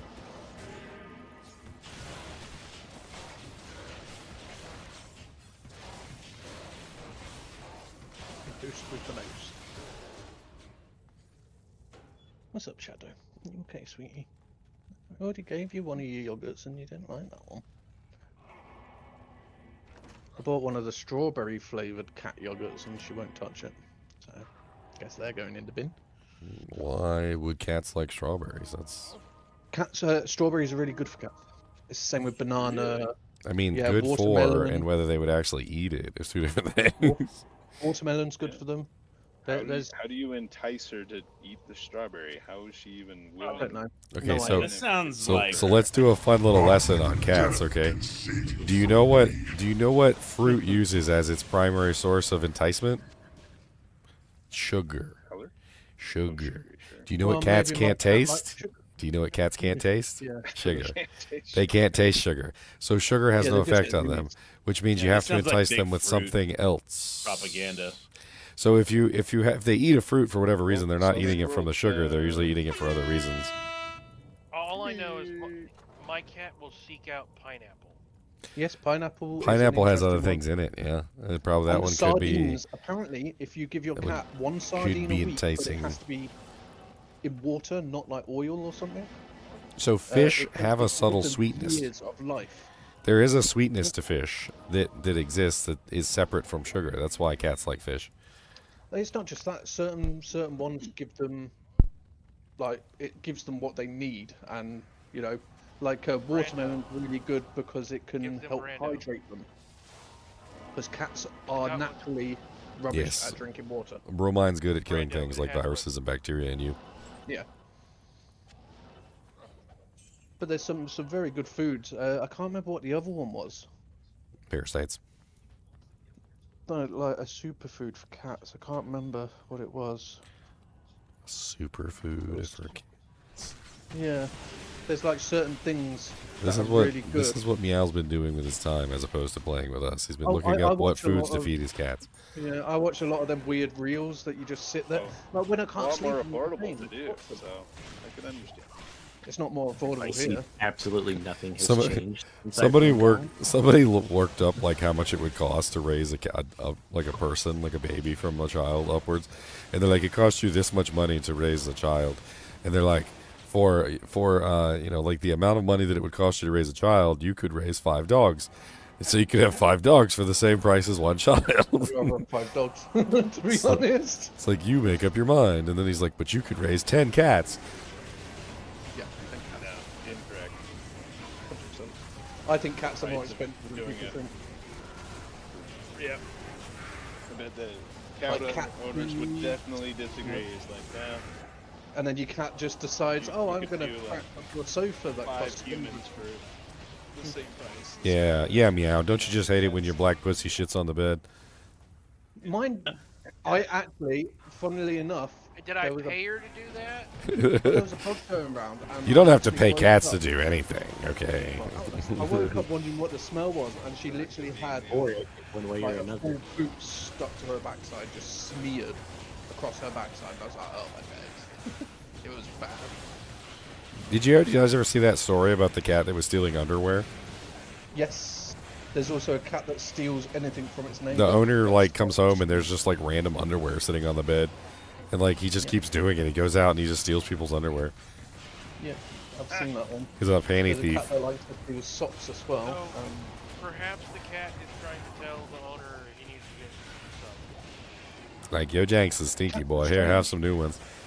That's so strange. They seem to find an obsession or something they really love, and then they just do it forever. They're very odd creatures. Like Shadow loves checking everything. I don't know. A cat that steals panties may or may not be a reincarnated horny boy. Could be. I was gonna say, reincarnation may not be real, but if it is, there will be signs. There will be signs. Like a cat that steals panties. My cat would play Diablo 2 and Resident Evil. Could you imagine that? Cat Yeah, I get Shadow playing reincarnated as like a dog or something, and I'm over there like playing Diablo 2. We're like, why is that dog ginger? Why is it so ginger? Why is this dog playing a paladin and he's playing it better than me? Did he just kill the Ubers? Well, it won't be a Paddy anymore, will it? It'll be Warlocks, and well, by that point, who knows? I need a VR headset for Cody so he can run around the cow level. What you need to do is rig up some kind of motion control sword for him so he can run around and smack him. That'd be so funny. Arr, make him a werewolf. He could be a druid. Dude, Cody would be the burr master. All you brew gotta out do those is, burr yeah, rings. you just gotta make the burr runes smell like beef jerkins, and he's all over it. A dog that That would be steals interesting. Teach hamburgers. him to farm, and every time he gets a high rune, give him a treat. Oh, you'd be so rich. Dude, you'd have man. high Press forward at the runes. same You'd have time so with many the high runes. runes. He'd be on like crack over there. And then you Yeah, I'm gonna have to run, guys. Sorry. Alright, see ya. See you guys. Come on back now, yeah. I will. See ya. Well, of course, the dog's gonna steal. You guys already clear this side? Looks like you guys did. Yeah, I think they're still working. They're a little further. Oh, they didn't go this way. Okay. They didn't go your way. You're right. They went Has south.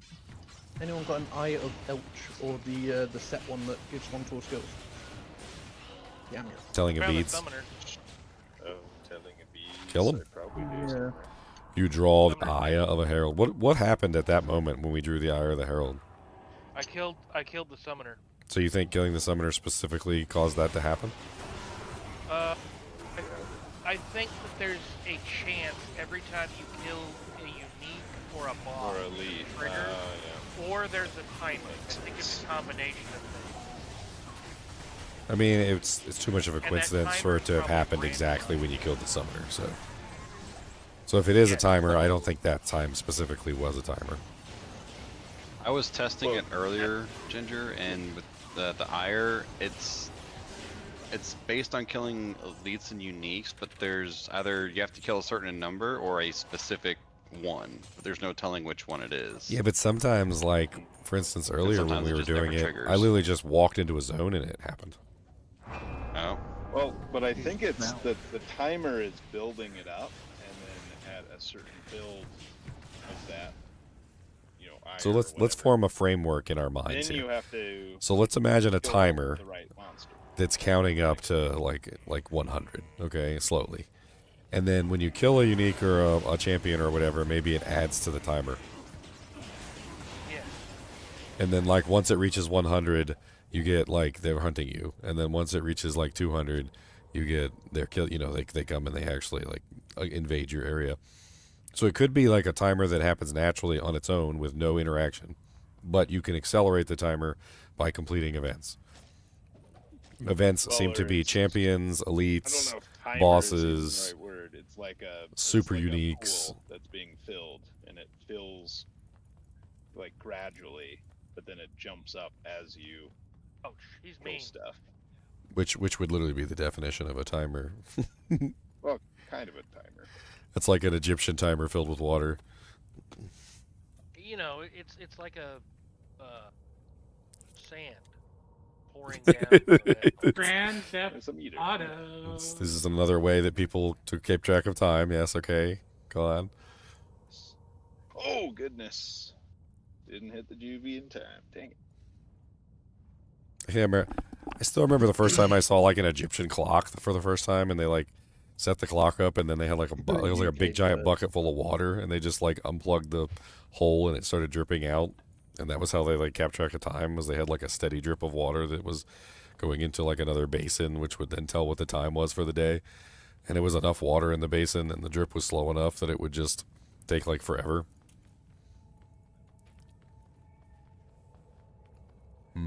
I seem to have fallen very far behind. Dead finally. Did you use the Herald? Yeah, we capped him. He dropped some bramble mitts.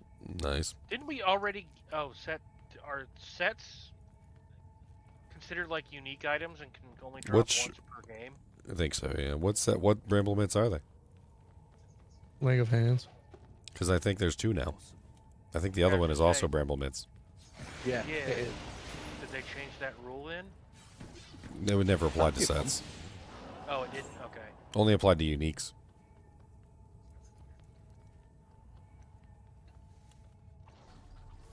I think I've finally worked everything here. Okay. Get it. Why did it just state all the corruptions again?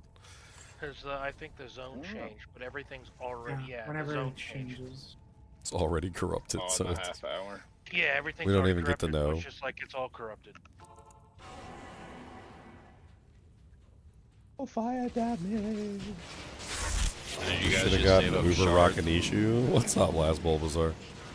24 months. That's a long time, man. Thanks for the support.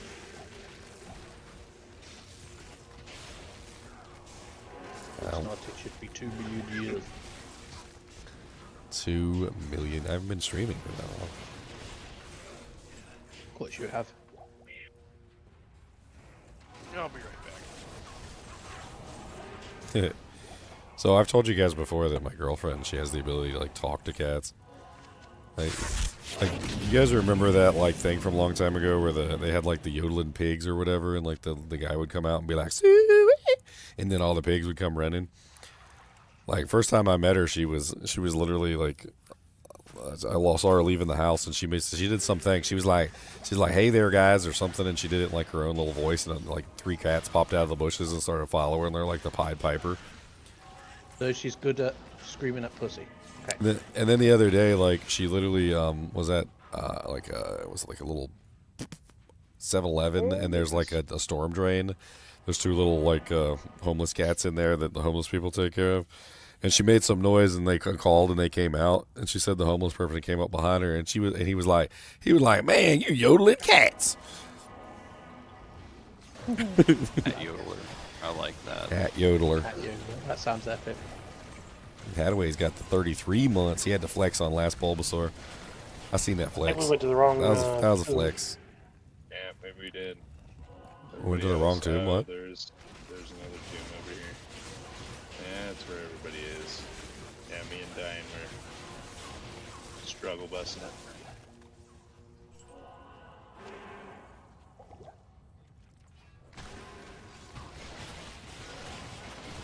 Immune to magic. How dare you be immune to the thing I'm firing at you?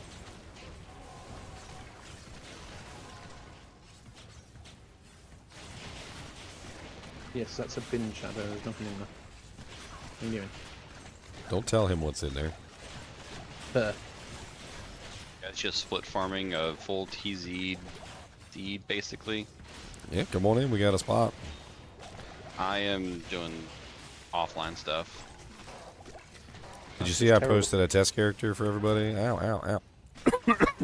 Ow, this room is mean. Yeah, I'm running through just to see how far it can get me without any good gear. So I mean, this ain't to help you level your character faster. It's just it's a level 99 character I posted that you can just download, respec, play with the skills. It's for testing purposes only. How do you make him 99? With hacks, I literally elite hack sorted. You know, like the one with Angelina Jolie from like 1992. I put in my 3.5-inch floppy, and I booted up my hacking program. Put your floppy in there. Dude, and it worked. I did it. I went line by line, hex edited code. Shouldn't it be hard when you put it in, not floppy? Look, I say it's a floppy, but the 3.5 inches are hard. Size doesn't matter, gentlemen. You did it with a 3-inch floppy. This would have been an amazing base for Ruinward because it just has like everything. It's actually 3.5 inches. The iguanas are dropping from the trees in Florida. I feel sorry for you. All right, Floridian Leon, we need confirmation on the iguanas dropping from trees. You want me to go outside with a camera? Have you collected any yet? Do you have an iguana collection?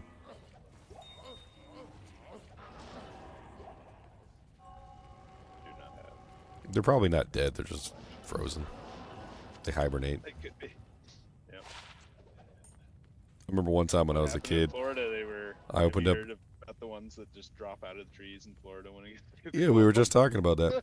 Oh, okay, that's what you're talking about. I had one time when I was a kid. I opened up the freezer and there was a fly in the freezer, and he was completely. He looked like he was dead or whatever, right? Okay. So I picked him up out of the freezer and I was like, huh, I wonder. And I took the fly and I put him on the stove. I turned the stove on to high blast and just put him right on top of the stove. And first he started buzzing and zipping and then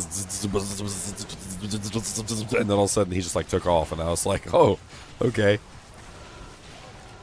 I was like, so he was in cryogenic freeze, and I turned on the heat. To just torch too fast.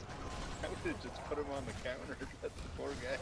I didn't want him to live. I was a sadistic little kid. I was trying to burn him, Elemis. Oh, this is wild. Okay, I thought you meant like last week. I was like 9 years old, and I had a chance to torture a fly, and I took it. Them things had been torturing me for so long. Dahmer, come on now.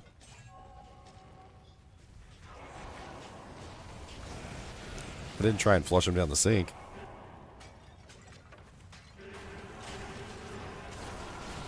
What kind of monster do you think I am? Best. I love the fact that Dahmer never got caught by the actual police or anything. He basically just got caught by the fact that he got shunted to another apartment building. Why has that monster got weird blue stuff on it? That was weird. Like, if you really think about it, Dahmer, if he had remained in his previous residence and he hadn't been booted out of his house and put to another place, he would have kept burying the bodies in his garden and nobody would ever known. They would never known. The only reason he got caught was because his tenant or his landlord booted him out of his house, and he ended up getting pushed to another apartment building. And apparently, the apartment building he got pushed to didn't have a garden access, so that's when he started trying to put him down the drain. And when he started putting him down the drain, they got stuck, and that's why he got caught, because the plumber tried to like fix the pipes, and they found body parts on the pipes. So he literally got caught by his landlord who evicted him. Absolute insanity.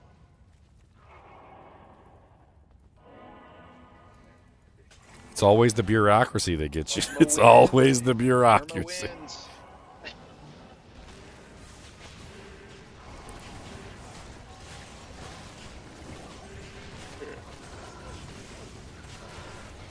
If only instant karma wouldn't be so lazy so much of the time.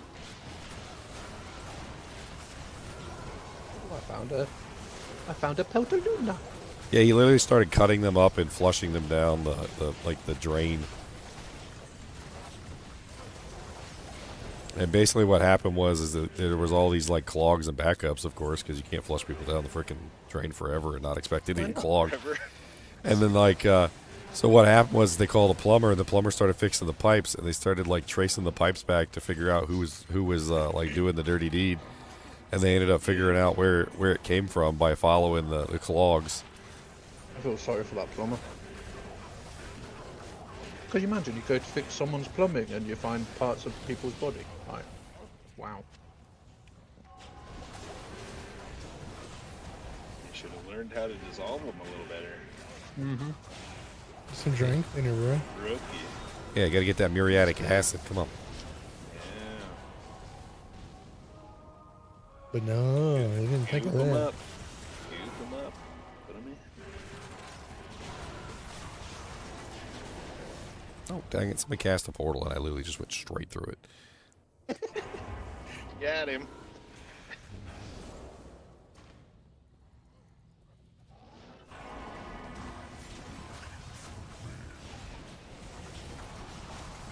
If only I could horse Uriel. Battle gauntlets, so my Mavs and what is that? Berserkers? Mavs and Berserkers.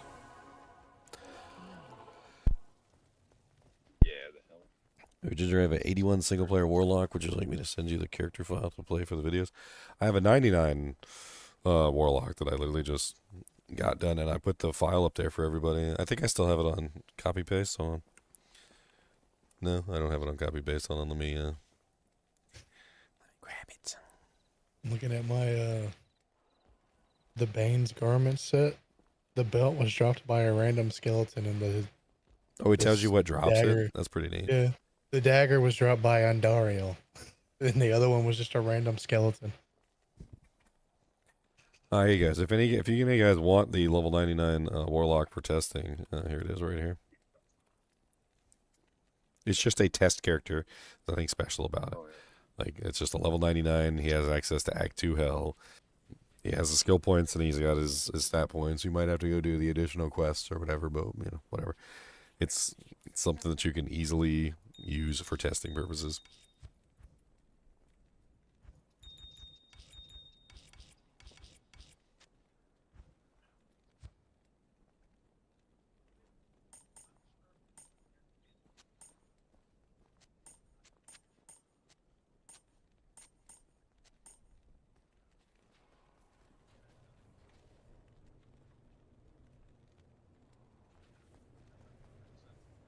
Why is someone playing a Nova Sorg? My, oh my. Let me have fresh TP. Lost track of what we're in.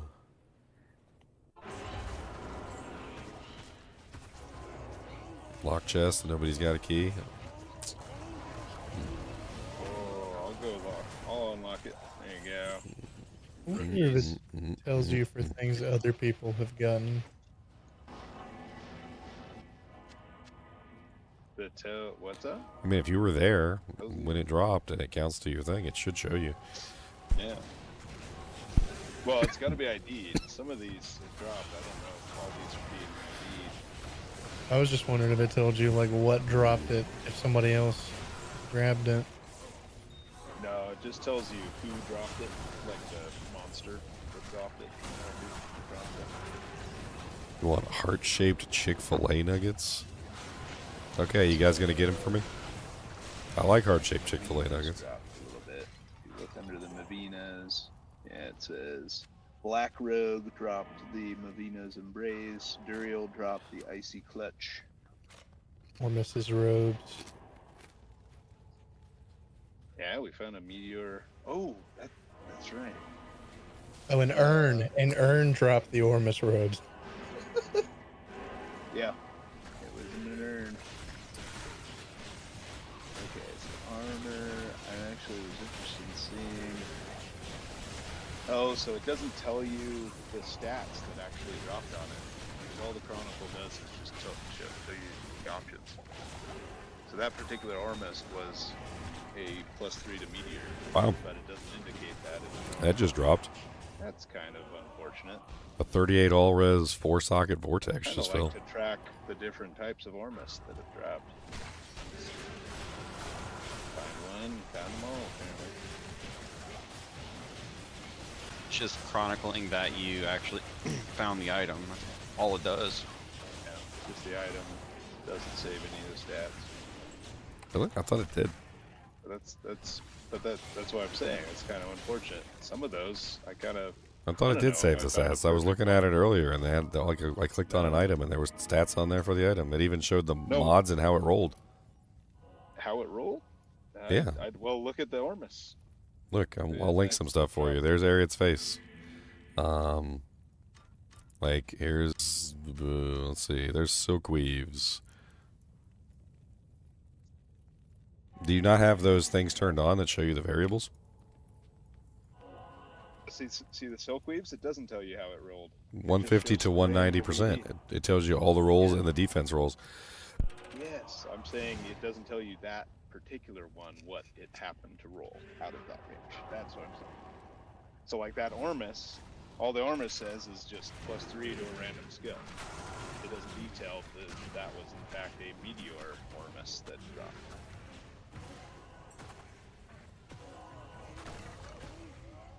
It doesn't list the skills because it's not random. There's a lot of skills that are restricted from that list. Like you can't get Cold Mastery, Fire Mastery, or Lightning Mastery. I don't think you can get Blizzard either. I don't think you can get Meteor. I'd have to pull up the list, but there's a whole bunch of them you can't get. What it says in the Chronicle is it's just +3 to a random sorcerer skill. So it lies. They might update it one day and do like an in-depth. Well, they are a random sorcerer skill, but they are, It'd be cool to find like. Yeah, but a person might read that and they might immediately assume that they could potentially get one of the masteries, and you can't. So.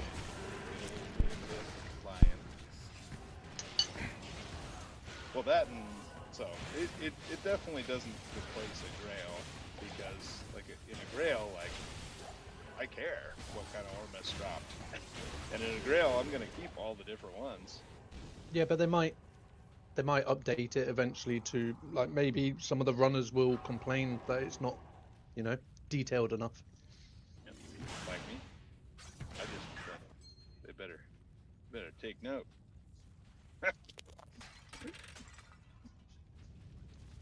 Now they don't care. They said, Elna said what? Oh, let's be sure not to touch that.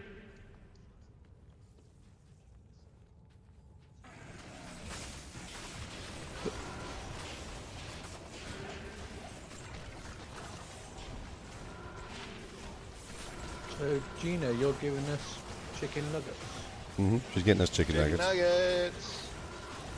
I hope you're buying enough for all of us. I'm down. Yeah. Send them on over. Just general delivery. Grand Junction, Colorado. Thank you.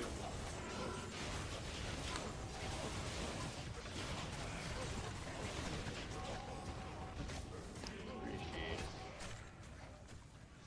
It's got to be in the next 3 days though. That wall Alice. 3 days from now.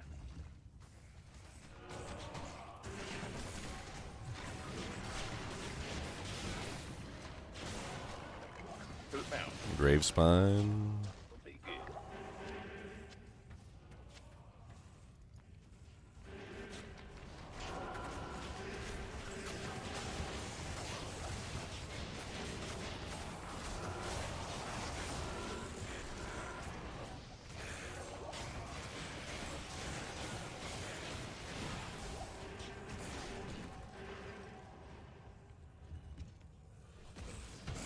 What does the zombie say? Zom zom zom ba zom ba bum beat. Bum bum bum ba zom ba bum bum.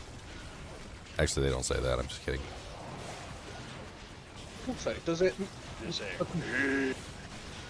What does the zombie say?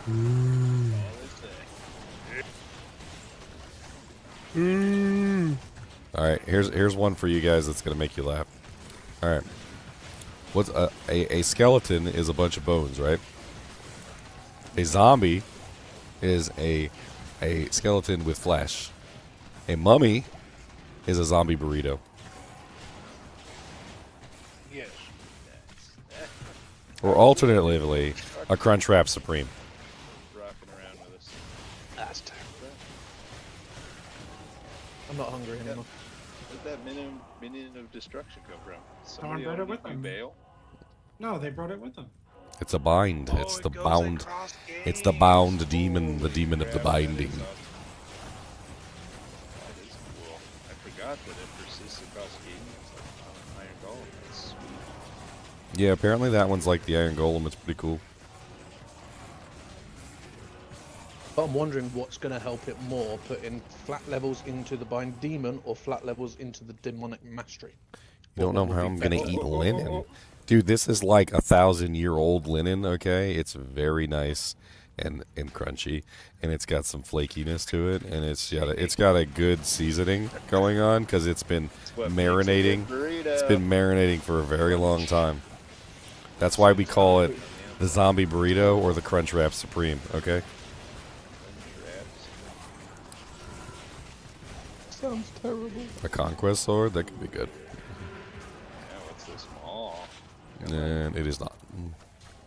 Could be, but it's not. Okay. I haven't got anything for you, sweetie. That is not great either.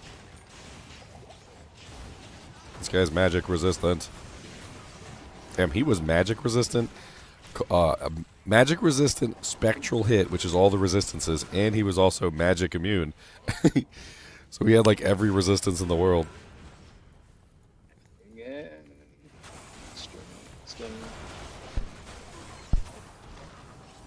So far, what I'm noticing is that Group TZ definitely gets us a lot more of the Whirlstone shards, but I'm still not seeing a whole lot of the actual things to do the Act 5 Uber boss. Well, I think we have like a 1% drop rate. The Uber not that worse. is only the act bosses that can drop those, I thought. So you have to terrorize the whole act and do just the final boss. I think that's the only chance you get those. Unless it's just a terrorized area, like a normal terrorized area that you go to. And you do the boss, like if it's So terrorized basically, anytime a boss is terrorized normally, yeah. we should be hitting it for a chance at getting the Uber boss Dewjanks.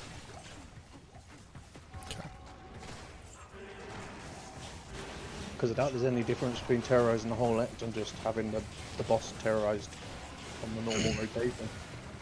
The TZ Andy might be better to do solo.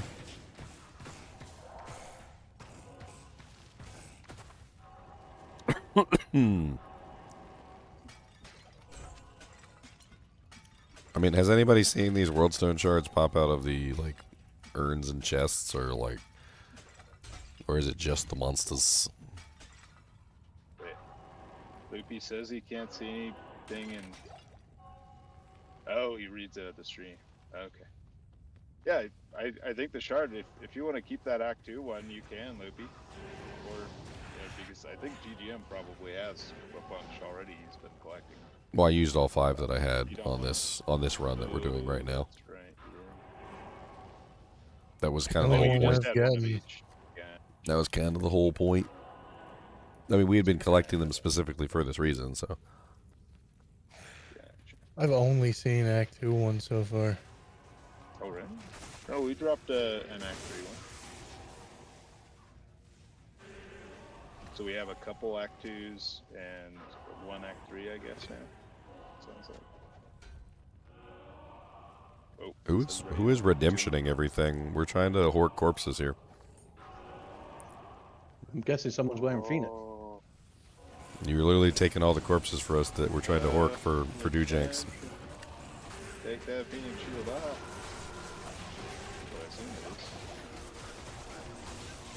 Oh. That is a lot of lightning in there. Holy Jesus. TP please. Oh wow, there's a curse to make enemies attack each other. That's just funny. Mm-hmm. You can literally do a summoner and just make them all attack each other. That's Necromancer can do that too, but sure. Yeah, but this just looks fun. Because you can make them enrage and make them do more damage to each other and increase their attack speed to each other. Do you have any predictions on how the ladder reset is going to go with respect to specifically to the race to 99? We were just talking about that. So this whole thing of being able to terrorize the entire game, like my guess is you're probably going to have people group up, terrorize an entire game, split up, into eight, basically 8-man teams splitting up into 8 directions, and then everybody just goes and levels up. I mean, it's probably going to be the most efficient way possible. Outside of basically just having 7 alt accounts and sitting them in your game, or having like 7 people from your stream sitting in your game or something. Like in general, that allows every single person to have a high level zone that they can go play in. The highest level character, of course, is the one that pops the stones to make sure that the zone is going to be as high level as possible. And then, of course, you know, like, you've got an entire game to choose from of areas to go to, so you can, like, maybe you can even have like a little round table where you call out zones that you want to be yours because they're going to be more in line with how your build works. Like, for instance, Maggot Layer is absolutely amazing for a like straight line shooter, like somebody who's using a bow, but terrible for, you know, other builds. So it depends on the kind of build that you're using. That means the teammates of, like, the team leaders will actually technically be competing with the leaders.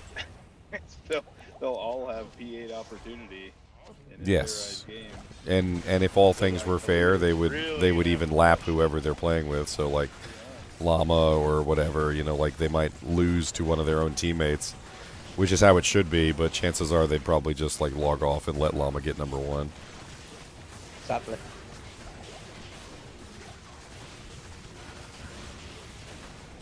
Grand Charm. The survey says boobies. Although that is a reroller since we're on a 96. I don't know if there's dagger and book crafting recipes yet. No idea. I mean, there probably is a dagger crafted recipe. Yeah, but books, no idea. Just type in ! Caster weapon, ! Safety weapon, ! 2-hit power, or 2-hit weapon, or, and look at them all. I have them all listed, and they say what they're useful in. There probably is one that works on daggers. No, if there is, honestly. Yeah, I'm not sure. Might just be one-hand weapon. Yes, Cody. He's got the Peppa Doodah face. You gotta go peep on his doodahs. Yeah, Mr. Peepa Doodah. You gotta go doodahs.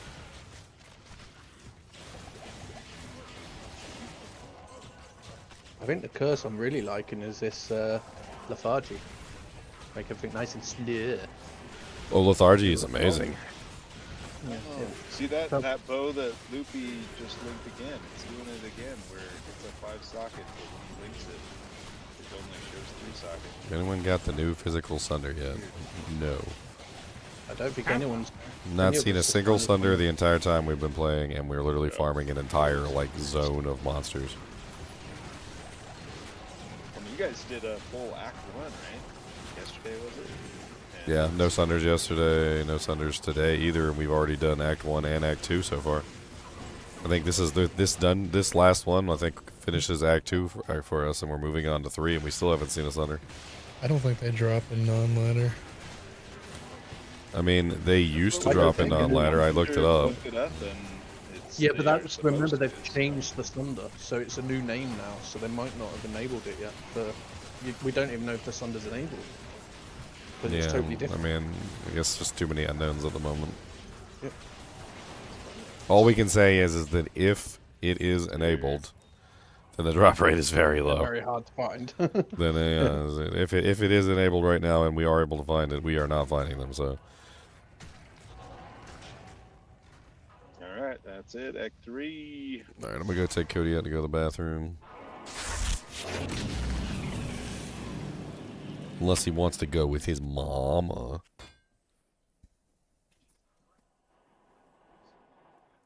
He said, don't say that about my mama. He said, I love my mama and I was gonna beat you up if you don't be nice to her.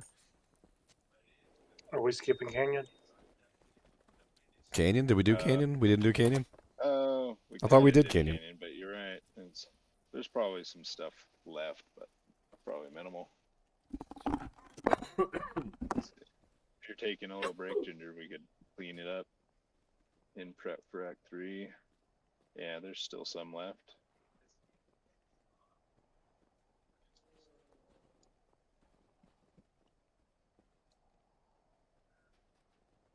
Oh, but this Ring of Fire just feels so good. Ooh, ouchie.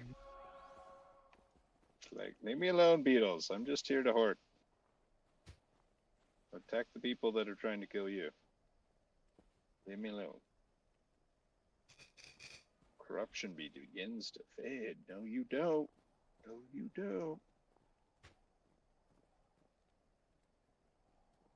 Before you corrupted the whole act. Oh, he corrupted all 5 acts. Yeah, then it won't fade until you leave the game. Yeah. I think it's just saying it's the about normal to change one. to the next one. Yeah. Yeah, the normal one's about to switch in 2 minutes. That's why I said, no, you ain't.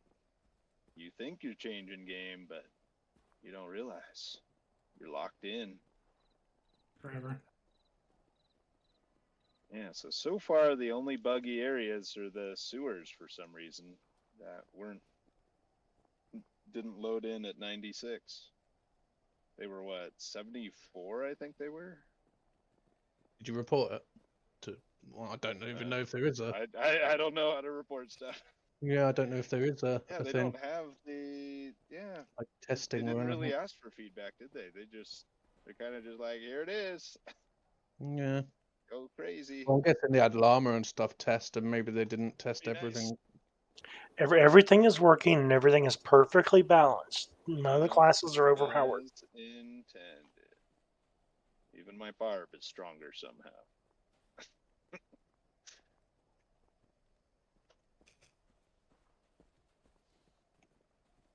That's really got me Just by thinking. the sheer proximity to the warlock, my barb is stronger. That's really got me thinking for ladder, but I'm wondering if you're the only barb, everybody's going to be hork. Yeah. Bow. Okay, now hork. Okay, I need bow. Hork A good idea again. would It's be like, to. shut your face. Leave me A good alone. idea would be to not play warlock, really, because you want to maximize your profit in the ladder. So warlock's got all the good stuff's going to be very expensive, especially a torch and skillers and. Well, but warlock's very powerful. You can find your own stuff too. So yeah, it just depends, as always. Will the RNG smile upon thee or not? Who knows? Who knows? TBD. Well, before the expansion, barb was the only class I've never started as, and now technically I've never started as a warlock. Oh, just do what takes your fancy. Oh, Barb's a good one because you get hawk and you also get battle orders, so you're very useful for a team. Very rarely started as anything but barb. And then you just go into a good old Trav hunter. And But I'd probably be a bad barb, so I don't know. I don't think I've ever killed normal bale so easily.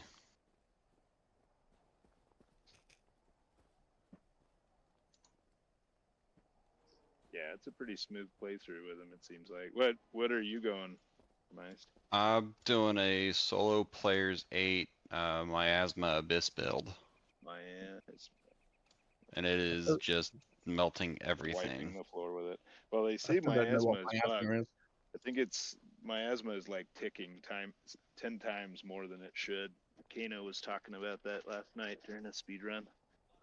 He was trying out the Warlock speed run, and he was like, "No, that should not be doing what it is." Yeah, I'm not really seeing. I'm not seeing a whole lot of actual damage ticks. It's like it's actually holding true to it's only dealing 2 ticks of damage. I think the damage reading is either wrong or it's the base magic resist to monsters that's making it feel like it's doing so much more than other types. Maybe.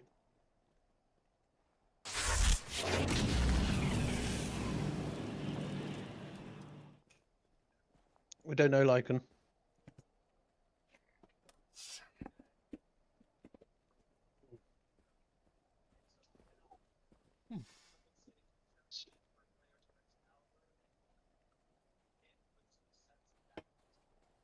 One thing I know about the skills is the skills for the Miasma stuff is expensive. You're a Miasma stuff. Yes, I am.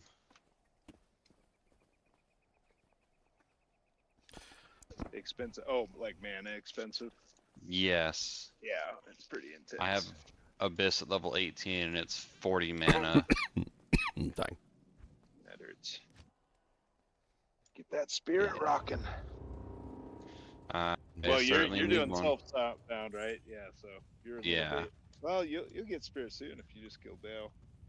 Let's grind some Countess. Oh, I do need to go grind some cows. For that, there you go. Didn't even think about I that. kind of prefer Countess though because then a lot of times the 4-socket sword just drops natively. You don't have to waste a socket quest. But the runes can be easier to get. Yeah. I've always preferred getting the base from the Countess. So I think the only rune I'm missing right now is a Thul, so I'll probably push through Nightmare to Countess and do that. You need a Thul, or do you want to try and do it yourself? Just give you one. Don't do it, Ginger. Don't let him give in. Oh, he's doing like a solo self-found run. I have no idea. Yes, I am. In there. I just melted Player's 8 normal Bale at level 40. I think I was going into hell at level 51, which seems a little low.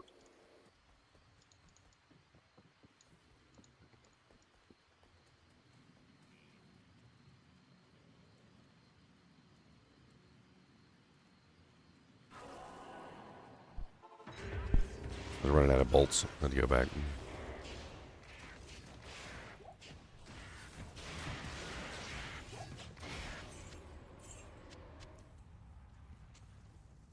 Oh, fanaticism. Nasty.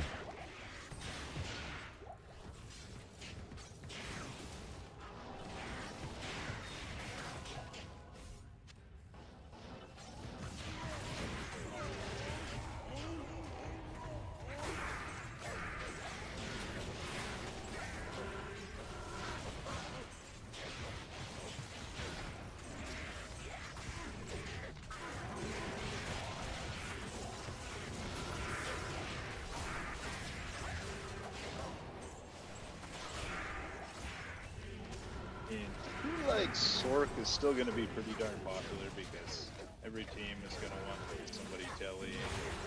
That's true. And then it's really good farm efficiency early on.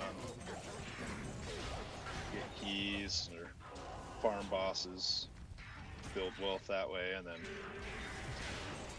switch into Warlock and be OP. I'm sure there's still going to be really good diversity in characters early on. Maybe not for us, but definitely for like other people. Yeah. Oh, people kill me with that stuff. Like, if you want to play a character, just play the character. Just play the character. Play what you enjoy. But like, no, I gotta go level. I gotta level a sorceress first, and then I gotta grind an enigma, and then I gotta get my paladin to level 63 so I can put my enigma on, and then I'll respec into a hammered in like after I get all the gear that I need, and it's like. Ugh. No, thank you. I'd rather just play what I want to play and have fun with it. That's why the people have absolutely no clue how the characters play or how the abilities work in like the rest of the game. Like the barbarians that level up Warcry, and I'm like they're like Warcry is such an amazing leveler, and I'm like, what are you talking about? It's level 30. It's level 30 skill. It's like it's not a leveler skill. I was like, you got to get to level 30, and you've got level 1 Warcry. Yay. Well, really. So realistically, you're looking at like level 40 before Warcry becomes like fully in the game. So you're already in nightmare difficulty by the time you get Warcry online. Especially if you're leveling up, it's bad to switch to work. If you're gonna do the switcheroo, to Warcry, you don't want to switch at level 30. Oh no. No, you want won't to do any switch damage. at like 35 or 38. It needs some. It needs more than 1 point in it to really get going. You need that, plus you need to find at least one spirit. When he says get going, he means like a train going 2 miles an hour down the track. Exactly. Get going. It's going somewhere slowly. It's going somewhere slowly. I throw so much shade on Warcry. There was this one guy who was arguing with me about it for like hours on YouTube, and I was like, and every single time he got an opening, he's like, well, when you're level 95 and you have like this gear and this gear and this gear, and your Warcry is like all beefed up, and you have like this much faster cast rate, and like it's a decent skill, and I'm like, you're not really proving your point here. Like all you're doing is, all you're doing is making it very apparent that the skill requires a lot of work just to be mediocre. It's like, this is a amazingly mediocre skill with tons of high tier equipment. It is a comment on all the other builds. Like, it is the most efficient, as crazy as slow as it is. It's still the smoothest leveling. You could like. I mean, it's just because you're stun locking everything, which isn't really the same thing as a good experience. Really I could do the same thing with Shockwave. Like if I really wanted to, I could level the entire game with Shockwave on the Druid. Yeah. Like it's a very stark comment on just how bad leveling a farm is. Did people prefer one of the most horrible ways? So dependent on weapons. I don't know. Yeah, the most efficient way is to just sword circuit and get yourself a spirit. No thanks. No pain, no gain. You make no sense. I mean, if you want to scream at the top of your lungs, I guess.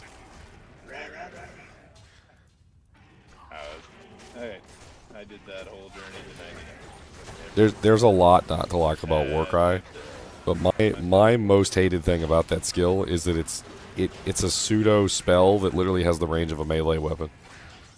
Yeah, and it doesn't do enough. It's literally a melee spell. It's like the worst of all worlds. It's the worst of being a melee skill. It's the worst of being a spell. And it has like none of the benefits of being a melee skill, and like none of the benefits really of being a spell. It's like you took all the worst aspects of a spell and all the worst aspects of a melee skill, and then like combined them together to form Captain Worst Skill. Can't get my body movement. Yeah, we need help. What is that? I can't get my body. Oh, there he is. I see him. Who is this Alex person? Okay, I have the Herald like locked against the wall. Is that Alex person just whinging about a skill? I have no idea. Why can't I? We weren't born under the same tree. Yochi thorns. Move them up. I don't want to be born under the same tree as everyone else. That'd be a really smelly tree.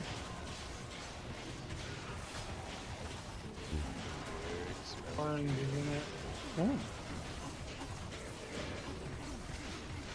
Oh, just take the pains through the thorns.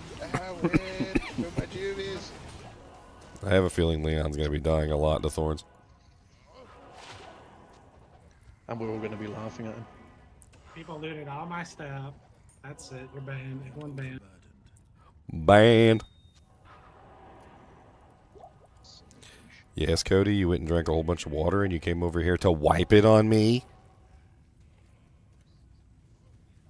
He's showing you his love. Jinx. And by love, you mean gallons of slime. Yes. I should have named him Slimer. Yeah. The doggy love. Painted him green. The doggy love. Great Marsh.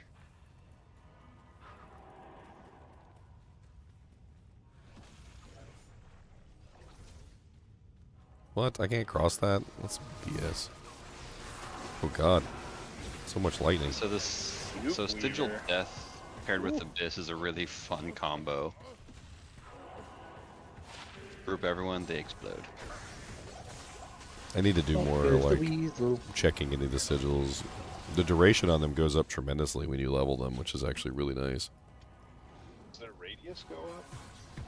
Yes. Every 10 levels, but it only goes up twice. It is kind of nice though. It goes up to a decently nice size. 4, 6, and 8. I don't know why the Warlock, some of the skills go up every 10 levels. Anyone have a nice ethereal processor for sockets? Leon, you were really quiet there. What did you say? Ethereal 3-socket Colossus sword. Ethereal 3-socket. Let's see. Does anyone have an issue in single player where older characters don't get the expansion, only new characters? I mean, you have to convert them. Did you convert your character? There's a button at the bottom of the screen that says convert to ROTW. Alright. We have I have an unsocketed Colossus blade, Sword, not blade. Yeah, you're looking for sword. Why you gotta be sword? Why you gotta be sword? Because I want max damage. Because attack speed doesn't matter. Why gotta be sword?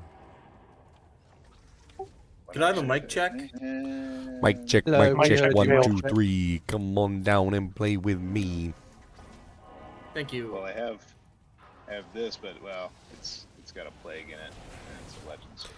So Did I convert all my characters? No, I'm converting them as I require items and only as I require. For testing purposes. There's no reason to just, like, mass. Oh god. Oh god. Leon, do you want this oath, Leon? That was a lot of freaking souls that I just teleported into. They just gang raped me over there. And I will try it out. I need 2 Thol runes. Okay, come to stash. I'll drop Come to stash. Okay. I'm trying out like everything I can try. the oath. You guys have already tested like a death, right? Yeah. Okay. Because I have a death at Colossus sword, but if you've already tried I've got a Measuresmith's Reaver. You want to try that plague? You want a Measuresmith's Reaver? Put the cure on it. That's what I was planning on making. Yeah. Like An a F cure. could be interesting too. Hmm. You have the stats for it.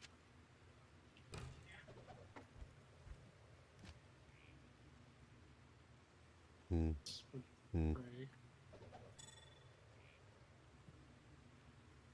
don't want the mania? Okay. No.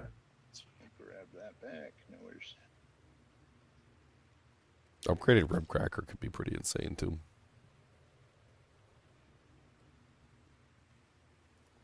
And Thank you. So you can use an ethereal one, and it doesn't do the durability? For how does that for work? echoing, right? For the throw, yes. Like Bladeson. Works like Bladeson. It works like Bladeson. Okay, but not the like cleaver or whatever. No, Cleaver because then you're does actually swinging. right? Then Okay, that works that's like a normal. when you're really swinging. Okay.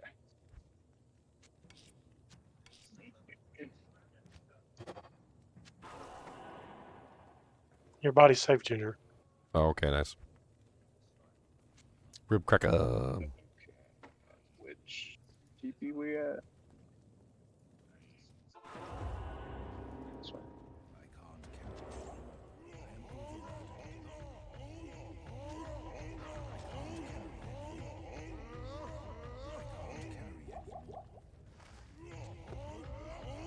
It's weird. It wouldn't let me put my book on.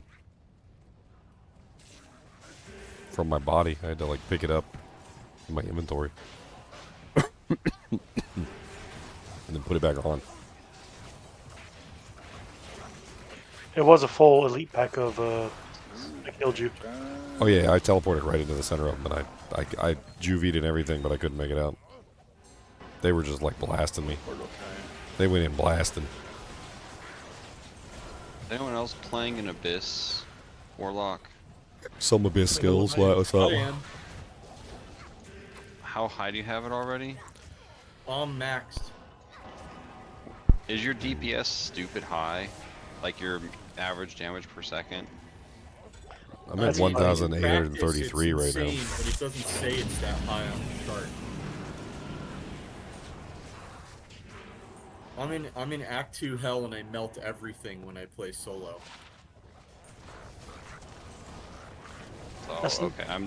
I'm just kind of walking through and I just melt everything in Nightmare right now in Player's Aid. Just using that.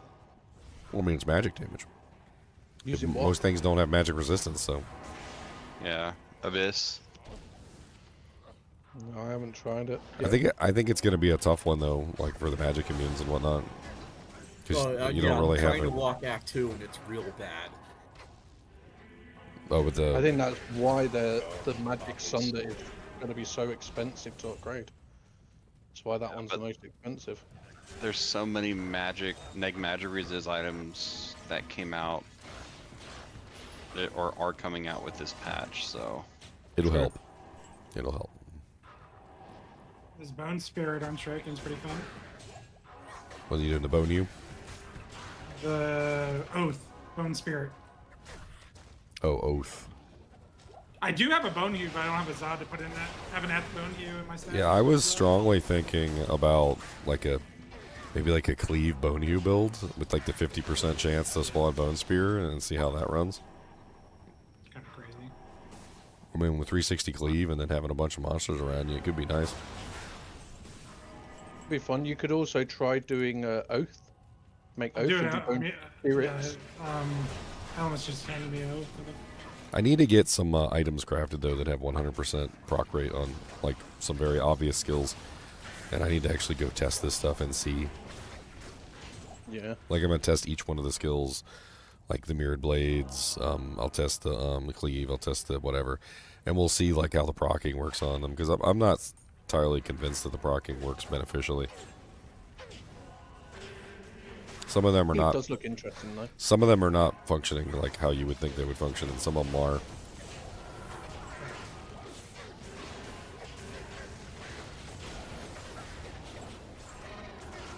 I think the easiest way to test it would probably be Hydra.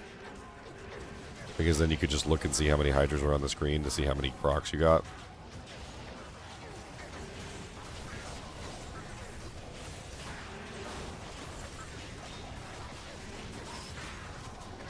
First, going into Flare Dungeons. Let's go Mephisto.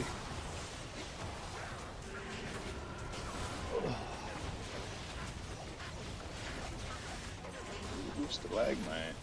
Nothing on it. And this is definitely an Running EXP entire- game, though. I'll tell you what. Yeah, it's also running the entire game takes a minute. Oh yeah. Oh, you lot said there was an Act 4 mess. Running the entire game at level 96. I mean, there's a couple of interesting takeaways from this. Like number one, this is probably going to be replaced like the normal EXP method. Number two, it's going to make getting all the waypoints actually kind of important. Didn't you not say there was an Act 4 mode? Number three, like it's probably going to be the fastest way to level up to 99. Pulling your chain. My goal looks fine too. This chainmail. Dirty trick. Wow, that dirty trick I played yesterday has finally come to fruition. Finally Well, I've only landed just got to Act 4, sir. I mean, It's only just been gifted the game. You're so mean to me. I want to craft that void and have like a really stupid good dagger for it. That Void is amazing. does look interesting. Getting like a +8 void dagger would be amazing. Yes, because it gives +2 to all skills, 3 to Abyss just as an O skill basically, and then you can get another up to I think +3. Yeah, and then on top of that, you could get a book that has +3, make Splendor in it, and then you have 4, so that's 12. So you could essentially have +12 to Abyss between your two weapons, and that's nuts. So you're talking about level 32 Abyss before you get anything else. And then Annie, 33, and then Torch, 34, 35, 36. So it's level 36 with just Torch and Annie. Then you start throwing in your body armor, your helmet, your rings.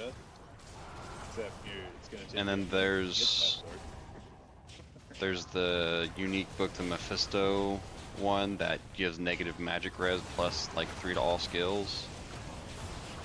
Or 2 to all skills, FCR, res, like everything you want. Question is, does the ninja first Annie of the season spawn on Europe or Asia? I think it's always Probably been Asia. Europe.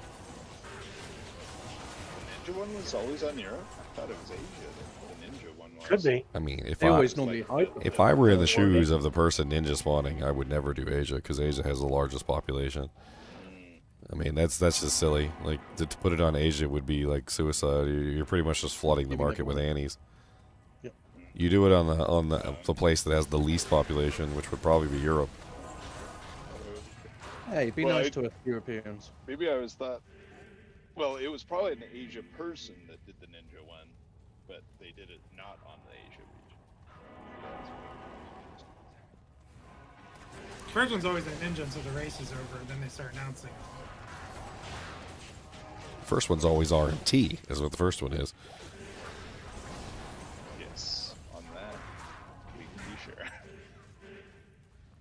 Listen, why don't you tune in the stream between the hours of 12 noon to 12 midnight? Every hour we'll be doing a giveaway, and at some time in the stream we will be doing a D2R. Just watch it all day. Oh no, that's the wrong button. That's the TP button. Oops. Spammed a bunch of TPs. Whoops. Please. Can the Warlock teleport go through these bars? If you can throw the weapon through it, then yeah, you can. That's OP. Damn it.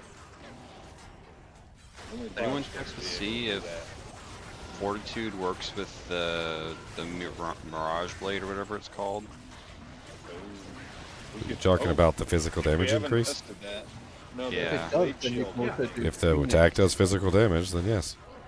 Yeah, because then you can use Phoenix Shield as well. Yes, they both work. Or you do the physical damage, Which is massive. which is from a melee or ranged attack, and then it works because it's really, really nice.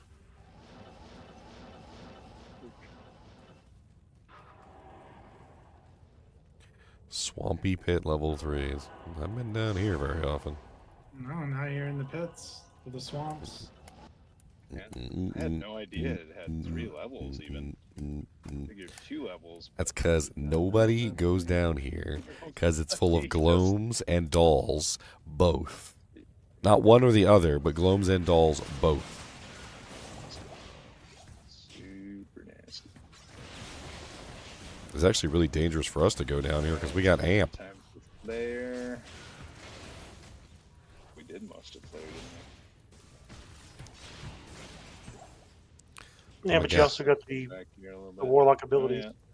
The doll was chasing me and tried to eat me. Anybody, I know dolls are demons, that's right. I mean, they're not demons, they're undead. It's unfortunate. The filter came through right there because I didn't see that rune and I didn't see that jewel. Dude, yeah, this is okay. I'm seeing the value in the filter in this particular area. Holy crap, there's a lot of stuff that's you just cannot see. Well, Leon is pioneering the highlighter. He's not using a filter, he's using a highlighter. That's true. I should call it, yeah, the Leon highlight. Leon highlighter. That is filter business. Because yes, I do see the appeal with that. My eyebrow raised a little bit, like Teal'c on Stargate SG-1. I can't believe they're making a new one. I'm so excited, and it's not like going to be like a remake or a spin-off. It's just going to carry on with the story. Good. I hope they get Dean Anderson back. They have got the original writers from the movie and the series. So the movies and the series, the same writers are coming together and working on it together. So it's going to be very interesting.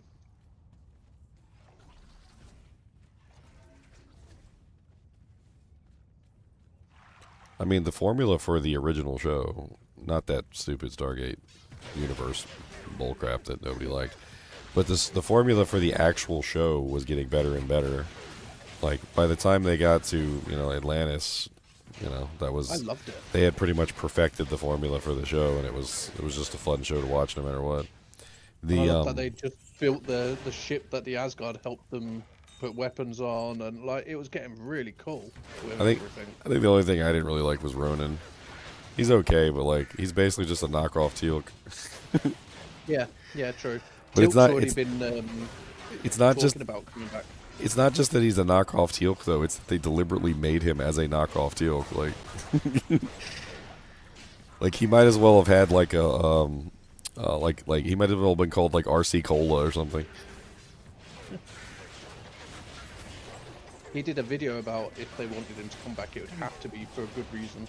Like, he's willing to do it, but it's got to be like, he doesn't want it just to be like a, oh yeah, blast from the past. He wants it to have meaning to it of him coming back. Like, if Well, he's like, okay. he is an integral part of the show for sure. Yeah. I mean, one of the things that they never really explored properly, and I was actually kind of upset about during the show, is the whole Jaffa Nation thing. They never really explored that right. Like not Braytak. Braytak is amazing. What's that other guy? The guy that was like the impromptu leader that they had like no explanation on, and he just showed up one day. Yes. I can't remember his name. I can't remember his name. Yeah. Like he's that inconsequential that like you forget he even exists half the time. Like they didn't really go into the Jaffa Nation very well at all. No, they didn't. That's like a whole story arc they could explore. There's so much that they can do with it, and that's why I'm really glad that they're bringing it, because it's like there's so many things that we never learn. Well, I mean, it doesn't even have to be like, I know that the show is kind of like designed around the whole omnipresent threat thing, but it doesn't have to be that. Like they could almost even make it like a Star Trek show where they just go world to world and explore. Yeah, and just explore. I think that's the bit I enjoyed most, is seeing like the different worlds and what had happened, and yeah, I thought it was brilliant. I mean, if they did that and they just went world to world and just made like fun stories and stuff, that would be cool too. Yeah, I think people would enjoy it. Like I always wanted a Lord of the Rings show after they, the whole epic storyline. I always wanted one where like it's just like a party of like, maybe like Legolas and Gimli or something, or like, well, not even just that, but like going and hunting the like the major threats that managed to escape, because they didn't destroy the army at the end of the battle. No, they didn't. It was in the books. They didn't actually destroy the army. What happened was that when the ring was destroyed, Sauron's hold over them left, and they all ran. So the army that he was actually like bringing against the peoples is still there. They just all like ran into the mountains and stuff. So there's still cave trolls and giant freaking dragon creatures and stuff all over the place that need to be hunted down. Like they could have like a whole show just of them like hunting creatures and like talking about like the different like characteristics of the creatures and how they function. Like that would be go into like the lore of the creatures and what evil factions of like the evil factions of the men that still existed. Like go hunt the what's that one faction that always allied itself with Sauron? The the men, I can't remember the name of them. Yeah, they were the evil men. I forget the name. Dude, this guy is like It'd be very immune to everything interesting to I'm see. doing to him. Like, what the hell's going on with this guy? I could also imagine them making it from like Sauron's point of view. Why is of him trying to gain power and all this lot? Like that'd be very interesting as well. There's so nerds? Yes, I am a nerd. I'm Yeah, proud of cool. it, sir. Nerd. I'm looking forward to watching also the new Night of Restros. That looks interesting. There's also a new Merlin show out. I think it's called. Whoa, Merlin? Like Yes. a continuation of like the old Merlin No, show? sadly not. It's called. That show was trying to find it. show was too drama-y for me. The one that was on Yeah, TV. it's called, It was too drama-y. It's called The Pendragon Cycle: Rise of the Merlin. There's been a lot of like King Arthur, Merlin, like Doojanks, and I think the one I liked the best was that one with the guy from Jurassic Park. Oh God. I think that was my favorite so far. It was called Merlin? Or what was it called? What's the Jurassic Park guy? Hold on. Jurassic Park Gotta actors. specify which Jurassic Park. guy. Sam Neill Sam Neill, so Alan Grant. Sam Neill Merlin. Sam Neill's Merlin was called Merlin. It was in 1998, 2 hours long. That one Oh, was the really good. movie, yeah, That one was really yeah, good. I yeah. like that one. Yeah. Oh, the movie. Okay, I was thinking show. But this one's called the. I mean, I don't really think of it as a movie because I remember correctly, it was a like 3 or 4 part miniseries that came on television, and then I think they spliced it together to make a movie at the end when they were finished with it. But I'm pretty sure it aired as a miniseries on television. I used to like the. I don't know if you ever watched it, Ginger, but it was one I enjoyed called The 10th Kingdom. 10th Kingdom. It's a very old one. It's on It's an King. old one where Okay, they I'm go through coming. mirrors and find different kingdoms. Oh, there's a spicy pack. That's a big boy pack over here. Yeah, it's a big Quite boy old. Herald pack.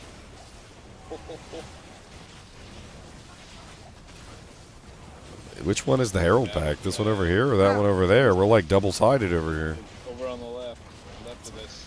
Okay, we're finishing off the pack on the right of us, and now we're moving to the pack on the left. He is freaking Hulk. True Hulk. And I'm locking him down,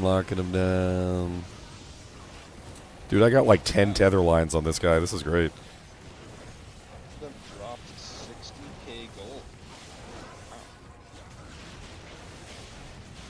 First I thought like somebody died. That's their gold. They dropped it. He's got mana burn. Oh, it is Leon did die. Sorry, Leon. Oh. Once again, my stuff is gone. What, your gold? So Sigil or your Death potions? does not Just all your work on potions? super uniques and bosses. Did you accurately test it? Like, whittle them down to 13% just to see? Yep.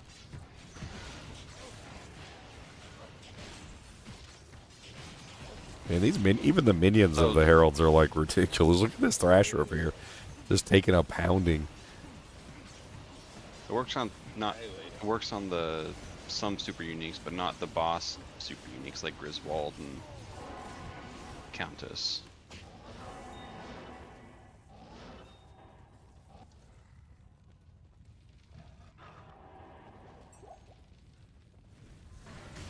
Tenth Kingdom's actually really good. Jace says Don't bring that drink over here, King. What you do? that would make too much sense. It would be too good. We can't have that.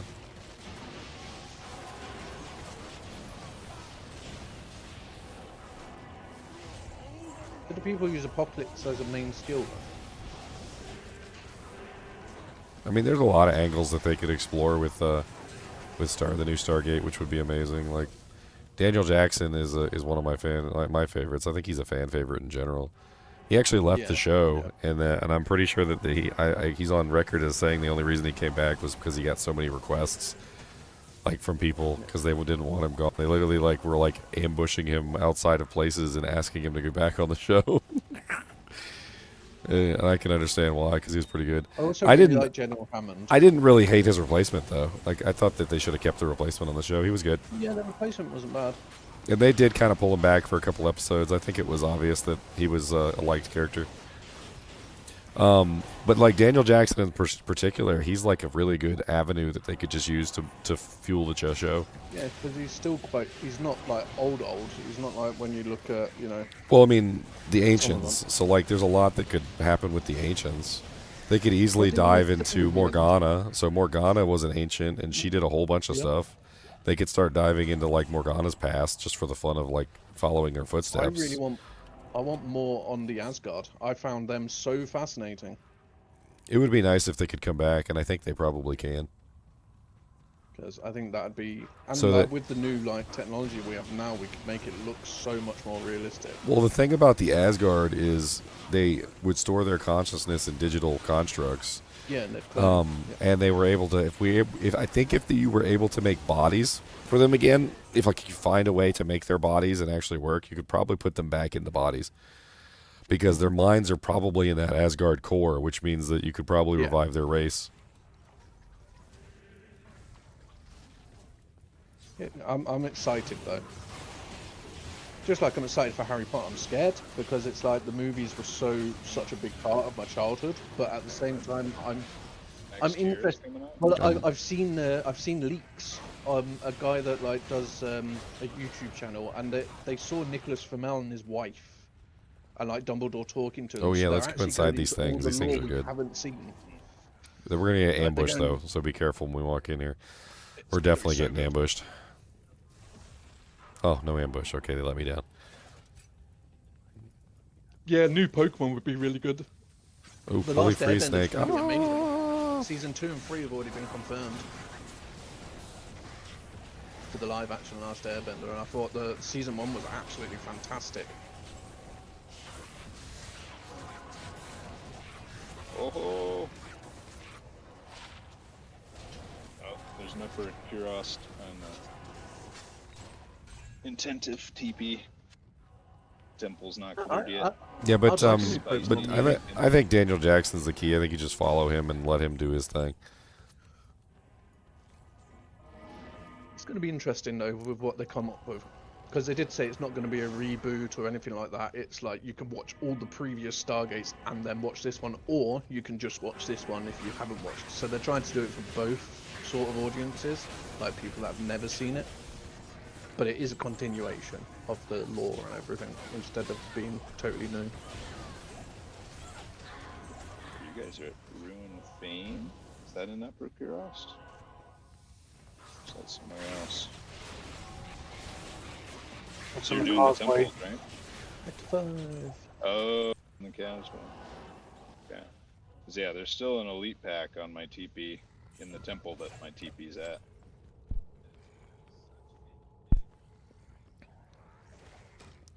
I need to try a few of these other skills in a little bit as well, because I've only tried Ring of Fire so far. Feel free to download the test character that I made and play around with all the skills. DPS, come bottom left. I've got like 8 tokens on standard. I'm all good. I'm just gonna muck about. Wait, what? What are we doing? There's an elite pack in there. Inside. Intensive TP. It's the elite pack. Temple. I think the Necro's more evil because he's pretty much summoning dead, where Warlock is I don't know if the Necromancer is evil. I don't know how to explain not it. evil, but he deals with. So if the angels are afterlife. good and demons are evil, the Necromancer is using a power source that is like completely separate from those two. Like he's Yeah. the necromantic entity or whatever he's using is in a different frame. It's a third direction. Yeah, Diane's got him. It's like House Atreides, House Harkonnen, and House what's the snake one? I can't remember the snake one for some reason. The snake one is the neutral one, the trade house. Ooh, spicy room down here. Oh boy. TP to Trav up. Sad you can't gamble daggers anymore. got You can't some get a spice in a cheap temple. goal. Going with.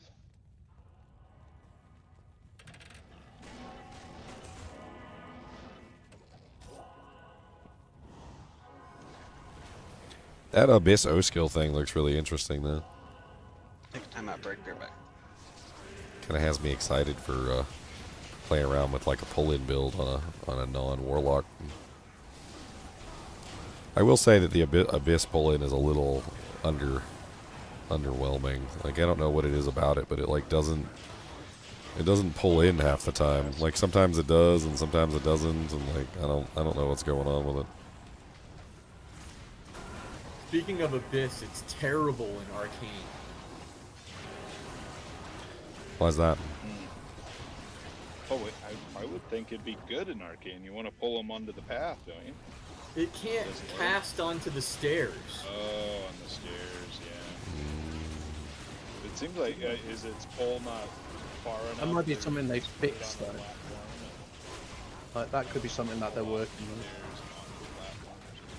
No, it can't. It just cannot cast on stairs. Like where you're not on flat surface, it doesn't that's cast. weird. It's real weird. Yeah, but I'm talking about what if you cast it on the platform above or below the stairs? Then it'll just pull them down the stairs or up the stairs into it. No? Well, Ginger was saying it doesn't pull that good. The range is not good enough. Yeah, you know, sometimes they just don't pull that good. They don't suck. There's a lot of Gina. skills that don't work well in Arcane. Stuff like Gino, where did you go? We're talking about pulling and sucking. She doesn't like talking about that kind of stuff. She gets mad at me whenever I make any like innuendo jokes. Hence It really why I upsets called me too because I make some pretty good innuendo jokes, and she's just like and rolls her eyes. It's like, you know, I'm pretty good at this. Where you want the one going, Just okay, don't that one was appreciate good. Yeah. Like they appreciate the work you put About into the them. only innuendo joke I've made that she laughed at was Winter. Apparently, Winter made her giggle. Yeah.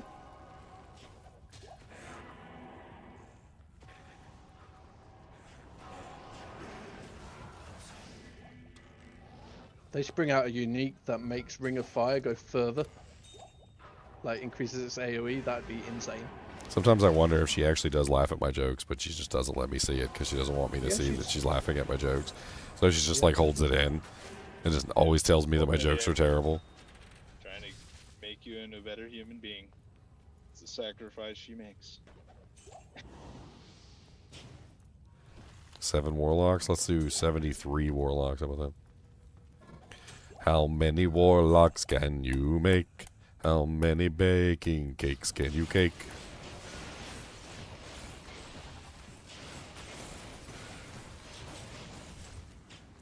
Baking, caking, can you bake a caking?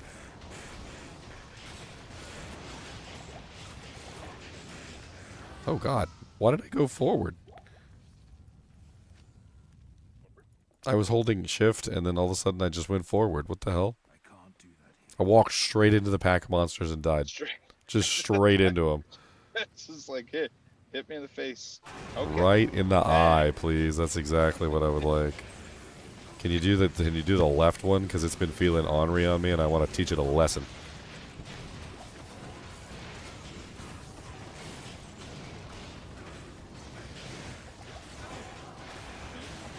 You won't feel so sick. Just keep punching yourself in the eye. I mean, hey, one time my head hurt and I punched myself in the head a bunch of times and it stopped hurting, so I don't know. Yeah, it's a fickle thing. Sometimes you wanna cause pain elsewhere, sometimes you just increase the pain where it already is. It helps sometimes. I don't know. It's silly, but the body does respond very well to abuse for some reason. When you abuse your bones, they get stronger. When you as long as they don't break. when you abuse your muscles, when you deliberately want to break, honestly, like microfractures and things like that, and micro tears, your muscles get stronger when you abuse them. Like you're freaking, like pretty much everything you do, like you abuse it, and then like it gets stronger because you abused it.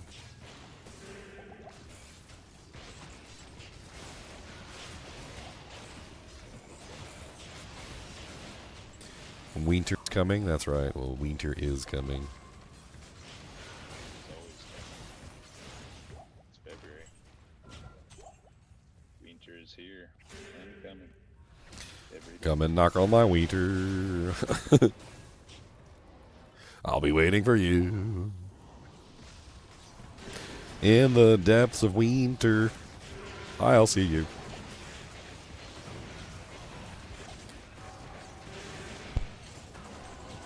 Is there an abyss on striking? Because that would be amazing. Oh.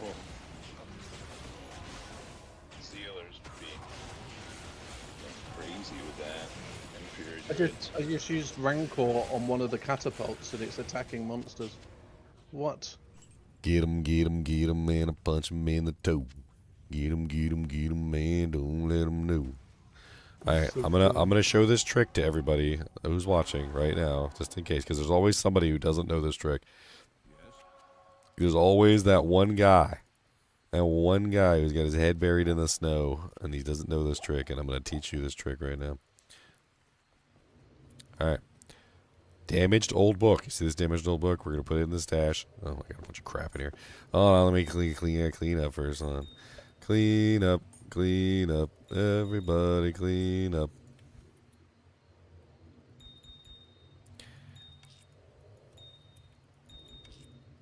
Alright. You put it into your cube, and when you put it in your cube, you get a recipe. The recipe that you're going to want to use is a L rune, and you're going to want to use one chippy of any type, and then you're going to transmute it, and it's going to repair the book, so it's no longer going to be damaged, and it's going to re-roll the book, and you end up with random skills. Random skills between 1 and 12. It can be +3. You can get 3, but they can only be between 1 and 12 on the tiers.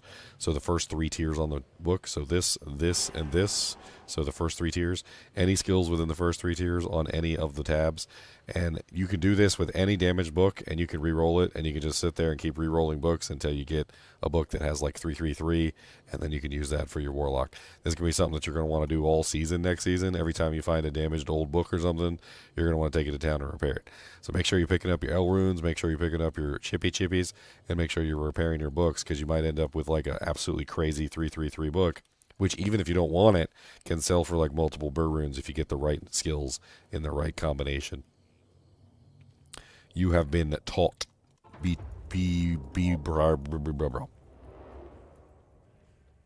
Use it wisely. Aerial man catcher right there. No socket. No socket. It goes 5. You know, it'd be really fun to try in that. Put a obedience in there and then use it with echoing strike. That would be kind of crazy. Obedience F man catcher. Great. Be fast. Well, I guess it's not based on attack speed, so that one doesn't matter. But I'm looking for an F cryptic X. I'm looking for an F colossus sword. 3/7 on the sword.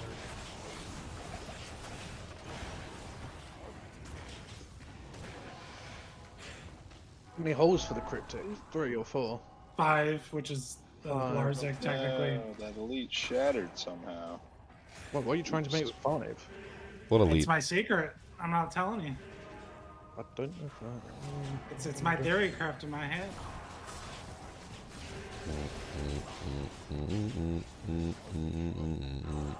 Can't unleash the secrets, meow. Of course you can, sir. There's people listening. Listen, I need stuff to stay the way it is until the letters do. The only person that's listening is Ginger's mum. She's not going to say anything. Ginger's mom has got it going on. See? Ginger's mom didn't even hear the song because she's 70% deaf and she left her hearing aids at the mall. Oh, we're on any chippy. Tools to levitation. Yeah.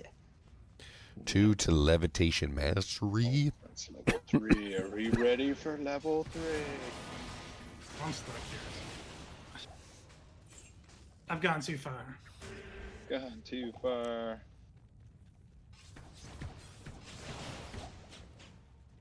Boom, boom, boom. Get the Mephisto kill, and then I gotta get going. Darn it. But, I mean, you did a lot. Did a lot. Thanks to you all. Oh yeah, I've got a Act 3 whatchamacallit thing to hand off before I go. Oh, as well as all this health gear, so DK gave me all this, right?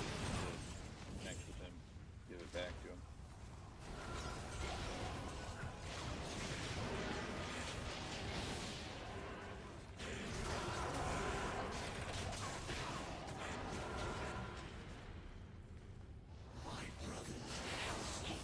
Balrog leg there.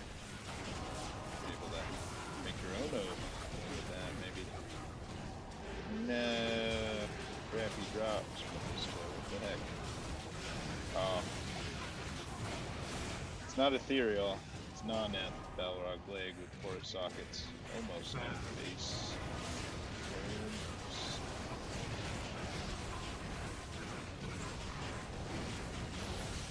Everything just shows 3 nowadays. How is that oath going, man? It was okay. I used it for like an hour there. It's okay. So nothing bad about it. So far, Breath of the Dying is my favorite. Death is probably second favorite. It's slow but strong. Have you tried the ones I lent you? Yes, I tried the self-wheeled Reaper's Toll, and that's good. Yeah. Just I've harder to find. I think the best is going to be the new sword, but I only have a non-eth version of the new sword. Yeah, I'm wondering how hard that's going to be to find like a really nice rolled ethereal one plus. Yeah. You know, Could because you, it's such drop low that oak damage. again? Yeah, I can drop those for you. Let me find my tab and put it in. It's such low damage, so you're going Red to want Fang. There you go. such a It's high on the ground. roll. Did you want to make a video on that sword, Ginger? I think I have one. Somebody handed me one. I think. You have an ath one? Yeah, it was on the. I gave you one. Yeah, I got one. I got that, and I got the other unique item I need to make a video on. You could also try an ethereal insight because it gives you the crit strike. That could be an interesting one too. Like in a stagomite, the one that the. Mega. You can make insight in staves, can't you? We literally just walked out in outer steppies and we already have a herald. Insight and staves. Ah, okay. Not Insight's insight. only pole I arms have and one. bows. I have a good Well, one. pole arms and missiles. Yeah, because insight could be interesting because one, you don't need mana. Well, got it's high good, ED it's and good crit. because I'll tell you why it's good, Meow, because it has castrate on it, and that skill is based on castrate. Yeah, so it could be an interesting sort of one to test as well. Yeah, and I the have crit one strike already. might help. And you could use it at such a low level and then just upgrade to a better base later down the line. Like, it's such an easy leveling weapon. Might actually be your go-to leveling weapon, because at 27, put it in a halberd, an ethereal halberd, and you're sorted for... Is Mephisto Terra?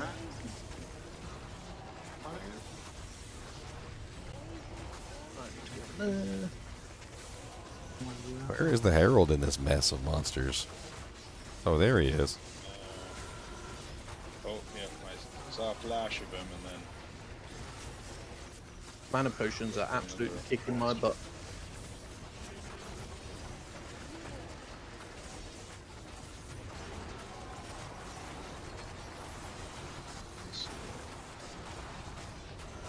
I wonder if does my battle cry override anything useful? Or is it additive? Can't tell.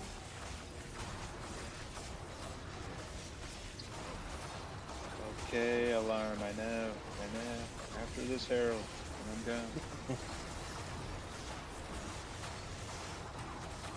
Well, I'm trying to chain bind demon the herald and it's not working.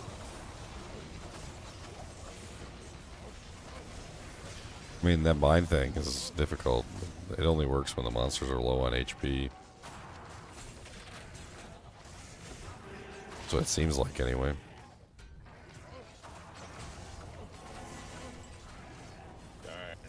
And starting that off with Herald is kind of brutal.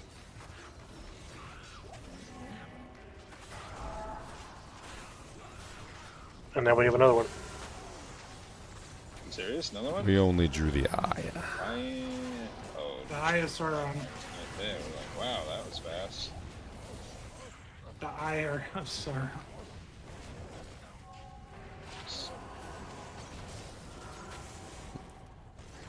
This whole, like, the entire zone has one mod thing sounds absolutely crazy. I wonder if you can get a zone where everything is aura enchanted. I like Flame Wave. It's pretty cool. I'm not keen on like the aiming a little bit. Sometimes it's a bit jiggery jaggery where it doesn't go It's where you amazing want. skill, though. But it's such a nice, like, damage. Wisdom draw. And the survey says 29%.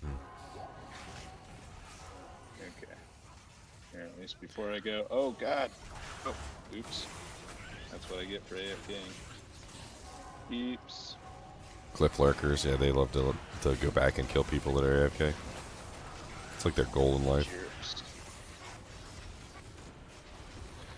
Will you be doing TZ cows too? I mean, we've done TZ cows in this game. I mean, it's already done. In this game, it's already done, and we're not leaving this game until later. So Everything. we popped all the TZ zones. We're running the entire game in TZ. So we're not leaving until Bale's dead.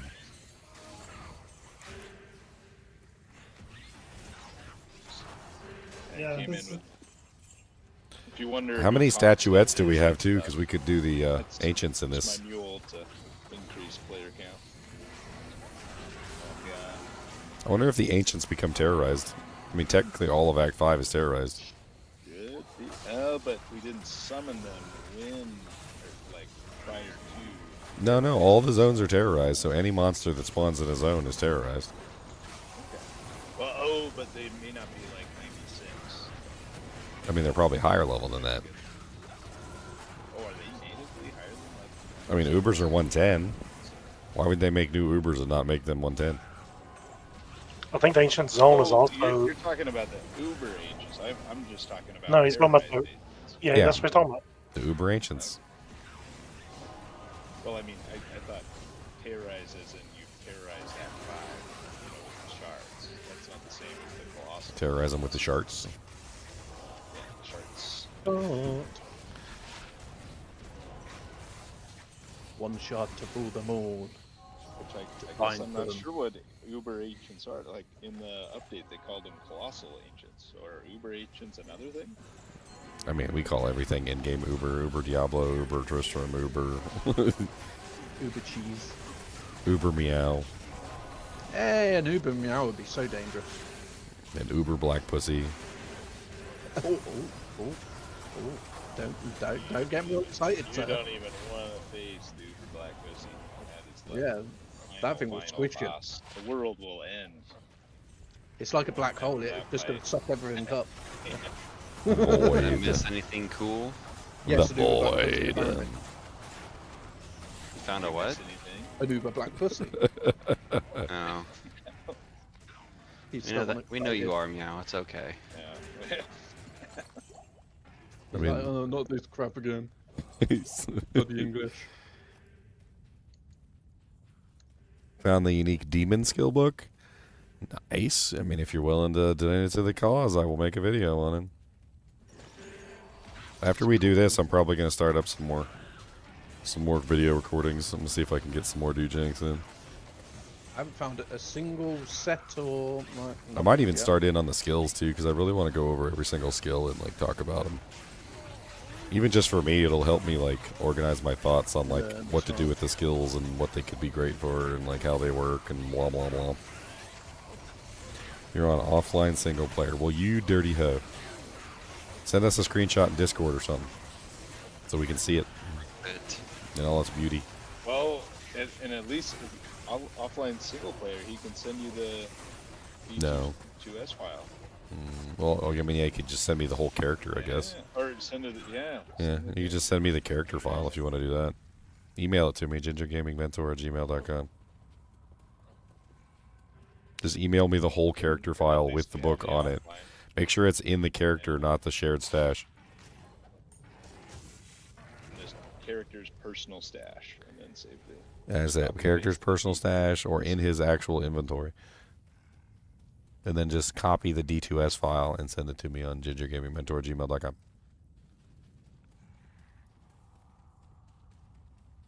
You're so pissed. Why did this have to drop? I had to go to work, wait for work. I'm going to be so far behind.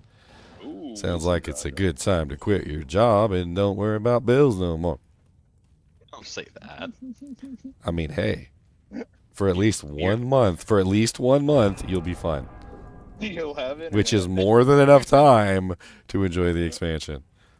Well, I mean, worst And case, you won't be far behind. You probably have like 3 or 4 months before they actually like send a debt collector after you. Like, you could go on the run. Don't But influence internet people, is Ginger. tough. They'll- I'm literally an influencer. What the hell? Yeah, bad influencer. Hey, I didn't say stay jobless forever, okay? Oh goodness, that is a spicy TP, Leon. Thank you. Maybe it all works out in his favor. Maybe he quits. Maybe his boss realizes how good he is at his job and like calls him up a couple weeks later and offers him his job back for like an extra $1 an hour. Like, man, we really need you. If you could just come back, that'd be great. And 3 days off to play Diablo. Yeah. Right. Shoot, if release was this weekend, I'd have a 3-day weekend for a government employee. We got surrounded. Oh, what did I get from Anya? 2 to site. Everybody gather up. Get your bow before I leave. Here's the bow. Oh wait, no, I'll wait for Leon to get his body back.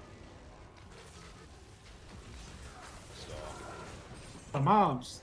Oh, A lot of mobs. That is a Leon, lot of no. Clean it up. Clean it up. Run away. Spectral hit, mana burn, aura enchanted, What? magic resistant. These are all spawners, and they are just all spawning. This is awful. Just trying to get my Look at all the tethers I have active. Like, holy crap. All those tethers are the monsters that I'm hitting because there's so many in there. It's just a giant wad of... Look at all the bodies everywhere. What's doing the tethers again, Ginger? I'm using the authority armor. I need the amulet that also has the proc on it too. I don't have that yet. Ow, did he just hit me? I didn't even do anything. What they always say. He said, "You looking too pretty. I had to pop you in the mouth." Najas? A unique grand charm? I bet it's a key. Oh, Latent Flame Rift. God, Found that took ages. 2/13/2026. Look at that. Like, dropped by a flesh spawner. How long did that take? Monster fire So that- immunity is sundered. So that's how rare Sunders are. How many? So let's craft it. Perfect ruby, IO rune, and deep worldstone shard is what Yeah, let's craft it up. Okay, so deep worldstone shard is what we need. Okay, I got one of those. A perfect ruby. What else? and IO rune. Oh yeah. Okay. All right, toss it over here. I'm gonna craft it up. Let's go. Let me watch the scraps live. Diane, bring it up there. Keep porking this crazy mob. Thank you, Diane. That's insane how rare these are. I don't think the blind demon can bind bosses. Otherwise, you'd have seen people running around with Diablo already. Or I don't know if you Duriel. guys are interested, but Andariel's the current TZ. Oh wow, oh, yeah, we should have been farming that for sure. All right, latent flame rift. Here we go. 3, 2, Then 1. we can't leave. All right, so we got that. So we got a set -73. That seems pretty good. A DR7. Wow, DR7. That's amazing. Extra gold for monsters. Mana. Ooh, -7 enemy fire resistance and FHR. Dude, that is like the nuttiest charm I've ever seen. That's insane. That is beautiful. No, I'm kidding. So now we know that. Do a video on it. So now we know why they're that rare. Because look at that. I could understand it now. Do we have a fire? Is there a fire character in the group? Yeah, I'll trade you my perfect one here. I'm posting that so everybody can see it here. Here we go. So will it always be called renewed? Yeah, Yes, that's the craft. because we renewed it with the craft. That's what we did. It is though, I think. It's latent into renewed. So you can't recraft it now, or you can. No, that's just a fire one. That's it. That recipe. No, I think you need another latent base. I think that's how it The works. recipe probably requires latent. You can't just keep rolling the same one. Yeah, you can't just renew or renew. Yeah, so it's going to be valuable. Like you're going to roll them and they're going to be valuable. That is. You were told that Bind Demon works on everything? Well, it doesn't, because we just tried it on one of the Heralds, and it didn't work on the Heralds either. And I would assume it doesn't work on any of the bosses either, the Act bosses. I haven't seen it work on Act Boss So or Herald. that was not a Herald drop. That was a champ pack that dropped the Thunder Charm. So it seems like elites and champ packs still. Are you sure there was a Herald in that pack? There was a Herald in that pack. He was. Yeah, there was definitely a Herald in that pack because I was shooting him. Yeah, we were fighting. Shoot, I can't say for certain I forked the Herald to get that, but it must have been, huh? Okay. Interesting. What says what's your beautiful? So that is after how many kills and horks of Heralds? Dude, we've been at this for a couple days, and that's the first one I've seen, so... Maybe a 1 in 50 chance? I think seeing with how it upgrades and what it turns into. Well, a better question is we need to go back on Ginger's VOD now and see how many Heralds we've gotten in this game. Because someone was saying that the Heralds like get more difficult the more you spawn in one game or something. So It's very interesting though, because what the number was magic that? one's the most costly. By the looks of it. Interesting. So do regular Thunder Charms exist anymore though in the ladder? Yeah. Oh yeah, okay. The Laytons, yeah. All right, toss it over here. No, I'm the gonna regular craft it up. ones. Yeah, those aren't regular. Non-Layton, non-renewed, the regular. I think they'll be like 1.08 items. They won't disappear. Will they drop? I'm gonna post the I don't clip. know. They won't.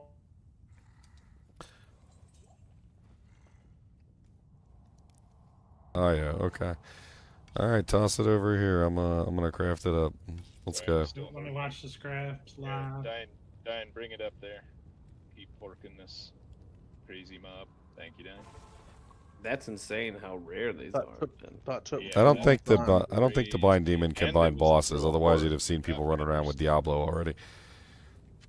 Or I don't know if you Duriel. guys are interested, but Andariel's the current TZ. Oh wow! Yeah, we should have been farming that for sure. All right, Latent Flame Rift. Here we go. 3, 2, Then 1. we can't leave. All right, so we got that. So we got a set -73. That seems pretty good. A DR7. Wow, DR7. That's amazing. Extra gold for monsters, mana. Ooh, -7 enemy fire resistance and FHR. Dude, that is like the nuttiest charm I've ever seen. That's insane. That is beautiful. Oh yeah, okay. All right, that's good. Let's edit the layout real quick. Let's do stacked. Still not land. Let's do stack now. Can we stack it the other way? The hell? No, I don't want to. That's all zoomed in. I don't want to zoom it in.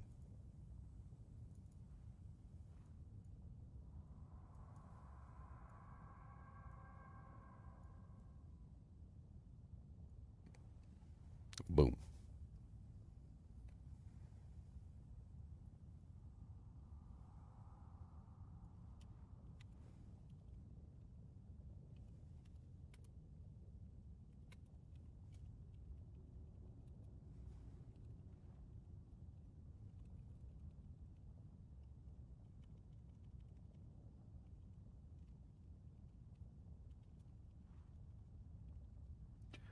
Boom, boom, boom.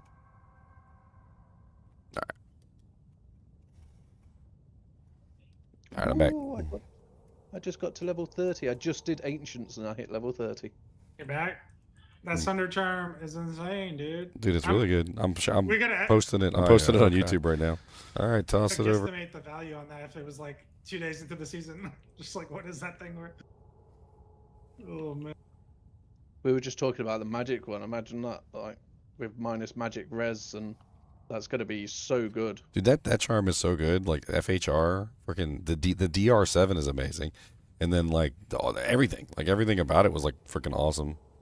But I can see why they're rare. Like, I'm glad, because it's going to feel like you've got an accomplishment by getting it, instead of like our old swappies where we're trying to get rid of Sunders because they're just stacking up. Where we at? We in River yet, or where? You know.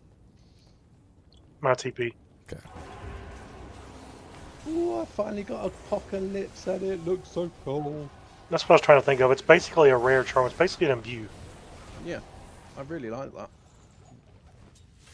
It kind of makes it really cool too, because everybody's thunder is going to be different.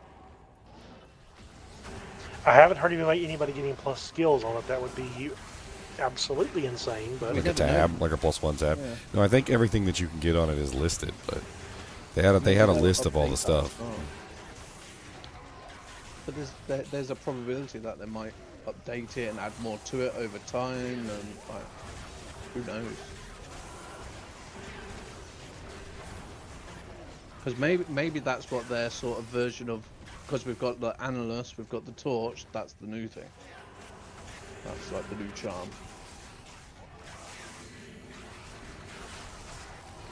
Kind of replaces Geeds with that Magic Find and Gold Find on it too.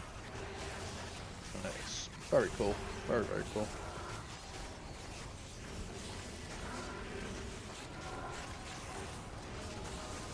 I was starting to think they were like not in here. Yeah, I wasn't sure if they were activated yet. But Well, we have now confirmed that they are activated and they are in the game. They're just extremely rare. So everybody go lightning and fire on day 1 and get your Sunder. The question is, the next Herald we get, does he drop one as well? That's the main question. I mean, that's one of the things that we were curious about with making the full game is that we don't know how the herald mechanic works, and like we've been killing so many heralds in this game because we terrorized the entire game, right? So like that's what Leon's talking about when he says leveling up the heralds, because supposedly the more you kill, the more they drop. So we might have gotten to the point where they're just gonna like start dropping them like candy now because we've killed so many of them. We like raise the percentage or something. Yeah, we're like at like the cap percentage or something. The old Sunders just exist in old form, yeah, but they will be completely gone in the ladder launch, so there'll be no more Sunders in the game. Only the new Sunders will exist. Horizon's Dominion, I have that one. That's the armor, right? Rolls a perfect 35 FCR. Nice.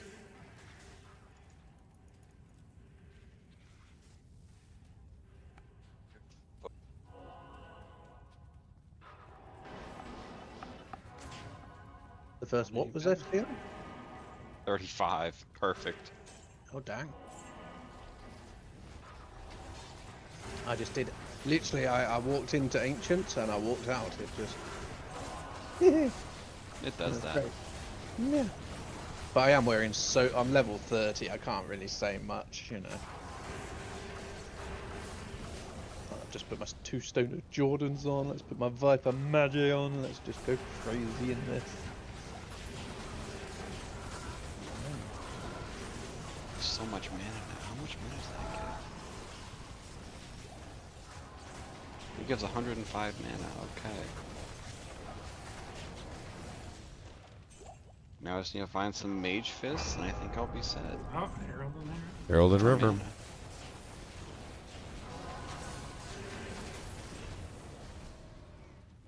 I noticed that the heralds are like always aura enchanted. It's like whenever you see an aura, you know there's a herald nearby. Yeah, it has an aura that most monsters don't usually have. Yeah, like thorns or vigor or concentrate or yeah. And they're getting tankier. They're getting to where they're harder to kill. Coincidentally, that was a whole conversation I had one time with somebody about how the minions or the monsters in the game don't have certain auras. Like they just never have those auras. I wonder if somebody was listening that day. Because it seems like the heralds deliberately have auras that are not normally present within the game.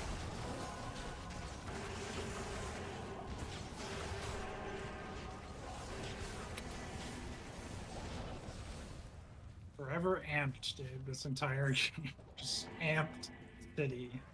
3.5 hours of being amped.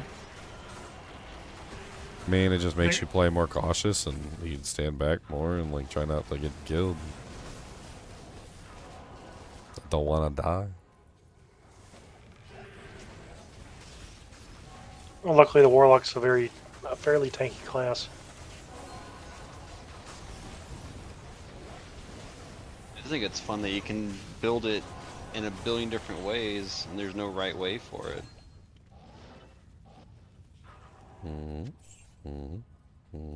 Is that a Pelto Nada? No, Umbral Disc. Still a pretty rare drop. That's cool.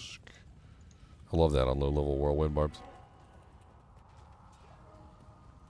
Blind everything.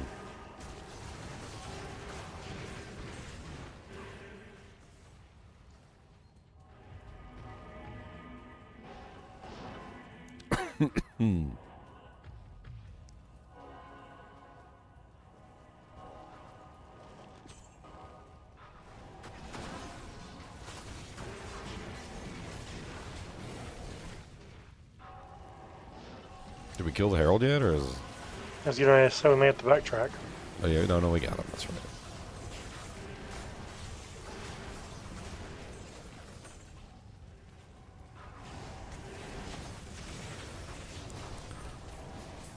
Who's lurking, Mr. Tasty Ramen? Mr. Tasty Ramen. It makes me want a bowl of ramen. Why do people name themselves food? It's terrible. They were hungry when they made the character. Yesterday, someone that named themselves Cake was talking to me, and I'm like, oh my god, I just want cake now. Well, cake is not always food, meow. I know, but still, it made me want cake. I just want a nice chocolate cake or a nice cheesecake or Cake is a euphemism over here for. Oh, I know. It's like people that say it's their taco or whatever, you know. I mean, it does kind of look like a taco. I actually remember when I was like 15 or whatever. My friend Joshua, who was like 14 at the time, turned to this girl who was in our class and goes, "What does it look like?" And she's like, "It kind of looks like a sideways taco." Little did we know she was telling us the truth. Yeah. That's brilliant. You gotta love the honesty though.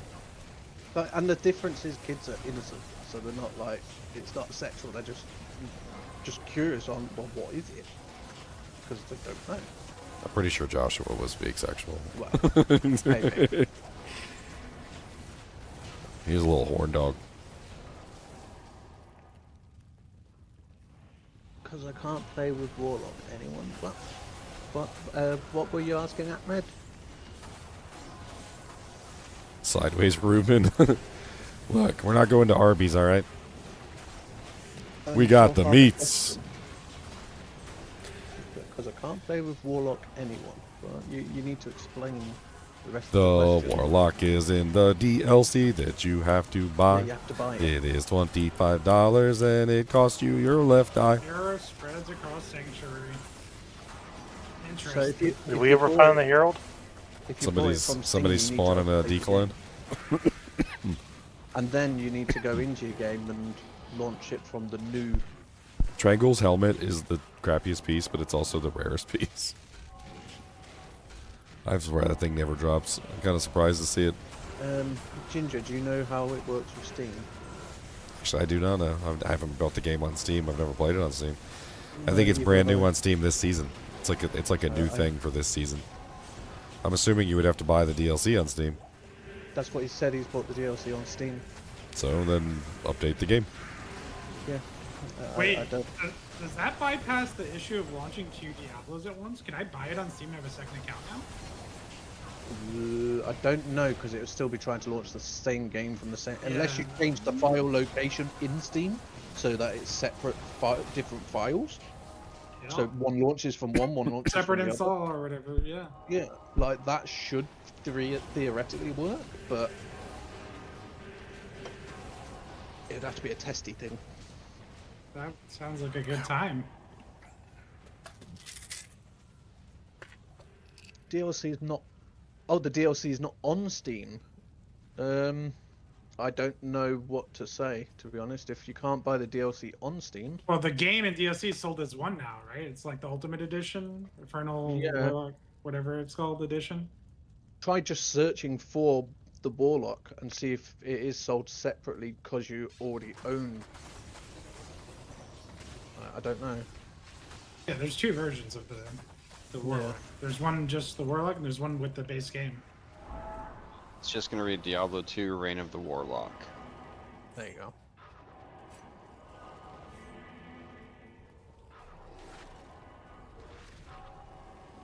So you gotta check what you bought and then make sure that you've got the original part for it. If not, contact Steam, I'd say. Or maybe try restarting your Steam first as well. Like, fully exit your Steam and restart the whole client and see if that fixes it, because it could just be because it's brand new on there. It could just be a client issue. You never know with these things.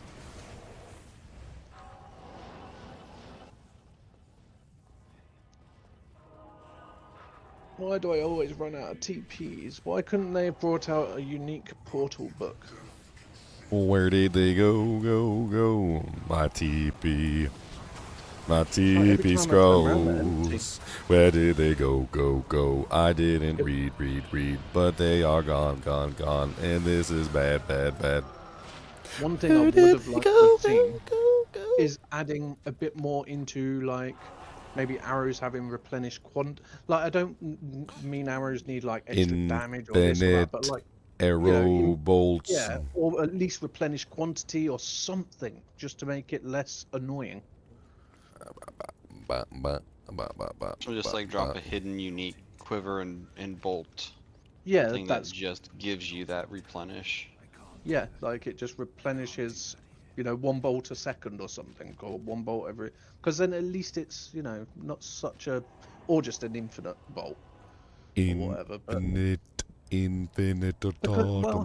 well, bow Amazons aren't actually that overpowered in PVM compared to most other characters. Like you could fully, absolutely deck one out, and it doesn't feel any quicker than an Oversork. It feels slower than an Oversork. So it's like, you know, I think having infinite arrows and bolts would just make the gameplay of that more enjoyable. Why are we comparing everything to the Nova Sorcerers? Yeah, like a unique quiver. Like that would be brilliant. Like unique quiver and a unique arrow that's just infinite amount. Is the new season live? No, the new season goes live on like February 20th or something. Yeah, 20th. Or if you go and repair, it just gives you all of your arrows and bolts back for like 1 gold. I just hate having to always, like what Ginger's doing, having to pick up extra bolts, having them in either your cube or your stash. It's annoying. I will deal with it. I know, but you know, if that would have been a quality of life change that I think would have been quite nice for the ranged sort of characters. I agree. I just Bloody Foothills. think it was something that was an issue. It's just a complaint. No, the DLC version is on Steam, and then the DLC version with Diablo II Resurrected is on Steam. So I'm guessing it's both. Like you can either buy one or both. If you buy the non-DLC version, you probably just need to buy the DLC version, which will give you a discount because you already own the regular version. That's why I told you to have a look, because I've not used Steam for this. I use it for Path of Exile and that because it got easier than their website. And I like that it tracks your hours played. I did it like, I think my 2nd year of playing Path of Exile. When Steam got a bit better. Hey, that's a nice leveling weapon. Yeah, too bad I don't need it. I already have an insight on my Merc, so that doesn't help him at all. I've put one on my Merc too, because I've noticed that the Ring of Fire is 20 mana cast at the moment. It's kind of all of his abilities cost a lot of mana. Yeah, I've felt that. My Abyss at level 25 is 47 mana. I felt that he's very mana hungry. Yeah, but Abyss is on a delay of 2 seconds, so it's 47 mana every 2 seconds. Yeah, which is too bad. And because there's plenty of things that give you mana on kill, those will proc off it. So it's you want to complain? Eventually, I won't even need. You want to complain about mana? Go play a Freezing Arrows on. It's like 19.5 mana per cast with like, or per shot with like 2.77 shots per second. You just drain Amazon mana. Is my most played class. I think Phoenix Shield is going to be best in slot for this fire build, just because 1, it solves a lot of the mana issues. 2, you've got no leech, so it solves that. Isn't there a unique fire book that pretty much does the same thing? Yes, but you get Redemption Aura from Phoenix, so it does your life and your mana, where the unique book just does the mana. I don't recommend using Redemption as any form of like recovery. No, it helps. It's just that added helpfulness. It's helpful right up until the point where it's not. Yeah, until you're on a boss. And then it does nothing. So like I think it's better to solve the problem where you can constantly attack a boss without having to worry about it, as well as regular monsters, as well as elites, as well as champions. What was the minus? What did the minus fire res go up to on the new unique? Was it 30 or was it 25? Off the top of my head, I could not tell you. Because I know that it has Phoenix a roll. Is 28. So yeah, because Phoenix is 28. So if it's worse than that, then Phoenix might still be better, depending on what skills you get on that shield. Plus, that shield can have a socket, I'm guessing. Yeah, you can get a socket in it. But you put it has plus to skills, minus to fire res. Oh my god, guys! I just realized something. Bloody Foothill EXP runs is back. Oh, I used to love that back in the day. Used to be back in the day, that was how we used to get EXP, was we used to do Bloody Foothill runs and everybody used to just run around killing everything. Ginger, back, boys. Do you think you can terrorize Uber Tristan?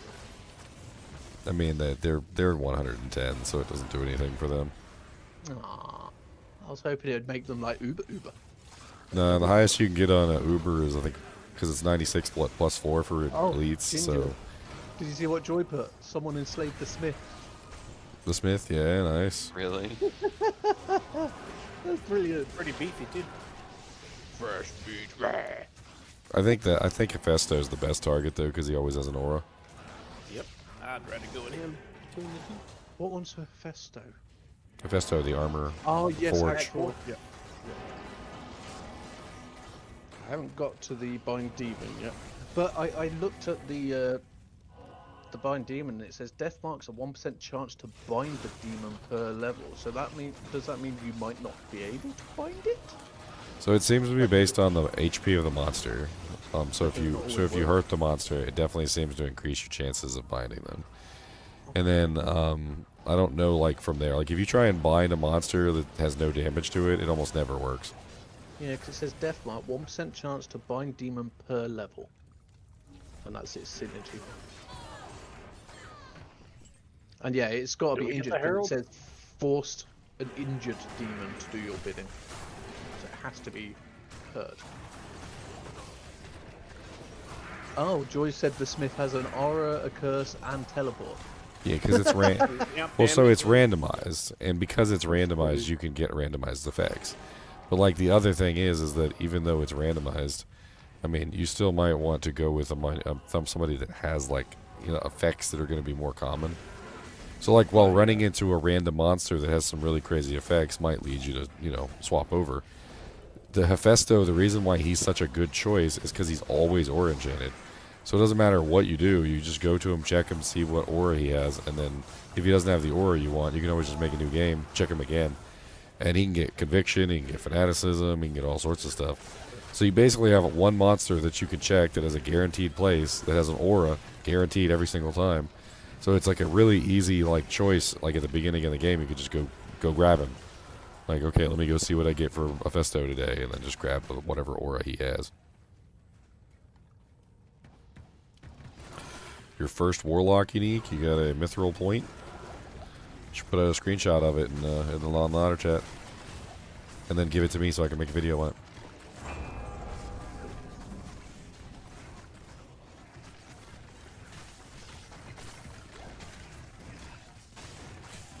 Harold's hunting us in Frigid Highlands. Where is he? He's frigid. Okay, so I'm going to respec and try out some summoning of stuff, because I've enjoyed the fire stuff, but I want to give the summoning a little go. So, these P8 Heralds are chunky.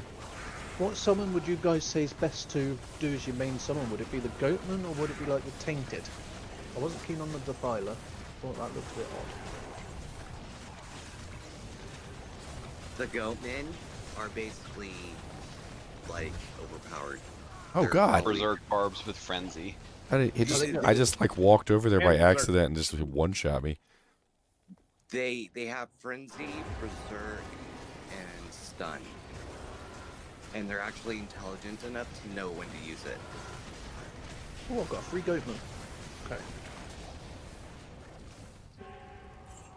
This will be interesting, man. I need a few more levels and I can get Death Mark to make me teleport. I do want to get Bind Demon at some point. Well, we're also like perma curse, so fizz damage plus freaking Herald, and it's like all he's got to do is like tap you and you're dead. No physical resistance whatsoever. Oh yeah, Thorns is so bad. Might make me rethink making a fizz character this season. We're like, well, Leon's gonna be like, well, this is what it looks like, and he's gonna put his wizard hat on. I tell you what's happening already. It's the range doing echoing strikes. Is it just the small daggers that have Warlock Does echoing skills, strike or are count there the as range? Yeah, well, I mean, you can throw it from range. I mean, I ain't going close to them. we might have to test that theory. Where can I put that? Okay. We could always do a little PvP and and then test to see if the Thorns works on Echoing Strike.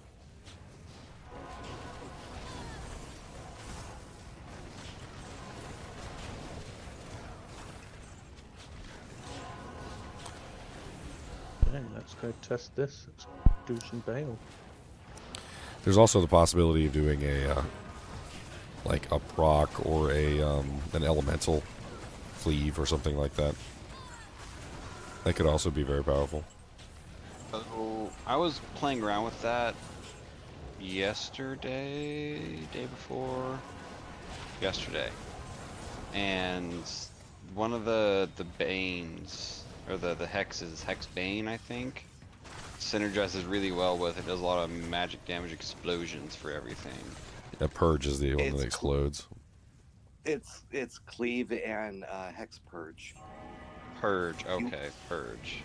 Yeah, and then you want to run Eldritch Blast with it because you want to level your Cleave so you can get to the 360 diameter swings. Then you turn you'll turn into a makeshift magic zealot because you'll spin 360s hitting every mob and marking them for the Hex. More like Purge. a Warcraft. Yeah, and then you have in the background your Eldritch Blast just pumping out magic damage and keeping your Purge ability alive. But let's not compare it to Warcry. Warcry can't Crushing Blow. It can't Deadly Strike. It can't Open Wounds. It can't do a lot of things. Yeah, it's the one thing that we were theorycrafting the heck out of Cleave yesterday is kind of an alternate melee to Echo Strike, and we kind of found out that you have two ways of kind of building it out because you'll want to use Eldritch Blast and Purge. I'm not really convinced on that. Zinders was talking about it earlier. We had a whole conversation. I feel like it's too many points. Like you're spreading the whole character really thin. It's like 105 points to do that. You're gonna be like level 95 by the time you get that thing capped out. 93. But yeah, it was pretty brutal. But if you at least do just the Cleave, the Purge, and Eldritch Blast, it's like after that so it's great. Like you can kind of shift it however you want to. You can do your points to make it more physical with backup magic, or you can go full magic with backup physical. Well, So what I was thinking is I wanted to see how good Cleave actually procs effects. So I wanted to test and see if you could run a procking build with it. Like for instance, just thinking about its simple examples. Like imagine if you used a rift, right? You stood in the middle of a pack of cows and just circle. Like how many frozen orbs would you cast? Oh my god. You can literally just turn blood boil. Yeah, that's what I was gonna say. I think it'll do really, really well, honestly. Because if you do the Eldritch Blast with Purge and then just those three, you'll get the attack speeds from Purge and Cleave, and then you'll also have a good attack rating from all three of them as well, because you'll have Levitate with Purge and stuff like that. So as long as you use Purge, I think they'll proc non-stop. I don't even care if it's gonna be I know. I'm probably gonna do a little bit of testing after this. After we finish this run, I'm probably gonna go and I want to see if I could just deck out a character for procking. I want to test out Mirror Blades. I don't want to test out the Cleave. I want to see which one works better for procking effects. I think Mirror Blades, based on me playing it this entire playthrough. Mirror Blades is just better at proccing, but Cleave can proc. It's just Mirror Blades is amazing for proccing. I think it's gonna be an interesting comparison because Cleave can do 360 versus Mirror Blades is omnidirectional. I mean, I've been playing this the entire time. I can tell you for sure that Mirror Blades is better at proccing. I'm not saying Cleave can't proc. There's no reason to really compare the two because you can easily do both. And I am doing both. I have both maps. I mean, Cleave actually has Mirrored Blades as a synergy, so you're going to have maxed out Mirrored Blades anyway. So you can swap back and forth between them as necessary. Mirrored Blades, I think, is obviously going to be the superior procer on single targets. And I think Cleave is going to be the best if you're in the middle of a pack of monsters, surrounded. But I mean, I want to test them and I want to actually see. Well, that's that's what makes the warblade part of it kind of amazing, because you'll have at least a 1 in it just to get down there for its synergies. So you can use that to go and pop into crowds. Although I am looking at the synergy requirements, so that's another thing, is that Cleave has a lot of synergy requirements, and you could build mirrored blades and put 20 points in it, and probably have just as an effective character for 20 points, as opposed to like the 80 points that you need to cap Cleave. Which is why your build works right now, because you can build the synergies for the Miasma stuff, because you don't need points anywhere else. That's what makes Mirror Blade so strong as well. For proccing, is you literally have freedom to actually build the synergies. Yeah. Yes.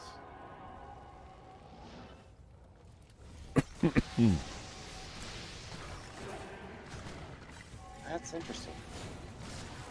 So when we were playing with it yesterday, we didn't do mirror blades for a synergy for Cleave.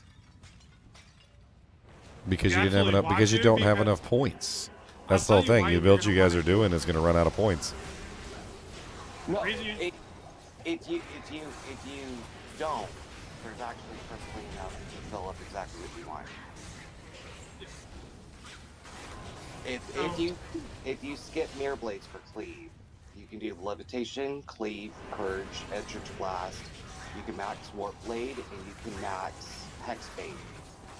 I mean, the build that you and Zenners are talking about, I told them this earlier. Like, you're probably better off just ignoring the synergies for Cleave. That was our idea if you wanted to go to the magic side of it. But the problem with that is you have to hardpoint Cleave for at least the 360. We were comparing if we could do like a 1-point wonder. Why would you have to hard point Cleave? Does it have to be 20? Yeah, to get the 360. You're still going to have plus the skills. You're still going to have a torch. You're still going to have an Annie. You're still going to have like... It doesn't work unless it's hard points. Ooh, an Archon staff. Only for the arc part, like for the 360 in the arc direction. Yeah, it's hard points. All other those will go for plus skills. The way I just set up this character, I play this entire game playthrough, all Terror Zones, is I have Cleave max, I have Eldritch Blast max, I have Mirror Blades max, I have Hex Purge max, and then I have 1-point wonders everywhere on my tree, and I have Blade Warp like 6 points into it or something for a little bit boost on Eldritch. Eldritch is over 4,000 magic damage as extra, but mainly on the Cleave build. And Mirror Blades is maxed as well, so Mirror Blades is good for single target too. You gotta understand. So if you're gonna do Crushing Blow, you're gonna do like a declone, you're gonna do Ubers, you probably want Mirror Blades. Maxed. Yeah, Cleave is not beating Mirror Blades. You're talking about 5 attacks versus 1. So like, if Mirror Blades is attacking at the same speed that Cleave is, you're doing 5 attacks in the same time period. So 2.77 attacks per second. If that's what you reach, that's 2.77 times 5. I don't know. You can get 125 attack speed on Cleave. Yeah, but if you have 125% attack speed on Cleave, you're losing a little bit of attack speed from Cleave, but you're gaining 5 times the attacks on Mirrored Blades. And Mirrored Blades also has attack speed. I'd like to kind of dare play with it. Like I said, we didn't even care about when we were just doing Cleave part. The Herald is over the water. We want to move the Herald not over the water. Yeah, we need him not. So like, pull your minions over here and let's see if we can get him to come follow us. Did Discord change? Yes. What, Discord updated or something? Well, like... Did you put in your age? Your ID? The chat is in my... Oh, here he is. She's over here. In my screen. We got her. How do I get that out? That's just an overlay. I know. How do you gotta turn off the overlay. Yeah. Dang it, she went back across the water. Oh. This is the first time it's ever been in my game. And they probably activated the overlay on you or something. God, this is really annoying. Those guys fly all over the place and just do whatever they want to do.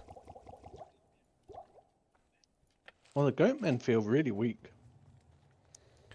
Really, everyone I talked to said the Goatmen are pretty strong. The normal difficulty, they they seem like to do- butt cheek They clap the seem whole to do normal. good damage, but they struggled on Bale. You got high crushing blow yet? Not yet, no. But it could be that. I mean, you can get up to 25% CB with them. She's so fast. Yeah, it might get better over Yeah, time. she's extra fast, and she's already a base type that's kind of a fast character anyway. Get off the water, lady. Fix your weapon to their enemies and add magic damage. Okay. Can somebody point me in the right direction to turn the overlay off? Should be in the settings. No idea on the Swirling crystal, back to Corbin, heavy bracers, interesting. Got some ghoul hides. Usolo. A Tal's orb. 211. That's a horrible Tal's bow. And the Crusader bow is garbage. Thank you. So I was gonna respec when I hit Nightmare, Act 4, because like, you know, that's what you do on a fire character, right? I was like, you know what? I was like, let me just try, right? And like, you don't.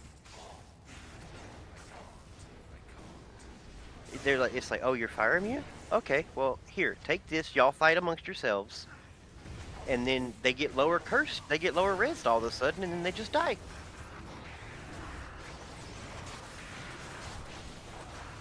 Where's the low res coming from? Yeah, you got a wand? No, the Oblivion Knights lower res them after I use that Rancor curse on them. That's one trick, and then just Well, you can't in Nightmare. I haven't found one yet. I've seen. You can in Holy normal. Fire. Huh? You can find conviction in normal. I mean, it's probably pretty rare, is what I'm saying. I haven't, like, I've seen Holy Fire and Fanaticism. Those are the only two words I've seen.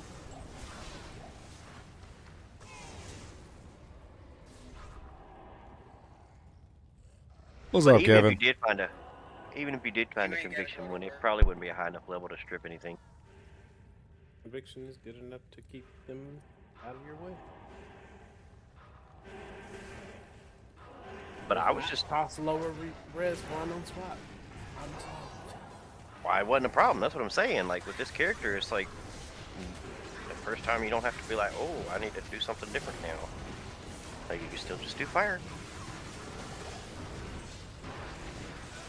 I know cold's the deepest. I thought fire was pretty deep though, where you needed a lot to break it. Yeah, like that's what I'm saying. I didn't have to break it. Like Can I help you?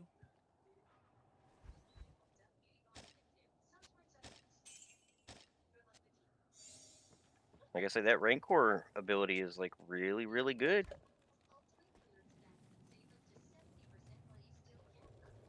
But you did break it because you used Decrepify, but No, the Oblivion Knights use lower. They cast lower resist, but like even when they lower resist, right? But even when they don't, like it's not necessary because the mobs will. They just fight each other.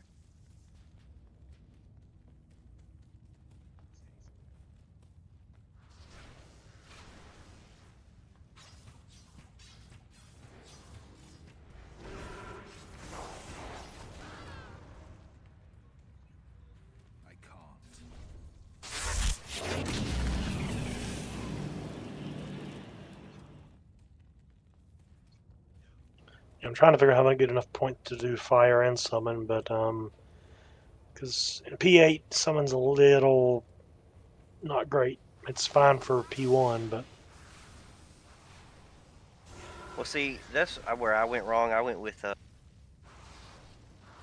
I wanted the multiple demons because I want to be able to have this guy and that guy and the buff and the bind. And what I should have done was just buff it into the bind and just have the bind and make him super strong.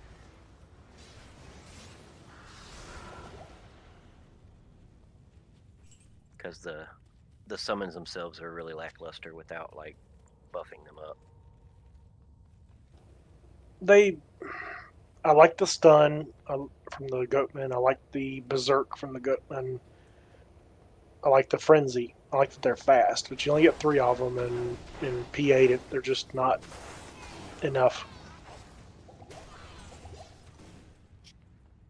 Well, And the I'm theory assuming craft that we did for like a hybrid for fire and that was basically you just go down the fire tree, and then for demon you just max out demonic mastery and get down to bind demon and just do that.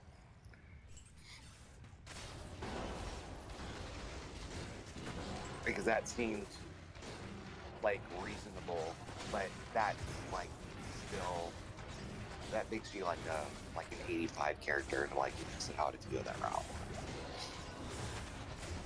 But they would give you the ability to basically bind anything that you wanted and then just run around with Apocalypse and try to use your bind as a meat shield. And I have not liked Apocalypse. I've found that Flame Wave just kills faster. Pretty much. Now, granted, I don't have a whole lot of points into Apocalypse, but even like the sheet, it says I do 432 to 507 damage, but it still takes 2 or 3 casts to kill something, where Flame Wave can just one-shot things. Even though it states it does lower damage. Well, I think the thing with Apocalypse is that one scales up a lot harder because it gives negative fire res to everything in the vicinity. The one thing that's also different with it is it's more of a, instead of a directional clear, it's an AoE clear as well. Because when you get that thing to 20 plus skills, Apocalypse can literally do a full room clear.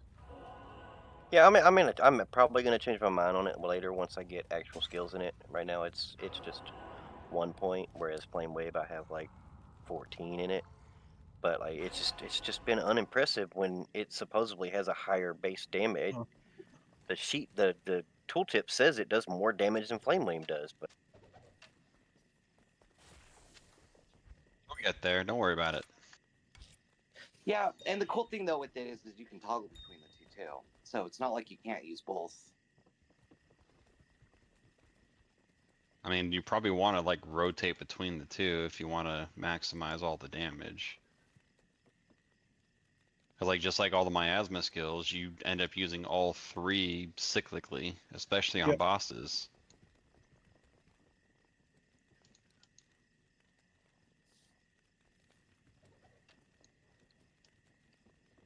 yeah, but that's different though because those are damage over times, whereas like the other ones aren't. Well, I mean, Flame Wave is, but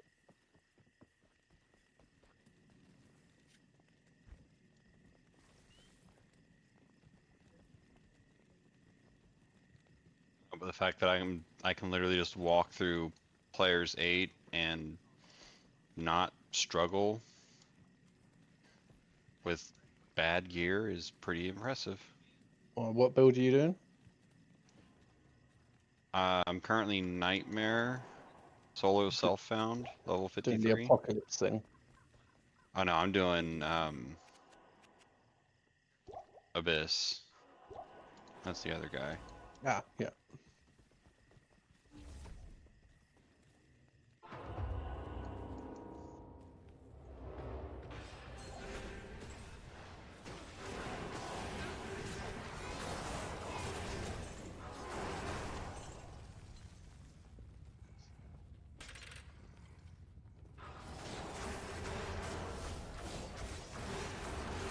Ginger, are you still alive? Yeah, he's playing, but he's quiet. Oh, he's recording, isn't he?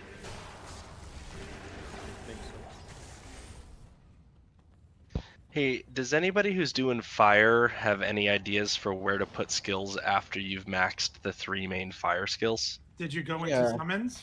I'd probably Yep. get like one of the Yeah, that so last summon. I have the You gotta be 1 able point. to complete the game, so you need summons. I have the 1 point in Taten and the 1 point in Consume for like the buff to fire, but Yeah, you want the. I'd go for I'm the not sure where bind else to demon. go. Just get the whole purpose of binding is so that you don't have to now wait on a conviction by. Yeah, you can literally bind a Hmm. monster that's got conviction and Okay. And that's where Hephaestus comes in, because Hephaestus is always aura enchanted, and you can just go straight there and get Hephaestus. Do I have to get Hephaestus in Hell, or can I get him in Normal or Nightmare? Get him in Hell. I mean, he has more guaranteed mods. So the thing about the super uniques is they get 1 guaranteed mod in Normal, 2 guaranteed mods in Nightmare, and 3 guaranteed mods in Hell. So theoretically, you would look at his mod list and see which mods he loses from going to Nightmare or Normal, because you might not want some of the mods that he's guaranteed to have. What's an example of a mod I wouldn't want? Let's see. Hey, Besto. I feel like the more mods, the merrier. D2R. Okay. Well, I mean, some would be preferable to others, obviously, and obviously, if you can't fill up over but a certain amount. Not Mephisto. Hey, Fisto. Don't you auto-correct me to Hephaestus, you little frickin' punk. No, you meant this guy. Always spawns Aura Enchanted and Spectral Hit. So Spectral Hit is another one of his modifiers, apparently. And so he has Conviction, Might, Fanaticism. He can also roll with Holy Freeze. He has a lot of good auras he spawns with, actually.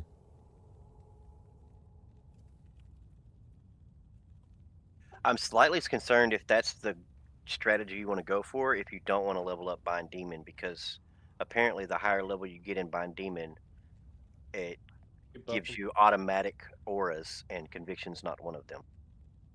I mean, Spectral Hit is good because it gives him resistances, and it also gives him a multi-elemental attack. So I guess Spectral Hit would be fine. Like, yeah, so you probably grab him in Hell. Yep.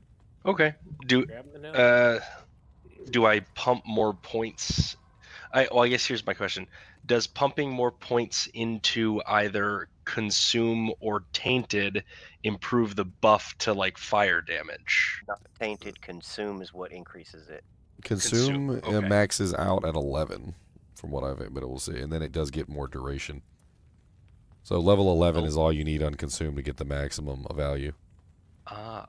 Is that soft points, or does soft points work? Yes. Okay. Soft points work. Interesting. So that's probably a 1-point wonder. Man, I feel like I'm gonna have so many extra skills. No, you're not. No, I'm not. No, you're not. We're gonna find something to put them points. We're gonna get you something to put them points. Don't you worry about it at all. I mean, if everything in the demon tree is a 1-point wonder, I'm still gonna have some skills left over. Well, it's again, like we were saying, like with the idea of like a hybrid, you would actually on your demon tree you would spend demonic mastery, and then you would you would do bind demon to max 20 each, and then you throw your leftovers into demon mark or death mark. Because the idea is if you're running fire, like everyone said, go get a conviction mob, team it, and then the demonic mastery and the pluses to bind demon will make your bound demon stronger, and then you can use the mark to teleport your demons to groups that need to have the conviction aura put on them, and then you just blast them with flame wave or whatever. No, I will say that Blood Oath doesn't seem necessary on Bind Demon unless they nerf Bind Demon, because these things are super tanky. Like, I had... and they're gonna nerf probably a third of everything that we're playing with. We don't say that word, remember, Chris? Man, I'm like, Mama, you're probably the reason why we're getting there. Yeah, because Infector, he tanked Diablo in Nightmare, no problem. Nowhere near close to dying. I have no problem with that. I mean, that's you got to think how tanky that is when minions take what is it, Ginger? 8 times the damage that you would take from bosses. Yeah, he probably just has lots of defense, I would imagine. Also, Infector's stone skin and immune to fire, if I'm not mistaken, so he could be, pretty close to immune to both damage types. He's immune to fire and poison. He's not stone skin though. He's extra fast spectral hit fire enchanted. He stone skin. He frequently gets it in hail. I don't know about Nightmare. No, this is the one I have. It's kind of cool when you have consume. You can mouse over your demon and see what mods you got. I mean, that's what I'm saying about like Hephaestus is you just it's an easy to grab. It's like Necromancer, right? So when you're on Necromancer, you want to go summon your stuff. Like, so if your guy dies for whatever reason, like you got to go resummon everything. Well, you just go to Pindleskin and then you resummon all your minions. Well, that's pretty much what you're gonna do with Hephaestus. Like Hephaestus is gonna be your Pindleskin. You're gonna run over there. He's gonna have an aura. You can just snag him. And if it's the wrong aura, maybe you snag him anyway, and then you take him and like kill another Hephaestus with a Hephaestus, and then you get, and then hopefully get the conviction aura. That's the guy in the Hellforge, right? Yeah. Yeah, you just take a couple runs getting the one you want. That's your quick and easy. And then later on, if you're playing and like, you're doing like some Bale runs or something, and like a aura enchanted Lister the Tormentor pops up, then snag him by all means. Like replace, trade up. Just gotta trade up. Like Hephaestus is just gonna be your easy, like get my army running, and then you go and you grab something better later. You can consume Hephaestus and bind him, right? You can have them both consumed and bound, or Lister or whatever. Once you consume them, you can go to a new game and bind them, but like so you can have both, right? The buff the buff won't stay. I mean, it's duration. Oh, the duration. Yeah, that's what I'm saying. So you Well, can, no, you can have it up for whatever you duration. bind him, then go to a new game, then consume him, then like bind another one essentially. So you go there where he is, and then as you're damaging him to get him to the point where you can bind him, you consume the one you have and then bind the new one in the game that you're actually in. So you could potentially start every game with just going and kill Hephaestus and binding a new Hephaestus. Yeah. He wouldn't be my choice. Isn't permanent though, right? Correct. No. It's a duration buff. But have you looked at some of the buffs? Like someone linked Lister's buff. That buff is insane. Well, it's insane if you're melee, but yeah. So like I don't know what Hephaestus buff is, but Hephaestus is the same thing. He's got melee buffs. Any summoner could be melee. Like I don't. There's mirrored blades is the easiest one. It's 20 points, no synergies. It's a really good skill. It doesn't seem to have attack rating, even though it seems to need attack rating. But like any summoner could be a melee, like with mirrored blades.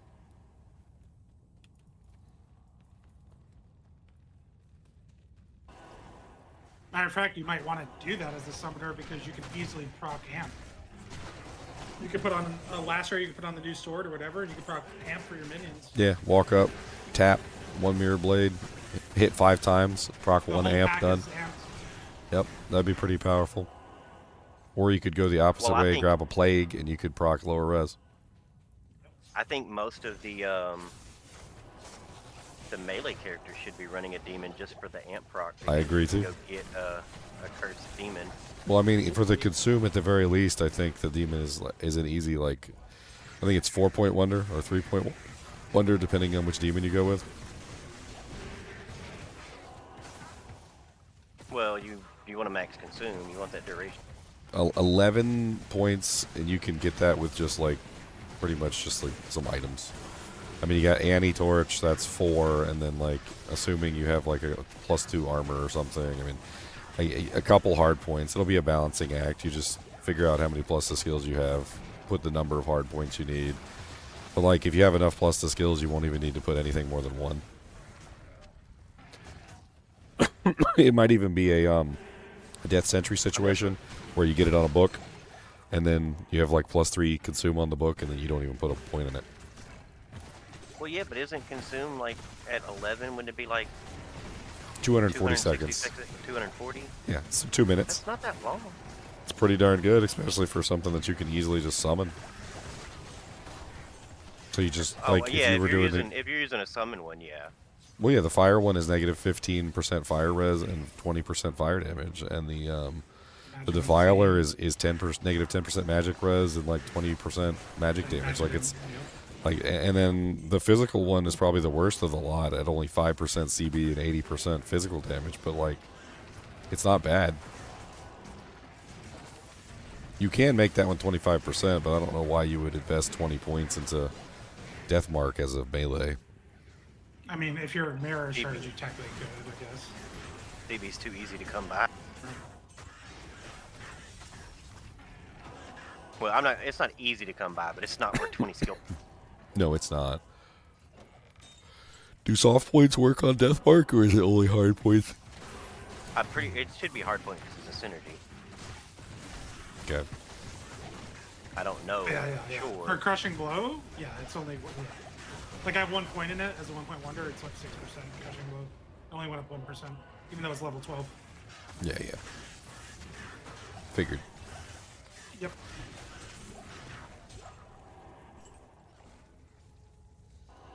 Okay, we're at the Ancient's Way. We have almost done the entire game.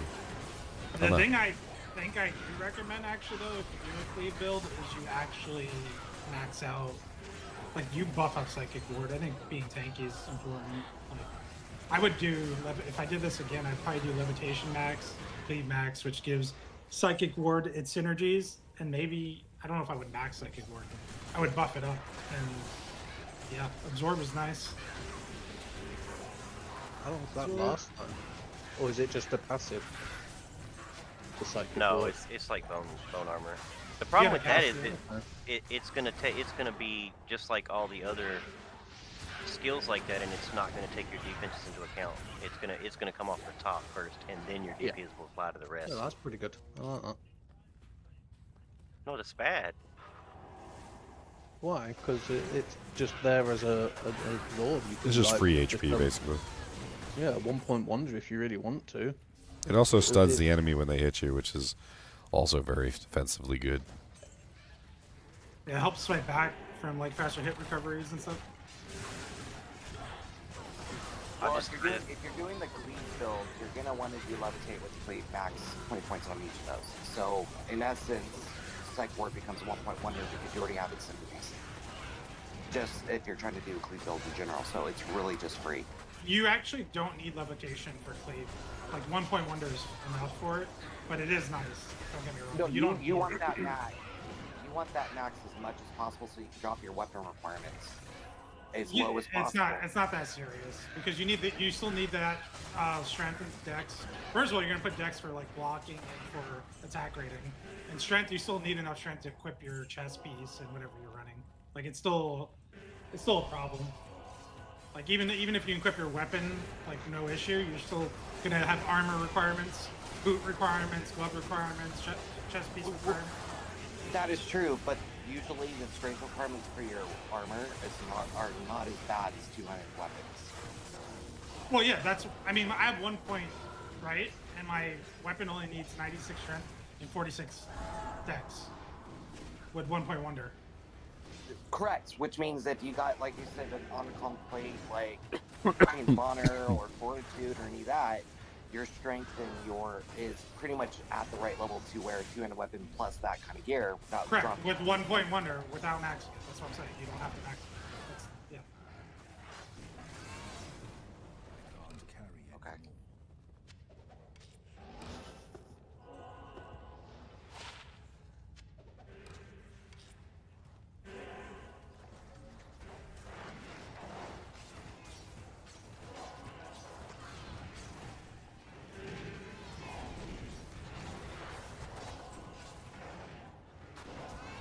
Listerine.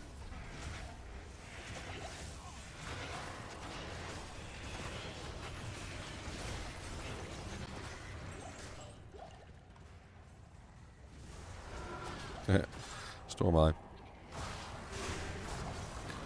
Kind of want to pick up some of these items just to like see if they've changed at all. That was weird.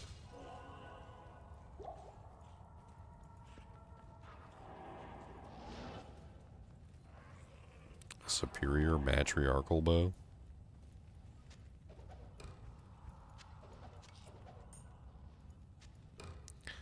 $7-1. Ooh, that's disgusting.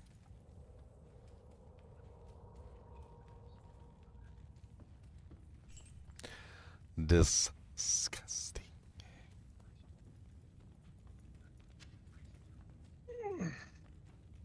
Just like Meow's cat's butthole. Wait, what? Butthole? Where? Who? Butthole. Butthole. It'll butt. Shadow has a lovely butthole. Leave her be. Interesting. Sniff her butthole. We pooping, bro. This the way we pooping, though. This the way we pooping, bro. This the way we pooping, bro.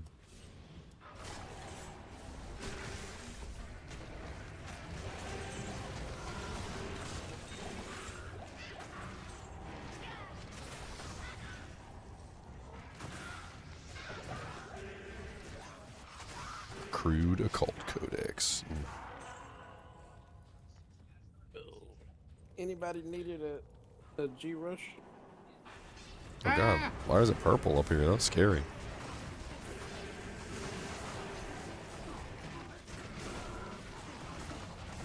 I will next Friday. Can I get a G-Rush next Friday?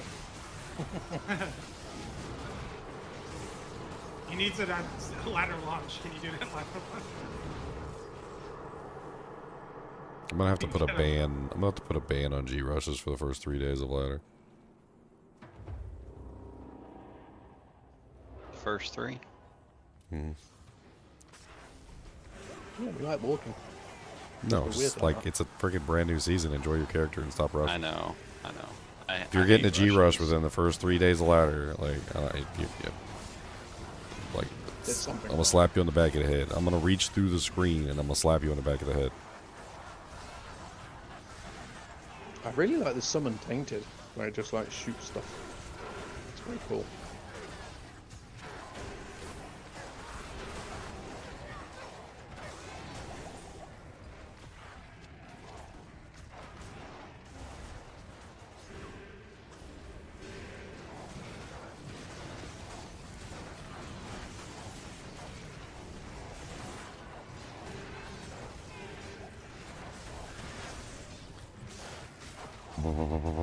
Eastern World Stone Shard.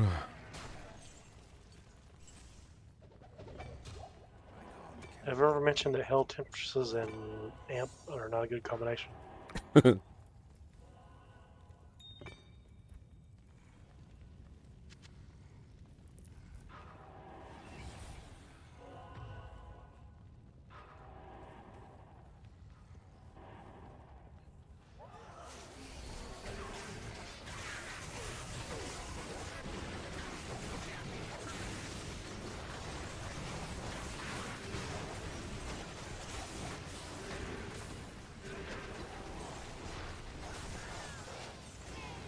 Funny, Apocalypse is literally just one-shotting.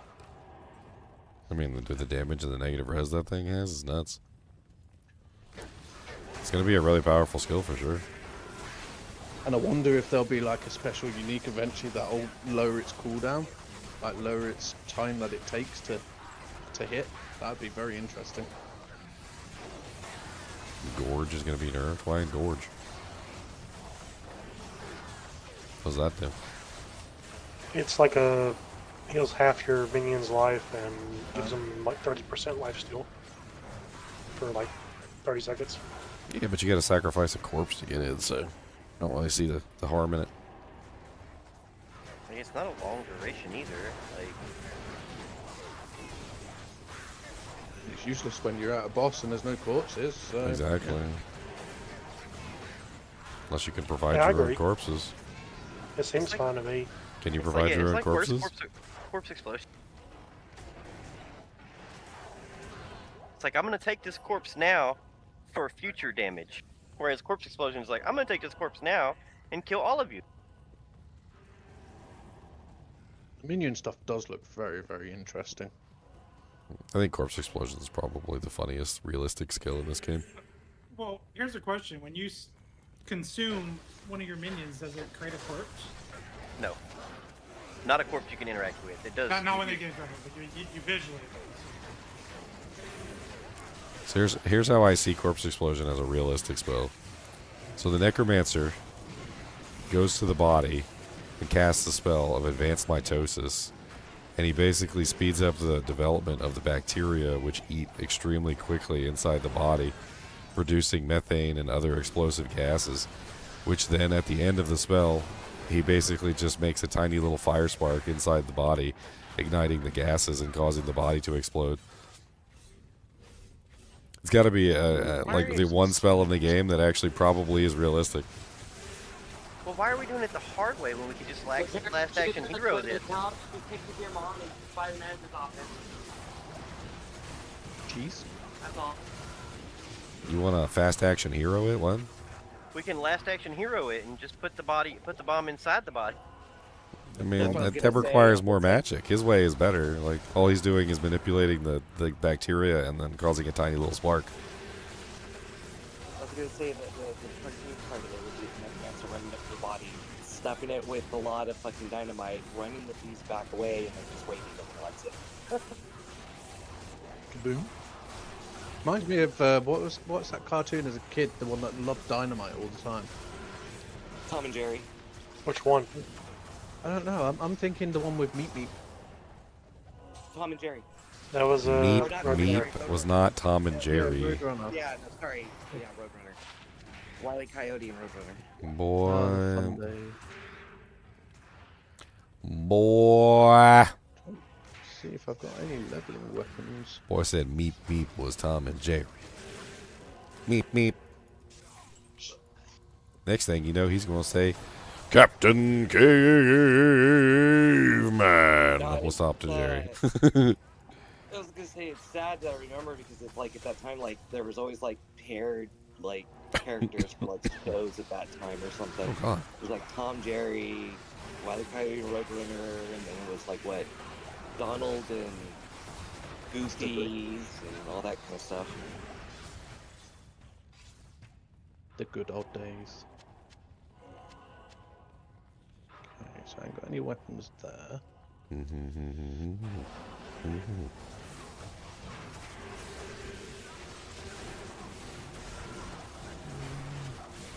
Let's check moist fart. Maybe no, moist fart doesn't have any weapons. Not the moist farts. What about this one?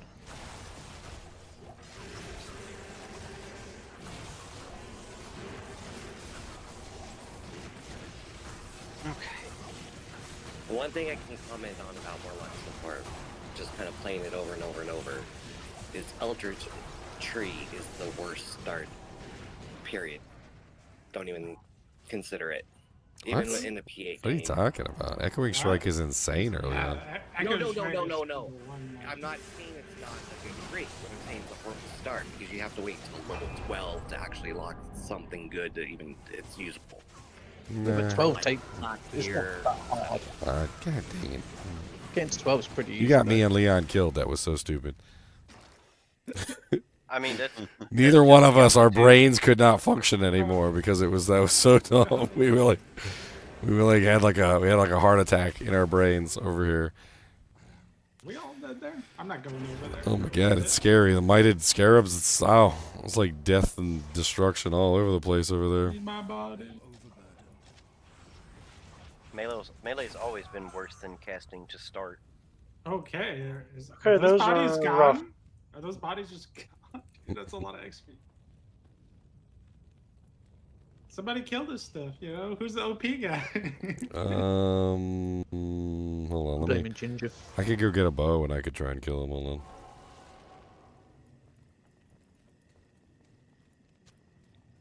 Yeah, I agree with the melee off. Starting is horrible. I was hoping Cleave would have been somewhat decent because it's a level 6. But even Cleave and then its mana consumption doesn't make it really viable for a fast start.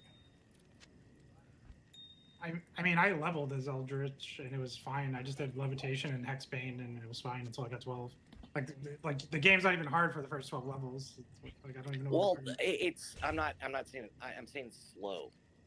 Like it's. Yeah, but we're in an 8-man walking anyways. launch too, and we're walking. Yeah, like. Well, that's why. But that's what I'm saying. Like I'm not thinking 8-man. 8-man, they're gonna have someone that's gonna be fired. All right, so you're talking about like specifically racing or something. Okay, sure.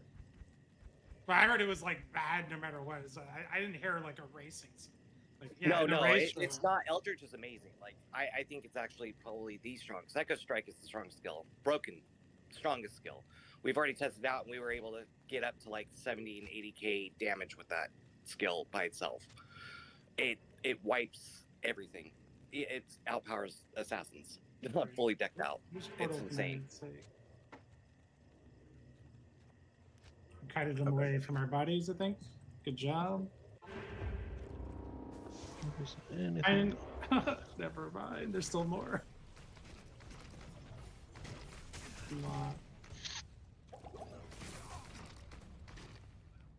Your TP's about to be very hot, Leon.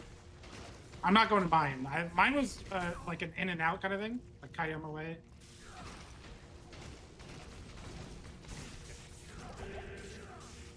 Jeez, there's still so many over here. I thought we kited most of them away. I think we had to kite more away. Oh, dang it.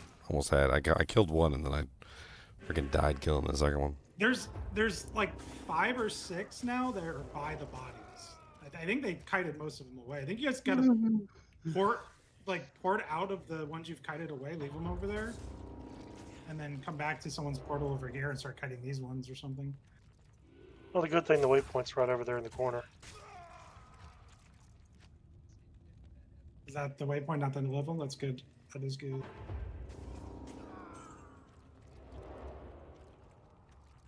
What keeps killing you guys? Herald Pack. None of us have our bodies, I don't think. No. And they're fast, dude, because they have figure order. Oh my god, I was almost there too. I lost so much XP.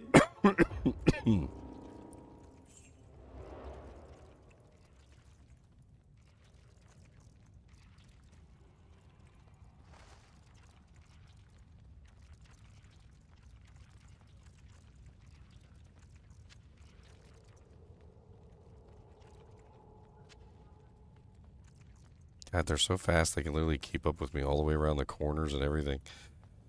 I'm like trying to do like race car drifting over here and they're still keeping up with me.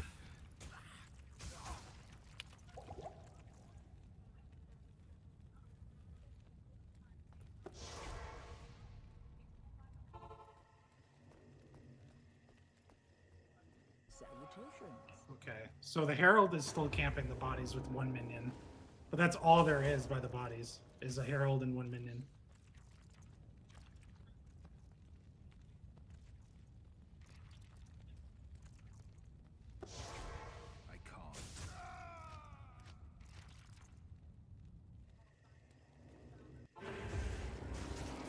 I wouldn't come through that portal. So fast.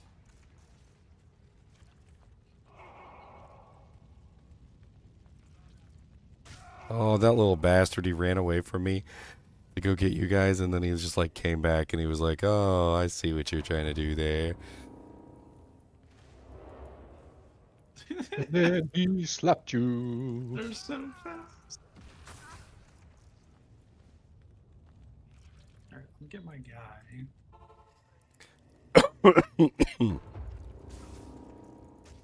No, they're portal camping.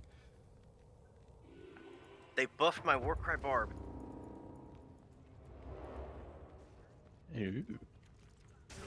Oh my god, these freaking vigor mighted. Oh my god.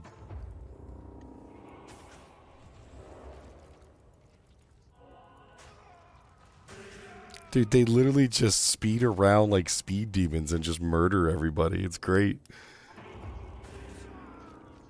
You are having too much fun. I mean, finding like genuinely difficult monsters that are clapping our cheeks is hilarious. I agree.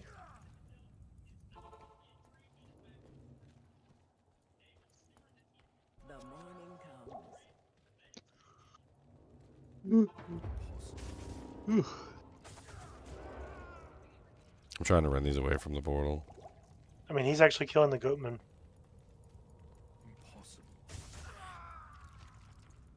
Okay. I think Leon Lock's portal's mildly safe now. I have a portal on the bodies that's safe. Yeah, now. Oh New my portal dear on the Lord bodies. Jesus. It's so much. There's so many bodies, the game itself, I've gotten all my bodies.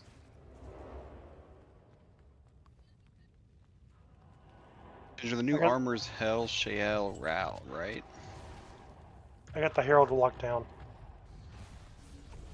I don't know.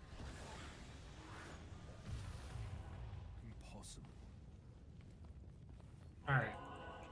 Is it just the Herald on you? Herald +1. All right, Herald dead. There we go. We're back. We're alive. Holy cow.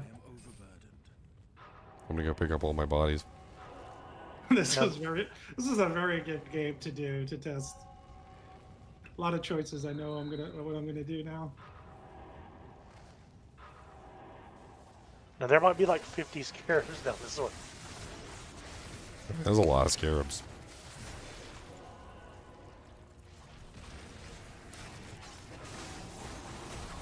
Yeah, but at least I don't think they're aura enchanted anymore because the main guy's dead, right? So.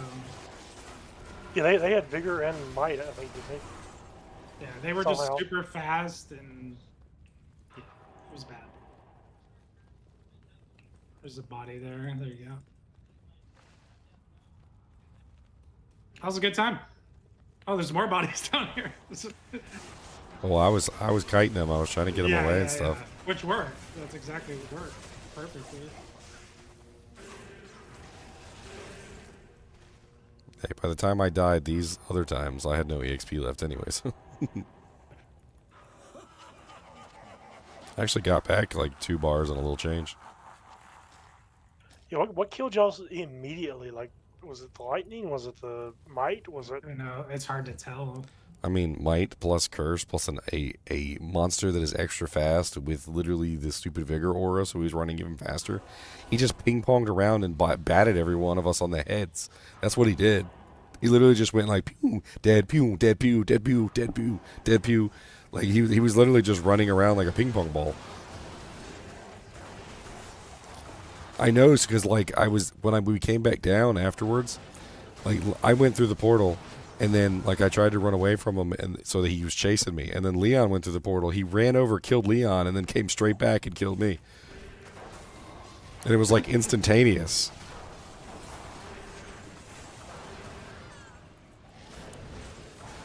What a deadly combination that guy was. Ooh, Echoing Strike looks interesting. No, it's no good at all. Is it not? I'm joking. What? I mean, obviously not. It's 75% weapon damage. That's less damage than the weapon normally does. Yeah, but you get to throw it. It's amazing. Flat damage too. And it looks so fun. It is fun. It's very, very strong. fun. It's a very strong ability. Reminds me of Spectral Throw.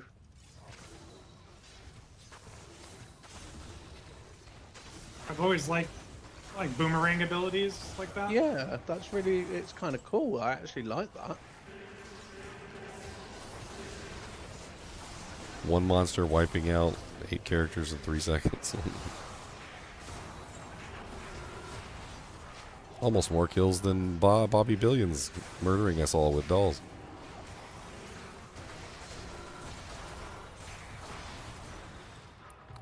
The time Bobby Billions put a portal up in Worldstone Keep and there was dolls, he put a blizzard on the portal and then everybody came through the portal and then the dolls rushed the portal and then the blizzard killed the dolls and everybody died in like 1 second. They were all dead. So you'd have to max out Mirror Blades because it gives you an extra more projectiles. blade. Yeah. That actually might be the build I do. That just looks like so much fun.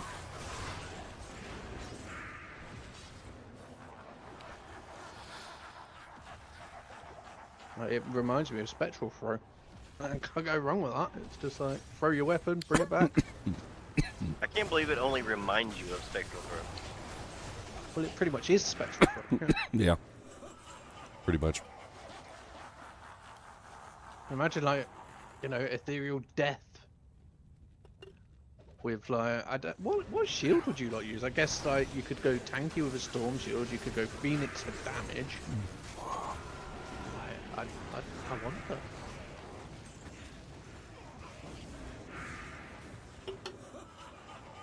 But I wonder if the weird grief damage would actually work with that throw skill. That could be interesting as well to test. It does. It's not the best in slot, but it's like a really good starter. Well, it's quick as well though, because grief phase blade you can just. Or enchanted. It's a conviction or a Ventar. Does he want that before we murder it? No, never mind. Too late.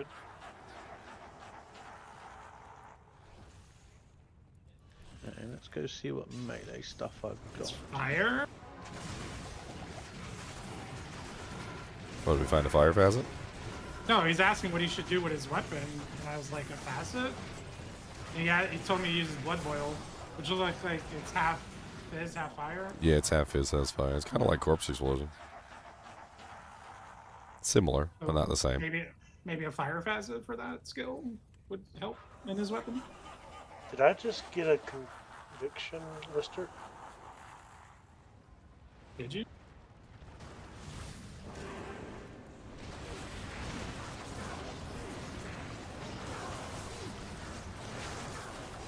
I did. I am That will missing definitely so work. much on this on Bale right now. I see so many X's. Yeah, I have a conviction lister. Nice. Keep us forever. Don't let him go. I'm never gonna give you up. I'm never gonna let you down. I'm never gonna go around and He's immune to fire, convert immune to you. cold, spectral hit, magic resistant, extra fast, extra strong, conviction. Extra You beat the fast, game. extra strong. That's really nice. Yeah, that's I hate the ones that don't have extra fast. I've learned I want my demon to have extra fast. Of course, it doesn't matter if I die. If I die, he just goes away.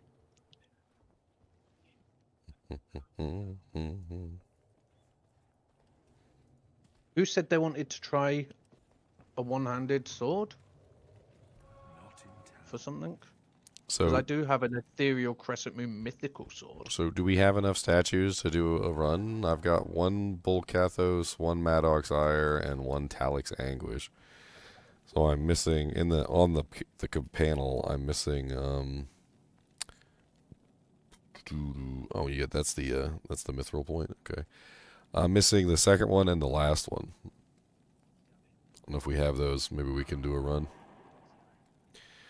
Blood Pact Shard Mithril Point. +1 to skills, 30% faster cast, 1 to Blind Demon, 2 to Blood Boil, 3 to Blood Oath, slows target by 25%, increases maximum life 13%, 22% better chance of magic items.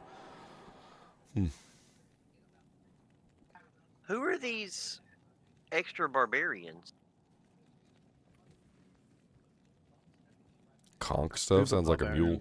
I think. Oh, in your game, no idea.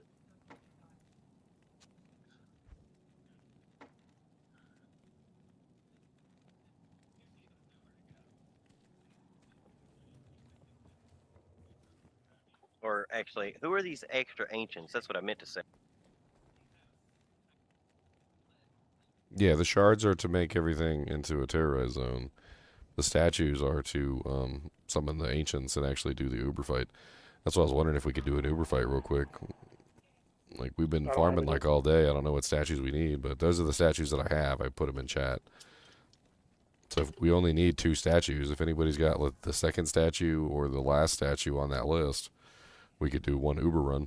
One colossal ancients, one Uber ancients. Oh, was that what where you got that gem from? Was the Uber ancient? What gem? Or the jewel, rather? The new jewel, yeah. The new jewel comes from the colossal ancients, I think. That was kind of mid.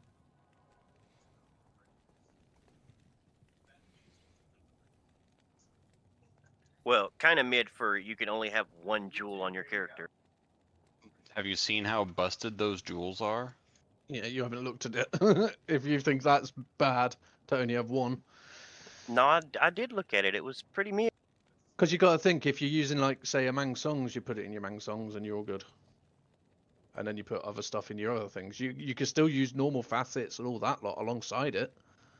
It's roughly a double strength facet with more. Yeah, I don't so know how it's just mid. Yeah, I think that's fair. Otherwise, it'd be way too overpowered. Okay, I so think they're then- also designed for if you want to socket your books as well. Yes, could be. What's this one got? I need to find some leveling weapons to test out with this little throwy stuff.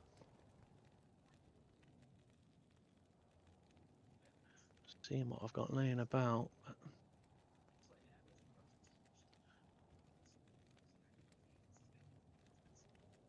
Clean up my tradery. I have so much garbage on here listed. What I'm curious about more so with those facets is even though it says 1 per character, I'm wondering if you could still do some stash swapping with them. So it's like if you had like multiple perks, You should be able to have. Yeah, it should just mean you can only equip one or only. Yeah. Like Yeah, you can only like an wear Annie or a one torch. at a time. Yeah. Yeah. So you should still be able to have a stash full of them if you wanted to, hopefully. Yeah, that's what I was kind of wondering about because then it won't be really like all that bad, you know. Yeah, because then you can just swap to what you want when you want. Yeah. Oh, there's angelic ring, amulet. And then the troll 1% chance to cast Cyclone Armor when struck. I mean, that's not a troll. 1% Cyclone Armor is actually kind of good. There's no duration on Cyclone Armor, so like any cast is a good cast. Yeah, but it's 1%. It'll happen all the time. Delirium is only 1%, and I still turn into that stupid little freaking doll all the damn time. Well, coming from a barb where Delirium's like my best helm most of the time, it's not as often as I would like. I would like that to be. But I It guess is as barbs often as have I a like lot- doll to be. I guess barbs have a lot more defense and stuff, so they don't get hit as often. I don't know. Yeah, the Delirium is when struck. This is on attack, so on attack is going to be more useful than when struck because you can even set up for like No, the Mirage Cyclone Armor's Blades. when struck. It is wind struck? Okay, well then, yeah. Then you gotta get beat up. know. Barbarian doesn't get beat up very much. Too much armor. Throw that on like a assassin with no armor, or a necromancer, or a the warlock doesn't have any defense either. I mean, those are. If we're talking about the caster versions of those, like, why are you getting hit? I mean, the warlock is a melee, pseudo melee, everything. Like, I don't Well, I know. assume that one's going to be built to be tanky. Yeah, but like, With there's max a block and difference. all that. Yeah, but there's a it difference depends what you between wanna do. defense and making your character tanky. Like the warlock doesn't have defense, so he can't avoid damage. The barbarian avoids damage with like freaking 18k like defense, and that's like on the low end. So you're just not getting hit. So then in that case, you're not getting hit, so you're not actually having a chance to trigger it. I'm pretty sure that even when you block an attack, that still counts as technically being struck. So like it's different. Like even if you're set up as a tanky warlock, you're still going to get hit all the time because you don't have any defense. Then I doubt he's getting 75% block. You might be lucky with 50. Yeah, Mana Burn is a mod. Mana Burn is a mod on your Terror Zone? That sounds disgusting. That sounds really bad. Sounds disgustingly bad. You get hit. And it's Great Marsh too, so Mana Burn Great Marsh is the best combo I've ever seen. I'm gonna screenshot that. All right, I want to do some testing. I want to do some testing. Test some testly tests.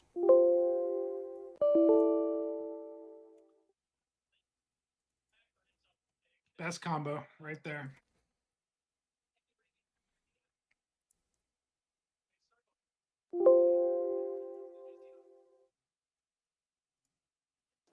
I think if I'd have traded the magic resist for stone skin, this lister would be immortal.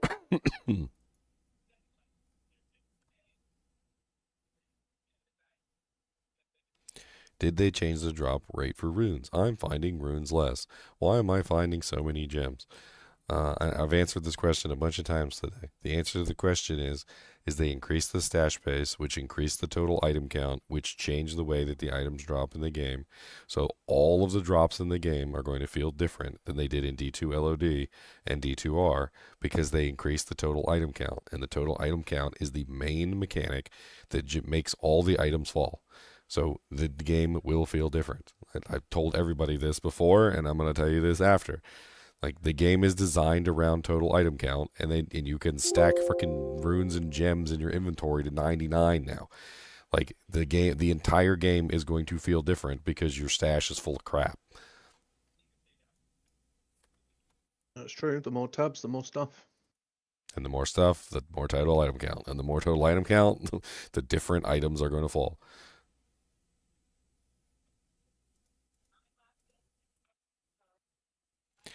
Alright, I need an item that I can use to test with this stuff. So what I want to do is, let's just go ahead and grab a rift.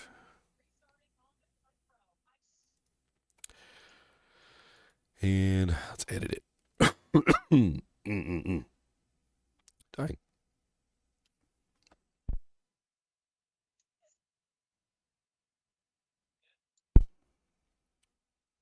Num num num. Do you already have a video on Blood Oath, Ginger? Blood Oath? What's that? Yeah. A skill in the demon tree. I don't have any skill videos yet. I need to make them. I need to get to getting. It gives 73. It gives resist to your minions, and I'm wondering if it counts to the divine demon or not. Yes. It does. Yes. Yeah, this lister should be immortal then, except for physical. I think you're given 73 now, right? With level 35, I'm getting 73 resist all. If Lister works like the Iron Golem does, he's summoned every time you enter the game, which means that he's summoned at the level of your skills when you enter the game, which technically means that you can put on a bunch of plus skill crap, like +3 amulets and like +3 armors and like stupid shit like that. And then when you join the game, he'll get all the bonuses, and then you can take them off and put on your regular gear. I'm trying to think of a mob that has like 30 to all res, because you could easily find out, right? You go charm one of them, and if you could mouse over them with the consume, and they're immune to to fire, cold, and lightning. Well, he's immune. When I mouse over him, he's immune to cold and fire. He has spectral hit and magic resist. So I can't remember the mods for magic resist and spectral hit, but I think those two plus 73 resist all should be 100. It depends on what his base is, because the spectral hit is where he's getting the cold immune, because that one gives like 100 cold resist, I do believe.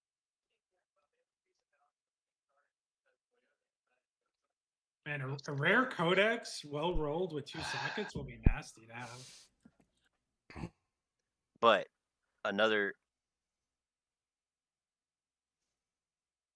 the resist that you get from Blood Oath is strictly fire, cold, poison, and lightning. Okay. It's I'm not basically magic. I'm still in search of the immortal minion. Ginger made the immortal paladin, the immortal mercenary. I want the immortal pet. I'm pretty sure you can get it. You know, you find you a stone skin in Hail that has that's already immune to physical, and then also spectral hit, making it immune to magical, and then that monster type itself has enough base all resist to, once you add yours on, push it over 100, it becomes immune to those resistances.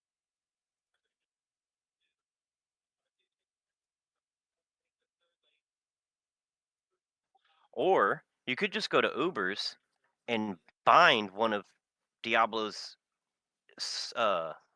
Inferno Lords.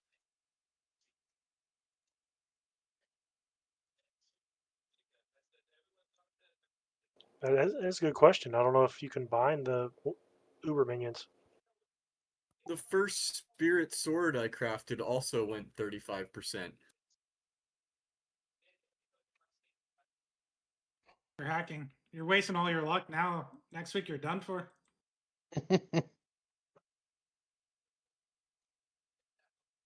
Next week you're gonna roll 22 spirits and be like, I haven't got more than 28 yet. Okay.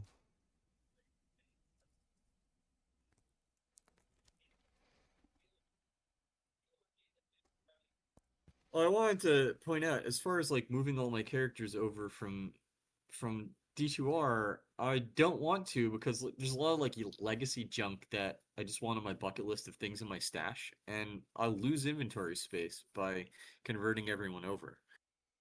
Why would you lose inventory space by converting everyone over? That doesn't sound even remotely possible. Because I've got 3 extra shared stash tabs on D2R.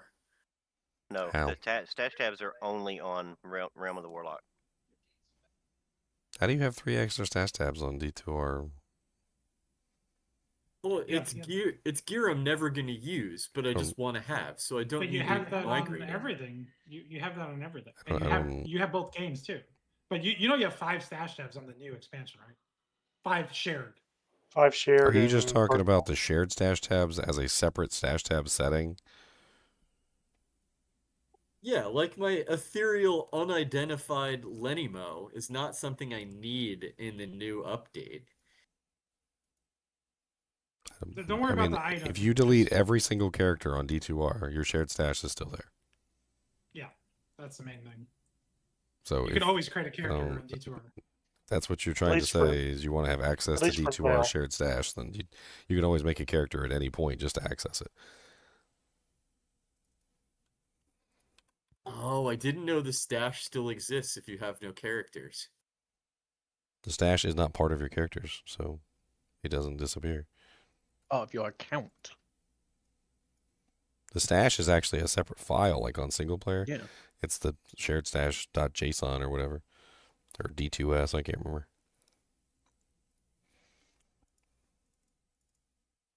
Yeah, the personal tab and their character inventory are the only thing that stick to the character itself. Do I want that unique Stash dagger to make video? Yeah, I definitely would like it to make a video, Joy. 100%. I would love a video on this Anyone got a spare... items in your stash affect drop rates thing. Has anyone got a spare I mean, I've two-hand talked weapon? about it about 1,000 times. What'd you say, Meow? I literally was talking about it earlier. Two-hand weapon. I have a million of some that you gave me, Meow. No, for leveling. I'm level 34. I mean, I can give you a quick tutorial on it right now, like how it functions. I can't show you how it affects every single aspect of the game, but I mean, it hardly matters. I think I can give you an insight, but I don't know what your stats are. Like, the only thing you need to know is that it affects every aspect of the game, and I've tested multiple aspects from different angles. And you can literally just control, like, everything about how the items fall. Are you watching the stream right now, Jack? No. All right, we'll pull it up, and I'll give you a quick overview. What else?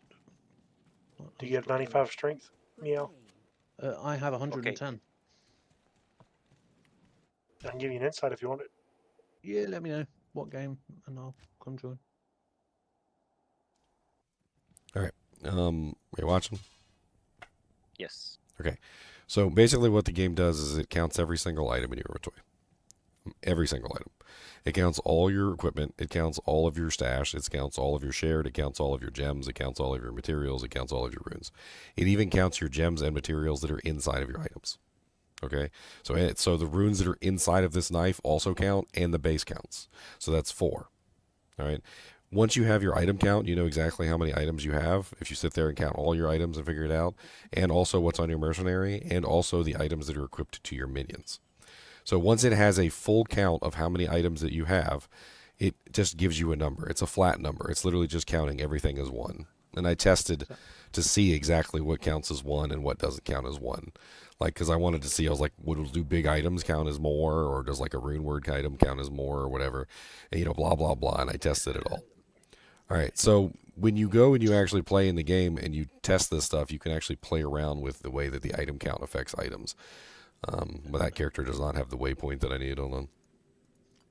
Let me just grab. It doesn't matter. Somebody with teleport would be nice. Okay, let's grab King. Trying to think if I'm missing anything. All right, so how I'm going to show you this is I'm going to show you Lower Kuros. So Lower Kuros is the easiest way. And I'm going to show you a chest in Lower Kuros, and then I'm going to adjust my item count, and I'm going to show you how it affects things. All right, so we're going to use one super chest as an example, and to clarify in advance, everything has a different way that item count affects it. So the way that this affects super chests is not the same way that it affects a monster drop, and it's not the same way that it affects, say, for instance, like other drops. I need some keys. What total item count does changes depending on the container or the monster that you're attacking. So like super chests has one way that it affects it, monsters has another way, regular chests have another way, and so forth and so on. But I'm just going to show you one way so that you understand how this way works, and then you can like understand how it's affecting things. All right, so everything counts, including potions. So we're going to have to keep our potions in mind and not use a bunch of potions. Otherwise, this also skews the results. Let's go ahead and restart from the beginning. All right, so we should be prepared now that we have the key. All right, so when we open the chest, what's going to happen is we're going to get a set number of items. The set number of items is going to be like whatever. It doesn't matter. So we have a classed orb. We're going to do the classed orb. So I'm going to pick this up, and we're going to identify it. And, of course, I don't have an identify scroll. Guess I need to get a book. We're going to have to drop an item to account for the book, though, because the item count, we want to keep the item count the same. So we're going to drop the Flawless Ruby to account for the book that we're going to pick up.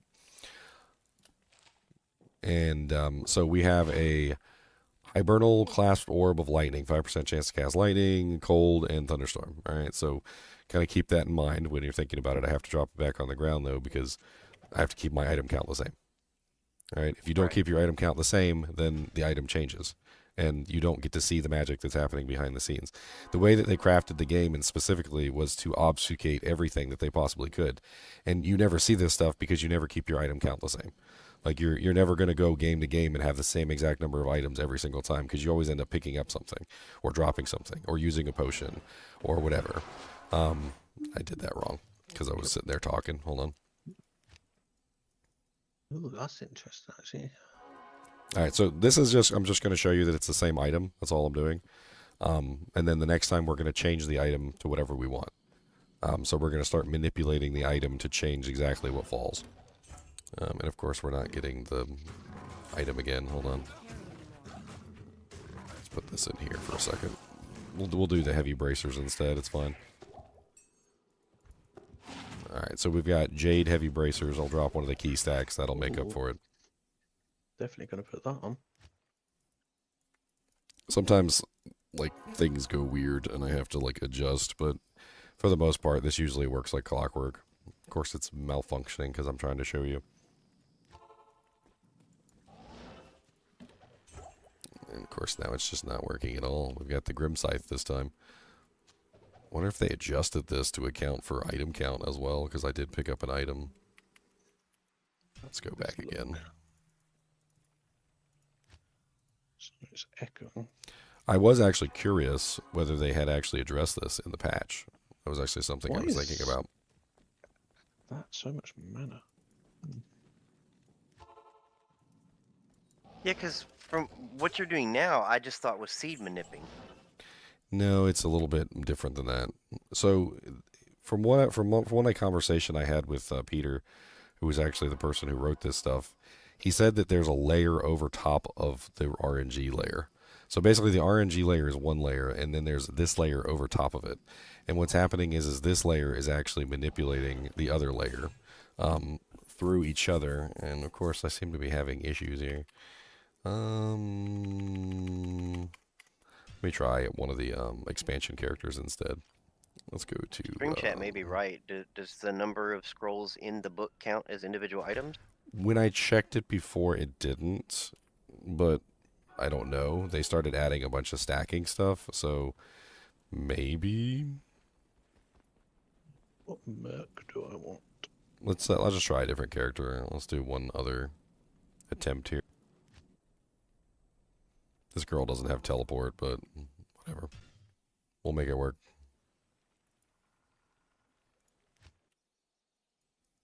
She's freaking fast, too. Why is she so fast?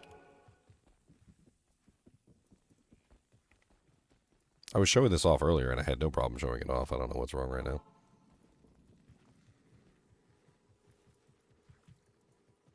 So I just need to go back in the stream. All right, so we got a ring, and then let's see if we can do this again.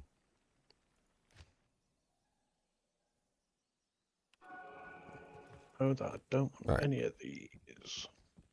So this one should be a different ring because we picked up the ring, which is fine because I want to show off 2 rings. And then we're just going to run back through here, click on the chest again, and it should be another ring. But it's locked this time. This is interesting. I will punch you out, sir. That is hilarious. I mean, yeah, you could go back on one of the other streams and look at it. I don't know why it's not working though. It's really quite strange. Actually, no, I do know. I think I do know why it's not working. Hold on, because this is the modified version of the game that I opened. I'm stupid. So I have a modified version that I opened up. It's my fault. It's the version that I have that has the free respecking and the other stuff that I added in with the commands. That's why it's not working. I did a bunch of like stupid stuff so that I could do like the testing and whatnot and respec the character over and over again. Yeah, it'll work just fine now. That's my fault. All right, here we go.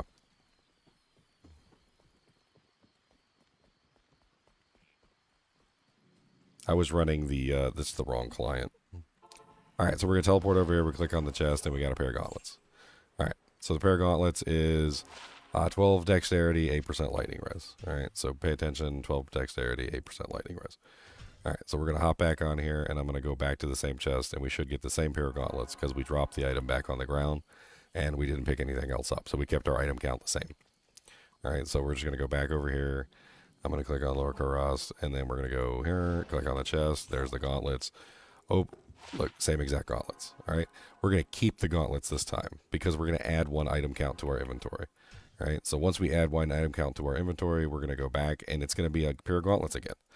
But this time, it's not going to be the same pair of gauntlets. It's going to be a pair of gauntlets that is 1 forward on the total item count list, which is going to give us the next pair of gauntlets in the list of total item count.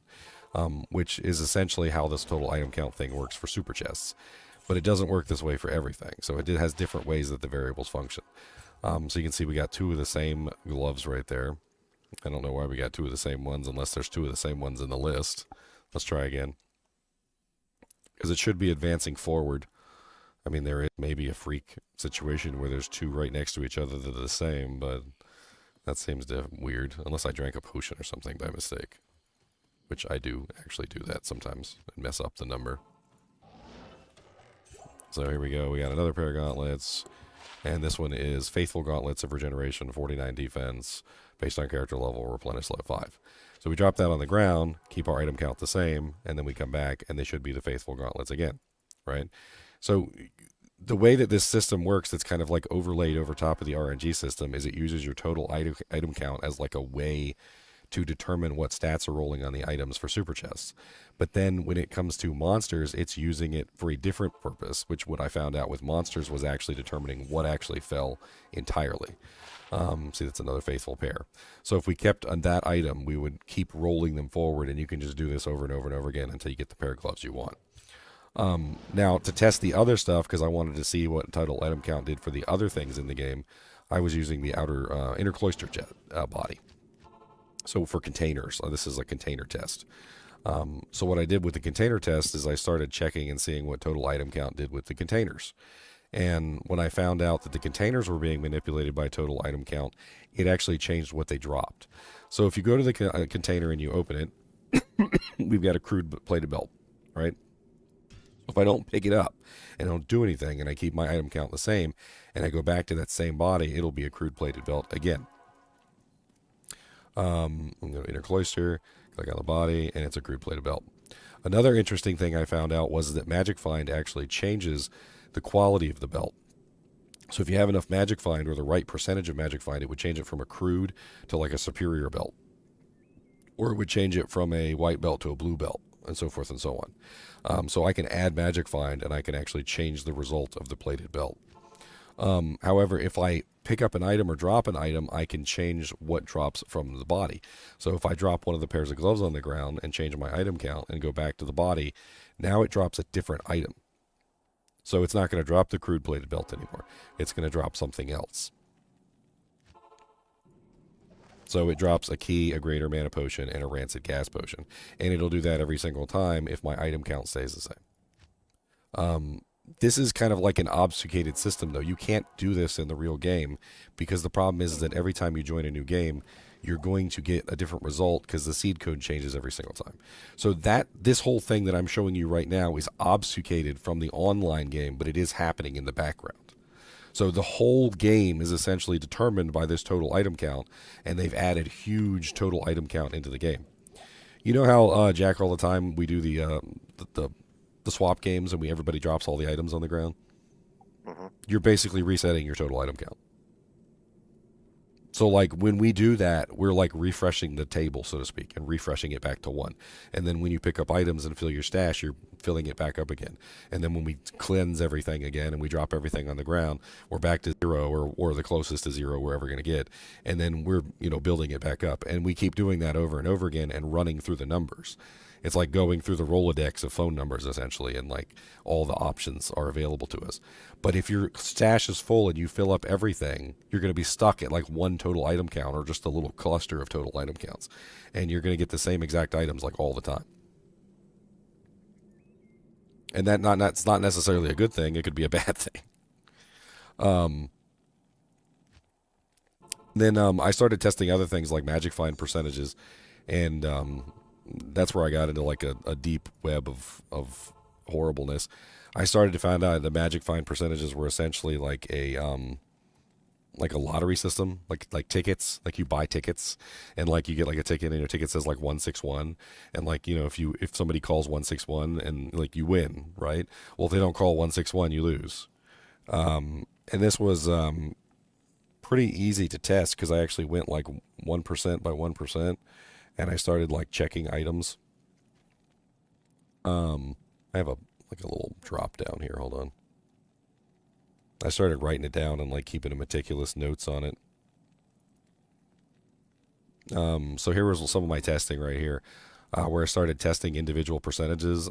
First, I decided I was just going to test like crazy, like high magic find. I was like, give me like 8,000% magic find. Let me see what happens.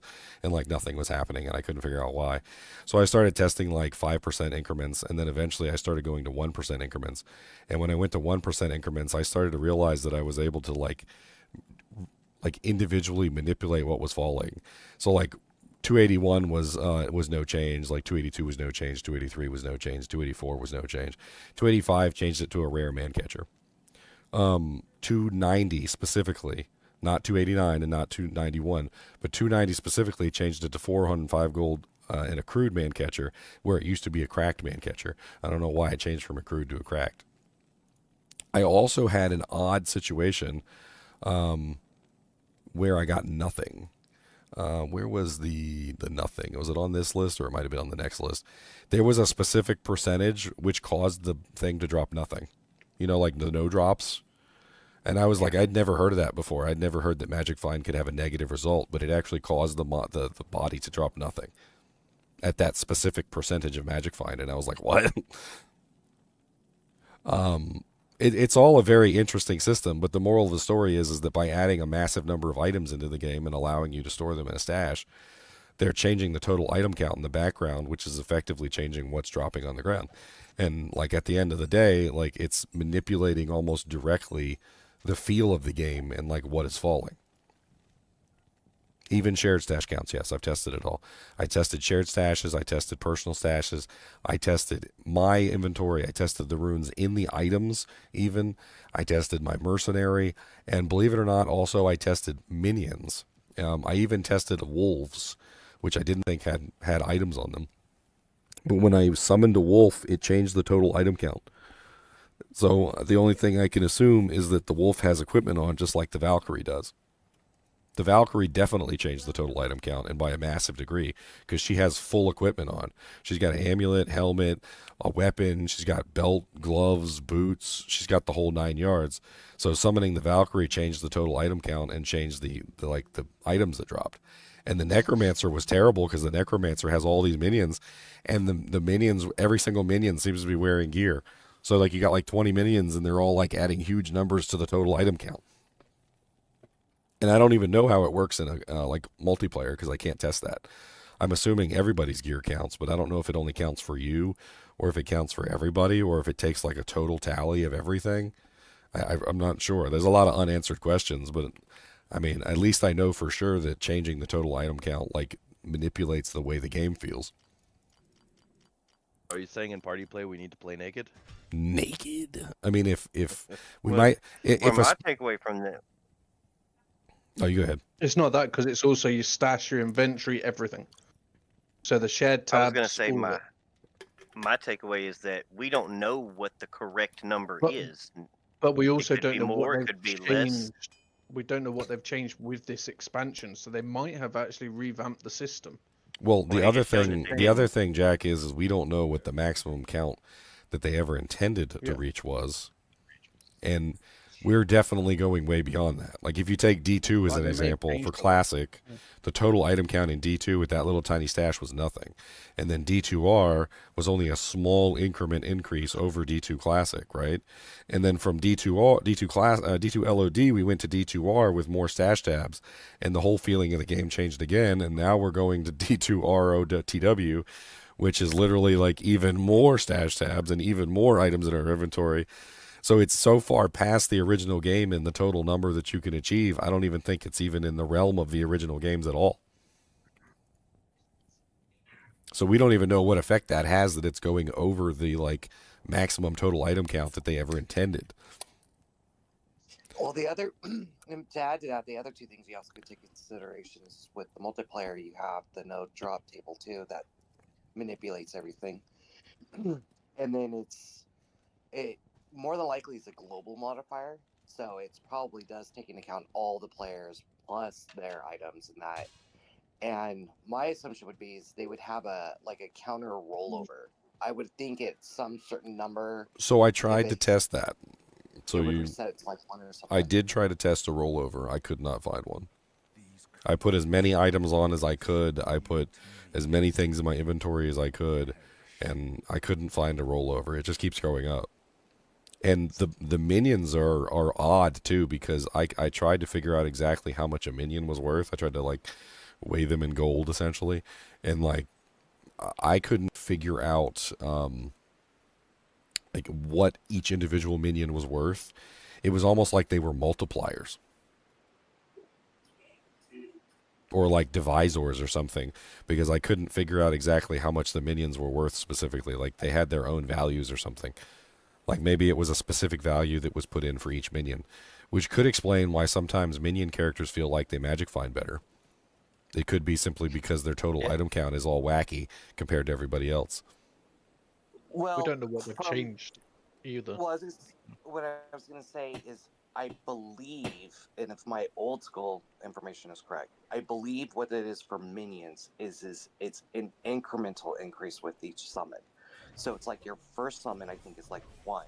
Your second summon counts as like 2. Your third summon counts as like 3. But then, like, if your first summon dies, your next summon cast doesn't like reset and like fill the gap of 1. It becomes 4. And then I think that's how it is. I think it's incremental increases regardless if you kill or subtract your summons, because it's cast behind cast behind cast behind cast. I believe that's what it is for minions.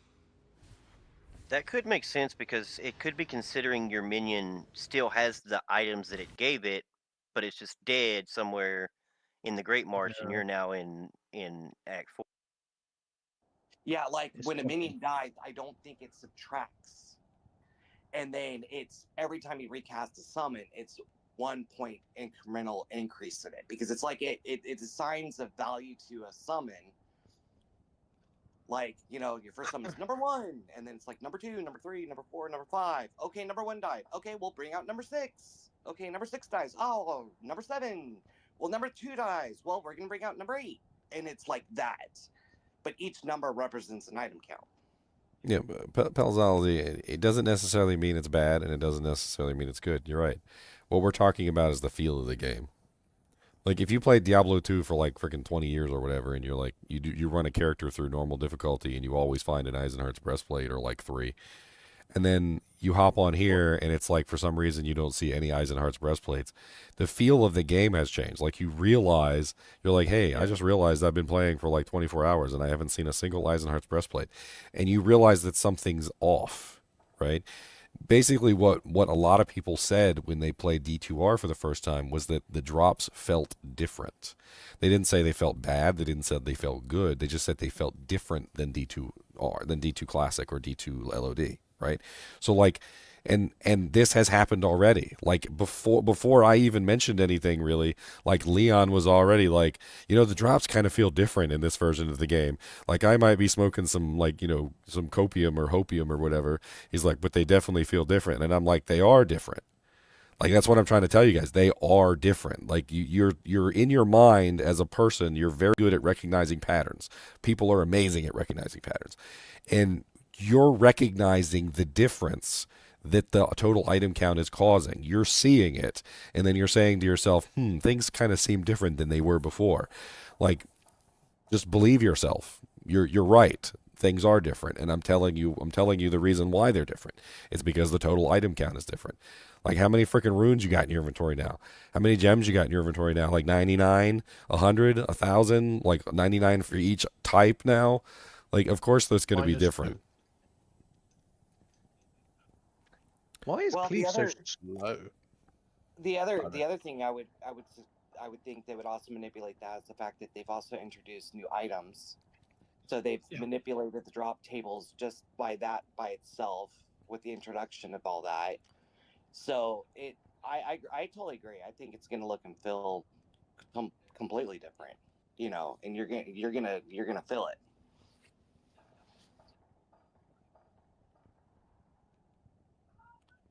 Boop, boop, boop, boop, boop. I think that we're going to get a feeling for how the new system works. And honestly, the amount of total item count they've added is actually very extreme.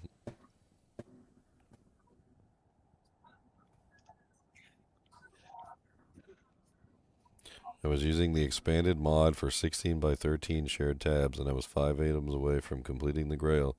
I seem to have lost everything. Please help, Mr. GGM. You lost everything. So did you like convert? Did you convert all your characters? Is that what you're saying? You converted all your characters and your items are gone, or are you saying the mod no longer works? I mean, I don't. You're probably going to have to look for an updated version of your mod. Is probably what you're going to have to do.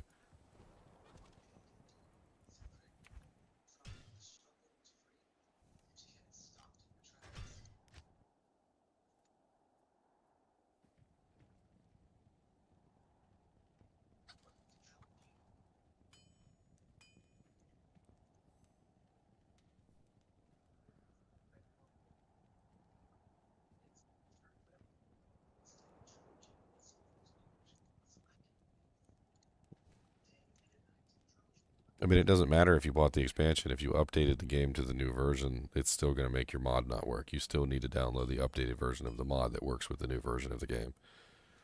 So if you're running the 3.0 whatever 9 version or 3.08, I can't remember what it is, you're still going to have to download an updated version of your mod pack. No, he just needs to create a new character that's on the regular D2R. It sounds like he doesn't even have the expansion. He just downloaded it. So his game client updated his game version, but he didn't change anything else, and it broke his mod. He was using some custom mod. He said that had like 16 stash tabs or something. So his mod broke, is what it sounds like. Yeah, it doesn't support the new game because they've implemented stash tabs.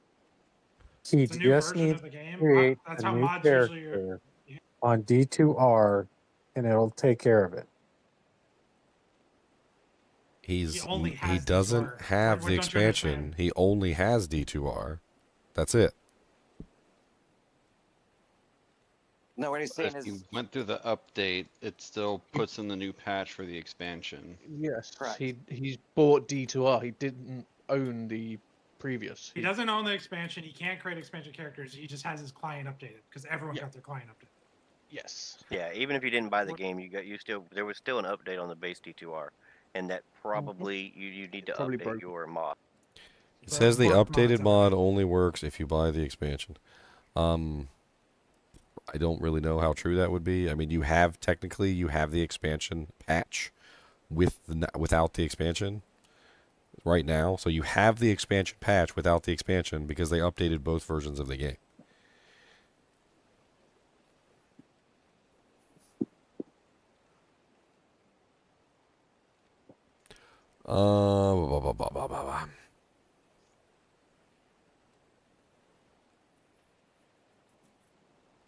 So install the updated version of the mod. I'll be back in a bit, guys. Worst case scenario, you have to buy the expansion.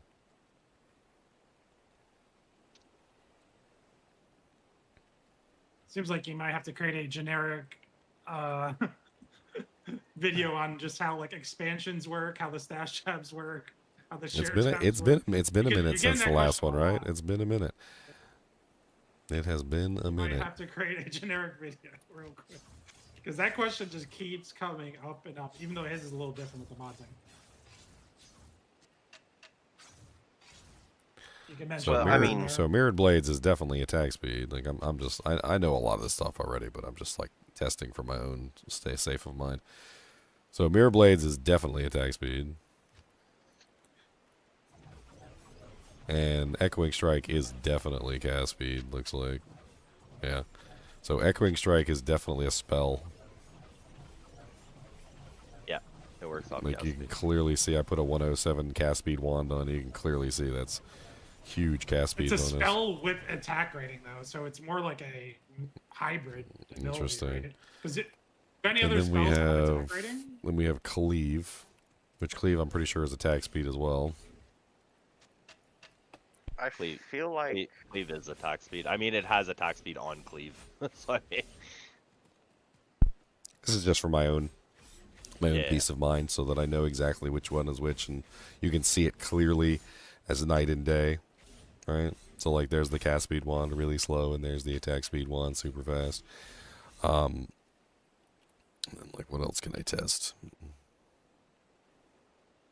Let's test Eldritch. Well, Eldritch Blast is most likely just a spell, right? hey, yeah, when you're done with those ones, I could use them. This is on offline. Well, I just made them find a with way- Hero fi- Editor. Find a way to put them online though. I need them. Okay, so Eldritch Blast is as I expected. It's cast speed. No, that's- Eldritch Blast. It's Eldritch cast speed. Blast though is. It's yeah, cast- but it's. It's cast speed. I Yeah, just but tested it's it. a pulse. It's a pulse though. Like, I'm you don't talking get about pulse actually casting the ability. Okay, yeah, it's cast speed. All right, Psychic Ward is also cast speed. Looks like. Well, the only reason I'm testing this is because, like on the Assassin, half the stuff is attack speed, right? Like even the things that you would think would be spells. So Psychic Ward and Eldritch Blast are both attack speed. It only has two skills cast that speed. are- Yeah, it only has 2 skills, I think. Let's do Let's do the hexes. I'm assuming the hexes are probably also cast speed. Oh yeah, the hexes are definitely cast speed, 100%. Yeah. I know I better never see you play an Eldritch Blast build. That's just Warcry, but worse. We were just No, it's talking not. about that. We were literally just talking about that. Warcry, but Blast worse. is Have a you? passive ability though, have because you- it's a, like 40-second plus. Like, Yeah, it lasts 42 seconds, and when you have it synergized, like with the setup that I did on, like closed, like on single player, it was pulsing for 12 to 15k magic damage, and it procs twice every second. think of it So more like Armageddon. It's more like Armageddon. You pop it, Yeah, it lasts a certain amount of exactly. duration, and adds like passive damage. Exactly, and then all you need is something to apply your hexes. So it could be, your echoing, it could be your cleave, it could be whatever you want, just to apply it. You could also just like dagger toss into mobs and it applies it. And then it'll detonate with the Eldritch Blast.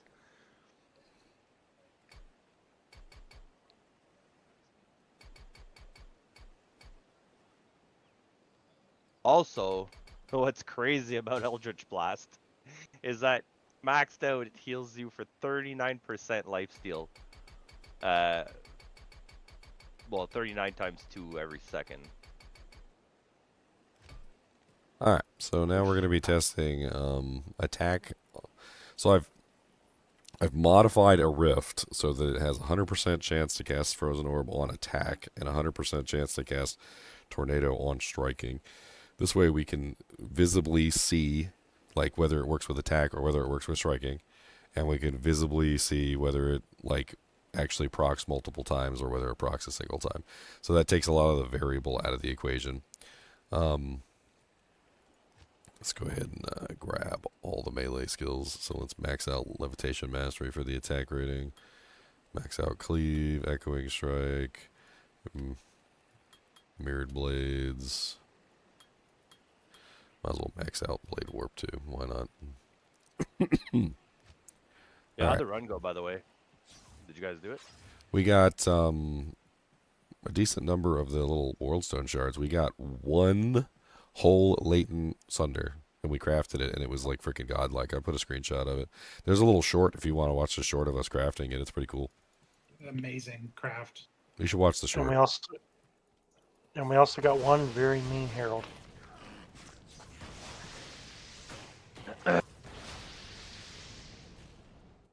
Well, that's interesting.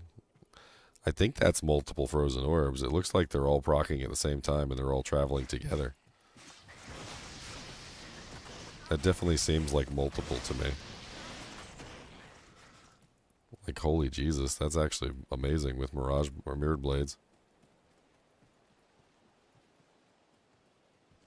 Could you imagine that with Principal? I mean, Max Garnick, I don't know why you're venting or you're upset. I mean, I feel like I need to explain something to you about, like, computers.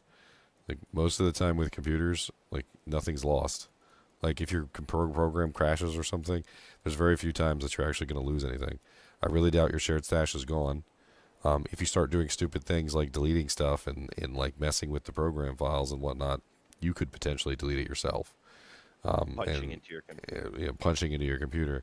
My suggestion to you would be to figure out where that mod program stores its data, copy that data into a backup folder, and then start messing with it and see if you can fix it.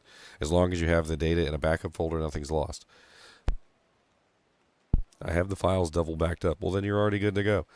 And that means you can update, test, and figure out how to make it work again. You haven't lost anything then. And worst case scenario, a meteor comes down, smashes into your computer. Like the speed of light liquefies the computer, nothing is left, and all backups that you have made in all of the locations because it has a chaining effect. You can still use my hero editor to just recreate your entire stash.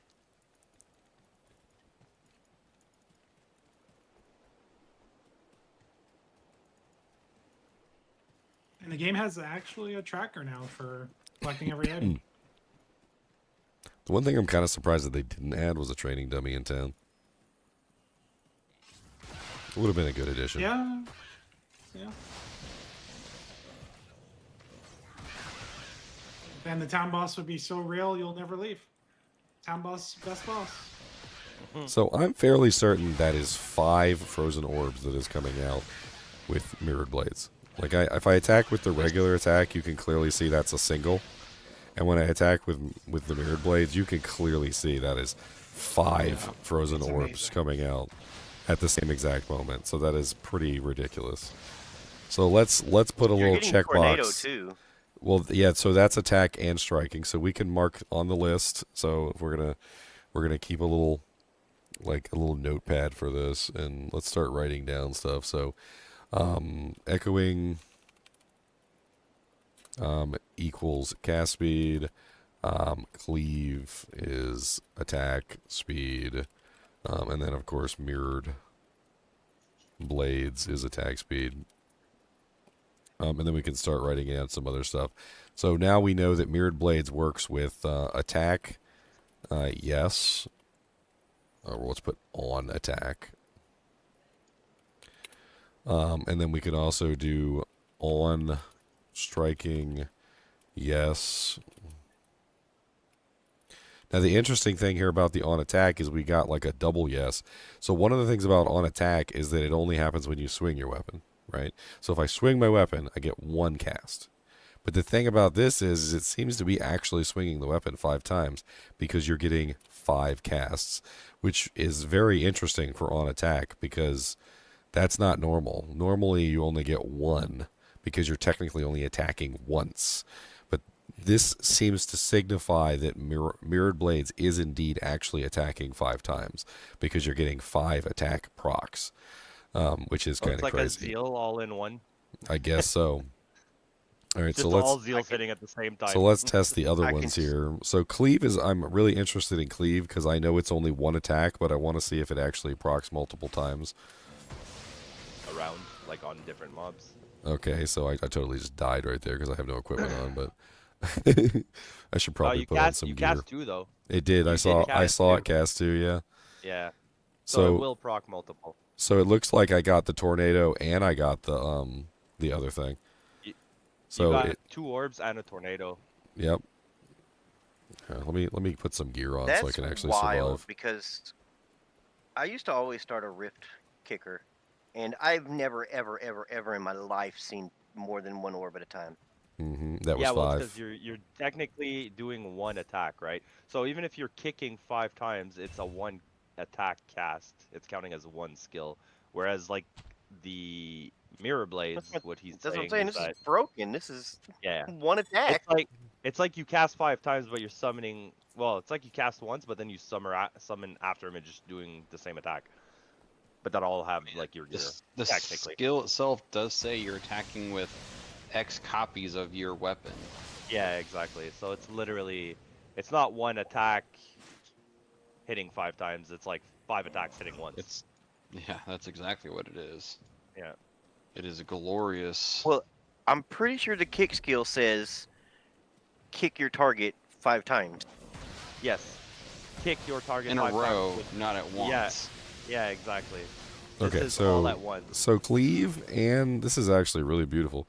So Cleave and the other one are both working with on attack, and they're also working with on striking, and they're also having multiple procs. This is really cool.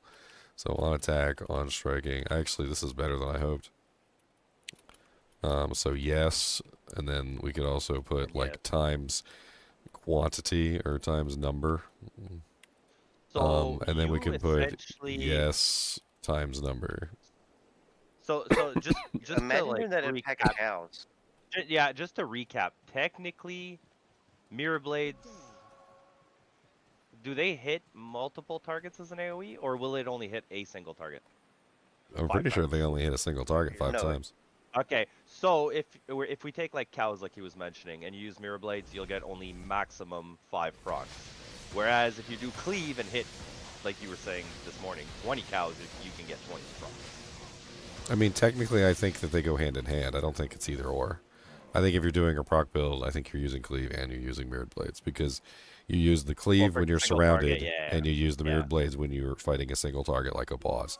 Because the boss is always gonna be better on the boss than. Regardless, anyways, you have to max out mirror blades for the cleave synergy, so you're gonna have. Exactly. So you're gonna have both anyway, no matter what. Yeah. And they just go hand in hand. So you'll have one for single and one for multi-target. So let's test out the one that I think is going to fail everything, which is echoing. I'm pretty sure echoing fails everything. But it hits hard. I figured out your Hex Purge and Eldritch Mine last night as well. So I figured out how those work hand in hand. So What we were talking about, echoing strike is proccing nothing. Like it doesn't do on attack, it doesn't do on striking, it does jack Doesn't do diddly. anything. Does it? Doesn't do Jack crushing blow? diddly. The thing that was asked this morning though in your chat was, does it apply bleed? That I have no idea. I haven't put bleed on anything, so I don't know. Yeah, it's it says really that, hard to test now because you can't go to old graphics and see the bleeding.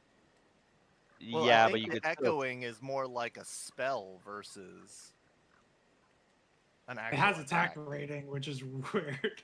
Yeah, I know. But I had no attack rating on, I mean, no dexterity, no attack rating increases on my Warlock, and I was not having a problem hitting something. But when I ran Cleave, I couldn't hit anything. Couldn't hit the broadside of a Oh yeah, bar. that you guys just reminded me. That's another thing that we need to test. So we need to test mirrored blades, because mirrored blades has no attack rating. So we need to like concoct a test where we can test to see if this thing misses. I mean, what you can do too, technically, is just get like I can get a pally with 75%. Yeah, you just get you a smiter, and yeah, or anything block, that has block definitely were like it's not a guaranteed hit on block because I was missing on Bell with it. Well, I don't know, because like if you take like Well, Bale has 50% block chance, so you will miss he on was Bale. blocking some of my tech. You will miss on Bale because 50% block I chance. can't- But I but the visually question is watched to find a monster that doesn't have block chance. We're gonna have to like get a character that has like really low attack rating, and then we need to go over to this monster that has like in hell difficulty or something and try and hit him with this really low attack rating character. We're gonna have to devise like the lowest attack rating character ever or something.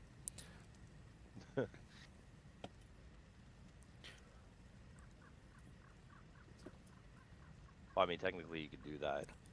But that Hex Purge is pretty gross. I mean, the fact that you can continuously proc the Purge with Echo and the Eldritch Blast. You're talking about continuously over and over again is disgusting. Just by what we standing were- next to him. What we were talking about yesterday. Yeah, I know. Yeah, Eldritch Blast is funny. It's but broken. I did learn that if you use the dagger, you throw the dagger into a pile of them, it automatically puts Hex Purge on all of them. Yes, I know, but that's and what then I it was literally, saying. you just pulse But- and it triggers the purges. Right, but here's the thing: with the amount of synergies you need for your echoing to be viable, you'd have to max out mirroring blades to get 5. Correct. Yeah. Well, 4. Yeah, but no 5. You keep If you max- wanting to put that extra one in. That's your opinion. I What mean, do I you- understand you using it, What? but Wait, what are you talking about? the mastery. Why would you not use the mastery? I mean, you don't have to. It's literally you don't have to if you're just running it for the magic damage alone. You pump up as much plus skills as possible and let the magic damage do all the work. It's not just that. The mastery reduces the requirement of any weapon used by 50%. By doing so, you can put dexterity max block, you can put life, you can put other stats elsewhere. You're losing so much stats by not putting points Listen, into on levitation. paper, I understand what you're arguing. I'm just saying, for It's the the- skill it's the purpose same- alone, it's It's only this. 4. It's the Had same this exact argument argument that I half an make hour with ago. people not putting a fire facet in their demon machine for their enchantress. Like you're giving up something that is hard to get for something that is easy to get. Zinners, I'm running it as a 1-point wonder right now because I'm literally playing that build, and like my weapons require maybe less than 90 strength with 1-point wonder, and so my armor piece and most gloves and stuff like that require like 100. Oh, don't Like, agree armor with me, plate. Leon. Don't dare agree with me. Which build are you running? I am playing. I'm playing a Cleave and Eldritch Blast build right now. Okay, so the thing is, the build I was going for, I don't know what your Cleave and Eldritch Blast is doing right now, but the build that I did offline did 12 and 15k respectively. Correct. But his- However, we're doing 15k over 1 second with 2 pulses of Eldritch Blast. You're just That's what- standing there. You're not doing anything. You're just standing No, there. Again, you're not understanding. I'm doing Eldritch Blast 15k as well, but the Cleave is still doing 12k with the build I'm going for. Oh, see, ours doesn't. It doesn't matter. You can just stand there. Right, but you're double you have down. DPS. I'm only Yeah. doing magic. Yeah, It doesn't nothing you're saying matters with what we were talking about, which is Leviathan or whatever, or levitation, whatever it's called. Levitation. Levitation, like 1-point wonder actually works. Prestidigitation. Because you need a decent amount of strength, like 100 around, to equip an Archon plate, to equip like a plate type of glove. Like my gloves require 150 Crusader gauntlets I have. Yeah, that's why like, I'm like, it really doesn't make a difference to have the levitation in there if you're just trying to pump out magic. But he's trying to argue, well, why would you give up the physical side to just run the magic side? Well, you don't have to give up any of that. I'm not arguing give up. I'm just saying 1.1 wonder levitation is plenty for the requirement. But the thing is, the setup I'm running, Leo, uses EBOTDCB. So I mean, you're like 1 wonder, you're gonna still have to pump in a lot. So like my 10% chance to hit the zombie. That's what we're looking for. An Annie, your GCs, and everything else. Your 1 wonder turns into a plus 15, 16 anyways. Yeah. Exactly. Isn't Breath of the Dying already like 50% reduced requirement? Yeah, but you're gonna put it into a huge Breath of the Dying. Like, you know. I have a ghost It's gonna be a one right monster now. sword or something. It requires like 59 strength. That's all it requires with 1 wonder. That's what I'm saying. Breath of the Dying's never require a lot, especially F. That'll stack another 50% reduction. Yeah. See, Ginger's running into the same issue I was last night. Like, you can't hit the broadside of a barn. And what's the attack rating you have on Cleave right now? Right now? Yeah. No. 14k. And are you using Angelics or anything? No, I am not using Angelics. Ravenfrost? I am using a Ravenfrost, yes. Okay. I don't want to be frozen, and AR is nice. Yeah. But for some odd reason, though, even though Echoing Strike has a quote-unquote... And his name is John C. Well, it's because you're hitting with 5 Rude. of them. Sure. So you're gonna see the damage either, like regardless, you're gonna see damage hit. But are you hitting with 2, 3 out of 5? Or are you hitting with 4 out of 5? Are you hitting with 1 out of 5? You know what I mean? Because like it still does a big damage, like on its own by itself. So you'll always see damage being And hit. it does damage on returning, so you actually have twice as many chances in that example. But if you're going with attack rating and try and get your attack rating up, then all 5 are hitting, and on return it's another 5, so that's 10. All right, I don't know who's building it, but this blast build. I want to. Yeah, I don't. I just want to stay in here and do nothing build. Why are we building that when we already have that? I mean, But I don't. It covers the whole screen. I understand the build they're trying to make, and I'm less than enthused about it because it's basically Warcry all over again. Like you have a tiny little radius, and you got to run up to things and hump their leg basically. Like it's better damage than Warcry, but you still got to run up everything and hump its leg. Yeah, but you also warp into it, and then Blade Warp puts Hex Purge on everything around you, and you get everything around you. Yeah, you could Okay. literally just Blade Warp like I So was this saying. zombie has 3% chance to block. He shouldn't be blocking any of my attacks. 3% is very low. That's extremely low. I mean, when I attack with the basic attack, which only has 181 attack rating, or 89, it says I have a 10% or something a chance to attack him. I'm missing like 90% of these attacks. Like I'm seeing X, X, X, X. But then, I switch over to the mirrored blades, and I'm still seeing X's. Like, there was an X, there's another X, there's another X. It is still missing. I mean, it's missing a lot. It seems to be missing less than the basic attack, which is missing 90%. But it still seems to be missing very often. I guess one way to test this would be to use the Caduceus that has the 100% chance to proc the tornadoes. We'll have to ignore the frozen orbs, and then test to see essentially how many tornadoes we get, because the tornadoes are actually on striking. So I guess that's a good way to test it. So I mean, if you were to proc 4 on that one mob, that means 1 isn't going through, right? And that would technically be your own attack when you're hitting with it. I mean, that's kind of what I was thinking too, was that maybe the base attack is not hitting out of all of them. So it's adding 4 additional ones, and maybe the 4 additional ones have no attack rating, but maybe the base one has attack rating. So it's like Charge Strike on Amazon, right? Because Charge Exactly, Strike, exactly, you can miss yes. a Charge Strike, but the bolts will hit. Exactly. Okay, so now unfortunately I have a 510 attack rating with a regular base attack, which wasn't my intention, but that's what I was going with Leo earlier. I was gonna mention the Charge Strike, you can miss with it, and you'll hear Especially like, let's say in PvP, you'll hear people block, but the charge bolts still go off and it'll take the damage from it, right? You get the bolts, which the extra blades might be coated like the bolts. So that might be. Yeah. Okay, well, I mean, looking at this, it seems like the tornadoes are still going off, but I think I need to drop my attack rating more. Hold on. Let me just, like, pull off anything that has stats on it. Anything and everything. Yeah, he's gonna like instantly die to a quill rat when he walks out. I mean, that's fine. It's part of the testing. That's why I made the Tyrael armor at one point. Wait, what's the chest piece you have equipped? Authority. I probably should take that off, too, but... I was gonna say, why don't you just, I don't know if you get stats from like, let's say a fortitude. Because like, if you put a fortitude, you have the chance of proccing like the chilling, which won't get you killed from the quill rats. Well, less anyways. I just need something that's like deathly obvious that it's either it's hitting or it's missing, one way or the other. I think I need to just edit something in specific for this task, and I think that's exactly what we need to do. You lost your Enigma and your shared stash. No, you didn't. The stash is still there. Did you make a video about this? I think It keeps coming up, dude. It's like non-stop. I'm going to make a video called, I lost all my items when I perverted. Yeah. Clickbait title. Gotcha! This is how you fix it, okay? Stop bothering me. all of the creators have to make a video on this because apparently Llama's one video is not enough. Okay. So we need to craft one item for this exact purpose. So let's craft an item.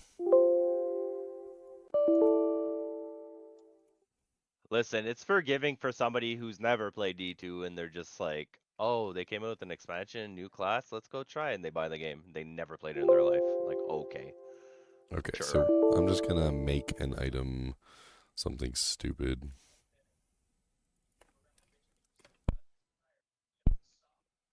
Let's do a mace because maces have no dex requirement because we need this item to have like the lowest possible requirements.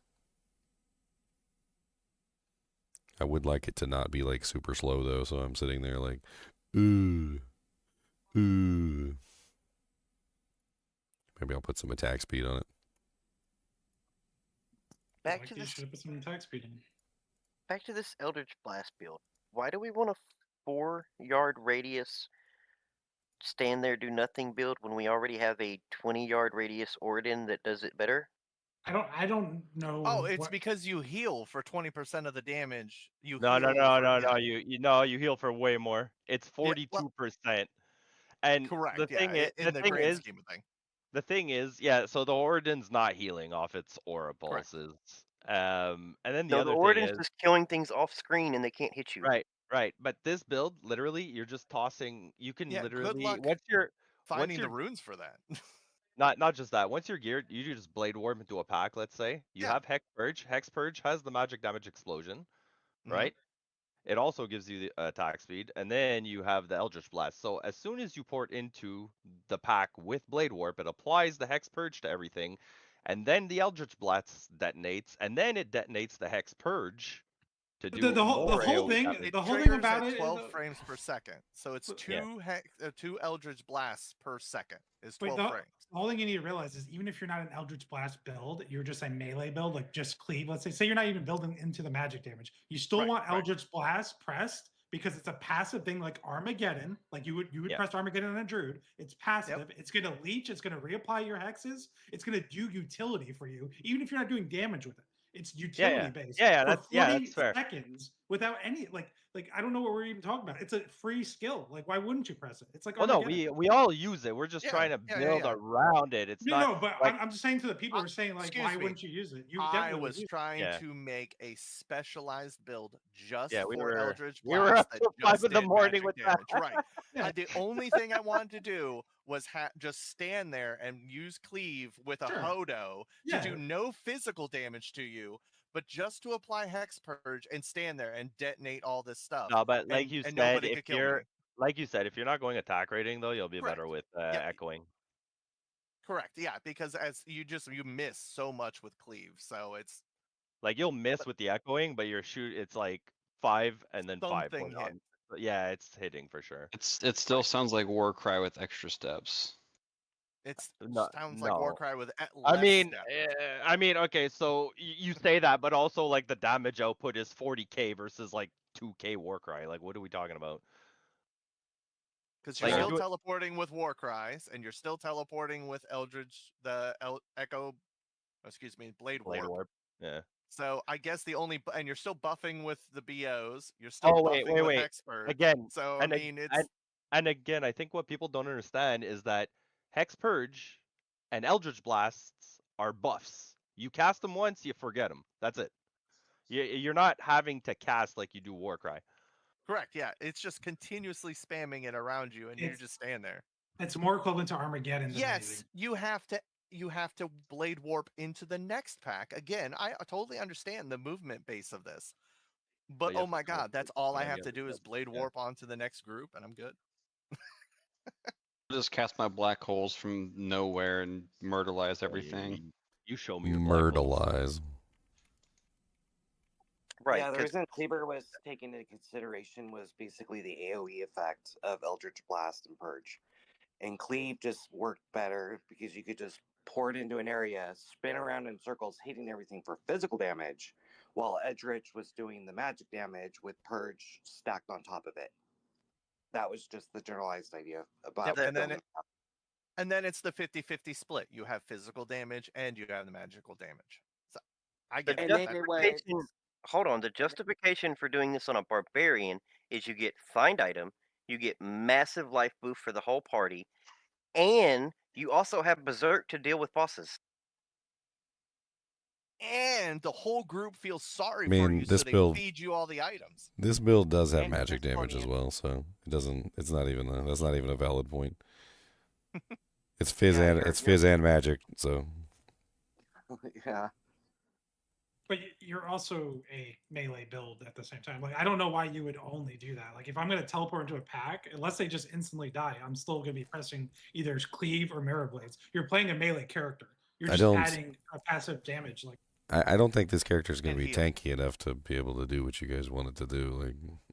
Like, it doesn't have extremely high defense like the paladin or the barbarian that can like hang in there in the packs. Like you're more of an assassin in most regards because you have very limited defense and you have like some defensive mechanics that help you out, but you're nowhere near as tanky as like an actual melee character.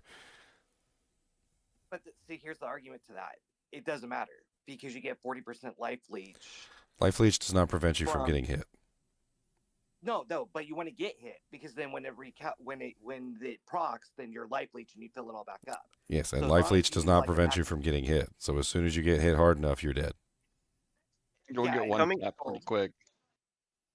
Coming from the guy who rolls a Warcry barb every season to start, usually, you get 4k life, and you stun the mobs, and you still sometimes just randomly die. Randomly get one shot, yes. That sounds like a skill issue, brother.